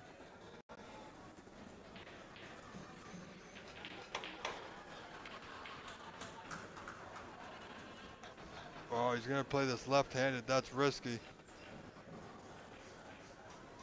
Wow. very, very surprising he played that with his left hand. He's just, wow. I can't believe he's done that.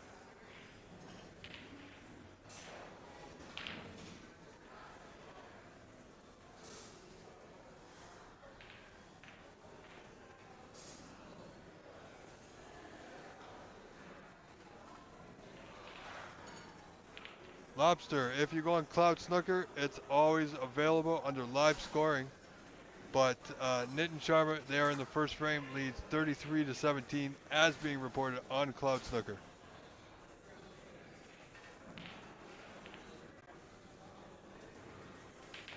So with that weird miss from Kevin Lee, weird play.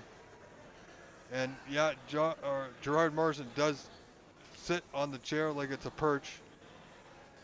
I guess it's just what he's comfortable with.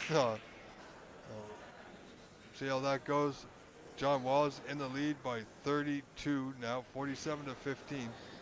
Just requires this red to that bottom left corner for frame and match. And there it is. Snooker's now required, folks. Unfortunately, Nitin's match is out. It's too far past where our camera can view. Oh my. So, Kevin Lee will absolutely come back now because John Wallace failed to pot that black off the spot. So, Jonathan Wallace will more than likely win this frame and match here, folks. But he's going to need to go and settle himself just to get his normal game back. Where's this yellow going? It's going to go close to that pocket. And hit mostly behind the pink. So 33 points in front, John Wallace. Kevin requires 2 snookers. You know what? Pardon me. He needs 2 4-point fouls. He will require more than likely several snookers. Yes, Lobster.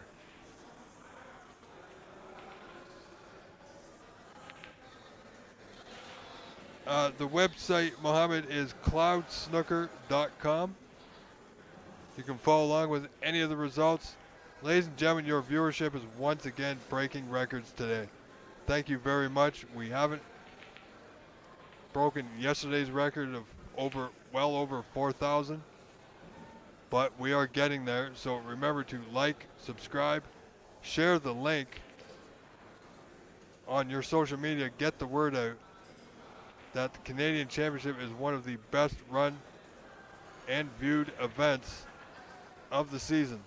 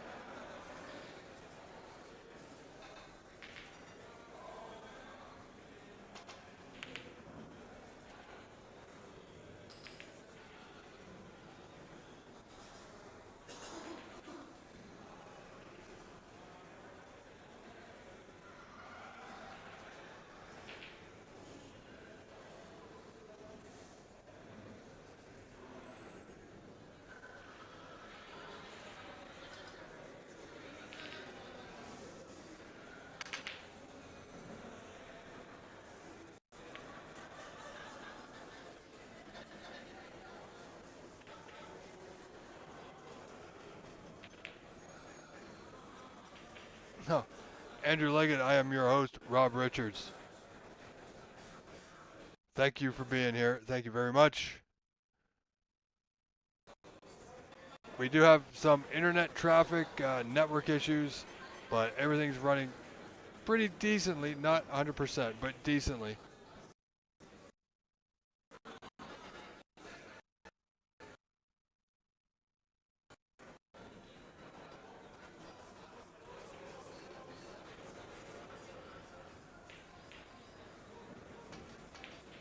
Anyway, Andrew Leggett, welcome to our channel. Hope you're having a wonderful day. Thank you for tuning in to the OBSA YouTube channel, where we are live at the corner bank for this year's 2025 Canadian Snooker Championships. And this channel truly is where the world is watching, not a catchphrase, but an actual fact. We have people from Canada, United States, coast to coast to coast, and around the globe.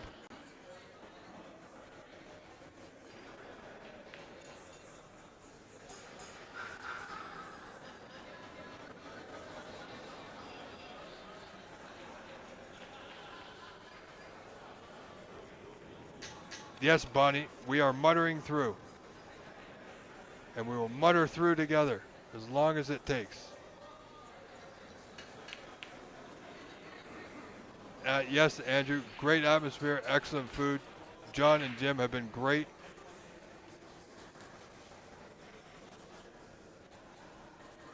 Roland Colburn, welcome back and thank you for your help, sir. Thank you for your super chat. I appreciate it.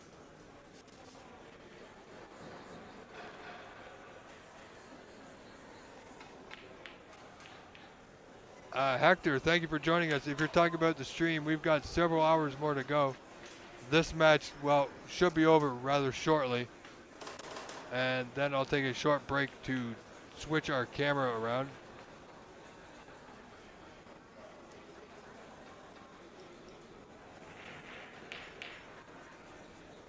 So if y'all are wondering what that was, Roland has just purchased a super chat or super sticker at any dollar amount. It doesn't have to be $10, it can be $2, $5, anything will help contribute to help show your support and appreciation for everything that you are seeing, that we are doing. And your support has been greatly appreciated, more than you guys can know and more than I can say. But we are here, Kevin Lee, giving it his all.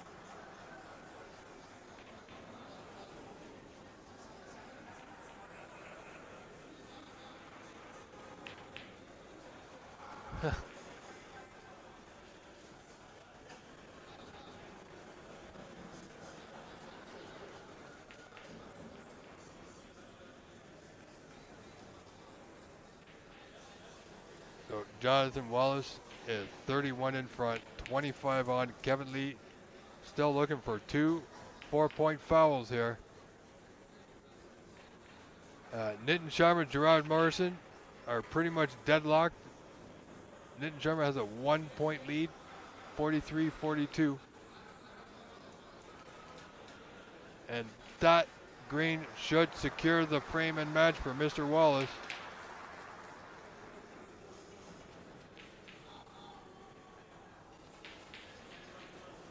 Kevin Lee looking if he should play on.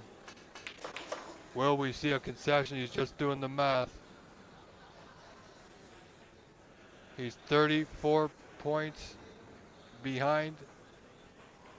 3 snookers now.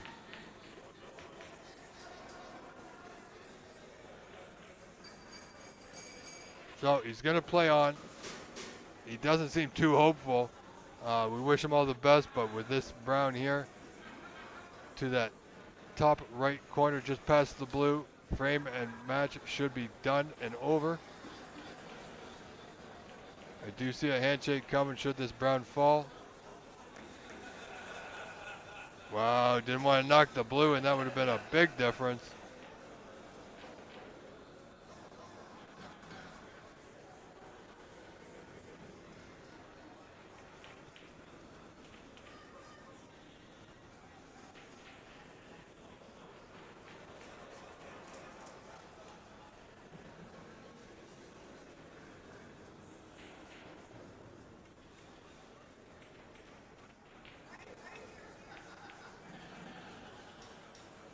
Well, valiant effort from Kevin.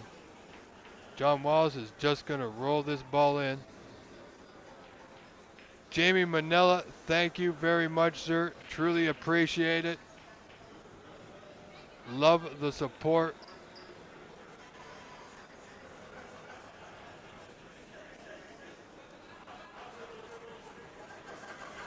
absolutely grateful.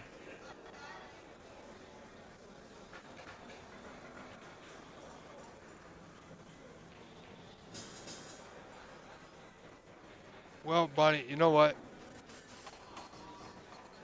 Uh, to Kevin, it's not. That's about all I can say. To Kevin, it's not.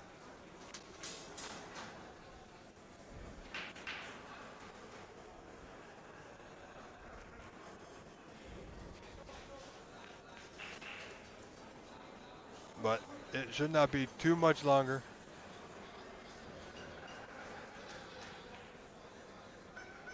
.34 the lead.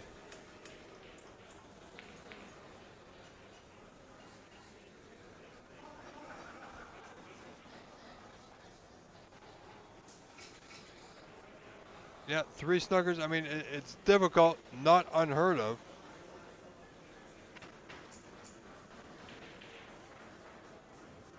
But it will be difficult the way the balls are sitting. He's got the black at the bottom of the edge of the table, but John Wallace now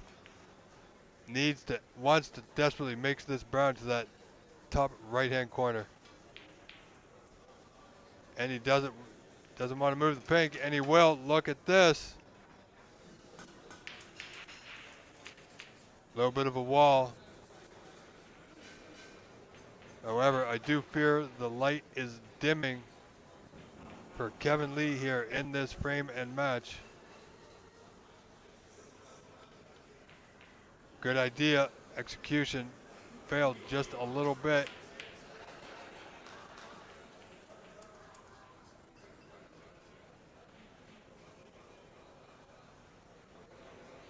Well, 3 snookers required. You know, they do have a mercy rule of 4 snookers or more. If no reds are on the table and the player requires, if a player requires 4 snookers or more, if all the reds are gone, then the player with the points is awarded the frame. That is the mercy rule. So, there you have it.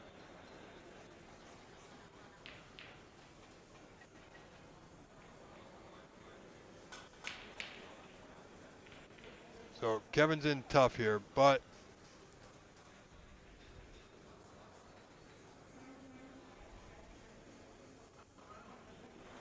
well, Lobster, it's not that it's unachievable, it's difficult.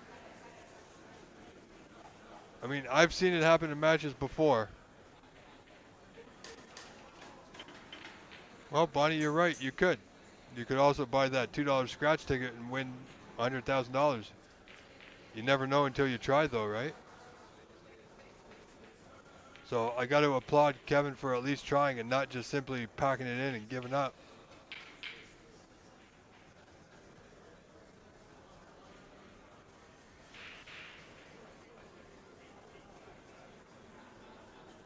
That's exactly right, David. I mean, now that the pink's off the side cushion,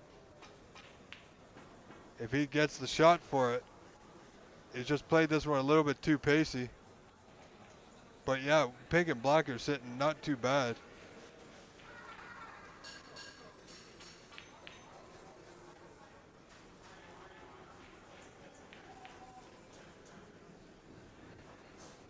Well, this could be an opportunity here, but he's going to be slightly hampered by that black, I do believe. Not too much. Should still be able to get the white. Well, good area to target behind the pink. He's got a good line. He's got a good line. Well done. See, look at that, ladies and gentlemen. And remember, there's no foul and a miss when snookers are required.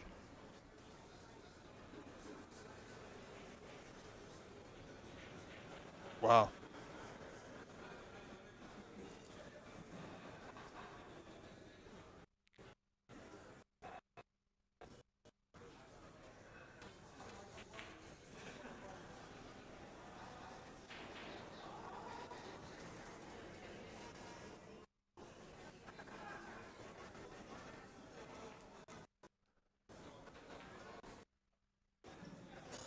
It's a bit of an internet lag again, network issue. I do apologize. Things will catch up. I'm going to stop mentioning it. Hopefully things will progress nicely. We still have audio. We still have video. Absolutely perfect.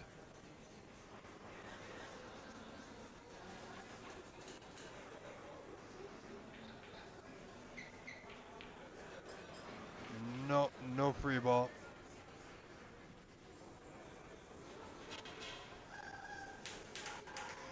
Slow roll this. Well, you know, Kevin has a good play here. You should try and aim the brown directly in front or close to the blue. Get it off the cushion. Get John Walton to get it off the cushion. See, he definitely tried to play the snooker there, and that just didn't work for him. But you know, and David Burney will tell you that, absolutely, David, but that should be the frame and match. Good putt, but Jonathan Wallace, nothing to go on the blue. Just hit it dead on. Oh, he's going to putt it. He potted the blue off the double kick into that bottom middle. This frame match is over. Let's even get 5 in the corner.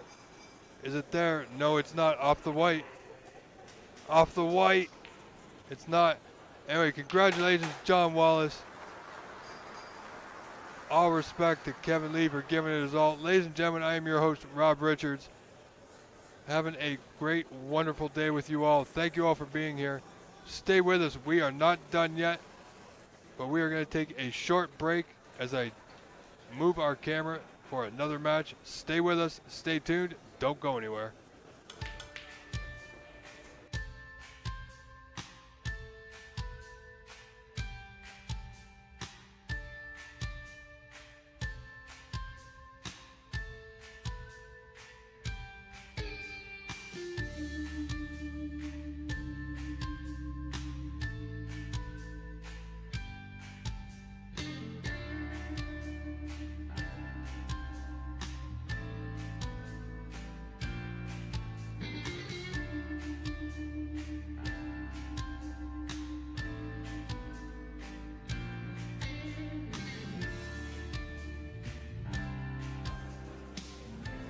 All right, ladies and gentlemen, so we are back with the gentleman Joe Ailla and Dan Besonette.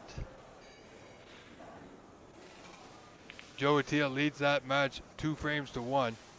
And I'll have that score on your screen momentarily.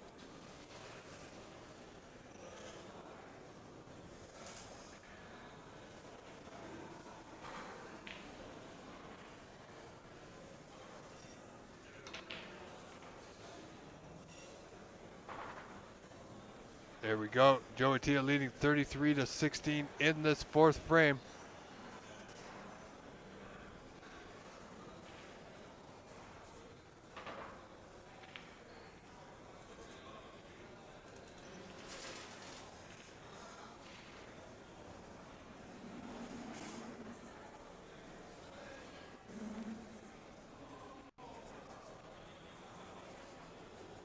Now, let's see. Joe doing fairly well here.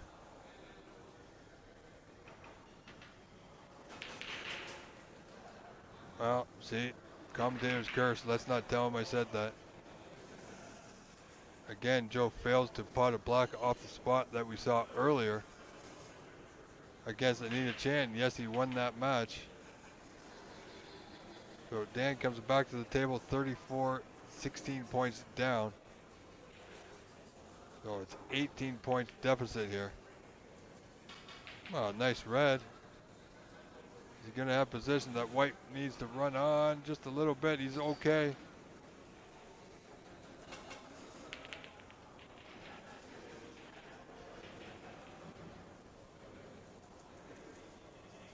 Good brown. Red waiting for Dan to that right middle.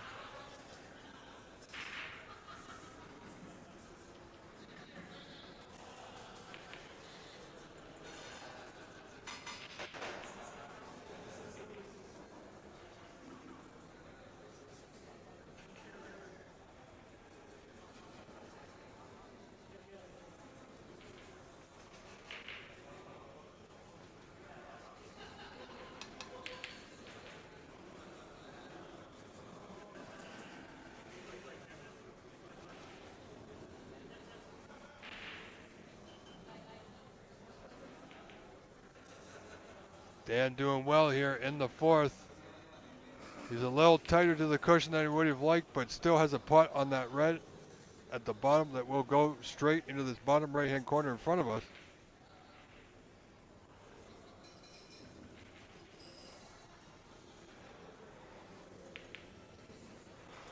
It's close. Nicely done.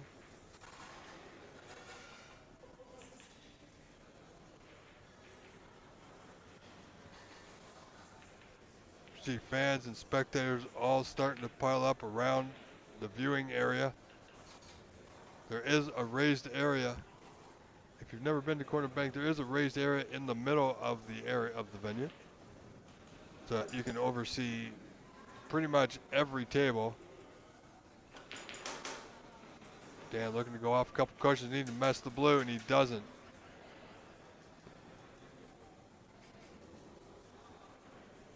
But he is now in the lead, 35-34, so he has that 1 point advantage with 3 reds remaining in a frame he desperately needs to win here today.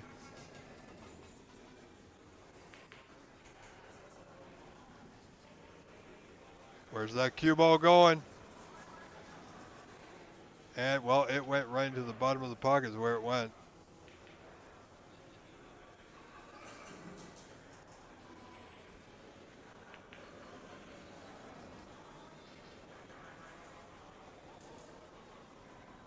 Oh, David Burney has got that right. Darcy Michael does a lot of work at Winnipeg. Pretty much any tournament in the Winnipeg, Manitoba area, Darcy Michael is in charge. Pretty much he is the association. If Darcy Michael told me there is no association out there, but if there was, it's him. So as far as I'm concerned, Darcy Michael is the head of snooker out in that area. And he's doing a fantastic job.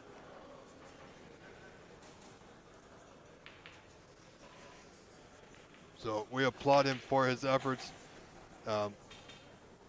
Not everybody knows what goes on even behind the scenes before an event like this. It's hours and hours of planning and work. You know, I love going to an event as a player and just playing. But now I'm on the other side of it. I still love what I do, but the days are long and can be absolutely excruciating. I'm glad I've done it and will continue to do it.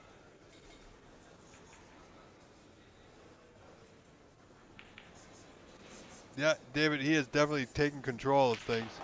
And you know, if we all work together one way or the other, we will quite possibly get back to a Canadian championship. I don't know if you remember back in the day, David Burney, this Canadian championship was never an open event. You actually had to qualify it through your provincial events. So Ontario, being the largest province, would have like eight or nine people that would qualify. So the top 8 from Ontario in the provincial championship would qualify for the Canadian championship, and every province in Canada would have their own provincial championships, and they would be allotted certain amounts of players.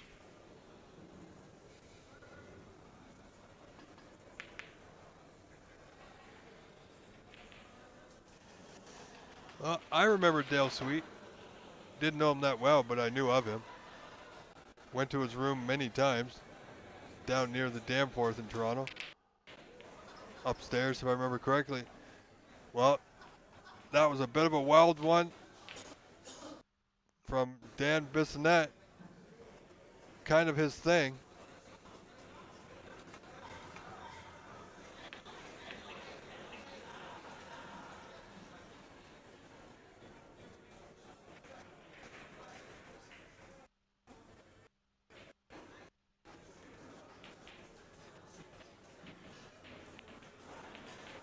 Oh, good putt. This could be troubling times for Dan Besonette.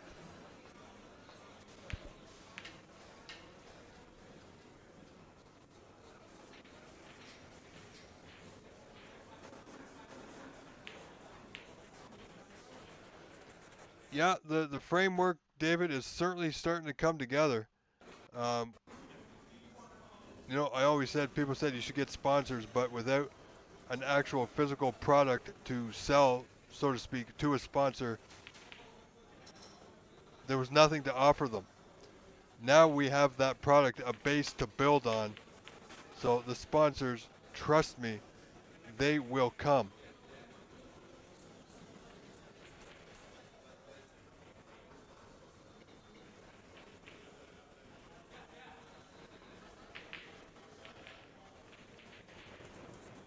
Wow.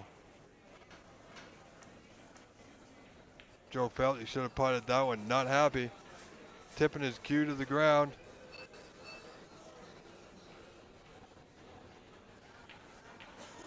This frame very tight. Dan Besonette trails by 3 to Joe the Gentleman Atia.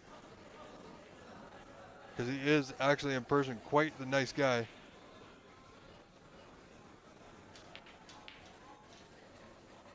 Dan need to get out of the way of that one rather quick.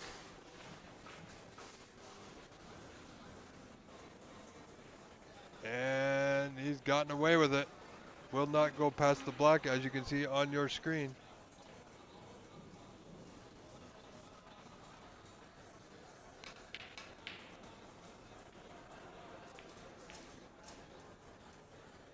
Oh, David, I know you did.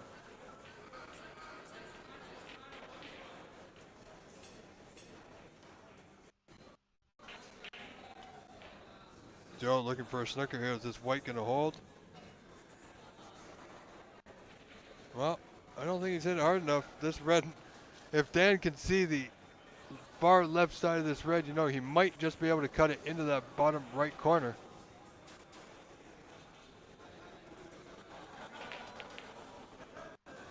Oh, very close. Where's the white? Wants it to go far as down the table as possible. And, well, I think he's just okay. Just by the smallest of small margins.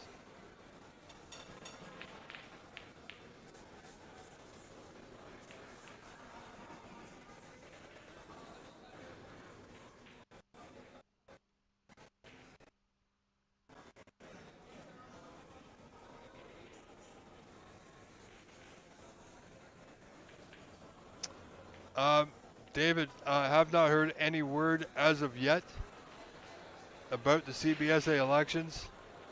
I know a little bit about the nominations, but they are in the final. The nominations have obviously they've been made. The final nominees were contacted, and the board is now just getting together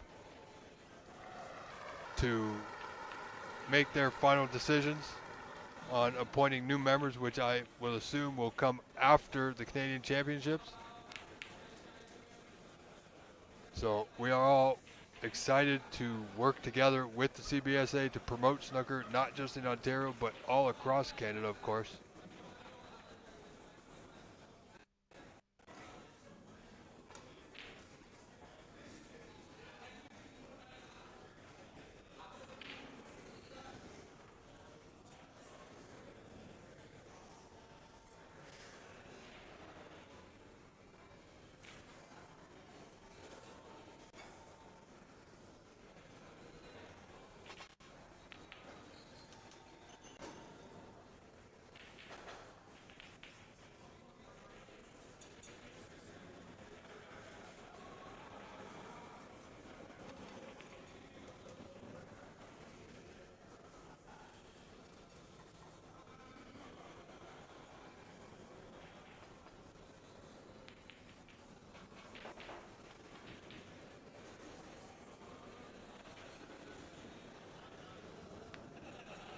So, back end of this frame, Dan trails Joe 53-42, 11 points down.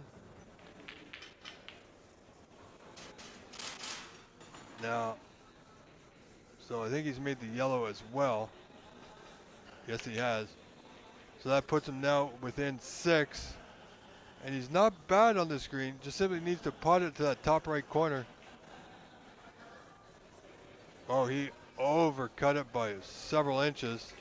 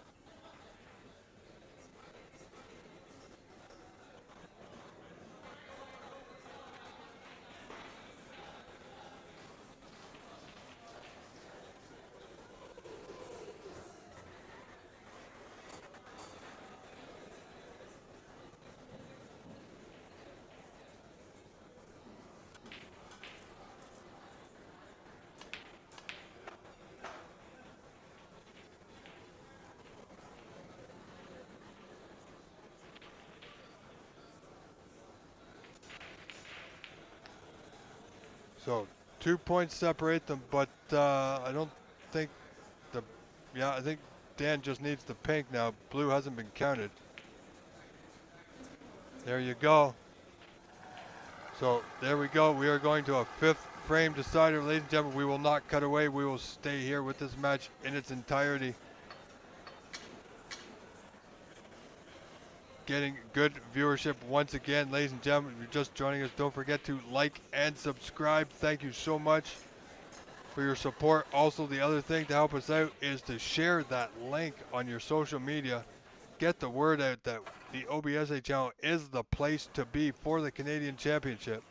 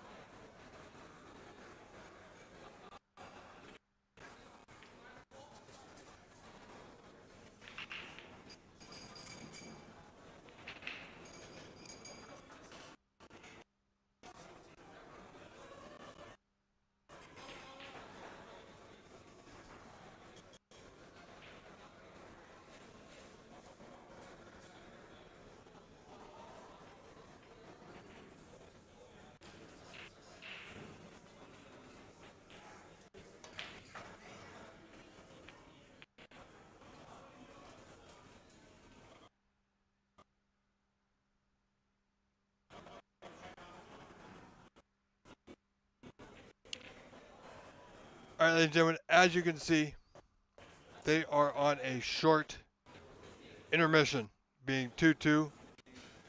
So I do believe they've both stepped outside for a brief moment.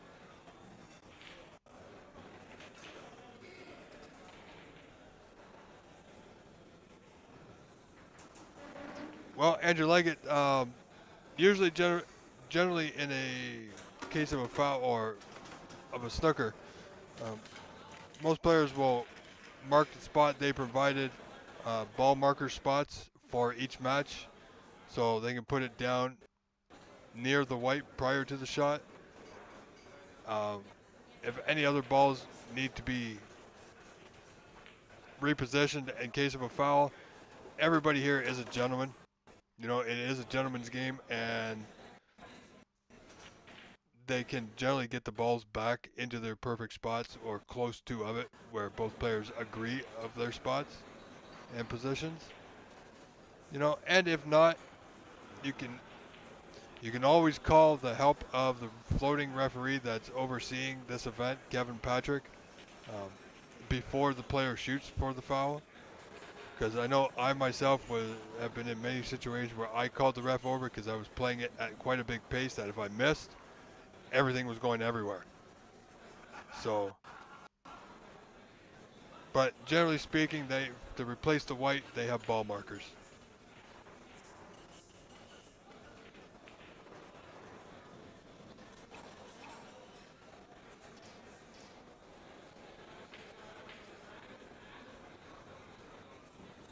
KP, you just want to get everybody drunk so you can win.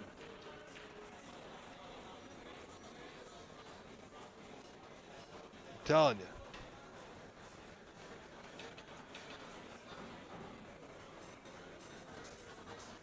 All right, ladies and gentlemen, stay tuned, stay here.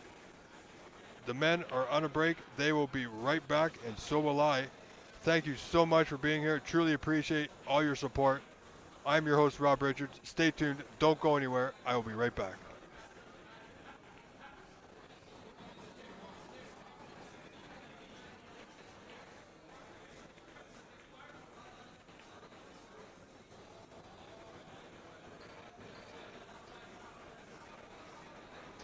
Andrew Leggett, before I leave, I just saw your comment. Yeah, I do know a little bit about that. Coincidentally, um, Nitin Sharma has something like that at his club, a scoring system that automatically tracks the balls on the table and scores for you. So, that being said, please do stay tuned. I will be right back. Thank you very much.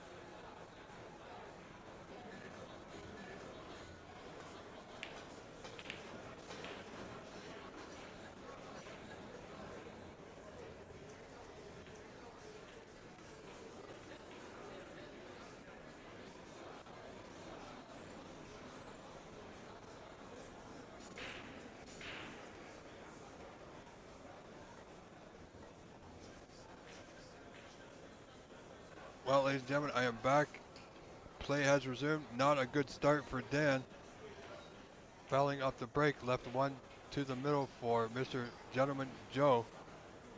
This is the 5th frame decider. This match tied up 2 frames apiece here.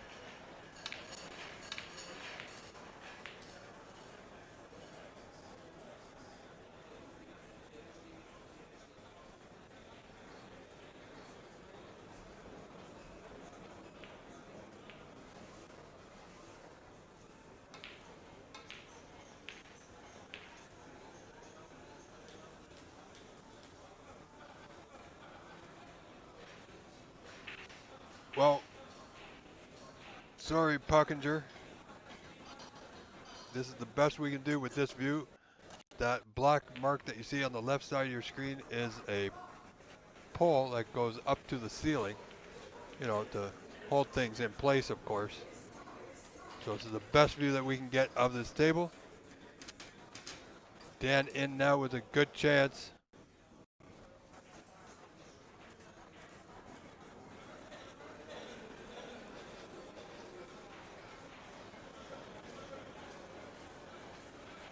Well, you know if it goes in by the way the player will react.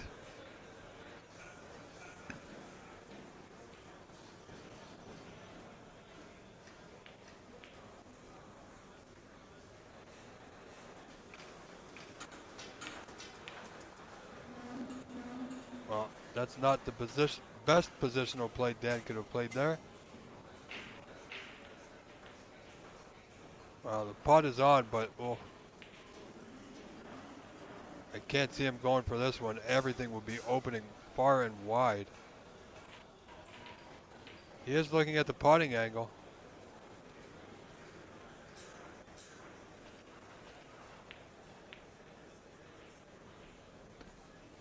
Well, we can't really move the table there, Packinger. So Dan just playing that safety to the bottom cushion. That's about the best he could do. Joe Atteel will play the red on that left side cushion back to the bulk end. Avoid the double kiss here.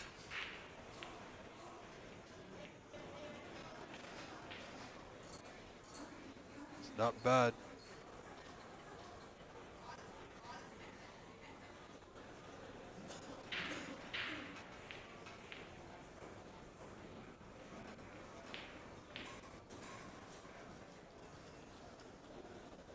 And Nitin Sharma has a 2-0 frame lead over Gerard Morrison.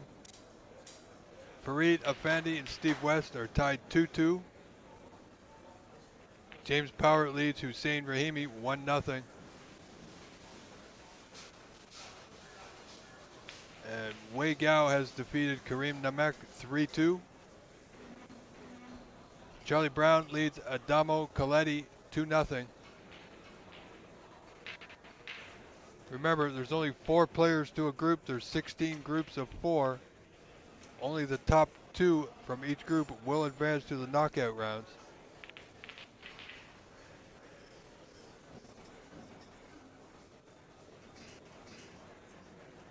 And just noticed that Kevin Lee, who we saw in our previous match with John Wallace, is underway with Henry Harrison. He actually leads that match 1-0.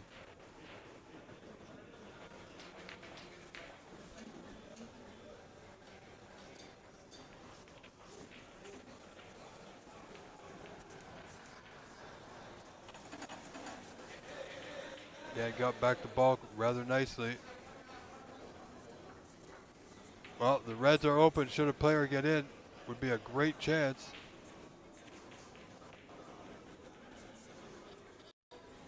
Dan's got a good line to hide this white behind the green. And that looks just about perfect.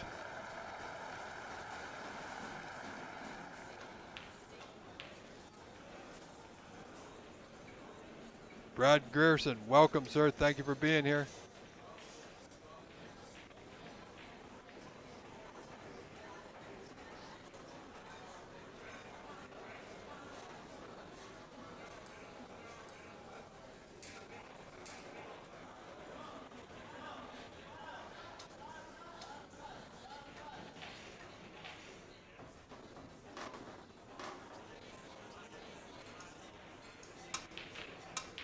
Yeah, Dan Besonette, originally from North Bay, Ontario, now out of Mississauga, Ontario, plays from the Mississauga club, the Monte Carlo Billiards.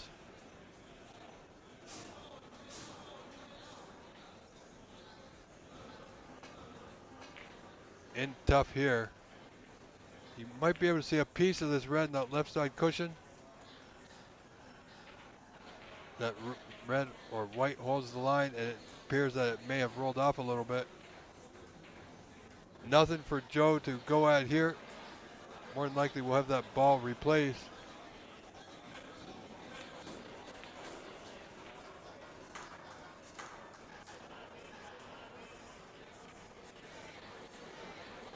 Yeah, if he can get to that side cushion, he's just trying to touch up to that red on that left side cushion.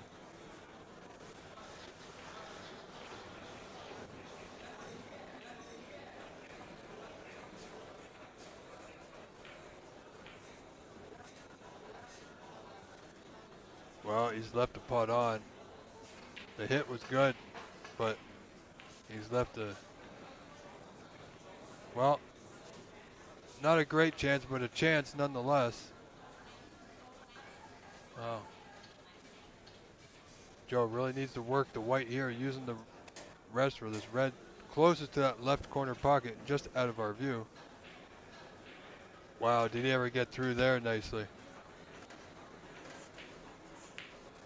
So, blue or yellow?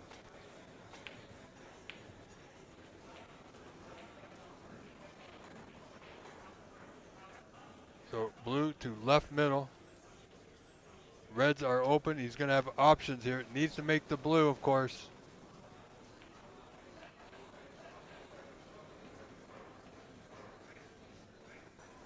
If he get a little bit higher, would have been better off. Or lower. But he's got 2 putts on, so he's still got options here. It's always best when you're in the balls if you play to an area to give yourself options.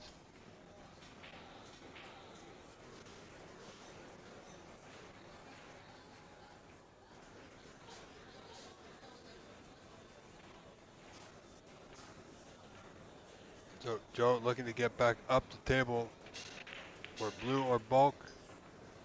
First and foremost, got to make the red. All opportunity gone. Joe leading with a small 7-point lead, 15-8 in this all-important 5th frame decider.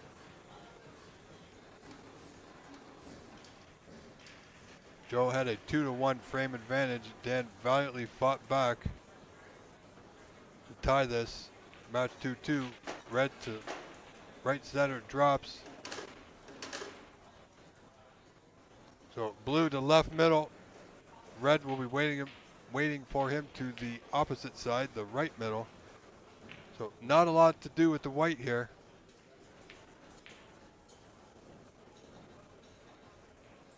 Just needs to maintain his cue ball control.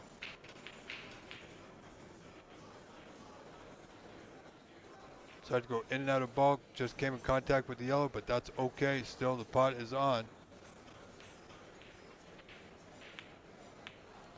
Now he doesn't need to play this red into the middle with a lot of pace. Pink is available to left middle. If he can get on that, it'll be plumb in position. Decided to play back up for blue, but he's rolled on a little bit too far, so brown it is.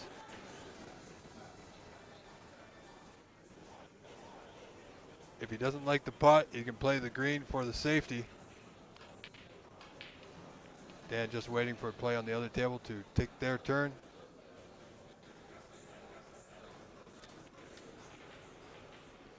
He certainly can, Pockinger. But not with pots like that. Dan sometimes can rush things. Now, how is he done here? If anything, the red to right middle is definitely on. I do not think he can get to the one to the left corner. This one here is not bad.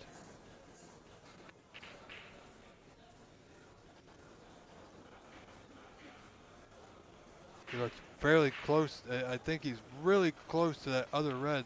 Just, he really wants to make this one go. You know, the red to right middle is not a bad option.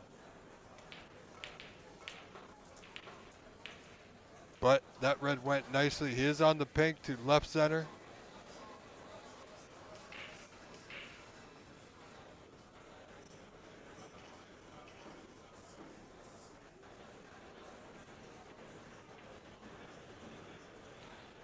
Slight draw to be back in position again on the red. To bottom left corner.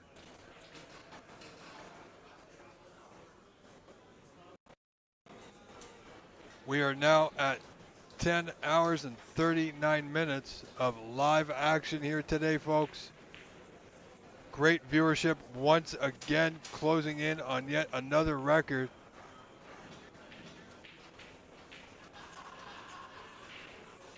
Which has vastly improved day over day. So thank you very much for all your support. Where we have viewers tuning in from around the globe, across Canada, the US, from coast to coast to coast.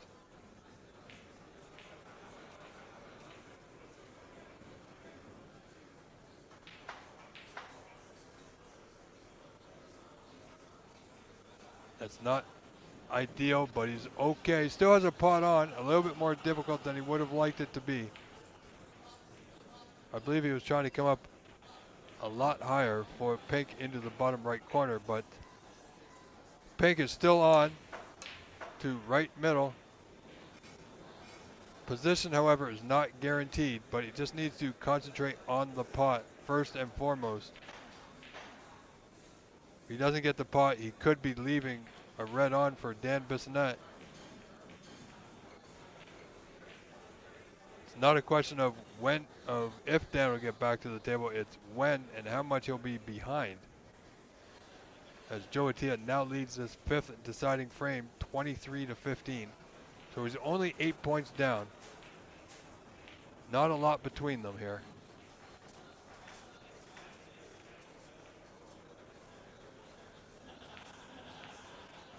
Well, valiant attempt. But as I said, he's left a red on for Dan now into that bottom left corner just out of our view. That's blocked by that pillar on the left side of your screen.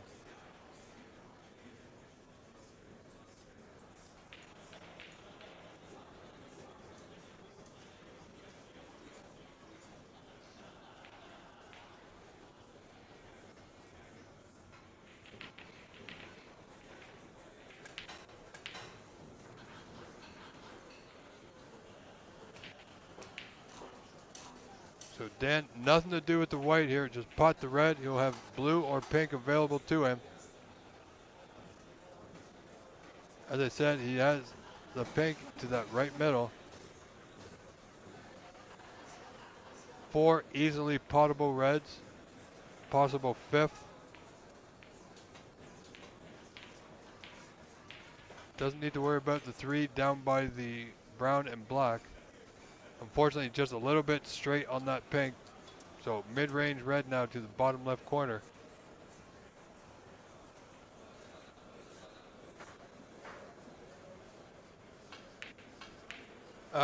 Chris, you know, we really don't know, because I do know great pot from Dan.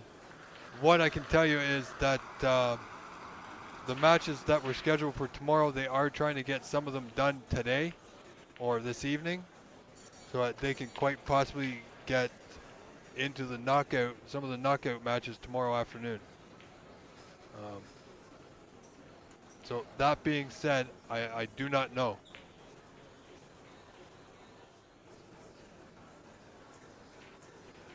But I will tell you that Steve West has lost his match against Farid Afandi 3 frames to 2 just a few moments ago.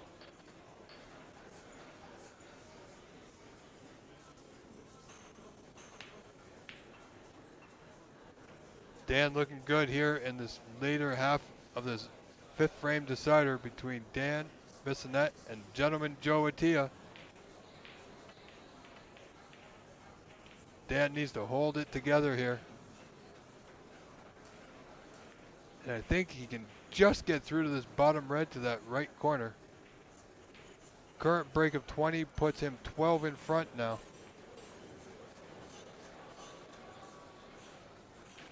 Get these two remaining open reds. And that'll put him in great position to take this fifth frame and the match.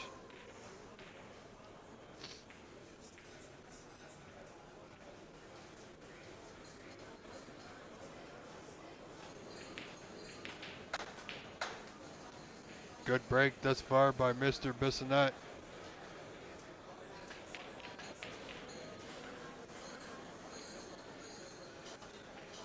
Current break 27, 19 in front.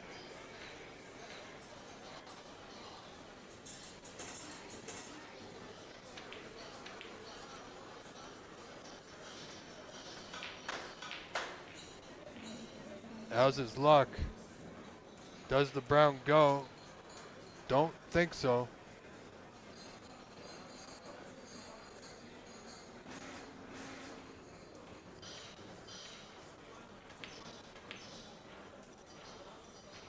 Dan working very hard here to continue this break at 28.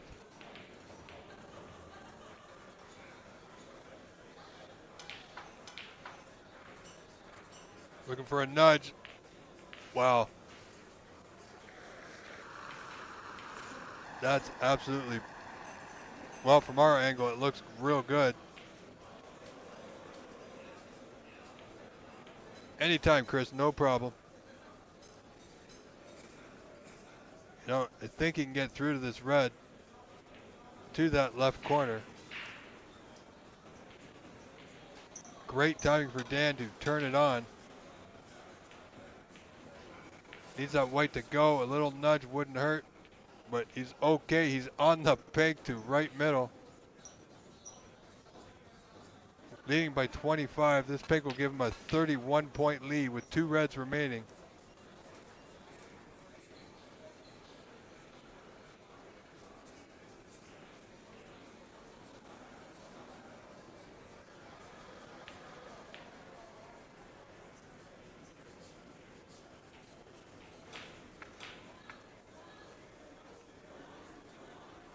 Wow, Dan's really going for it here, folks. Another great positional pot. If it doesn't spot on the peg and it goes on the block.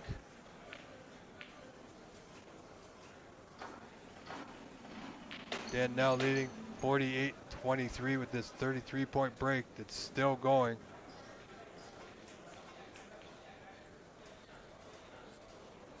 Dan looking very strong to win this 5th deciding frame and the match. So 54-23 now that our score is updated.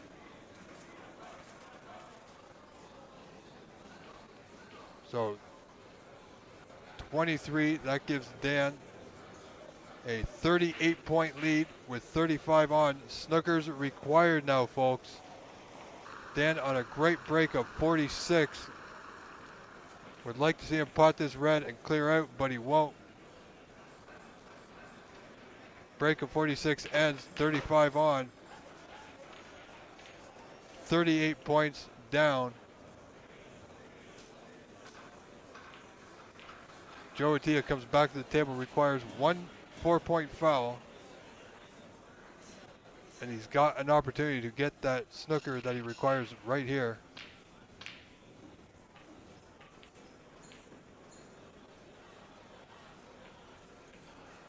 Well, more importantly, he's got the red, well, somewhat safe.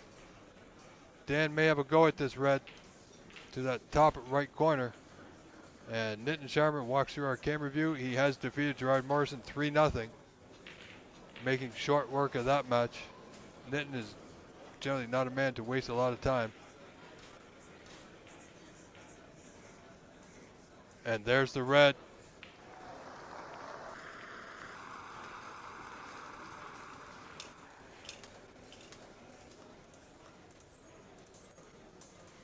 Mohammed, because the player sitting down is doing the score for their opponent.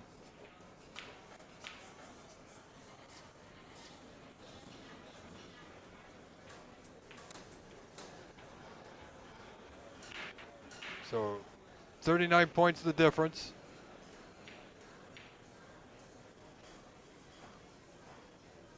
$27 on.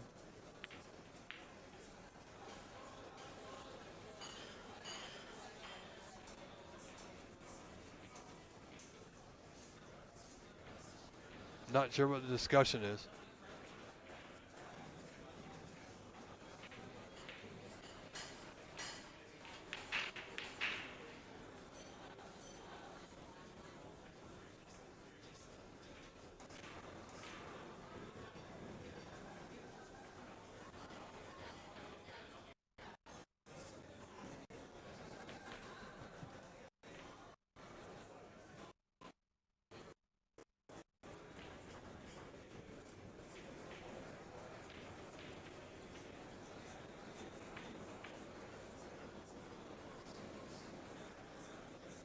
So 3 snookers to tie, I believe.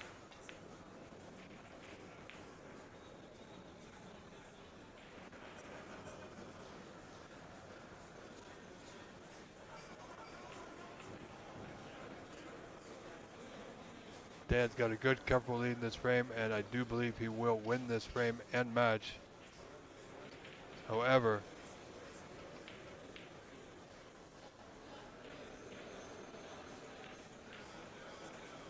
rightfully so, Joe coming back to the table.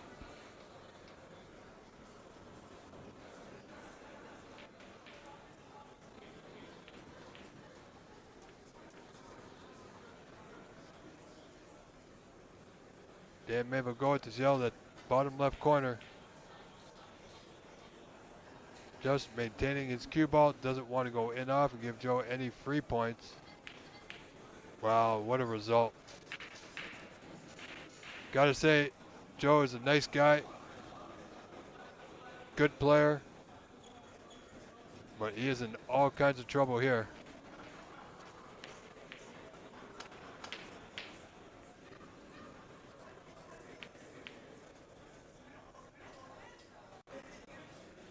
Yeah, the balls are sitting good, but Joe is he's in a lot of trouble. Needs that white to go, but it won't. Dan will likely play a snooker of his own here. He can swing the white off the yellow side cushion. Target area behind the green and brown area.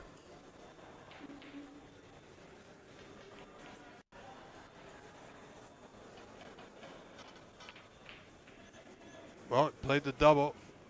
Will it go twice? It will. No, it won't. Sorry, my screen glitched. It disappeared off my screen for a moment, folks. I thought it went in.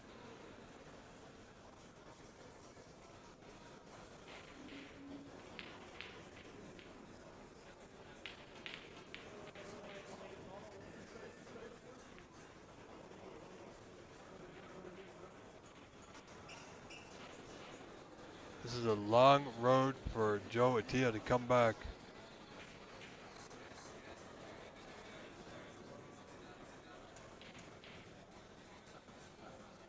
You know, he made an error in the last frame, which let Dan in. Made an error in this frame. Dan made a good, solid effort with that 46-point break at the right time.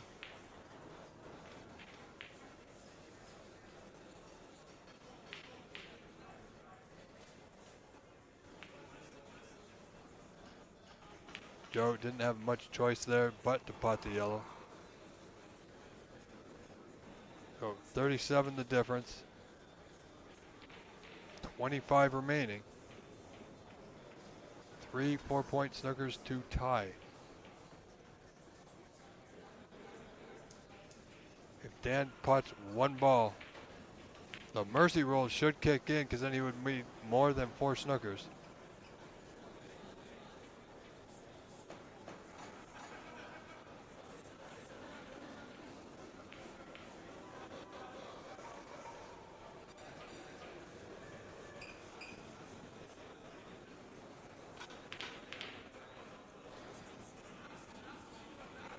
Dan looking for the green to go. Will it? No, it won't.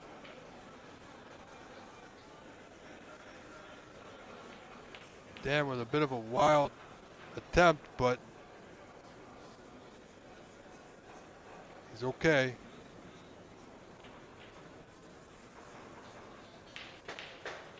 Joe wants that green to go, but it won't. Dan looking just to make simple contact with here. Knock the green back down the table, put separation between cue ball and object ball.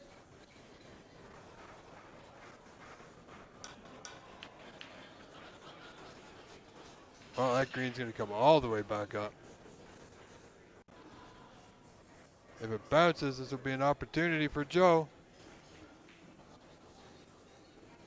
Joe needs to get it nice and tight behind the color.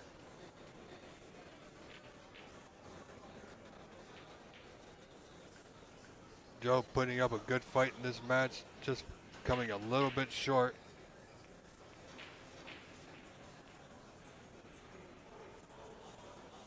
A little bit pacey. Again, Dan will simply just make contact with the green here.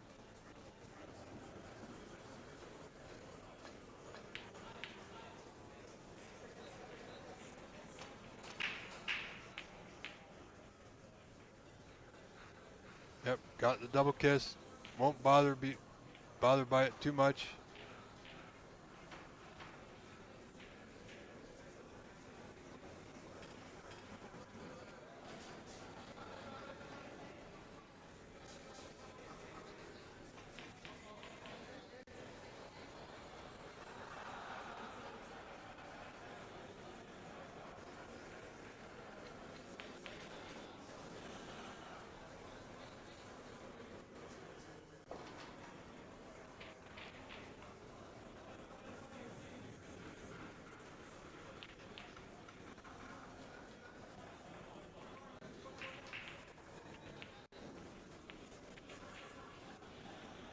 Well, green's still on.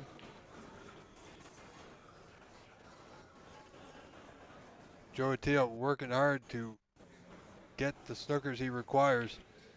First and foremost, keep that green ball safe.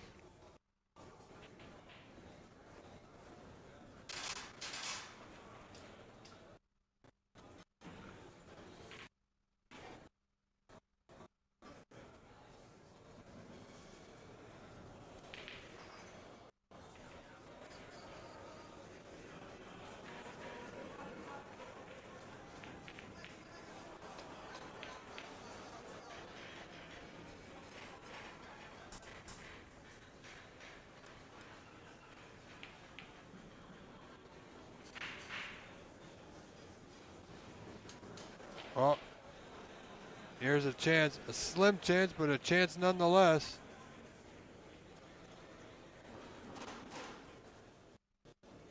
Two cushions with the green back up the table, leave the white close to that corner pocket on the bottom cushion. Oh, he played the pot.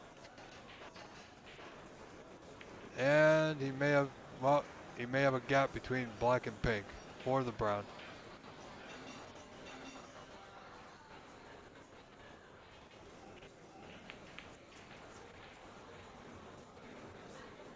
Good line. I think it might be no good. So this is the first solid opportunity for Dan Besonette to put this match and frame away.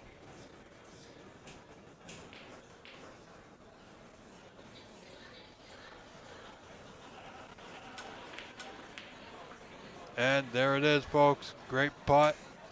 Congratulations, Dan Besonette will win this match 3-2.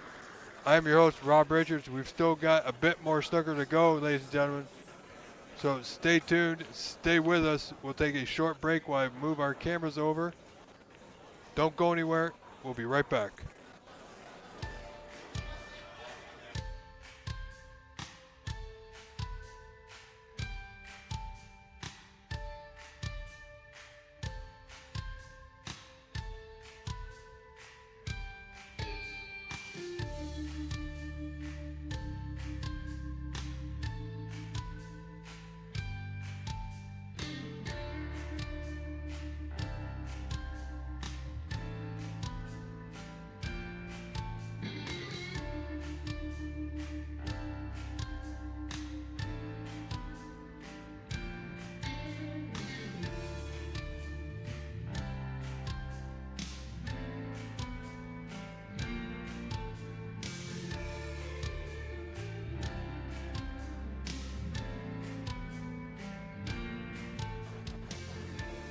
All right, ladies and gentlemen, welcome back. This is James Power and Hussein Rahimi.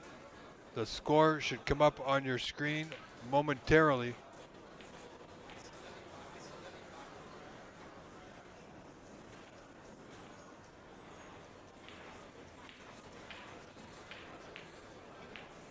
There we go. So James has, this is the second frame. James won the first, so he's in the lead in this match 1-0.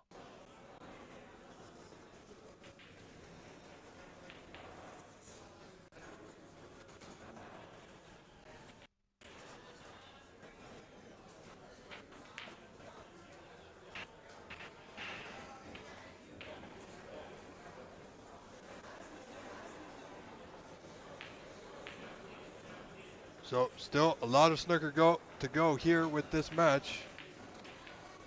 However, we must watch our time. So just an early warning.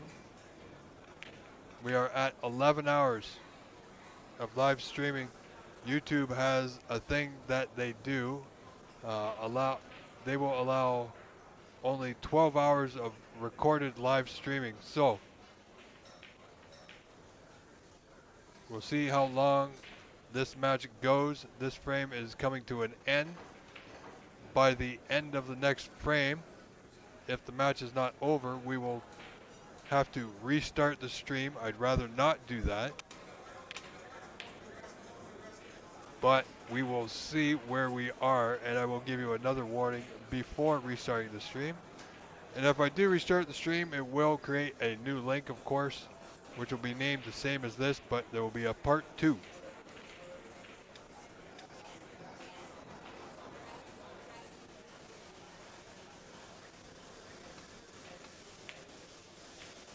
So James Power in front in this second frame, 39-29, 10 points in front. Requires brown and blue.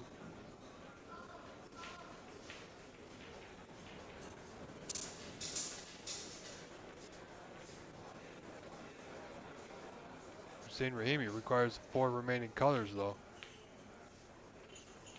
And that's not going to be helpful for Hussein here in this match. James has a good solid pot. The brown in the top right corner. Great angle to come back down the table.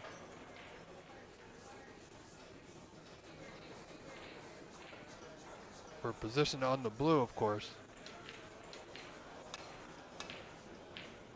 Oh boy. Wow, what has he done there?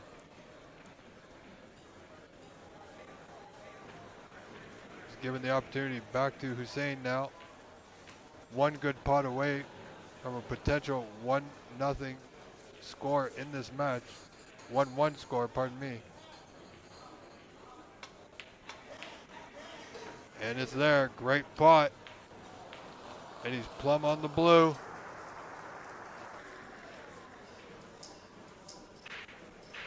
I think he's got a slight angle just off straight, not by much.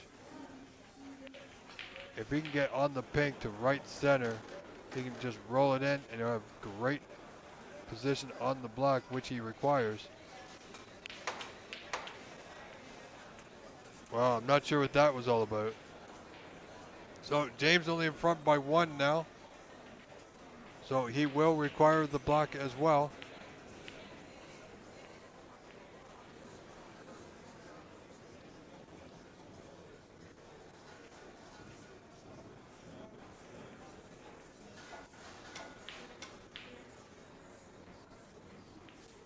Shane wants that pink to go.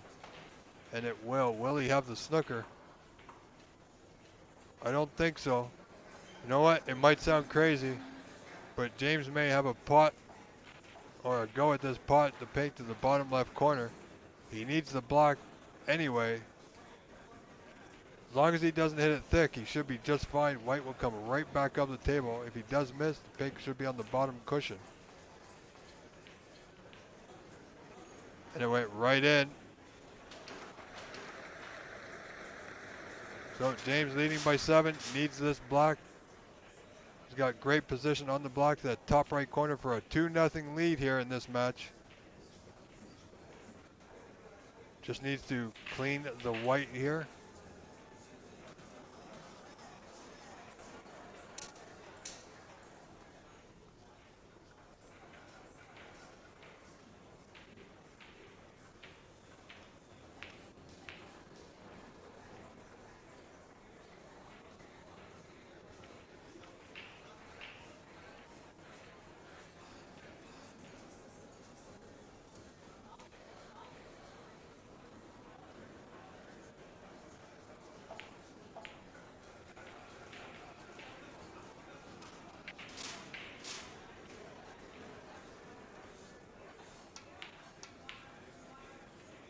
Great putt.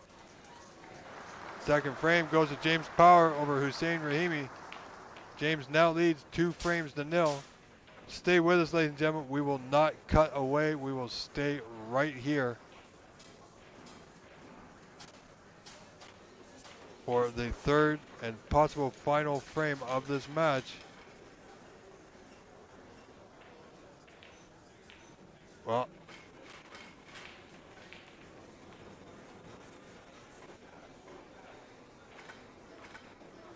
it appears Hussein has stepped away for a moment. So what I'll do, ladies and gentlemen, I'm going to go to a break screen. We will switch our camp. No, you know what? We're just going to stay right here.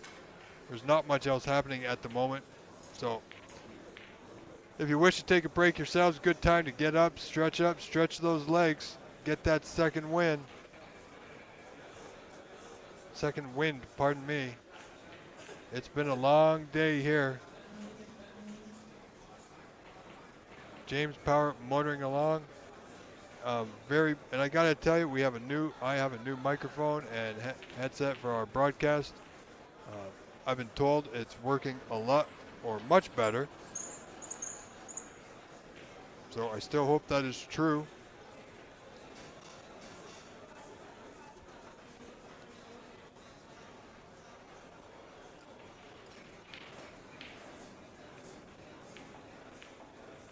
So I gotta tell you, this headset's absolutely fantastic. We've been streaming for 11 hours now that this headset's been in use.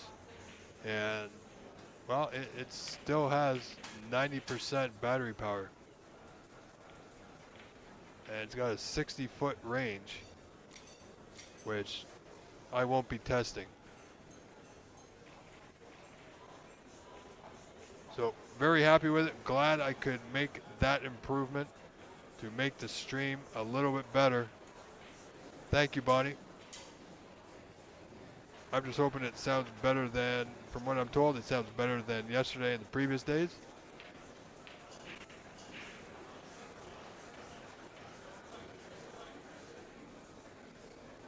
So if anybody wants, in the chat, who is your pick to win the Open? Let me know while we have a few moments before our players return.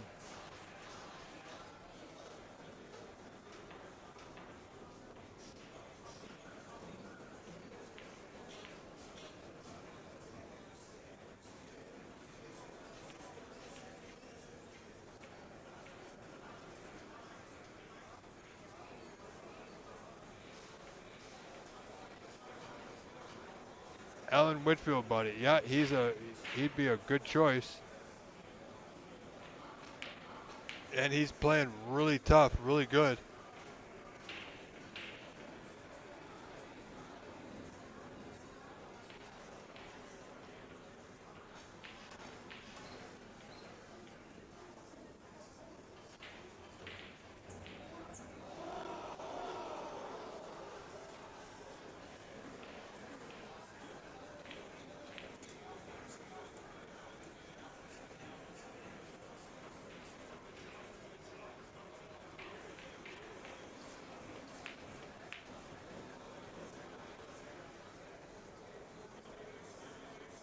And Kevin Lee, who we saw in our previous match just a little while ago, is leading Henry Harrison 2 frames to nothing. So seems like he's got a bit of his putting arm going for him once again.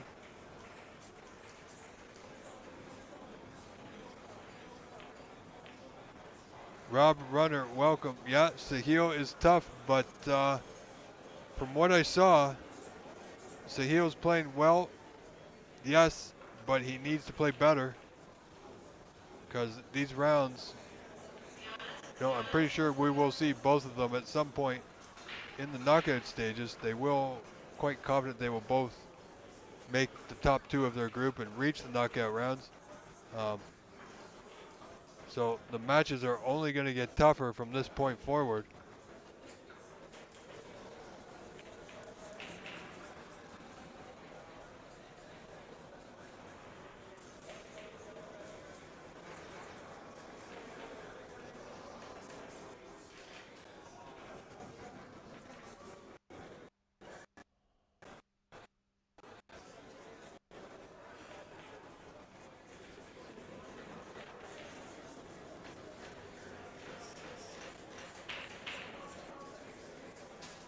But as I was saying, Sahil is, he's good under pressure.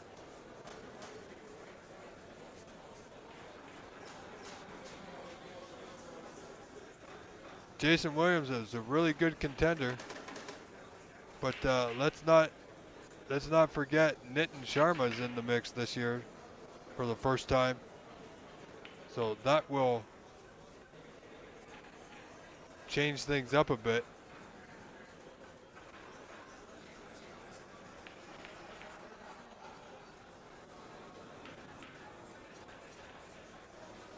If we can get Nitin, Allen, Sahil on stream, we will definitely try.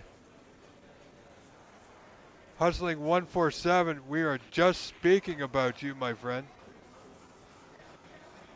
Hustling 147, Nitin Sharma, welcome to our stream. Thank you very much, my friend. Nitin Sharma, the proud owner of his club in Brampton, Ontario, the Q Masters 147.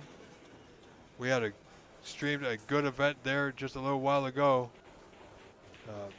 As I've been mentioning all day, Nitin, or Hustling 147, this is your first year making your debut here at the Canadian Open Championship, and certainly a contender for the title. So we wish you all the best. We hope you are doing well. Didn't have your match with Gerard Morrison on stream, of course. Unfortunately, that just out of our camera's view. But following along on Cloud Snooker, it was a quick match as always, 3-0 in your favor. So well done. All right, Bruce. Sure. No need to raise your hand. Just go ahead and ask.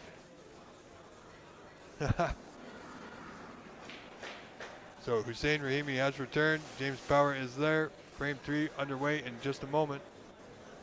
Well, go ahead, Robert Bruce. What's your question, my fine sir?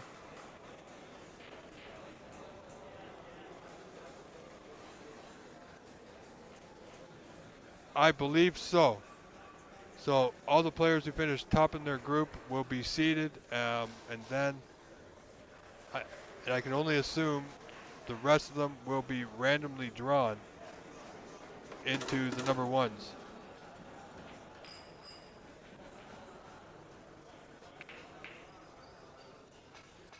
Oh, here we go. Frame 3, James Power to break. To get us started in this third frame. He has a 2-0 advantage.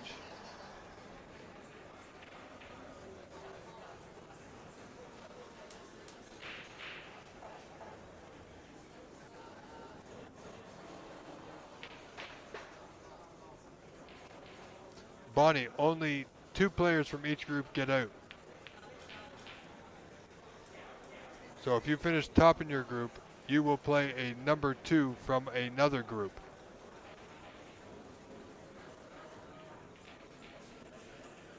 If you finish 3rd or 4th in your group, you are out of the event altogether. First opportunity now, James Power. Oh, he's gone well too high.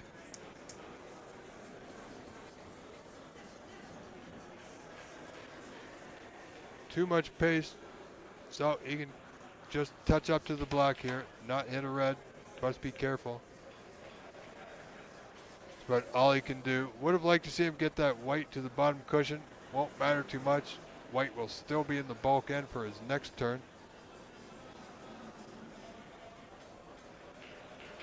Absolutely, buddy. Not a problem.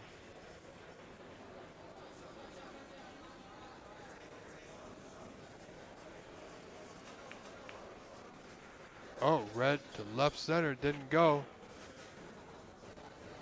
Didn't think it would. Now the red is near the, just over the top end of the table.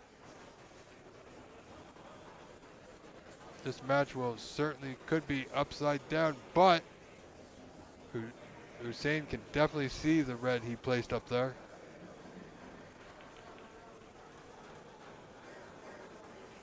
So let's see what he can do now.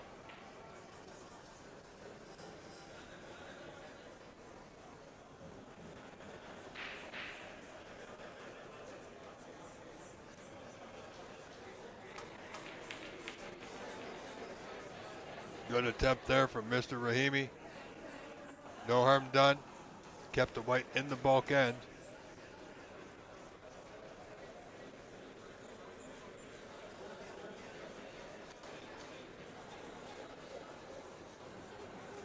Welcome Pulse Blade.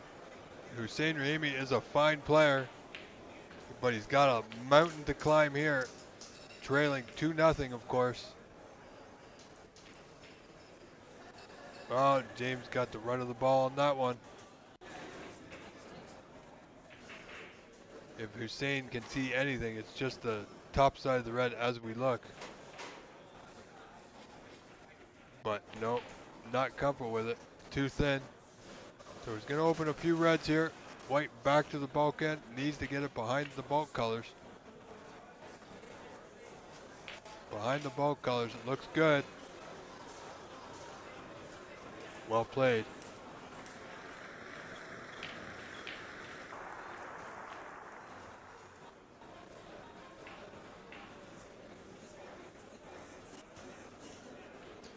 Yes, Robert Bruce, you're actually correct.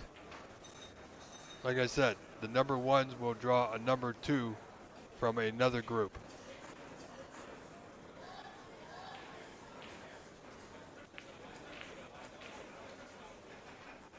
So, you know, it has the quite potential to be some great matches in that first round. And don't forget, we were picking players that I've always said Edward Ling is a great player. Seems to get overlooked quite a lot, but he's done well in this event in previous years. You know, he might not be one of the favorites, but he's certainly a dark horse. And he's got to be the best dark horse I've ever seen.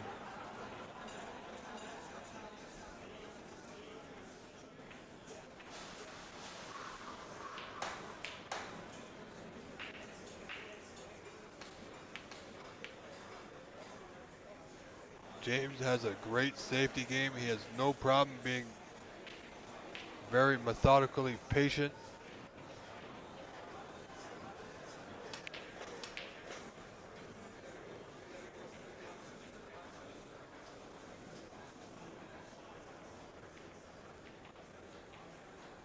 James is also one of the, or he is the main sponsor for the Ontario Snooker Tour, the OBSA. JamesPower.com brokerage, of course. So we thank him for his support, helping us grow the game. Without him, the scoring tablets and the scoring system that we have would not be possible. It's because of him that we were able to purchase these tablets.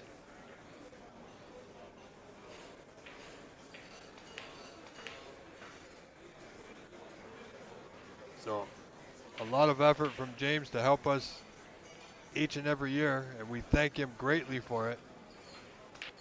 Also, the cameras that we're using, even today for the CBSA, were all helped to be purchased from James and his sponsorship of the OBSA. So, JamesPower.com, James Power Brokerage, for all your real estate needs.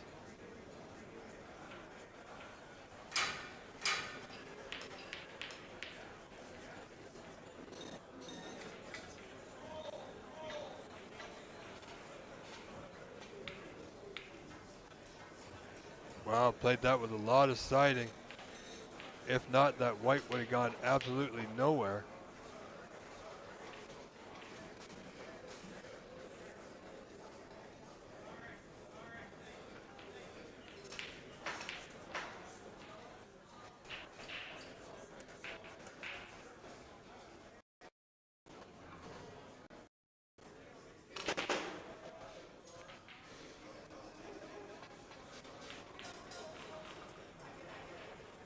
Absolutely, buddy. I totally agree. If it wasn't for James with his sponsorship, we wouldn't have the cameras that we have, that we are using even today for the Canadian Championship. Wouldn't have the scoring tablets.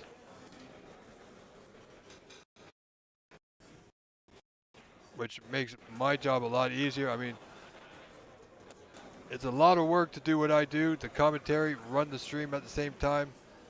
During the seniors, they had an issue with the tablets, and I had to keep score for a few matches, and that's makes my job much more difficult, takes my attention away from the actual feed.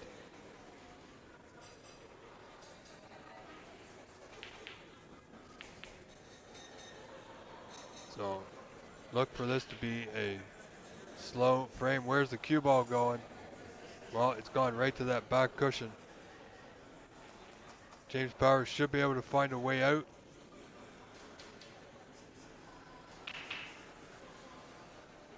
Wow, is that a plant? Two balls just past the pink. He can get a possible plant to that bottom right corner. There is a space or a gap between them. So if this goes wrong, if he plays this as a plant and doesn't get it, everything's going to be moving here. Yeah, he's looking at something else now. Well, he's not looking at the 4-ball plant. You got to be kidding me. I mean, if this goes in, if this goes in, this 4-ball plant in the middle of the bunch, the space between, this will be the shot of the event. Oh my, he almost made, and he almost got lucky on the other side. Valiant effort on that one. That was a brave shot. I think he's got rather fortunate in his leave. However, Hussein should be able to see that red in the middle to the right middle.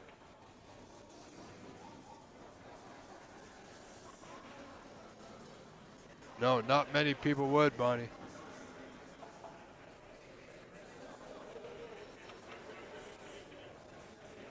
Wow, just skimmed the red. And he's going to leave it on for James. Table getting a little messy here. So James got a lot of work to do for him.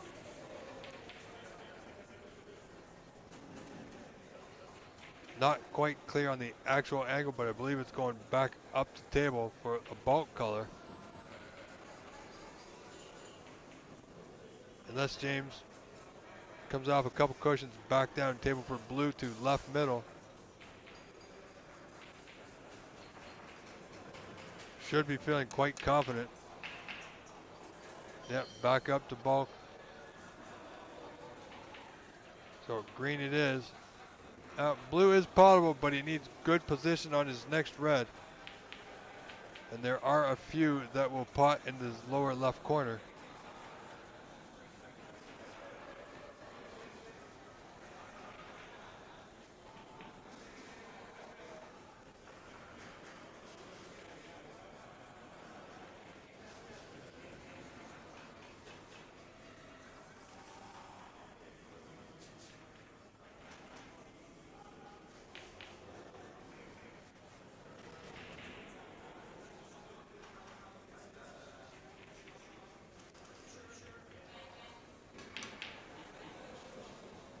Well, that green didn't go. He needed to get into it, but he forgot to make the pot. And because of the miss, he's well out of position, so no break for Hussein here. I guess the only good thing for Hussein is that James didn't make the pot. and get position following that. So we continue.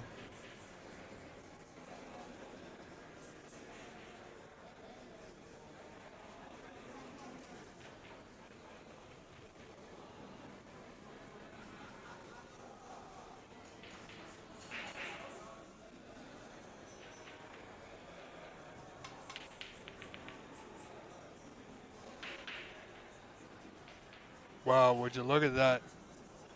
I tell you, if anything can go wrong for Hussein, it certainly is. Played a safety on the red bag side, didn't get it. Came back around, knocked the red out of the bunch into possible potting for James into that lower right corner. You can't script the frame like this, folks.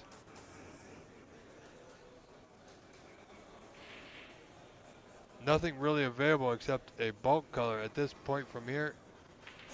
That's pretty much it. Now let's see if James can put the first color into the bottom of the bag here at this top right corner. Top left corner, pardon me.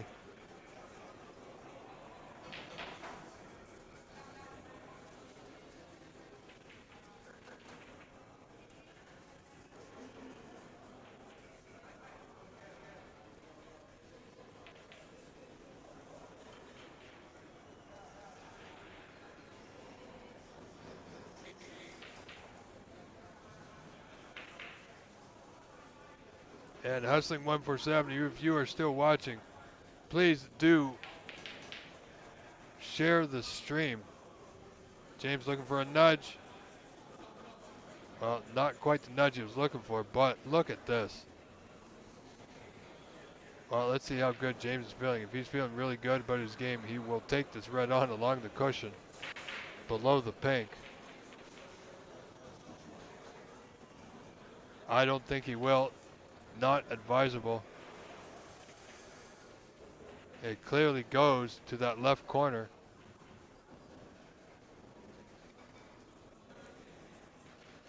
And if he plays it right, he should just come in contact with the block to hold for the pink, quite possibly. Big shot. These can be missed.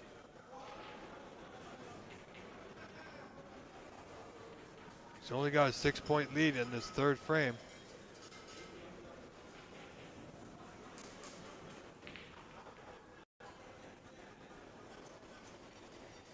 Well, I don't know about you, but that red seemingly rolled up. Perhaps caught the bottom cushion a little bit, but that was a big ball to go for. Hussein Rahimi needs to make something happen here. And that's just not going to cut it, folks. So back to bulk it is.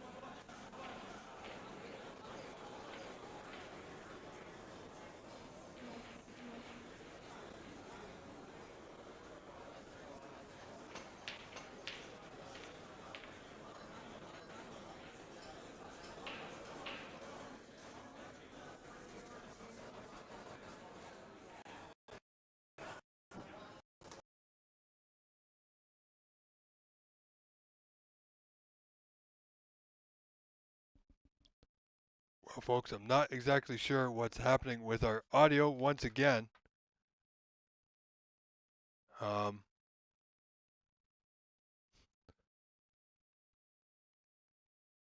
so I do apologize. So we will go with what we've got, and what we've got is, well, it's just me for now. Seemingly like our connection has bottomed out yet again, but we've still got video, so we will keep that going.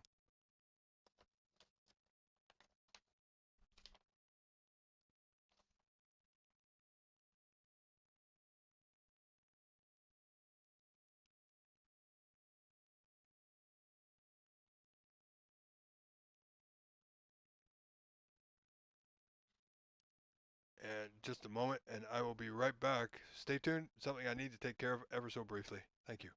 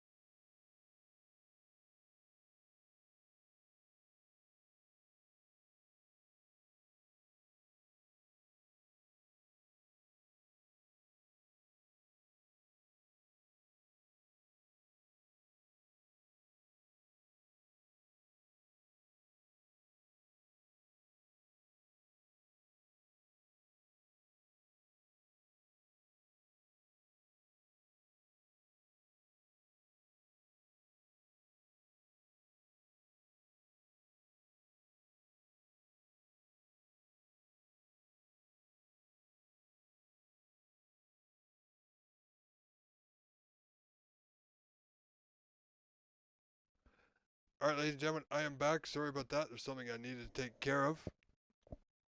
This frame really hasn't changed anywhere. Uh, James leading 6 points to 5. This has got to be an ugly table to play for both gentlemen, especially Hussein trailing 2-0. Once again, I apologize. We still have video feed, so we're not going to kick the cat, as it were.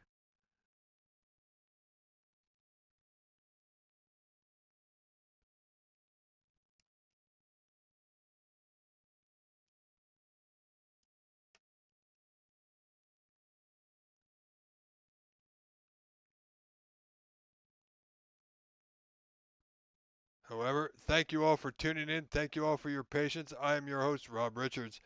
You are watching James Power, Hussein Rahimi. This is a group stage match live from the corner bank in Scarborough, Ontario, Canada, the CBSA Canadian Open Snooker Championships for 2025.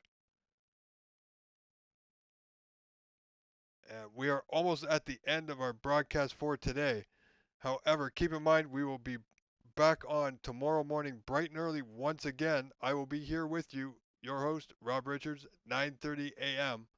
from the first ball to the last ball each and every time, bringing you the best snooker in Canada here on our OBSA YouTube channel. So don't forget to like, subscribe, and share the link so we can get more viewers that would enjoy our stream.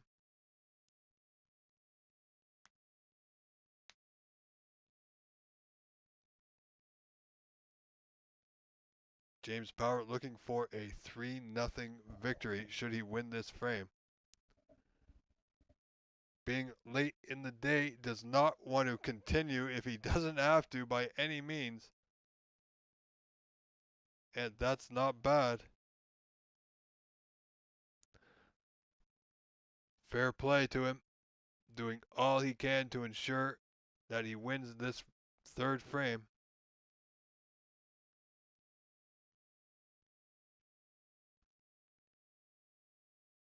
But as I said, it's fairly low score. Not much Hussein could do but touch up to that red on the left side. Again, this will leave James an opportunity to get that white into the bulk area, but, you know, the only area he can really get to that's pretty safe is where he's at now, that top left area. So much so that he's taking on a different pot, or shot rather.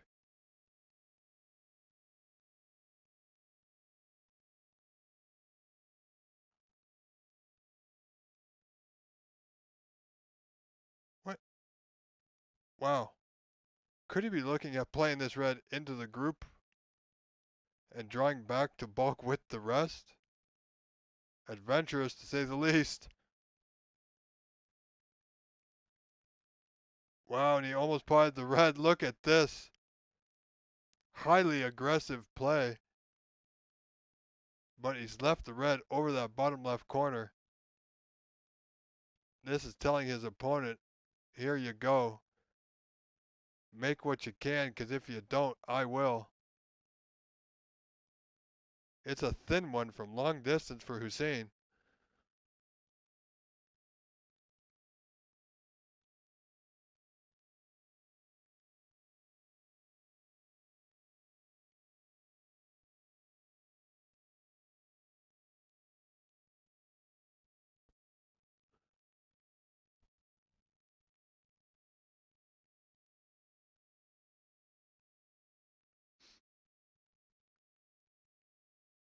So much so that Hussein is not even playing that red.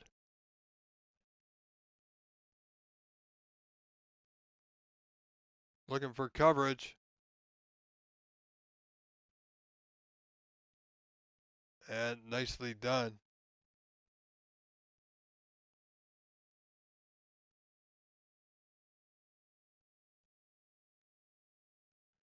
Robbie K, thank you very much. As Bonnie can attest to, we can simply, all we can do is mutter along the best way possible. So my only guarantee that I can absolutely promise to each and every one of you is that I will do my absolute best that's within my control. I prefer sound from the club. It makes me feel not so isolated. But I have all of you, and I'm grateful for all of you, so thank you all for tuning in. We are over 11 and a half hours now. So what I'll tell you, ladies and gentlemen, I said it before, YouTube has a 12-hour streaming rule. They don't record any live streaming. You can stream for as long as you want, but only the first 12 hours will be recorded. So if Hussein, after this match, if Hussein Hihimi, after this frame rather, we will check if James wins, this match is over, we're fine. We'll have a look at any other matches possibly going on. If I need to restart the stream, there will be a part 2 with a brand new link. We are at closing in on 4,000 views again for the day, ladies and gentlemen.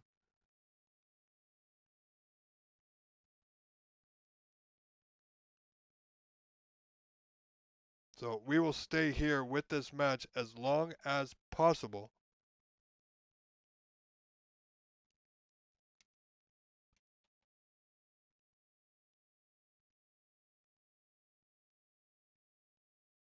Kevin Lee has defeated Henry Harrison 3-0.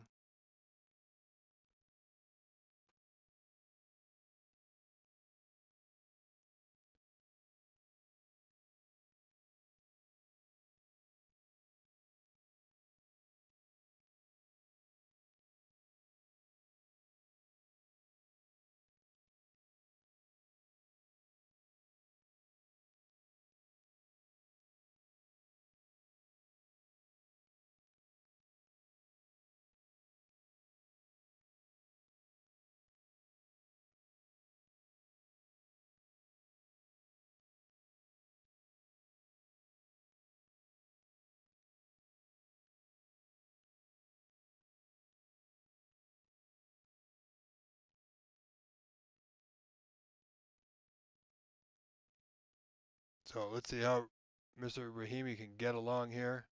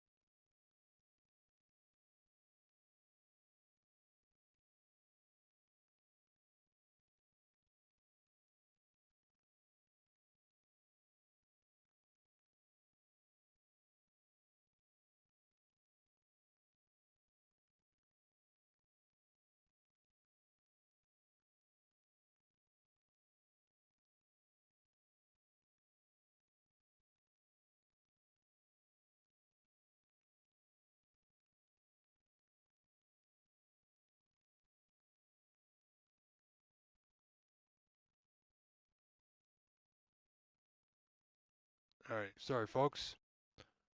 I'm still here. You did not lose me as well. I do apologize. So Hussein Rahimi has an 18-point lead, 33 to 15 in this third frame that he needs to win to stay in this match.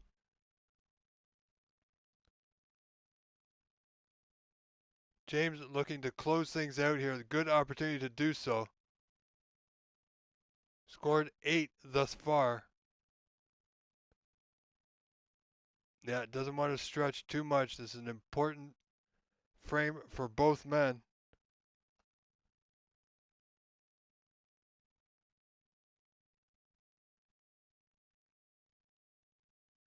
Where's the white? Oh, would you believe it? You know, I don't think he's on the black. No, not at all. Can't see it. He's going to need to play safe from the pink.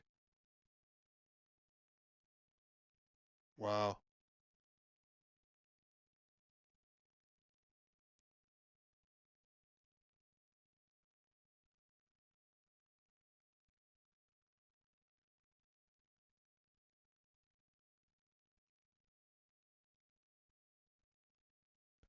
That's got to be like an 16th of an inch off. Not much James could do there was draw back off the pink to that bottom cushion.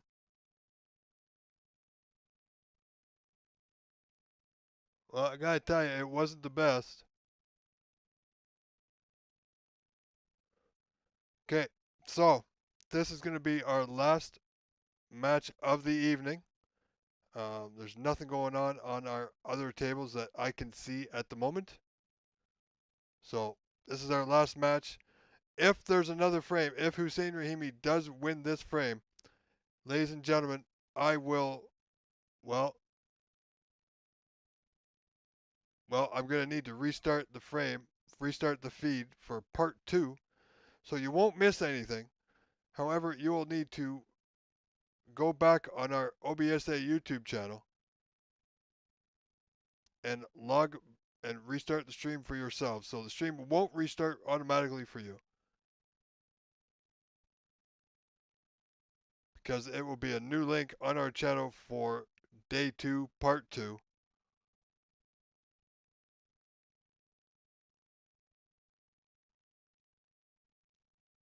And if this frame doesn't,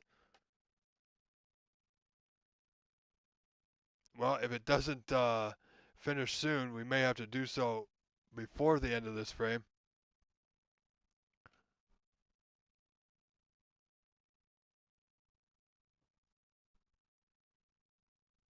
So I do apologize about that, but we are coming very, very close now to the streaming limits on YouTube.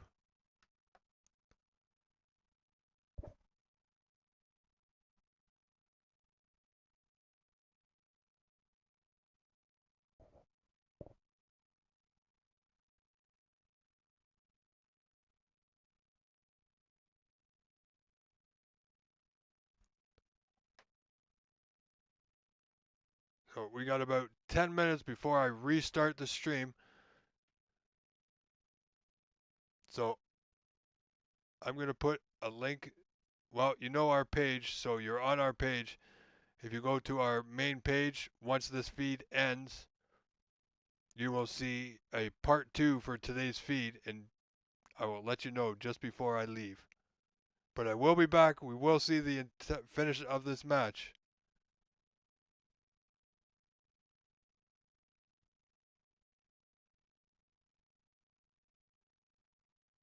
So I hope that's not too much for everyone. I know there's quite a lot of viewers out there. I hope it's not too inconvenient. I do apologize. I want to bring to you as much as I can within the limits set forth, unfortunately, by YouTube. Um, this frame is not going to go anywhere in the next 10 minutes, so I hope everybody is okay with that. I want to show you the conclusion of this match. This has been one heck of a long frame, and it still continues.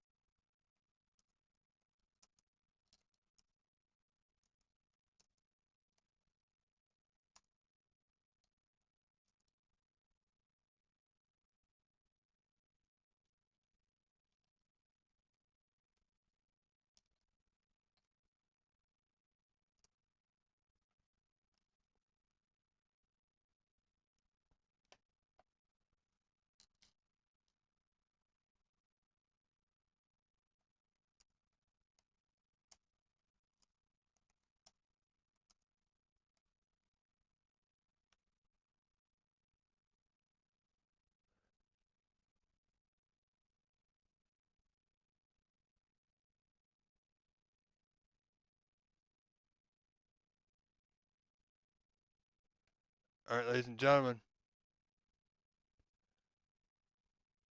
this frame going nowhere fast.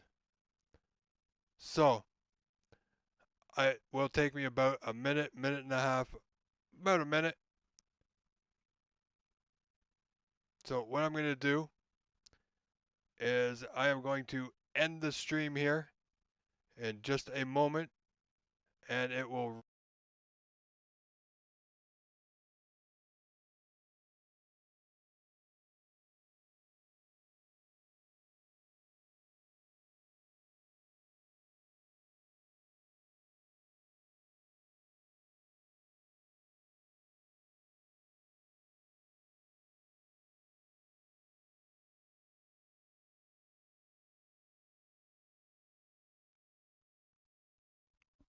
All right.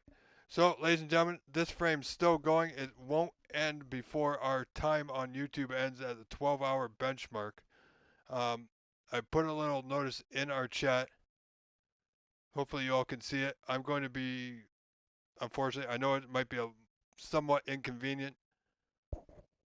I do understand. However, I am going to be restarting our stream now. And I do apologize. So in 3, 2, 1, we'll see you in a few moments. Please click the part 2 link. Come back and see this match. Thank you all.